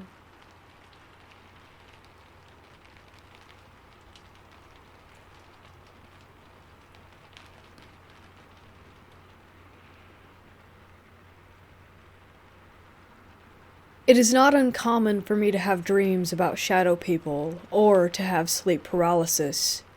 On this particular night, I had a dream about a red marble, and that an entity was tied to this said marble. I felt that I had to protect this marble and keep it away from people who were trying to get it. The marble bounced out of my hand, and I told the entity to roll it back to me, which it did. Here is the weird part. I remember in my dream picking up the marble, but all of a sudden I was staring up at the ceiling. Out of the corner of my eye, I could see a shadow person approaching, and it started to lean over me, looking down. At this point, I have no idea if I'm awake or if I'm dreaming, but I remember saying over and over again, "Leave, leave, leave, leave." But the voice started to sound deeper and deeper, and not like mine at all. My boyfriend sleeping next to me shook me awake, and I sat up, calmed down, and went back to sleep. In the morning I asked what had happened, and he said that I was talking in my sleep, and that I had said a sentence that was all jumbled, so he couldn't make out what I was actually saying. This made me feel weird, because if I did sleep talk, I would have thought it would have been one word, over and over. I remember in my dream feeling uneasy and scared. Does this sound like I was visited? Or was it just a really bad case of sleep paralysis? Edit. I also forgot to mention that I told my mom about the dream, and what time that it had happened, and she said that she had had a terrible dream, and woke up screaming around that same time. We sleep on different floors, so I didn't hear her do this, but she doesn't remember her dream.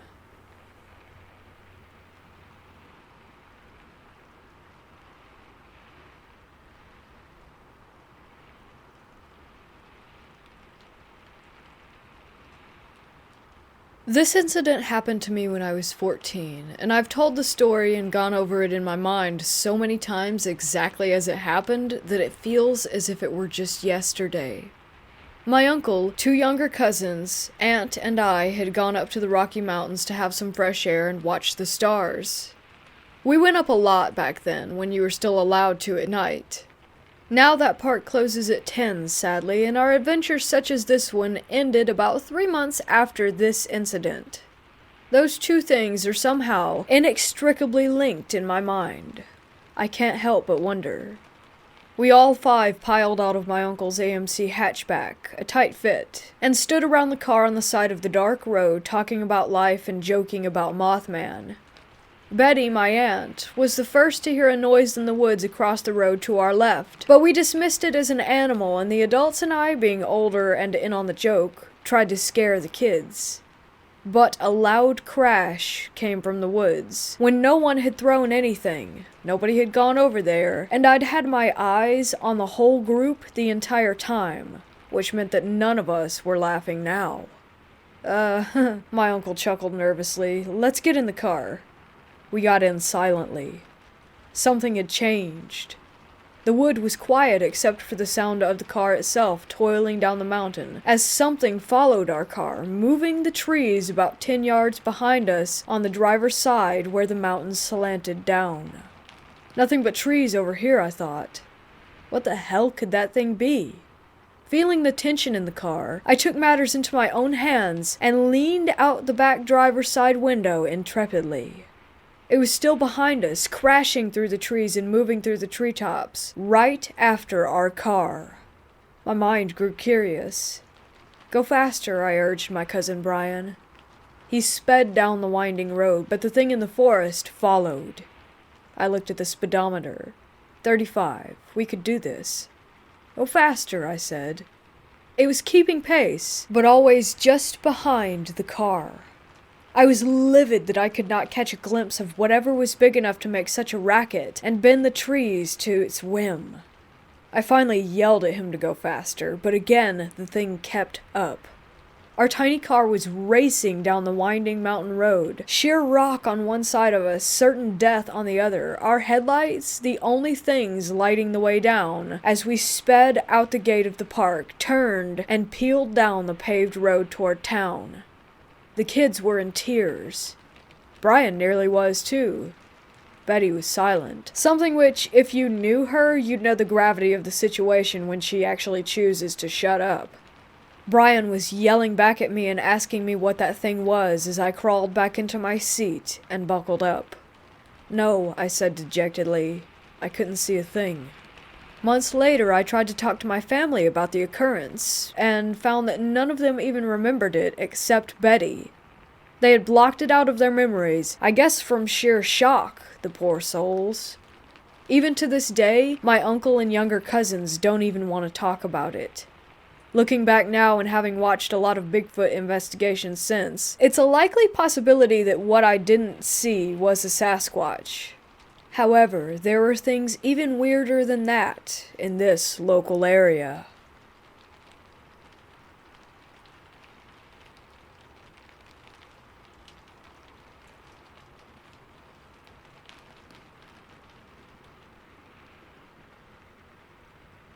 For some context, I live in an apartment with 3 other people while we go to college, but it's currently just me until January since the others went back home.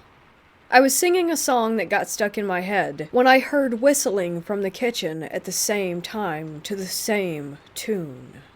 I thought one of the other roommates may have come back early, so I shouted out to them, but didn't get a response. I went to the kitchen, which is only just a few feet from the bathroom, and no one was there or anywhere else in the apartment. I checked the hallway outside, but didn't see anyone or hear a door open and shut in the few seconds that it took for me to get to the door. The whistling was very airy, as if it was someone who couldn't whistle very well. This isn't the first thing that happened to me in the last few weeks, but it's definitely the weirdest. It could just be my imagination, but it sounded like someone was directly outside the bathroom door, whistling toward it. The other thing that happened was far less weird, and could have just been me not paying attention, but I came back from work to find that the lights in my roommate's room were on, and the fan was blowing out at the door. Even though no one had been home, and the other roommates' families lived quite a long ways from here.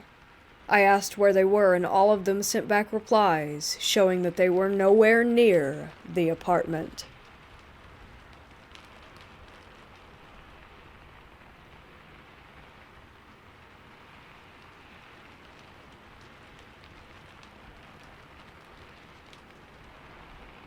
This story happened in October of 2004, back when I was still a third-year high school student.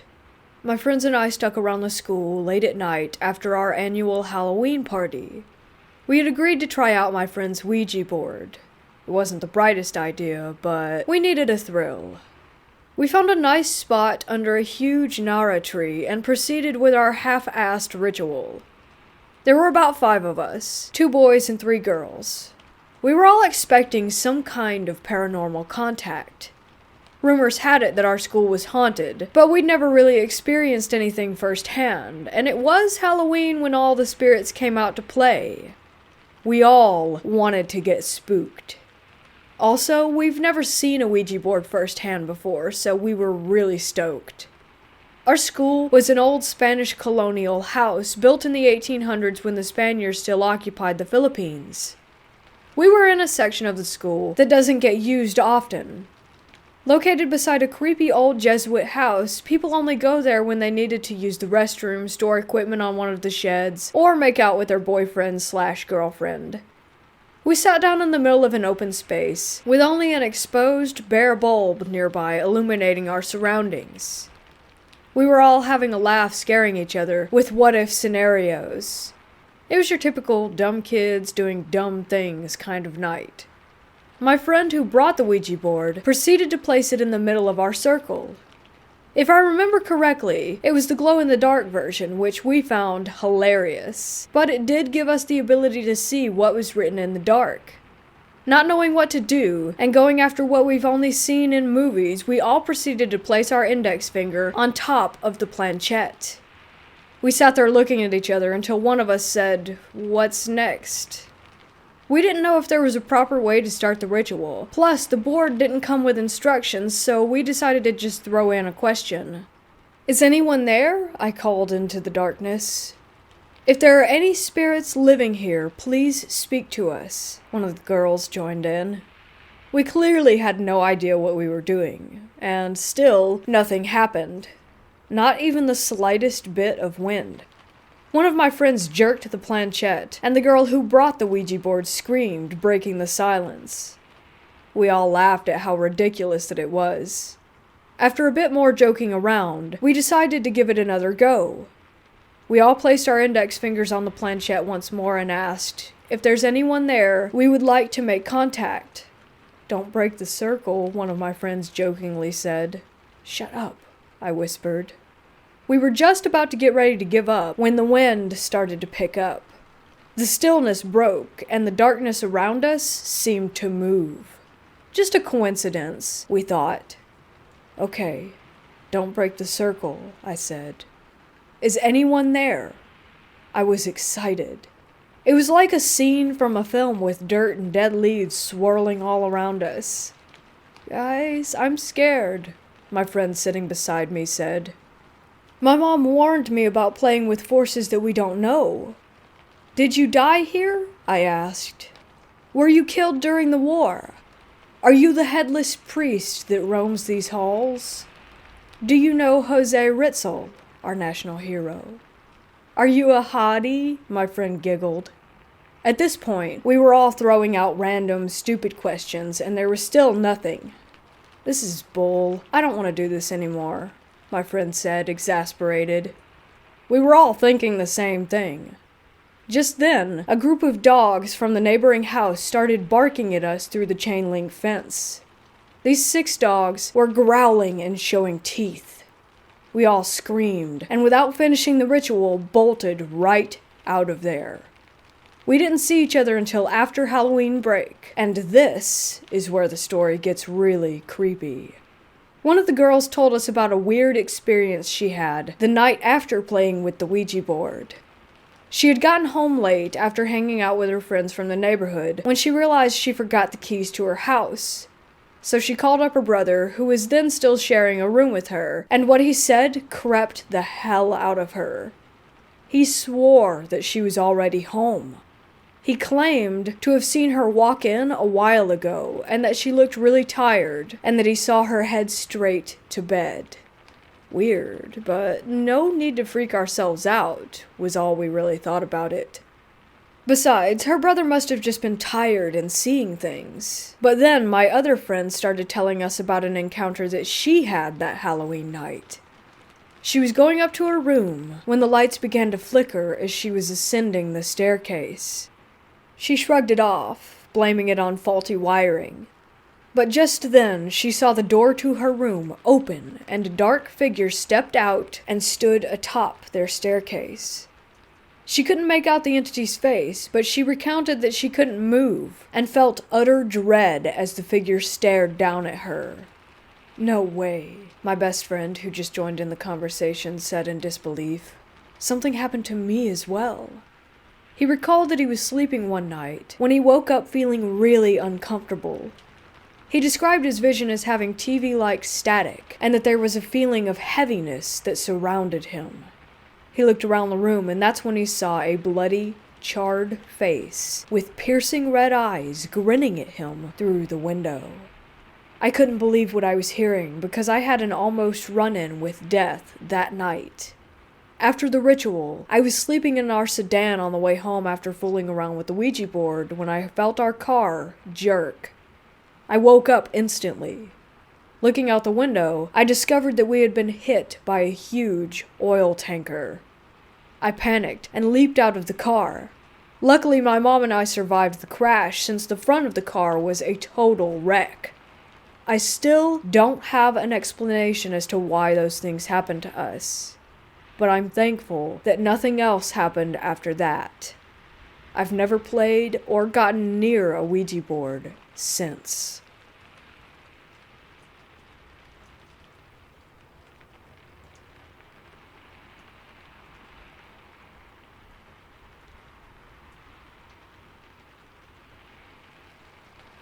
In 1999, I moved back to Washington State after traveling around the country for 4 years. My grandmother let me move in with her for a while so that I could get back on my feet. I hated the basement of her house. Always have. But it was free rent, and she was cool with Chuck, my 90-pound black lab. Plus, my Gramps and I got along pretty well. Late one night, about 3 months into me staying there, I woke up because Chuck kept moving around on the bed and was shaking the mattress. Then I heard him start grumping. You know, those grumpy groans that old dogs make when you scratch behind their ears and they love it. He started doing that. Once I realized what I was hearing, I sat up to yell at him to go back to sleep. That's when I discovered the reason that he was moving around so much. He was trying to get closer to the woman who was standing right next to my bed, scratching him behind the ear. I didn't scream, and I'm proud of that. But also, what the actual hell? Where did she come from? Who was she? Why was she standing in my room petting my dog at 3 a.m.? I was too afraid to ask. I did the only thing I knew how to in those situations. I hid under the blanket.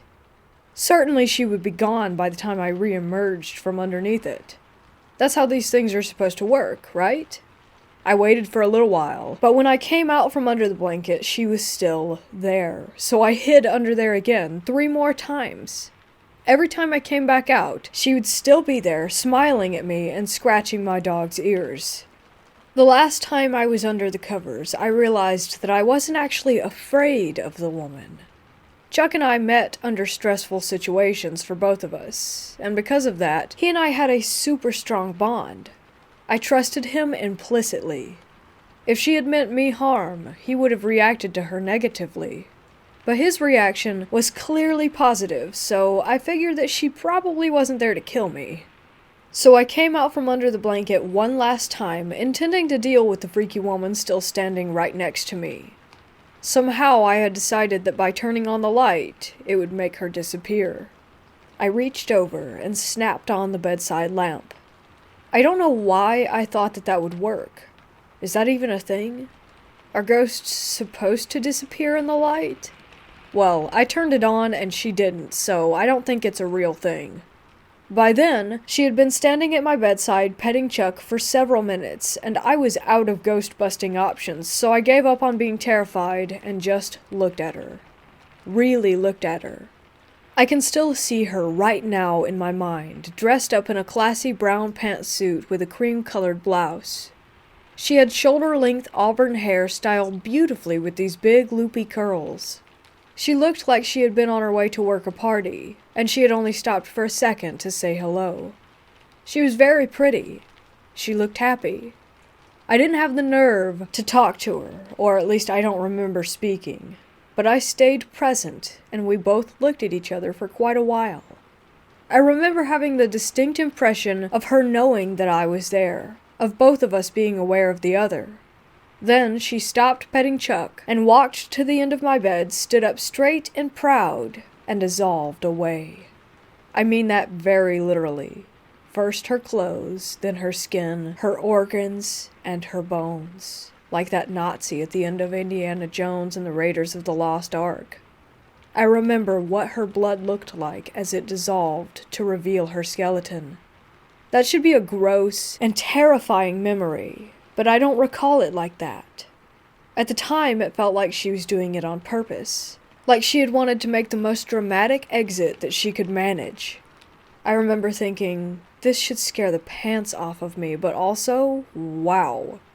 Somehow, I did go back to sleep.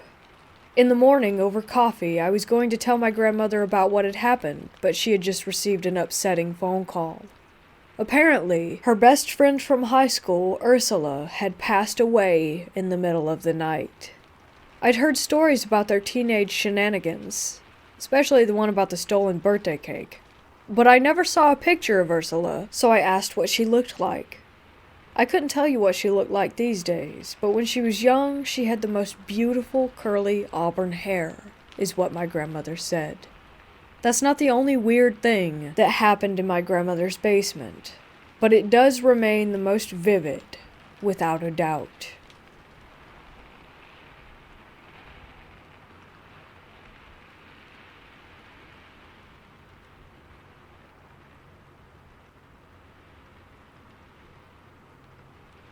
There was one time I was staying at a hotel in Madrid, not too far from the airport, and by the time my buddy and I arrived there, it was 11 p.m. I had completely messed up the booking information because I forgot that we were losing a day by traveling from California. Since my buddy and I had arrived to the hotel so late, we were exhausted. Still, we were given our room number, a card, and sent up to our room. I noticed that the more turns we made down a hallway, the less lights worked. By the time we reached our room door, it was dark and scary. I didn't want to say anything, implying that I was feeling uneasy about the room because I was 24 at the time, so I had to be tough, and my buddy was 27. Once we opened the door, the room was bright and looked very modern. I felt a whole lot better upon entry. The room was supposed to have 2 full-size beds, but for some reason they were pushed together to make a giant bed. My buddy and I agreed it wasn't a big deal, just to stay on our sides of it and deal with it until tomorrow when we weren't so tired. I slept on the left, and he slept on the right. Sometime between 1 and 4 a.m., when it was very dark in the room, I woke up and saw a man standing in the corner. I knew for sure that the man wasn't my friend. My buddy Cody is 6'2", 195 pounds. The guy standing in the corner looked about 5'10", 180. This was the first and only time I ever experienced sleep paralysis. I remember staring at the guy, who appeared to have his back to me, facing the corner of the room closest to me, as if he was counting for a game of hide and seek. I stared at my arm hanging off the bed to the left, and focused all of my energy and strength to move it, but I could not. I tried to scream for Cody to wake up so that at least he would know of the man in our room, but no sound would come out of my mouth. I've never panicked so hard in my life, and before I knew it, my eyes closed, and I was unconscious again. It wasn't until 7:30 a.m. that I woke up and screamed Cody's name and hit him. It was as if everything I tried to do during the night suddenly came out all at once. He woke up startled, of course, as I came to the realization that everything was okay. The order of everything I'm about to say next is how I knew that there was a ghost in that room.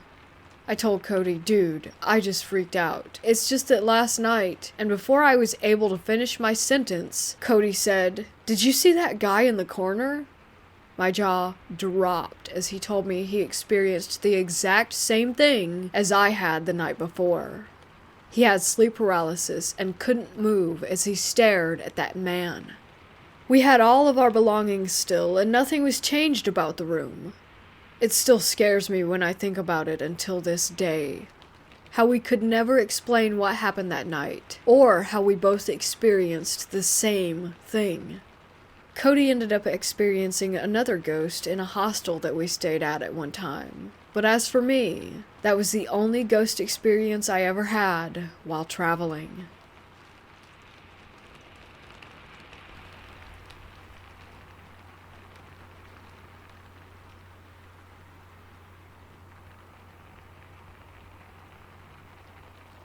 Most of this stuff happened to me between the ages of 10 and 18. I've posted before about my haunted school, and I'd like to share more of what I've heard. Whatever these things are, they have really enjoyed screwing with me periodically. I was 17 and had just gotten home from some event, either with a church group or some friends, I don't recall. It was about 11 p.m., and as mandated, I woke my parents up to let them know that I was home and alive. Don't remember why I felt the need to shower that night, but I did. The shower was a stall with a glass door and really high-pressure steam, which was almost deafening in that plastic stall. You would have to shout at me right next to the bathroom door in order for me to hear you, so that's why what happened next was so shocking.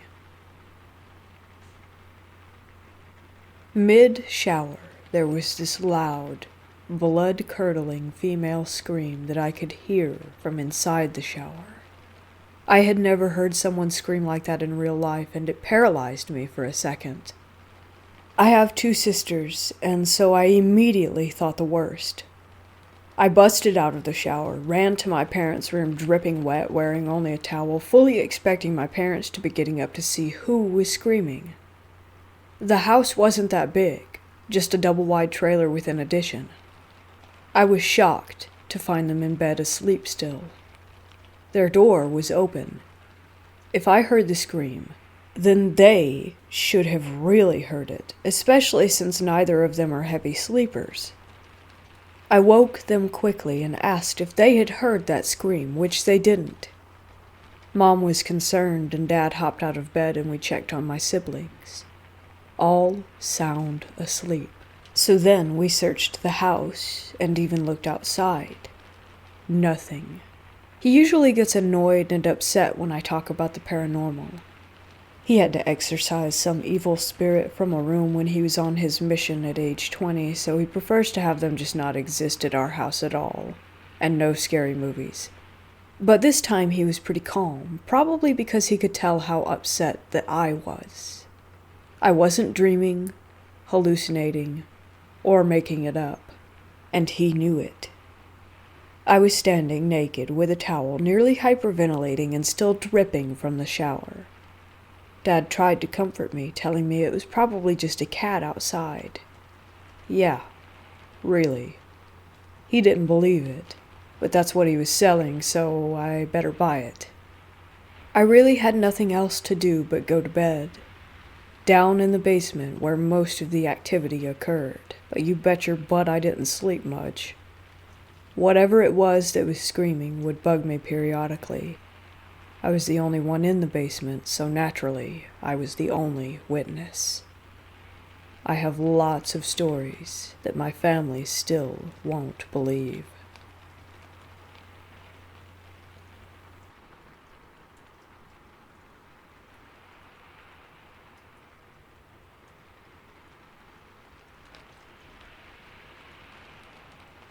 In the home where I lived from ages 8 to 16, I would always hear church bells ringing early in the morning.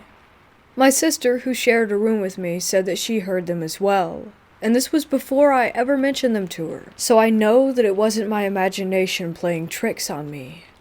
I never even thought it was weird until I was in my early teens, when I realized that we don't live near any churches, or at least not any active churches. I was so used to it that I'd never really even taken the time to actually consider it. When I brought it up to my mom, she had no clue what I was talking about. It was the same with my next-door neighbors and other friends from the neighborhood.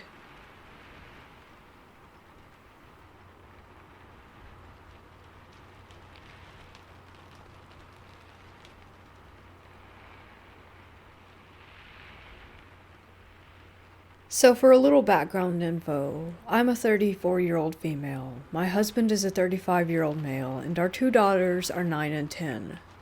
We moved into a house built in 1900, back in October of 2014. The following year, in 2015, I had quit my job to stay home with my youngest, then 4, and to be available for school runs for my then 5-year-old who had just started kindergarten. Fast forward about a month into the school year of October 2015. One day after I dropped my kindergartner off at school, I took my youngest for a walk through a very old cemetery around the corner from our house. The cemetery is closed to new graves. Many of the tombstones date back to the late 1700s into the 1800s. The autumn foliage was beautiful. I even took a few pictures. My daughter had never been in a cemetery before and was on cloud 9. She's weird and morbid like me. She was running around inspecting the graves, asking a million questions, and as she sometimes does, she informed me about some of the history about specific graves and the people who were buried. She has a tendency to make up stories about things that she sees that have happened, that turn out to be facts later on. I'm not claiming that she's psychic, but she definitely has my bloodline in her. We went home, and within a couple of days, weird things started happening. It started out small, like I would feel as if someone had brushed by me walking or something like that, but no one was there. Whenever I was in the basement doing laundry, I started feeling like someone was watching me.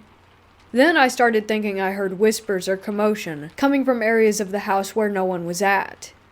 I was also going through a bit of severe depression at the time, so at first I thought I was just going crazy. Then, one evening, I was sitting on the couch with my husband watching TV, and in the corner of the room we both saw and heard something dark and shadowy fall from the ceiling and slam on the floor. I jumped, he jumped. We both looked at each other, and he got up to check and see what it was. But once again, like all the other incidents so far, nothing was there. It was at that time that I confided in him about the brushes, whispers, and commotion. He then informed me that he had heard things too. Like, he would be upstairs in the shower and thought he heard me come home with the kids, the front door open, and then talking, only to find out that no one was home when he came downstairs. He just didn't think anything of it, so he never said anything. At this point, I realized that it wasn't in my head, and that our house was likely haunted. It is what it is. Then, a few nights later, I woke up suddenly in the middle of the night, maybe around 3 a.m. I got up because I felt wide awake. So I left my room and went out to the hallway when I suddenly noticed my youngest daughter on the first landing going down the stairs. I called out to her, "What are you doing, baby?" She looked up at me with the most frightened face I have ever seen, and she said, "I heard you calling me downstairs." Chills ran through my entire body, and I told her, "Okay, well, I'm right here. Why don't you come sleep in the bed with me?" She ran back up the stairs. The next morning after I dropped my oldest off at school, I called my mom. Well, I don't know how to put it exactly, but basically a modern-day witch and also familiar with hauntings and such. So she tells me what I need to do, and to come over and get supplies. The whole thing basically consisted of putting crystals behind all the doors in the house, spreading Himalayan salt across doorways, going outside, and also spreading the salt around each corner of the house and blessing it. And then finally, saging the entire house. I'm very familiar with saging, as I've done it before. Everything is going fine until the saging comes. I get a fire-safe ashtray, fill it up with dried sage, light it, and begin the process starting from the upstairs, working my way down. My youngest is with me during this process. I get through the whole house and down to the basement when suddenly the ashtray explodes in my hand. Literally, it exploded. It freaked me out and my daughter. I send her upstairs and I clean up the mess. Meanwhile, the entire time, I feel like someone is watching me.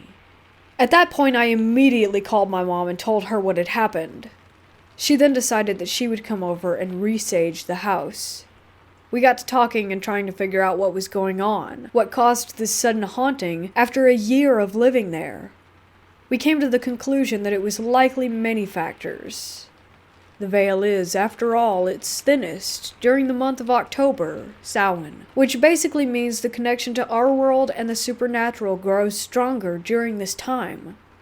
I've always been susceptible to the supernatural since childhood. That's another story. And my depression likely brought out anything that was laying dormant. And that my youngest daughter possibly brought something back with her from our cemetery trip just before all this started happening, or awakened something when she was there. After that, everything calmed down and basically went back to normal. On Halloween that year, just a few days after the saging and whatnot, we were with a group trick-or-treating, and my friend told me to tell everyone about what was going on. The mass consensus was that we should burn the house to the ground. But that was, of course, just a joke. We did not. And virtually nothing has happened since.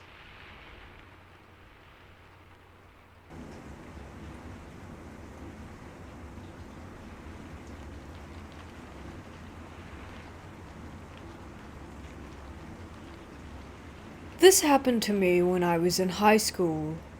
I was at my friend's house at the time, who lived in an apartment building. She had a neighbor who lived upstairs, and was a few years younger than us, who we hung out with when I visited my friend's apartment.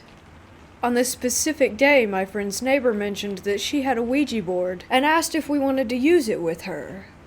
We both agreed, as I personally didn't think Ouija boards were actually paranormal, and thought it was a myth. We went into a garage area of the apartment building and put our fingers on the planchette. For the first few hours, nothing really even happened. Eventually, we had movement on the planchette and started asking questions to this spirit, who would answer us. I forgot who, but someone asked if the spirit was trying to communicate with anyone. Interestingly enough, it spelled out my name. I was skeptical, and thought it was one of my friends messing with me, so I asked what its name was. It then spelled out my grandmother's name, who died 6 months before this Ouija board encounter. I started getting a little uncomfortable, as my grandmother's name is in another language, and my friends did not know this language, nor have I ever told them what her name was. They wouldn't even know how to spell it either. Weirded out, I asked what my grandmother wanted. She started spelling out U-R-G-R, and then the planchette started going in weird circles, and even going off of the board, and wasn't spelling out anything that made sense. So I asked for further clarification, and then just "You are great" popped up. This will be important later, so keep that in mind. Anyway, at that point I thought it was just one of us moving it weirdly, so I said goodbye. A few days later, my grandmother's husband, my grandfather, suddenly passed away. It was unexpected, as he was in great health, and it was right before Christmas, and he was so excited for Christmas. As I was at his funeral, I remembered sitting there and thinking about the Ouija board, and that's when it hit me. When my grandmother initially tried to spell out something that started with G-R, I realized that grandfather starts with G-R. But then the planchette had moved around so weirdly when my grandmother couldn't spell out the rest of the word, as if something had been stopping my grandmother from completing the word and warning me.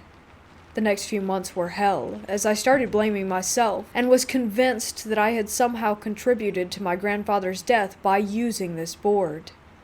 It got to the point that I became suicidal, and the scariest part is, my thoughts felt as if they were not my own. As if something were trying to lead me toward taking my life, as they were very dark. I can't explain it, as it could have been guilt. But I felt like something was watching me all the time, and felt a strange presence in the next few months after using the board. There's also the fact that the night of when I used the Ouija board, I was in the bathroom and I was underneath some lights. I had a strange sensation and felt that I needed to walk away, but right when I did, the lights shattered and would have injured me if I had been standing underneath. I eventually confessed to my mother about the Ouija board experience, and right when I did, I felt a giant weight lift off of my shoulders. The negative and dark thoughts were slowly disappearing, and I started to not feel the dark presence anymore when I overcame these thoughts. However, I was still wondering if the spirit that I had contacted was even really my grandmother. I also wondered if I was imagining this dark presence and the dark thoughts that I had had. Fast forward, I was at an overnight event at my school and another friend brought a Ouija board. I decided to use it one more time with this friend and try to get some answers. At one point, the Ouija board said that it was trying to contact me specifically. When we asked who it was, it then started spelling out D-E-V. We started panicking, but then it spelled out to a word that I forgot. I dismissed it and thought it was nothing, but my friend decided to look up the word. A few weeks later, she told me that the word meant devil in another language. It was then confirmed to me that it may not have been my grandmother who was contacting me the first time.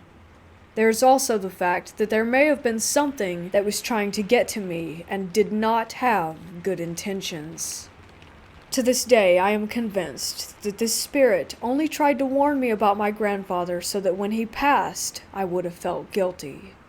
By feeling guilty, I was more vulnerable to the spirit's influences, to the point that I would almost take my own life.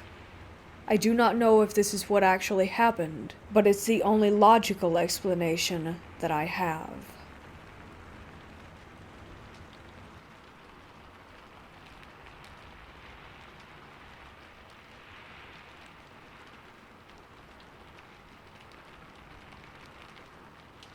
Unfortunately, my dad died earlier this year, and the way he died was terrible, in which my whole family has to go to therapy.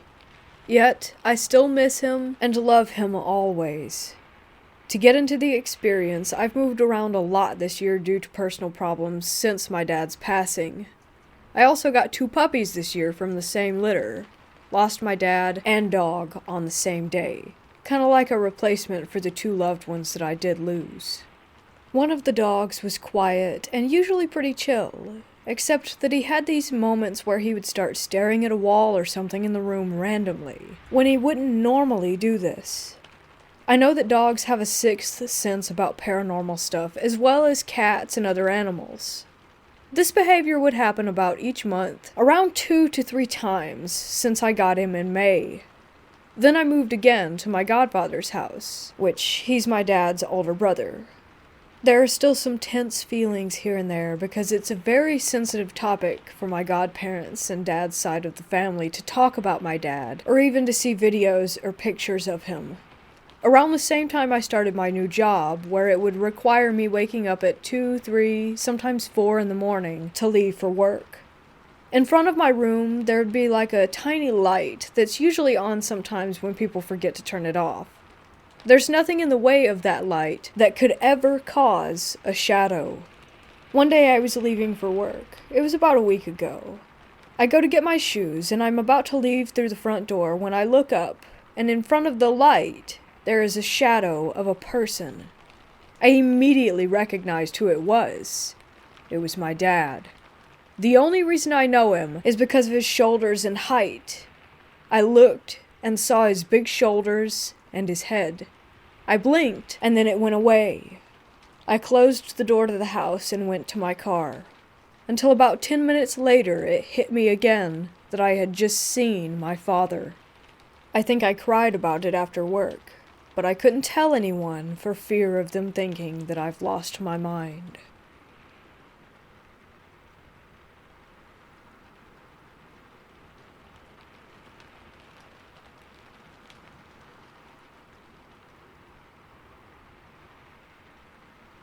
This is my story from about 4 years ago. I was on a camping trip with some friends when we decided to go a little bit further into the forest to get the best location at the river. We had some beers and went swimming. When it started to get dark, almost all of my friends wanted to go home. Only my buddies Flo and Laura stayed with me. We lit a fire and continued to drink beer. After some hours, I felt like I had to go to the toilet. No problem, even had toilet paper in my backpack. Our camp was located right at the river, and a big field of high grass separated us from the forest. I decided to go to the high grass right in front of the trees, so I grabbed my phone as a flashlight and grabbed the toilet paper and went in the direction of the forest. It was pitch black, and because of the branches of the trees, I couldn't even see into the forest with my flashlight. So I sat down with my back to the forest and started doing my business. I was about 160 feet away from my friends now, and couldn't even hear them talking anymore. When I was almost finished, I heard a sound coming from behind me. It was like the rustle of dry leaves or the crackle of branches. I know it's the kind of horror movie stereotype. I stumbled and said, "Hello? Who's there?" 2 or 3 times, but no one answered. I thought it might be some kind of animal, so I screamed as loud as I could. But to my horror, this thing got even closer. I finished as fast as I could, which still felt like an hour to me, while the sound came closer and closer with each passing second. When I stood up and started running, the thing was so close that I expected it to grab me from behind as I tried to escape. So I ran as fast as I could, screaming and crying. When I arrived at our camp, I told my friends everything. They didn't really believe me, but they were pretty scared themselves. I was 17 at the time, big and muscular, and normally not the type of guy to cry. But this thing made me cry, and it would make me again. I could not sleep at all that night. I sat in my sleeping bag, the river to my back, while staring into the direction of the forest. There were no sounds or anything, just the sound of the wind and darkness. In the morning, we packed our stuff and made our way home. I won't go anywhere near that forest anymore. Jokes were often made about me, but I know what I heard, and I get the shivers right now just while writing this. In Germany, we have no dangerous animals living in the forests, but every animal in our forest would avoid contact with humans, especially when you shout at them.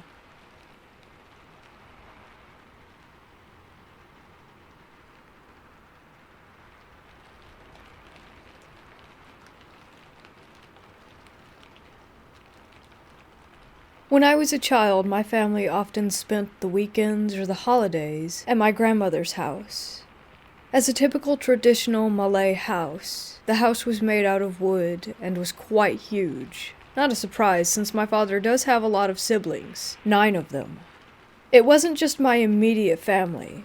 Most weekends or holidays, even my uncles and aunt would be there too, along with their family.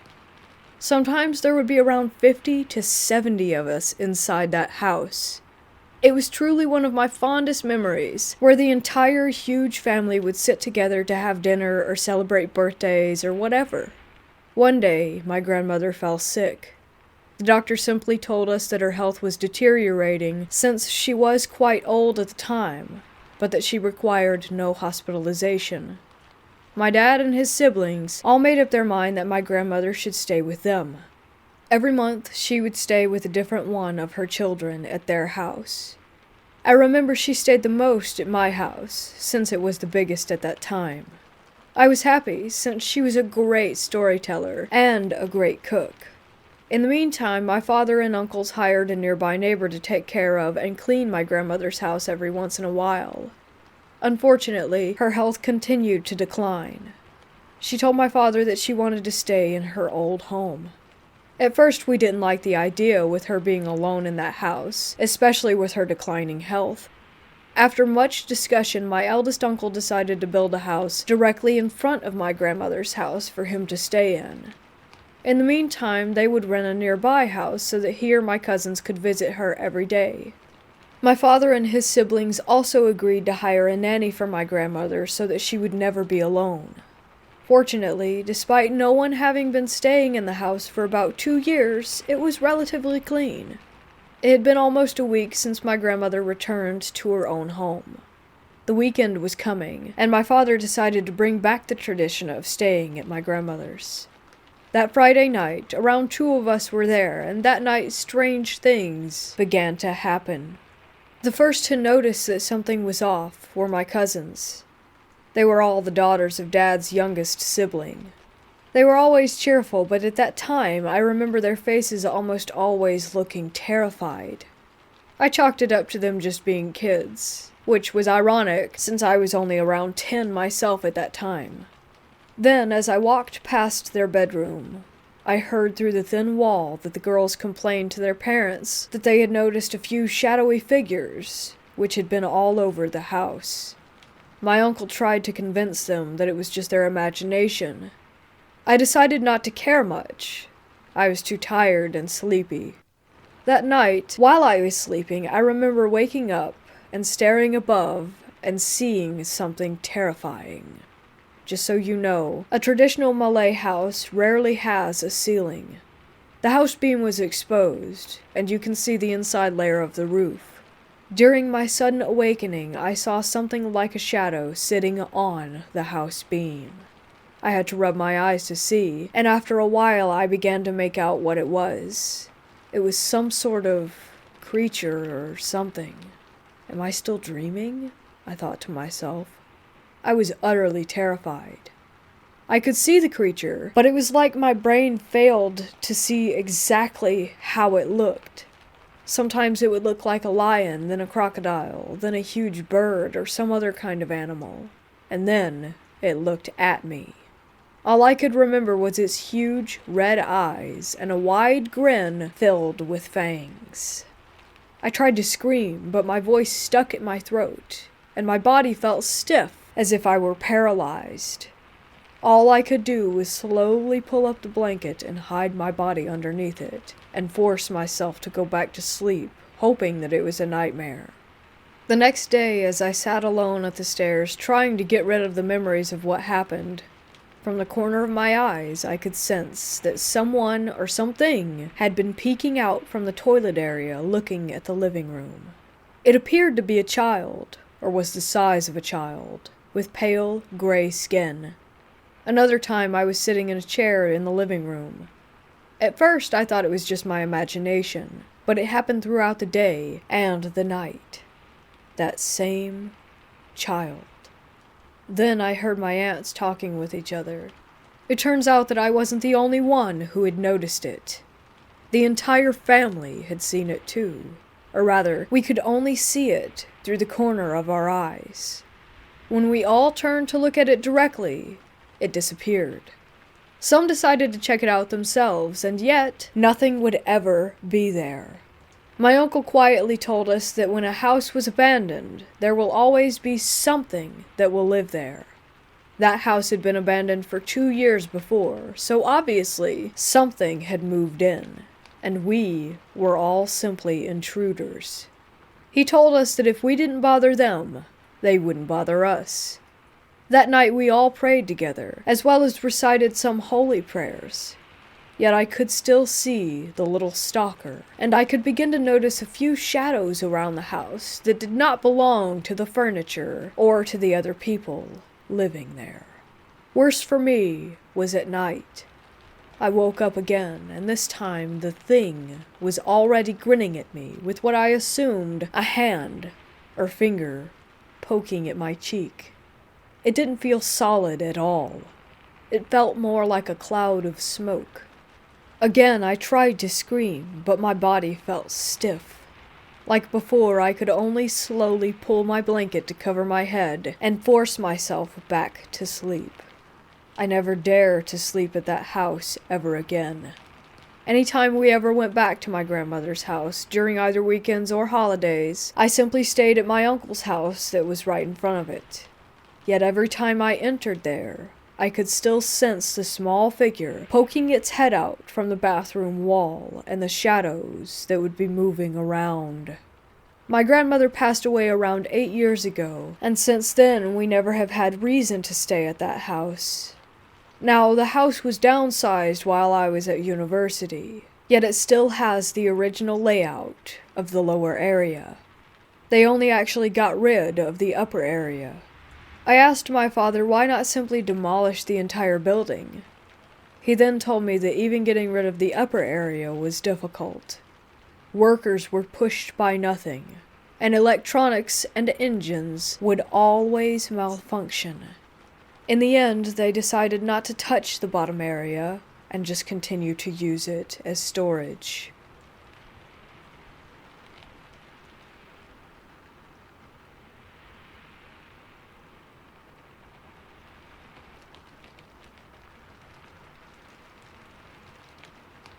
Yesterday, I took the day off of work to do a bunch of chores around the house, so I was home alone. One of the things I had to do was turn in our old cable equipment and DSL router, get new equipment, and install it. My house was built in the early 1950s. That is, the upstairs part. We have a downstairs part that's a new addition built sometime in the early 2000s. I only mention this so that you can understand that the upstairs of the house is a raised foundation with wooden floors throughout. The new addition is downstairs on concrete foundation. Upstairs, you can hear the footsteps of someone walking around with shoes on their feet. Downstairs, it's a little harder to hear because there's carpeting and it's on concrete, so if someone was running across the house on the upstairs older part, it's loud and echoey. Yesterday, as I said, I was home alone. It was early in the afternoon. I was downstairs installing the new router on the very far corner of the downstairs part of the house. As I was laying on the floor trying to locate the cables and put them in the right places, I heard loud running coming from the upstairs in the older part of the house. It's not possible that someone had come in and then left, because all the doors and windows have sensors that make a chime when a door or window is open. I did not hear a chime, and no one who lived in the house should have been home. My wife was at work, and my son was at school. I quickly got up and did my best to listen to see if there really was someone in the house. I went to check and looked through each bedroom, through the kitchen, through the bathrooms.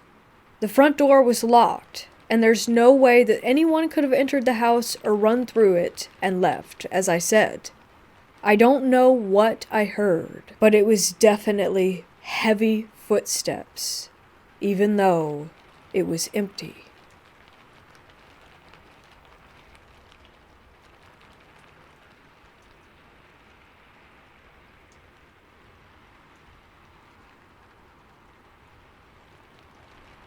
This was one of the most frightening moments of my life. My best friend at the time, my brother, his friends, and my friend's boyfriend all went to our local abandoned house, which we call the Witch's Circle, to go ghost hunting. Now, this little abandoned house is actually in a national park called Little Basin Creek Reservoir. But there's actually a story behind this house, which I don't know how much of it I believe. It's said that on Halloween night in the 50s, two guys brought their girlfriends out for a sacrifice. I've gone to the archives, done tons of research on this, and can't find anything to verify this information. This Halloween, when we went out there, we were clearly the only ones present. Our cars were the only vehicles there. You have to drive right past town a little ways and head out a dirt road to get there, and there's only one spot for parking, so we would be able to see if any others were there. As we start making our walk down the trail to the house, I'm holding my best friend's hand. We walked under a tree while the entire time I'm staring at the house and not paying attention to my surroundings like I should be in a dark wooded area. A small branch from the tree that we're all walking under at the time falls and lands horizontally at my feet. I didn't see this happen, but my friend and my brother did. They stopped me to look before stepping over the severed branch. I should have taken its warning and not kept going, but I did. As we got further along and closer to the house, now it's not a super long walk to the house, maybe 120 feet from the entrance, we all stood talking quietly amongst ourselves, and then we all heard a very high-pitched scream coming from the backyard. We stopped in our tracks, and I ran back towards the cars. I've never been more terrified. Ever. It's a sound that I will never be able to erase from my memory. That high-pitched death shriek. There's no way I can debunk this, as we were the only ones out there, and it definitely wasn't the sound of an animal. Especially because it sounded like a human female. I haven't been back there since.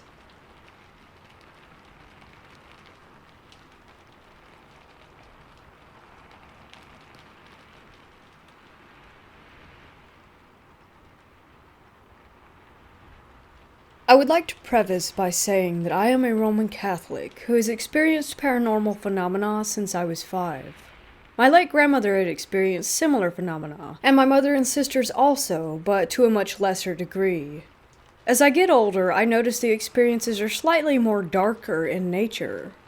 I know very little of demonology, other than what has been referenced in the Bible. I try to stay away from anything referencing demons, the devil, etc., which is why this experience was so difficult, and I was not prepared.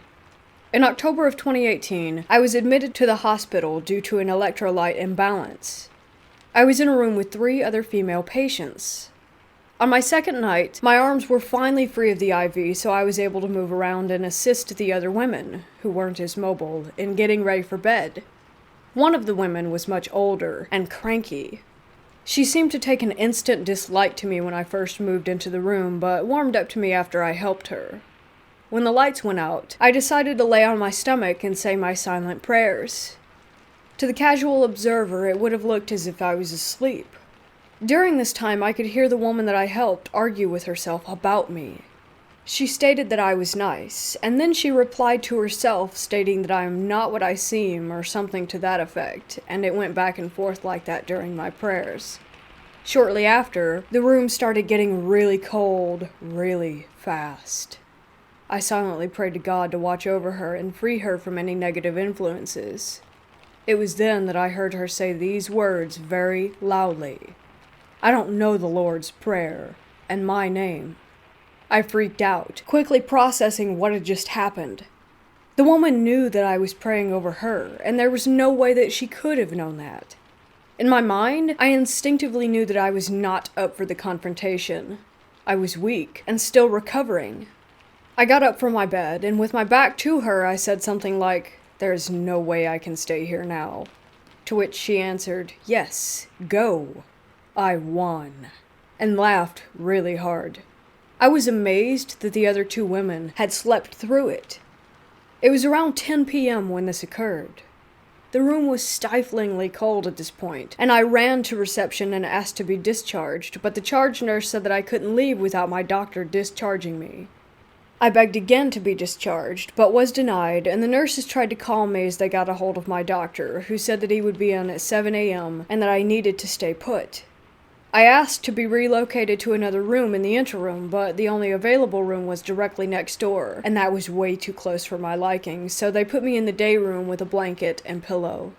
I used my phone to call my sister to get me out of the hospital. She works at another hospital, and told me the car wasn't home and to catch an Uber to her place. The ward was locked down for the evening though, so I couldn't leave anyway, and chose to just stay in the day room. The TV was on standby, but I could hear voices coming from it, even though the screen was blank. The voices talked about a shooting at the hospital I was in, with thousands of fatalities. It then talked about my baby nephew being in a plane that was shot down. By then, I was truly hysterical, as fear for my family took root and everything I learned went out the window. Throughout this time, the voices from the TV continued calling me names, etc. I couldn't stay any longer in the day room, and the nurses had me on a stretcher right in front of the main desk, where the charge nurse could see me. It felt like a really bad dream, and I was hysterical and paranoid. I laid down on the stretcher, and that's when I noticed hanging overhead the ward number 66. I was also on the 6th floor of the hospital. I wondered if that was why there was so much activity there. Not long after, I started hearing other voices coming from different rooms of the ward asking about me. They seemed to be communicating to each other and laughing. I started silently praying again with more conviction. A male patient in the ward nearest my stretcher started crying out for help, claiming that I was hurting him. I prayed even harder, citing the Lord's Prayer. He asked the nurse for the name of the lady outside hurting him, and she gave him my first name. He started crying again, joined by another voice 2 doors down. I prayed to know who they were in Jesus' name, and all these voices talked at once, but the one name that I could clearly make out was Beelzebub. I continued to pray throughout the first night as they taunted, laughed, cackled, and cried. At this point, the light in the man's hospital room was turned on as a nurse was with him trying to calm him down. I had been sitting up on my stretcher bed whilst praying, and watched his silhouette as he tried to inch his way to the open doorway. It was then that I noticed the odd shadow that he cast. It was so strange. It looked like a spiky-headed being with a dog.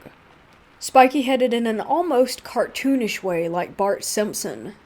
It continued until morning, and I was moved to a small private room awaiting the doctor.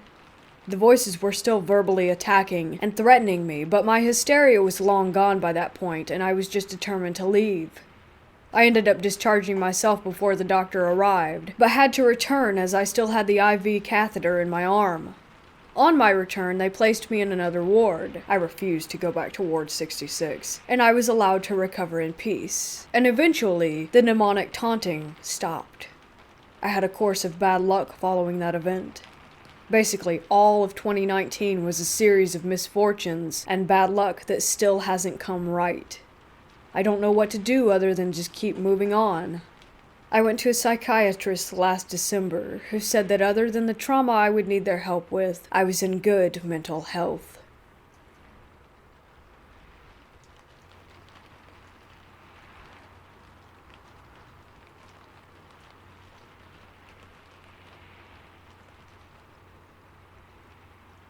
Back in October, I decided to treat my girlfriend to a night away at a popular British seaside town. The town is one of those historical areas, which has its fair share of ghost legends and gothic tourism, so there was lots of touristy attractions such as ghost walks, which me and my girlfriend decided to go on. A bit of background information about the hotel. It is regarded as one of the oldest hotels in the town and is also a popular tavern among the locals. The inn itself had a rather creepy feel to it, but our room was modern and comfortable. The last place you'd imagine paranormal activity to occur. We set off on the ghost walk with a local guide who knew about the paranormal hotspots.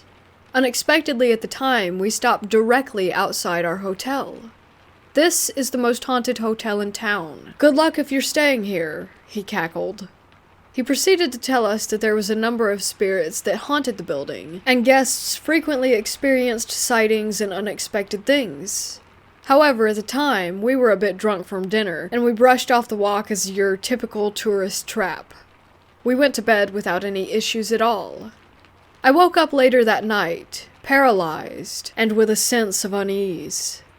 I felt what I would describe as a strong, cold gale blowing around the room. Imagine being outside in strong, windy weather. The sensation lasted for, I would say, about 15 seconds when it suddenly stopped and the room filled with a warm, relaxed sensation once again. I woke my girlfriend to tell her, and she brushed it off, saying it was probably sleep paralysis and a draft. So I believed her and went back to sleep. I thought nothing of it until we checked out. The receptionist asked us how our stay was, and if there had been any issues. "Everything was perfect, but there was a really big draft in the room," I exclaimed, as you would. Surprisingly, she casually laughed. "No, that's not a draft. It's just a spiritual presence in the room. It happens all the time in that one," she casually reassured us. Now I'm really interested in the paranormal, so I asked about the stuff in the hotel. She told us that everything the guy told us on the walk was indeed true, and the spirits are those of old landlords and locals whom help run the hotel and keep the guests safe. She told me lots of stories of how guests would stumble on the stairs and be caught by an unseen presence, as well as children's lost toys showing up right at the moment where they're about to start crying. She even told us that one of the past landlady's spirits acts as a bouncer, causing troublemaking and aggressive guests to feel ill enough to leave. The receptionist seemed really happy, and was used to the paranormal activity in the hotel, and says that she regularly sleeps alone in the rooms without any worry. Obviously, this isn't that much of a scary ghost story, but more of an interesting experience. I would definitely go back for another stay in that hotel.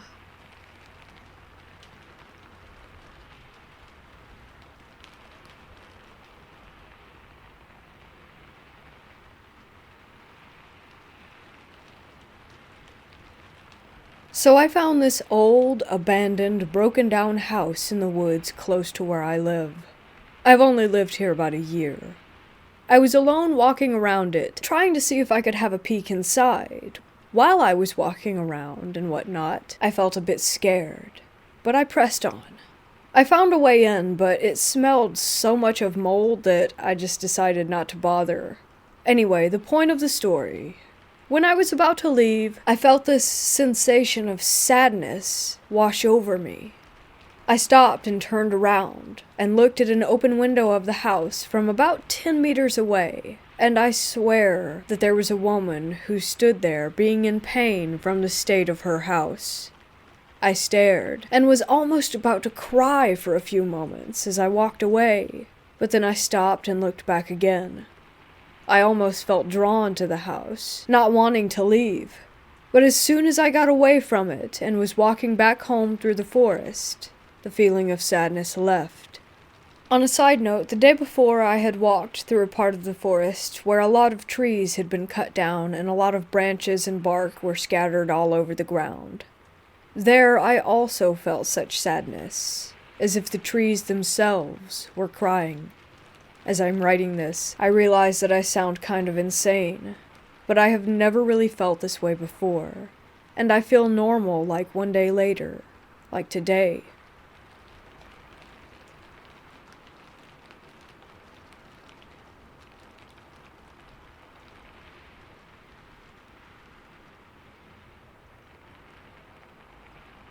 The area where I live is a heavily wooded Indian residential area, and we have no neighbors, and the closest town is about 15 minutes away. The only animals that come around are coyotes, black bears, sometimes wolves, and since I live in the southern part of Canada, there aren't any mountain lions that I've seen anyway. So a few nights ago around 2:50 a.m., I heard my dogs barking like crazy, and I got pretty annoyed by this because they never usually do it. It was hard for me to sleep, and I pulled out my phone to check the time, and like I said, it was almost 3. Since my bedroom has a window, I opened it to call my dogs back, and they didn't stop barking. I tried a few more times, but then I heard a sort of wailing, crying sound from the woods. I heard foxes can sometimes make screaming sounds, but this didn't sound like a fox's cry. I don't think it could have actually been a woman, considering, like I said, that we don't have neighbors.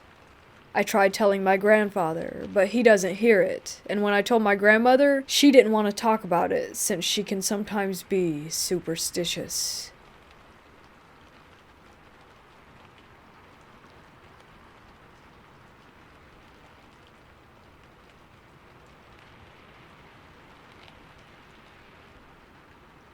When I was younger, I used to be obsessed with ghosts and all sort of haunting shows. Now, I'd never particularly had a reason to believe that my house was haunted, but one day my brother came home claiming to have found $10 out of nowhere. I'll never know for sure if he was just messing with me, but after curiosity got a hold, I asked him where he really got the money from. Stupid me assumed maybe a friend? Perhaps he stole it from my parents' wallet? My parents never claimed to have been missing any money, however, something they definitely would have voiced being distraught about had they noticed that we had taken their cash. The story he gave me was that a young girl, maybe about the age of 7, had followed him onto the school bus that afternoon. He had never met this girl before, and had never seen her around at school, but she decided to sit in the seat right in front of him. After riding the bus for a while, she started to talk to him. Nobody else could see her, according to him, and the other kids were giving him weird looks. Eventually, she handed him $10 with a note, and then subsequently got off the bus at the next stop. I immediately assumed that he was lying and laughed, of course. I asked him to show me the note, which he promptly retrieved from his room and passed me a tiny piece of paper. A shiver ran down my spine, as the note wasn't in his handwriting. It read, "I'll help you, but only this time," which I believe was in response to the fact that my brother was begging my parents for a Zelda charm bracelet for months, which they refused to buy him. Given that he had $10 now, he could just buy it himself, though. Of course, I was extremely intrigued by this, even if it sounded absurd. I suggested we make a makeshift Ouija board to see if we could contact anyone. So we wrote the alphabet on a piece of paper and grabbed a necklace to hover above the DIY board. My brother was interested too, so he decided it could be fun. Mind you, I was in 6th grade and he was in the 4th at the time, so any sort of movement from the necklace caught our attention and we immediately thought that it was a ghost. After asking a few questions, the necklace began to move and shake. Either my brother was really good at tricking me by slowly sliding the necklace across the board, or it really was something paranormal. We were able to get a name. Kate. After asking dumb things like, "Did you watch me complete the Shadow Temple in Ocarina of Time?" and getting a yes, me and my brother decided to stop for the night after starting to get creeped out. We never said goodbye before ending. Eventually, playing with the board would be a daily occurrence. We thought we'd made a friend, and truly believed that someone was talking to us. Me and my brother decided to take things a step further and try to record something. So we both got our tablets, placed them in front of our TV, and hit record. The first thing I asked was, if someone was here, move something in the room. There was nothing. Okay, well, maybe the ghost is shy?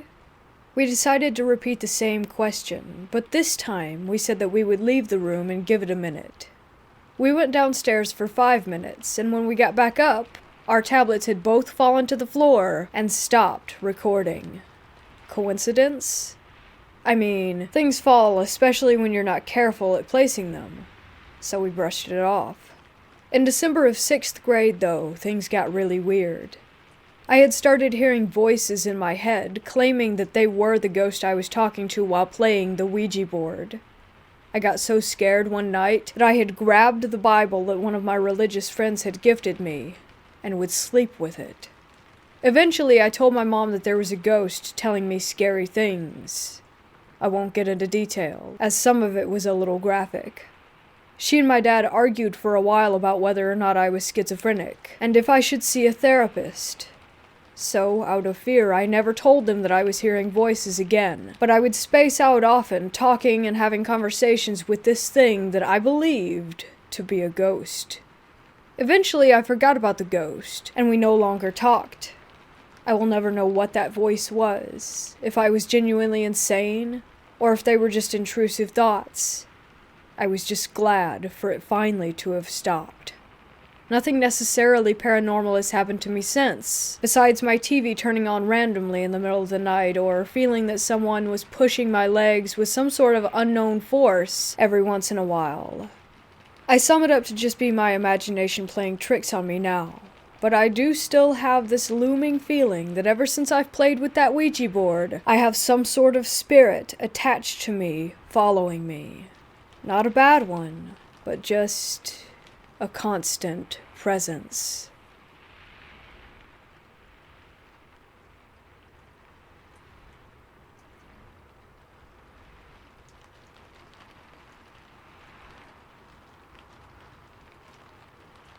This isn't a scary story per se, it's more eerie and odd. Just a disclaimer in case you're expecting otherwise. I met David 18 years ago when I was just 14. He was an idol for me when I first met him. He did so many fascinating things. He was a special effects artist on several television shows that were filmed in Miami, Chicago, and New Orleans. He was a sword/bladesmith, and he would render 3D images to help work on historically accurate swords for museums when the original couldn't be displayed due to research. He was amazing, and through all the years, he never lost his shine. When I was young, I wanted to be just like him. He told me very early on that he hated his name, and went by Monkey. This made me laugh so hard, as he imitated a monkey as he told me his name preference. To his best friends, Heather, Keenan, Pixie, and myself, he wasn't just a person. He was a shining star. Skipping forward many years to 2015, I bought a house in New Orleans. I hadn't quite lost track of him, but I was in my own world because of a death in the family. In late 2016, we reconnected at a club outside of Chicago, and I invited him out to visit me in New Orleans. In spring of 2017, he took me up on that, and he flew down, and it was like no time had passed. He was still the same exact shining star that I remembered. Still the goofy monkey that I remembered. In 2018, I went back to Chicago to help with family, and he stayed in New Orleans.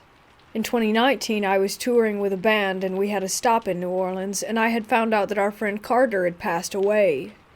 It hit us both very hard, as Carter was in his early 30s just like me, but we were able to console each other.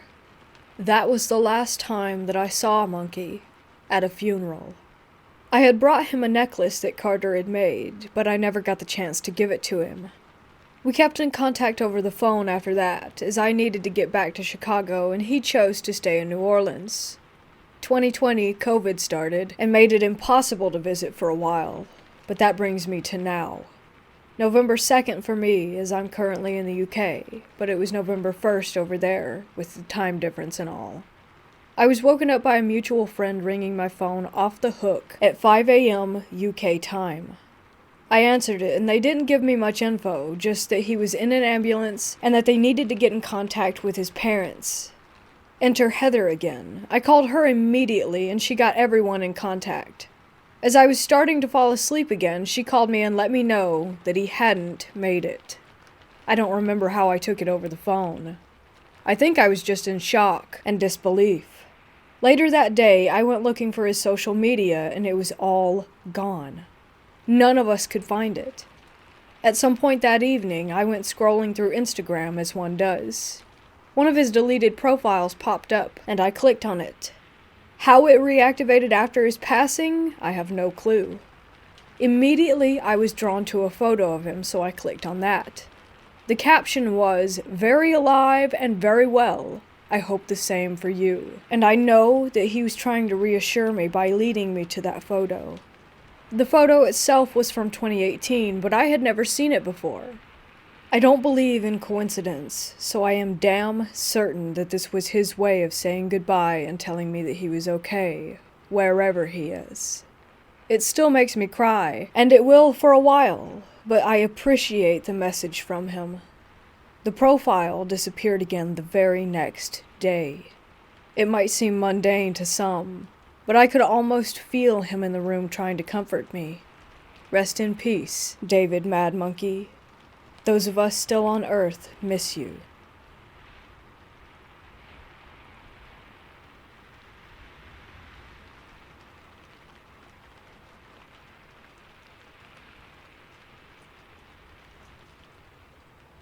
When I was 3 years old and living with my mom at the time, we bounced around a lot from house to house.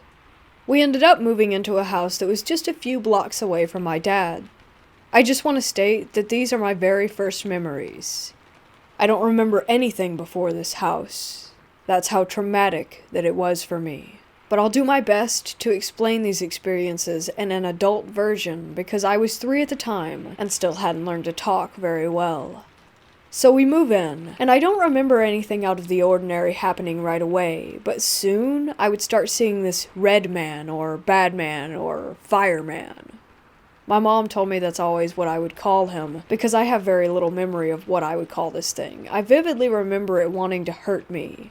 I don't know how I knew, but I knew that I wasn't safe every time I saw him. Sometimes he would chase me down the halls or come through the walls, and I would run to my mom trying to explain what was happening. My mom said that I would run up to her crying and shaking, saying that the bad man was trying to hurt me. This thing kept going on, and eventually something else started happening. Every time this red man would try and hurt me, this new entity would show up. I say entity because I couldn't tell its gender, and I don't remember it having a face, but it was like it was a glowing ball of light that would chase away the bad man every time he was around. This went on for months before I finally moved in with my dad. Because I was so scared constantly, I actually developed a stutter and my whole body would tremble. One day while living at my dad's, I was drawing and my mom asked if I could draw what I was seeing. I was drawing in a coloring book, and one page had an angel on it, and I started drawing circles around it because I couldn't actually see what it was. In my mind, it was just a big ball of white energy. I'm not Christian and don't believe in angels or demons, but I do believe in negative energies and positive ones that could maybe manifest into ghosts or spirits. So at this point, I had permanently moved in with my dad. I went to speech therapy for a long time to fix the stutter, and now, even to this day, my hands shake. Apparently, it's called trauma tremors. After moving in with my dad, my mom and brother, who had never seen anything weird like I did, just saw my reactions to it, both started experiencing things. Not as bad as what had happened to me, but still creepy as hell. My mom would start to hear the piano play, and my uncle play the piano, so she thought that it was him playing it, until she walked over there and realized that no one was in the room. My brother would see shadows and lights turn off by themselves, but that's all that really happened to them. My mom eventually moved out of that house because too many things were going on and she really was getting creeped out. Me and her moved into a trailer, and the first night there, I was laying in bed with her, and I was apparently staring into the bathroom. I don't remember this, but my mom does. And she asked what I was staring at, and I said, "There's a man standing in the bathtub." And she then asked, "Is he a good man or a bad man?" I said, "A good man," and went to sleep right after. We later found out that the owner of the trailer before us was an old man who had died. Ever since then, I've never seen any paranormal things, but I can still sense if houses have good or negative energies. Believe this story or not, but it was very real to me and has permanently given me a tremor. When I was older, probably around 7, and could fluently speak, my family asked me if I remembered what had happened at the house. I guess they thought that I forgot or had made it up, and I told them the story in astounding detail, and it freaked everyone. Me and my mom occasionally talk about this from time to time because we still don't know what had happened. We just know it did, and that it was messed up.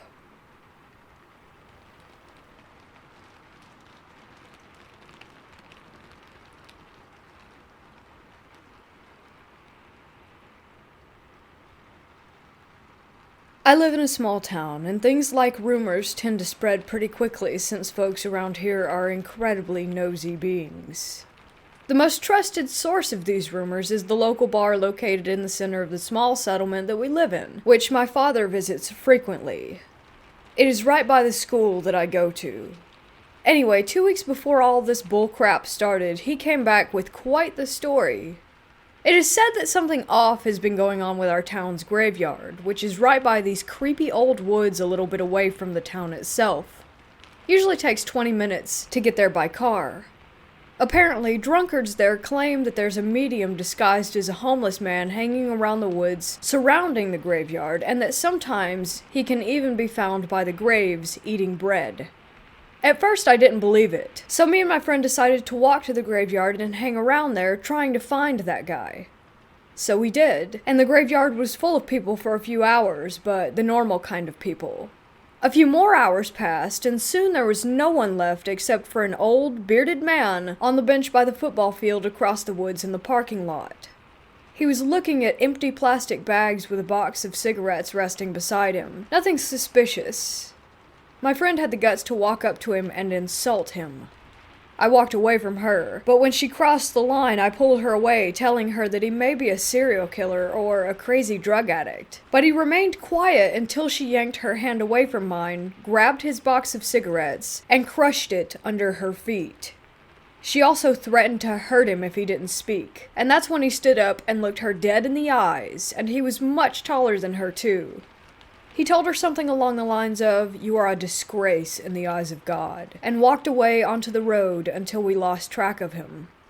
I started to worry, and told her that maybe he was a priest or a monk, and now was going to tell everyone in our town how she had mocked him, and I was actually afraid.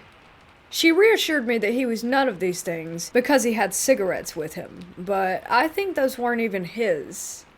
That night I slept over at her house because I was scared to go back to mine alone. I woke up in the middle of the night, and since I was sleeping in the same bed with her, I had a clear view of the pitch-black shadow of a man standing over her right beside her bed, his palm on her wrist. I raised my body, getting ready to stand up, but he turned his head to me and started to shake it from left to right, so I figured it was a lucid dream and rolled over to the other side, drifting back to sleep. The next morning, she looked pale and ghostly, and I asked her if she got enough rest. She informed me that she did not even sleep, and kept having problems with her breathing and her heartbeat. I was so scared that I almost pissed myself right there and then, and as of now, I am home alone and feeling like I am being watched.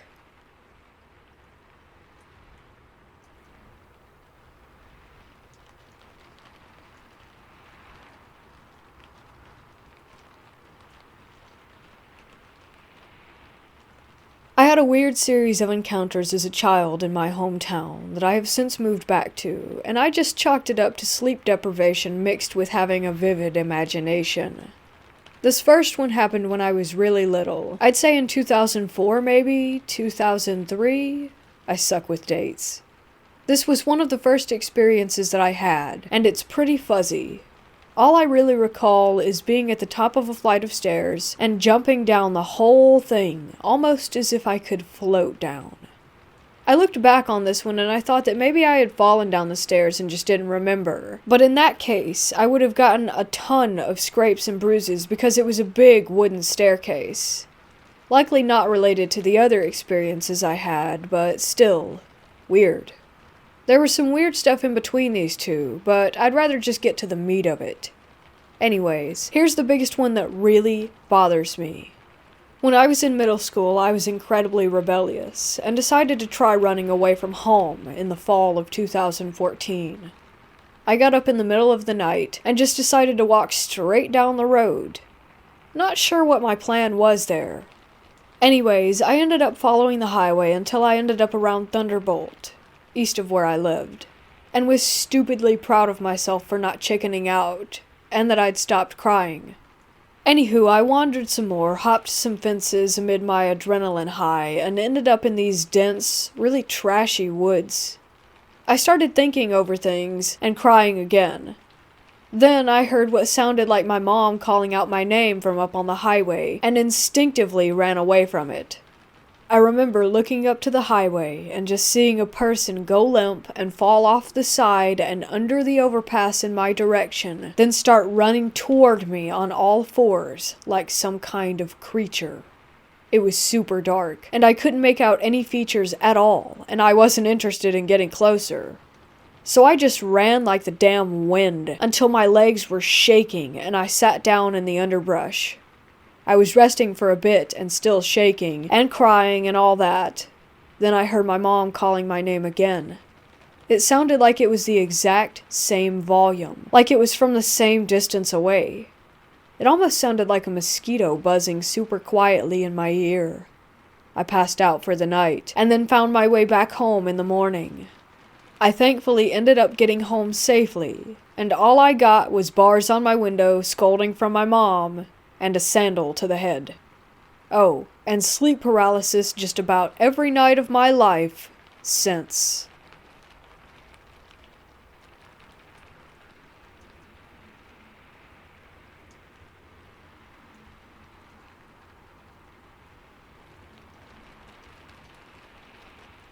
I was around 7 years old when this encounter happened.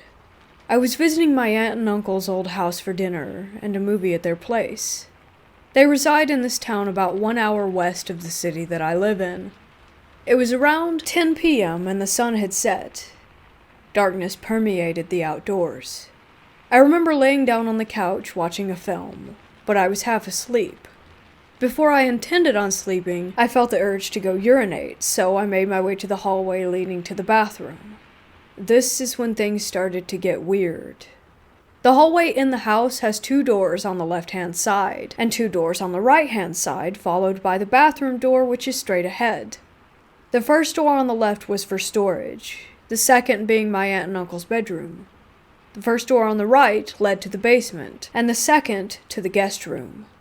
Before I made my way to the bathroom, I had the urge to look inside my aunt and uncle's bedroom, and I was in complete shock at what I saw.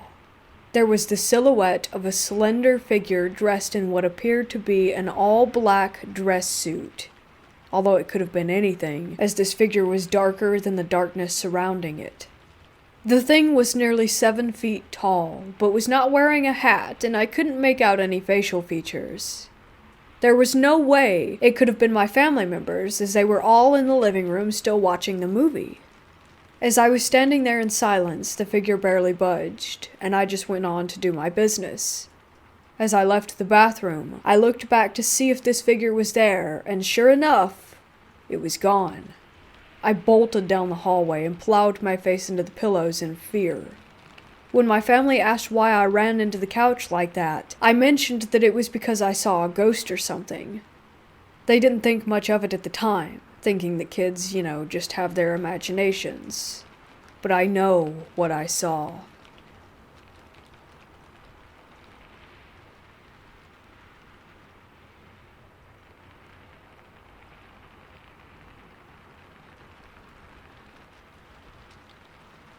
My first paranormal encounter occurred on October 31st of 2009. A week prior to Halloween, we had made plans. We heard rumors that the cemetery above our neighborhood was haunted. Some of the stories sounded legit, others sounded highly exaggerated, so me, my cousin Dustin, William, and Tommy decided to go find out for ourselves on the perfect day, Halloween night. Jason didn't find out until the day we were going up there. We weren't planning on having him go with us because he would always get scared so easily, but he begged and begged to let him come, so we said okay. Halloween night, we had a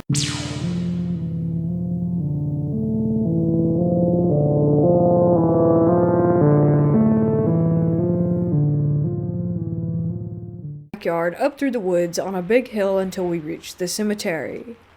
William and Jason argued for a minute about who was going in which direction to check out which parts of the cemetery. Jason didn't want to go with Tommy because he was worried that Tommy would scare him, as Tommy had a reputation for doing such. My two cousins and I began making our way through the cemetery, and we didn't notice anything until we got near the mausoleum at the top. We started getting chills, and then we started hearing the voice of an elderly man saying, "Get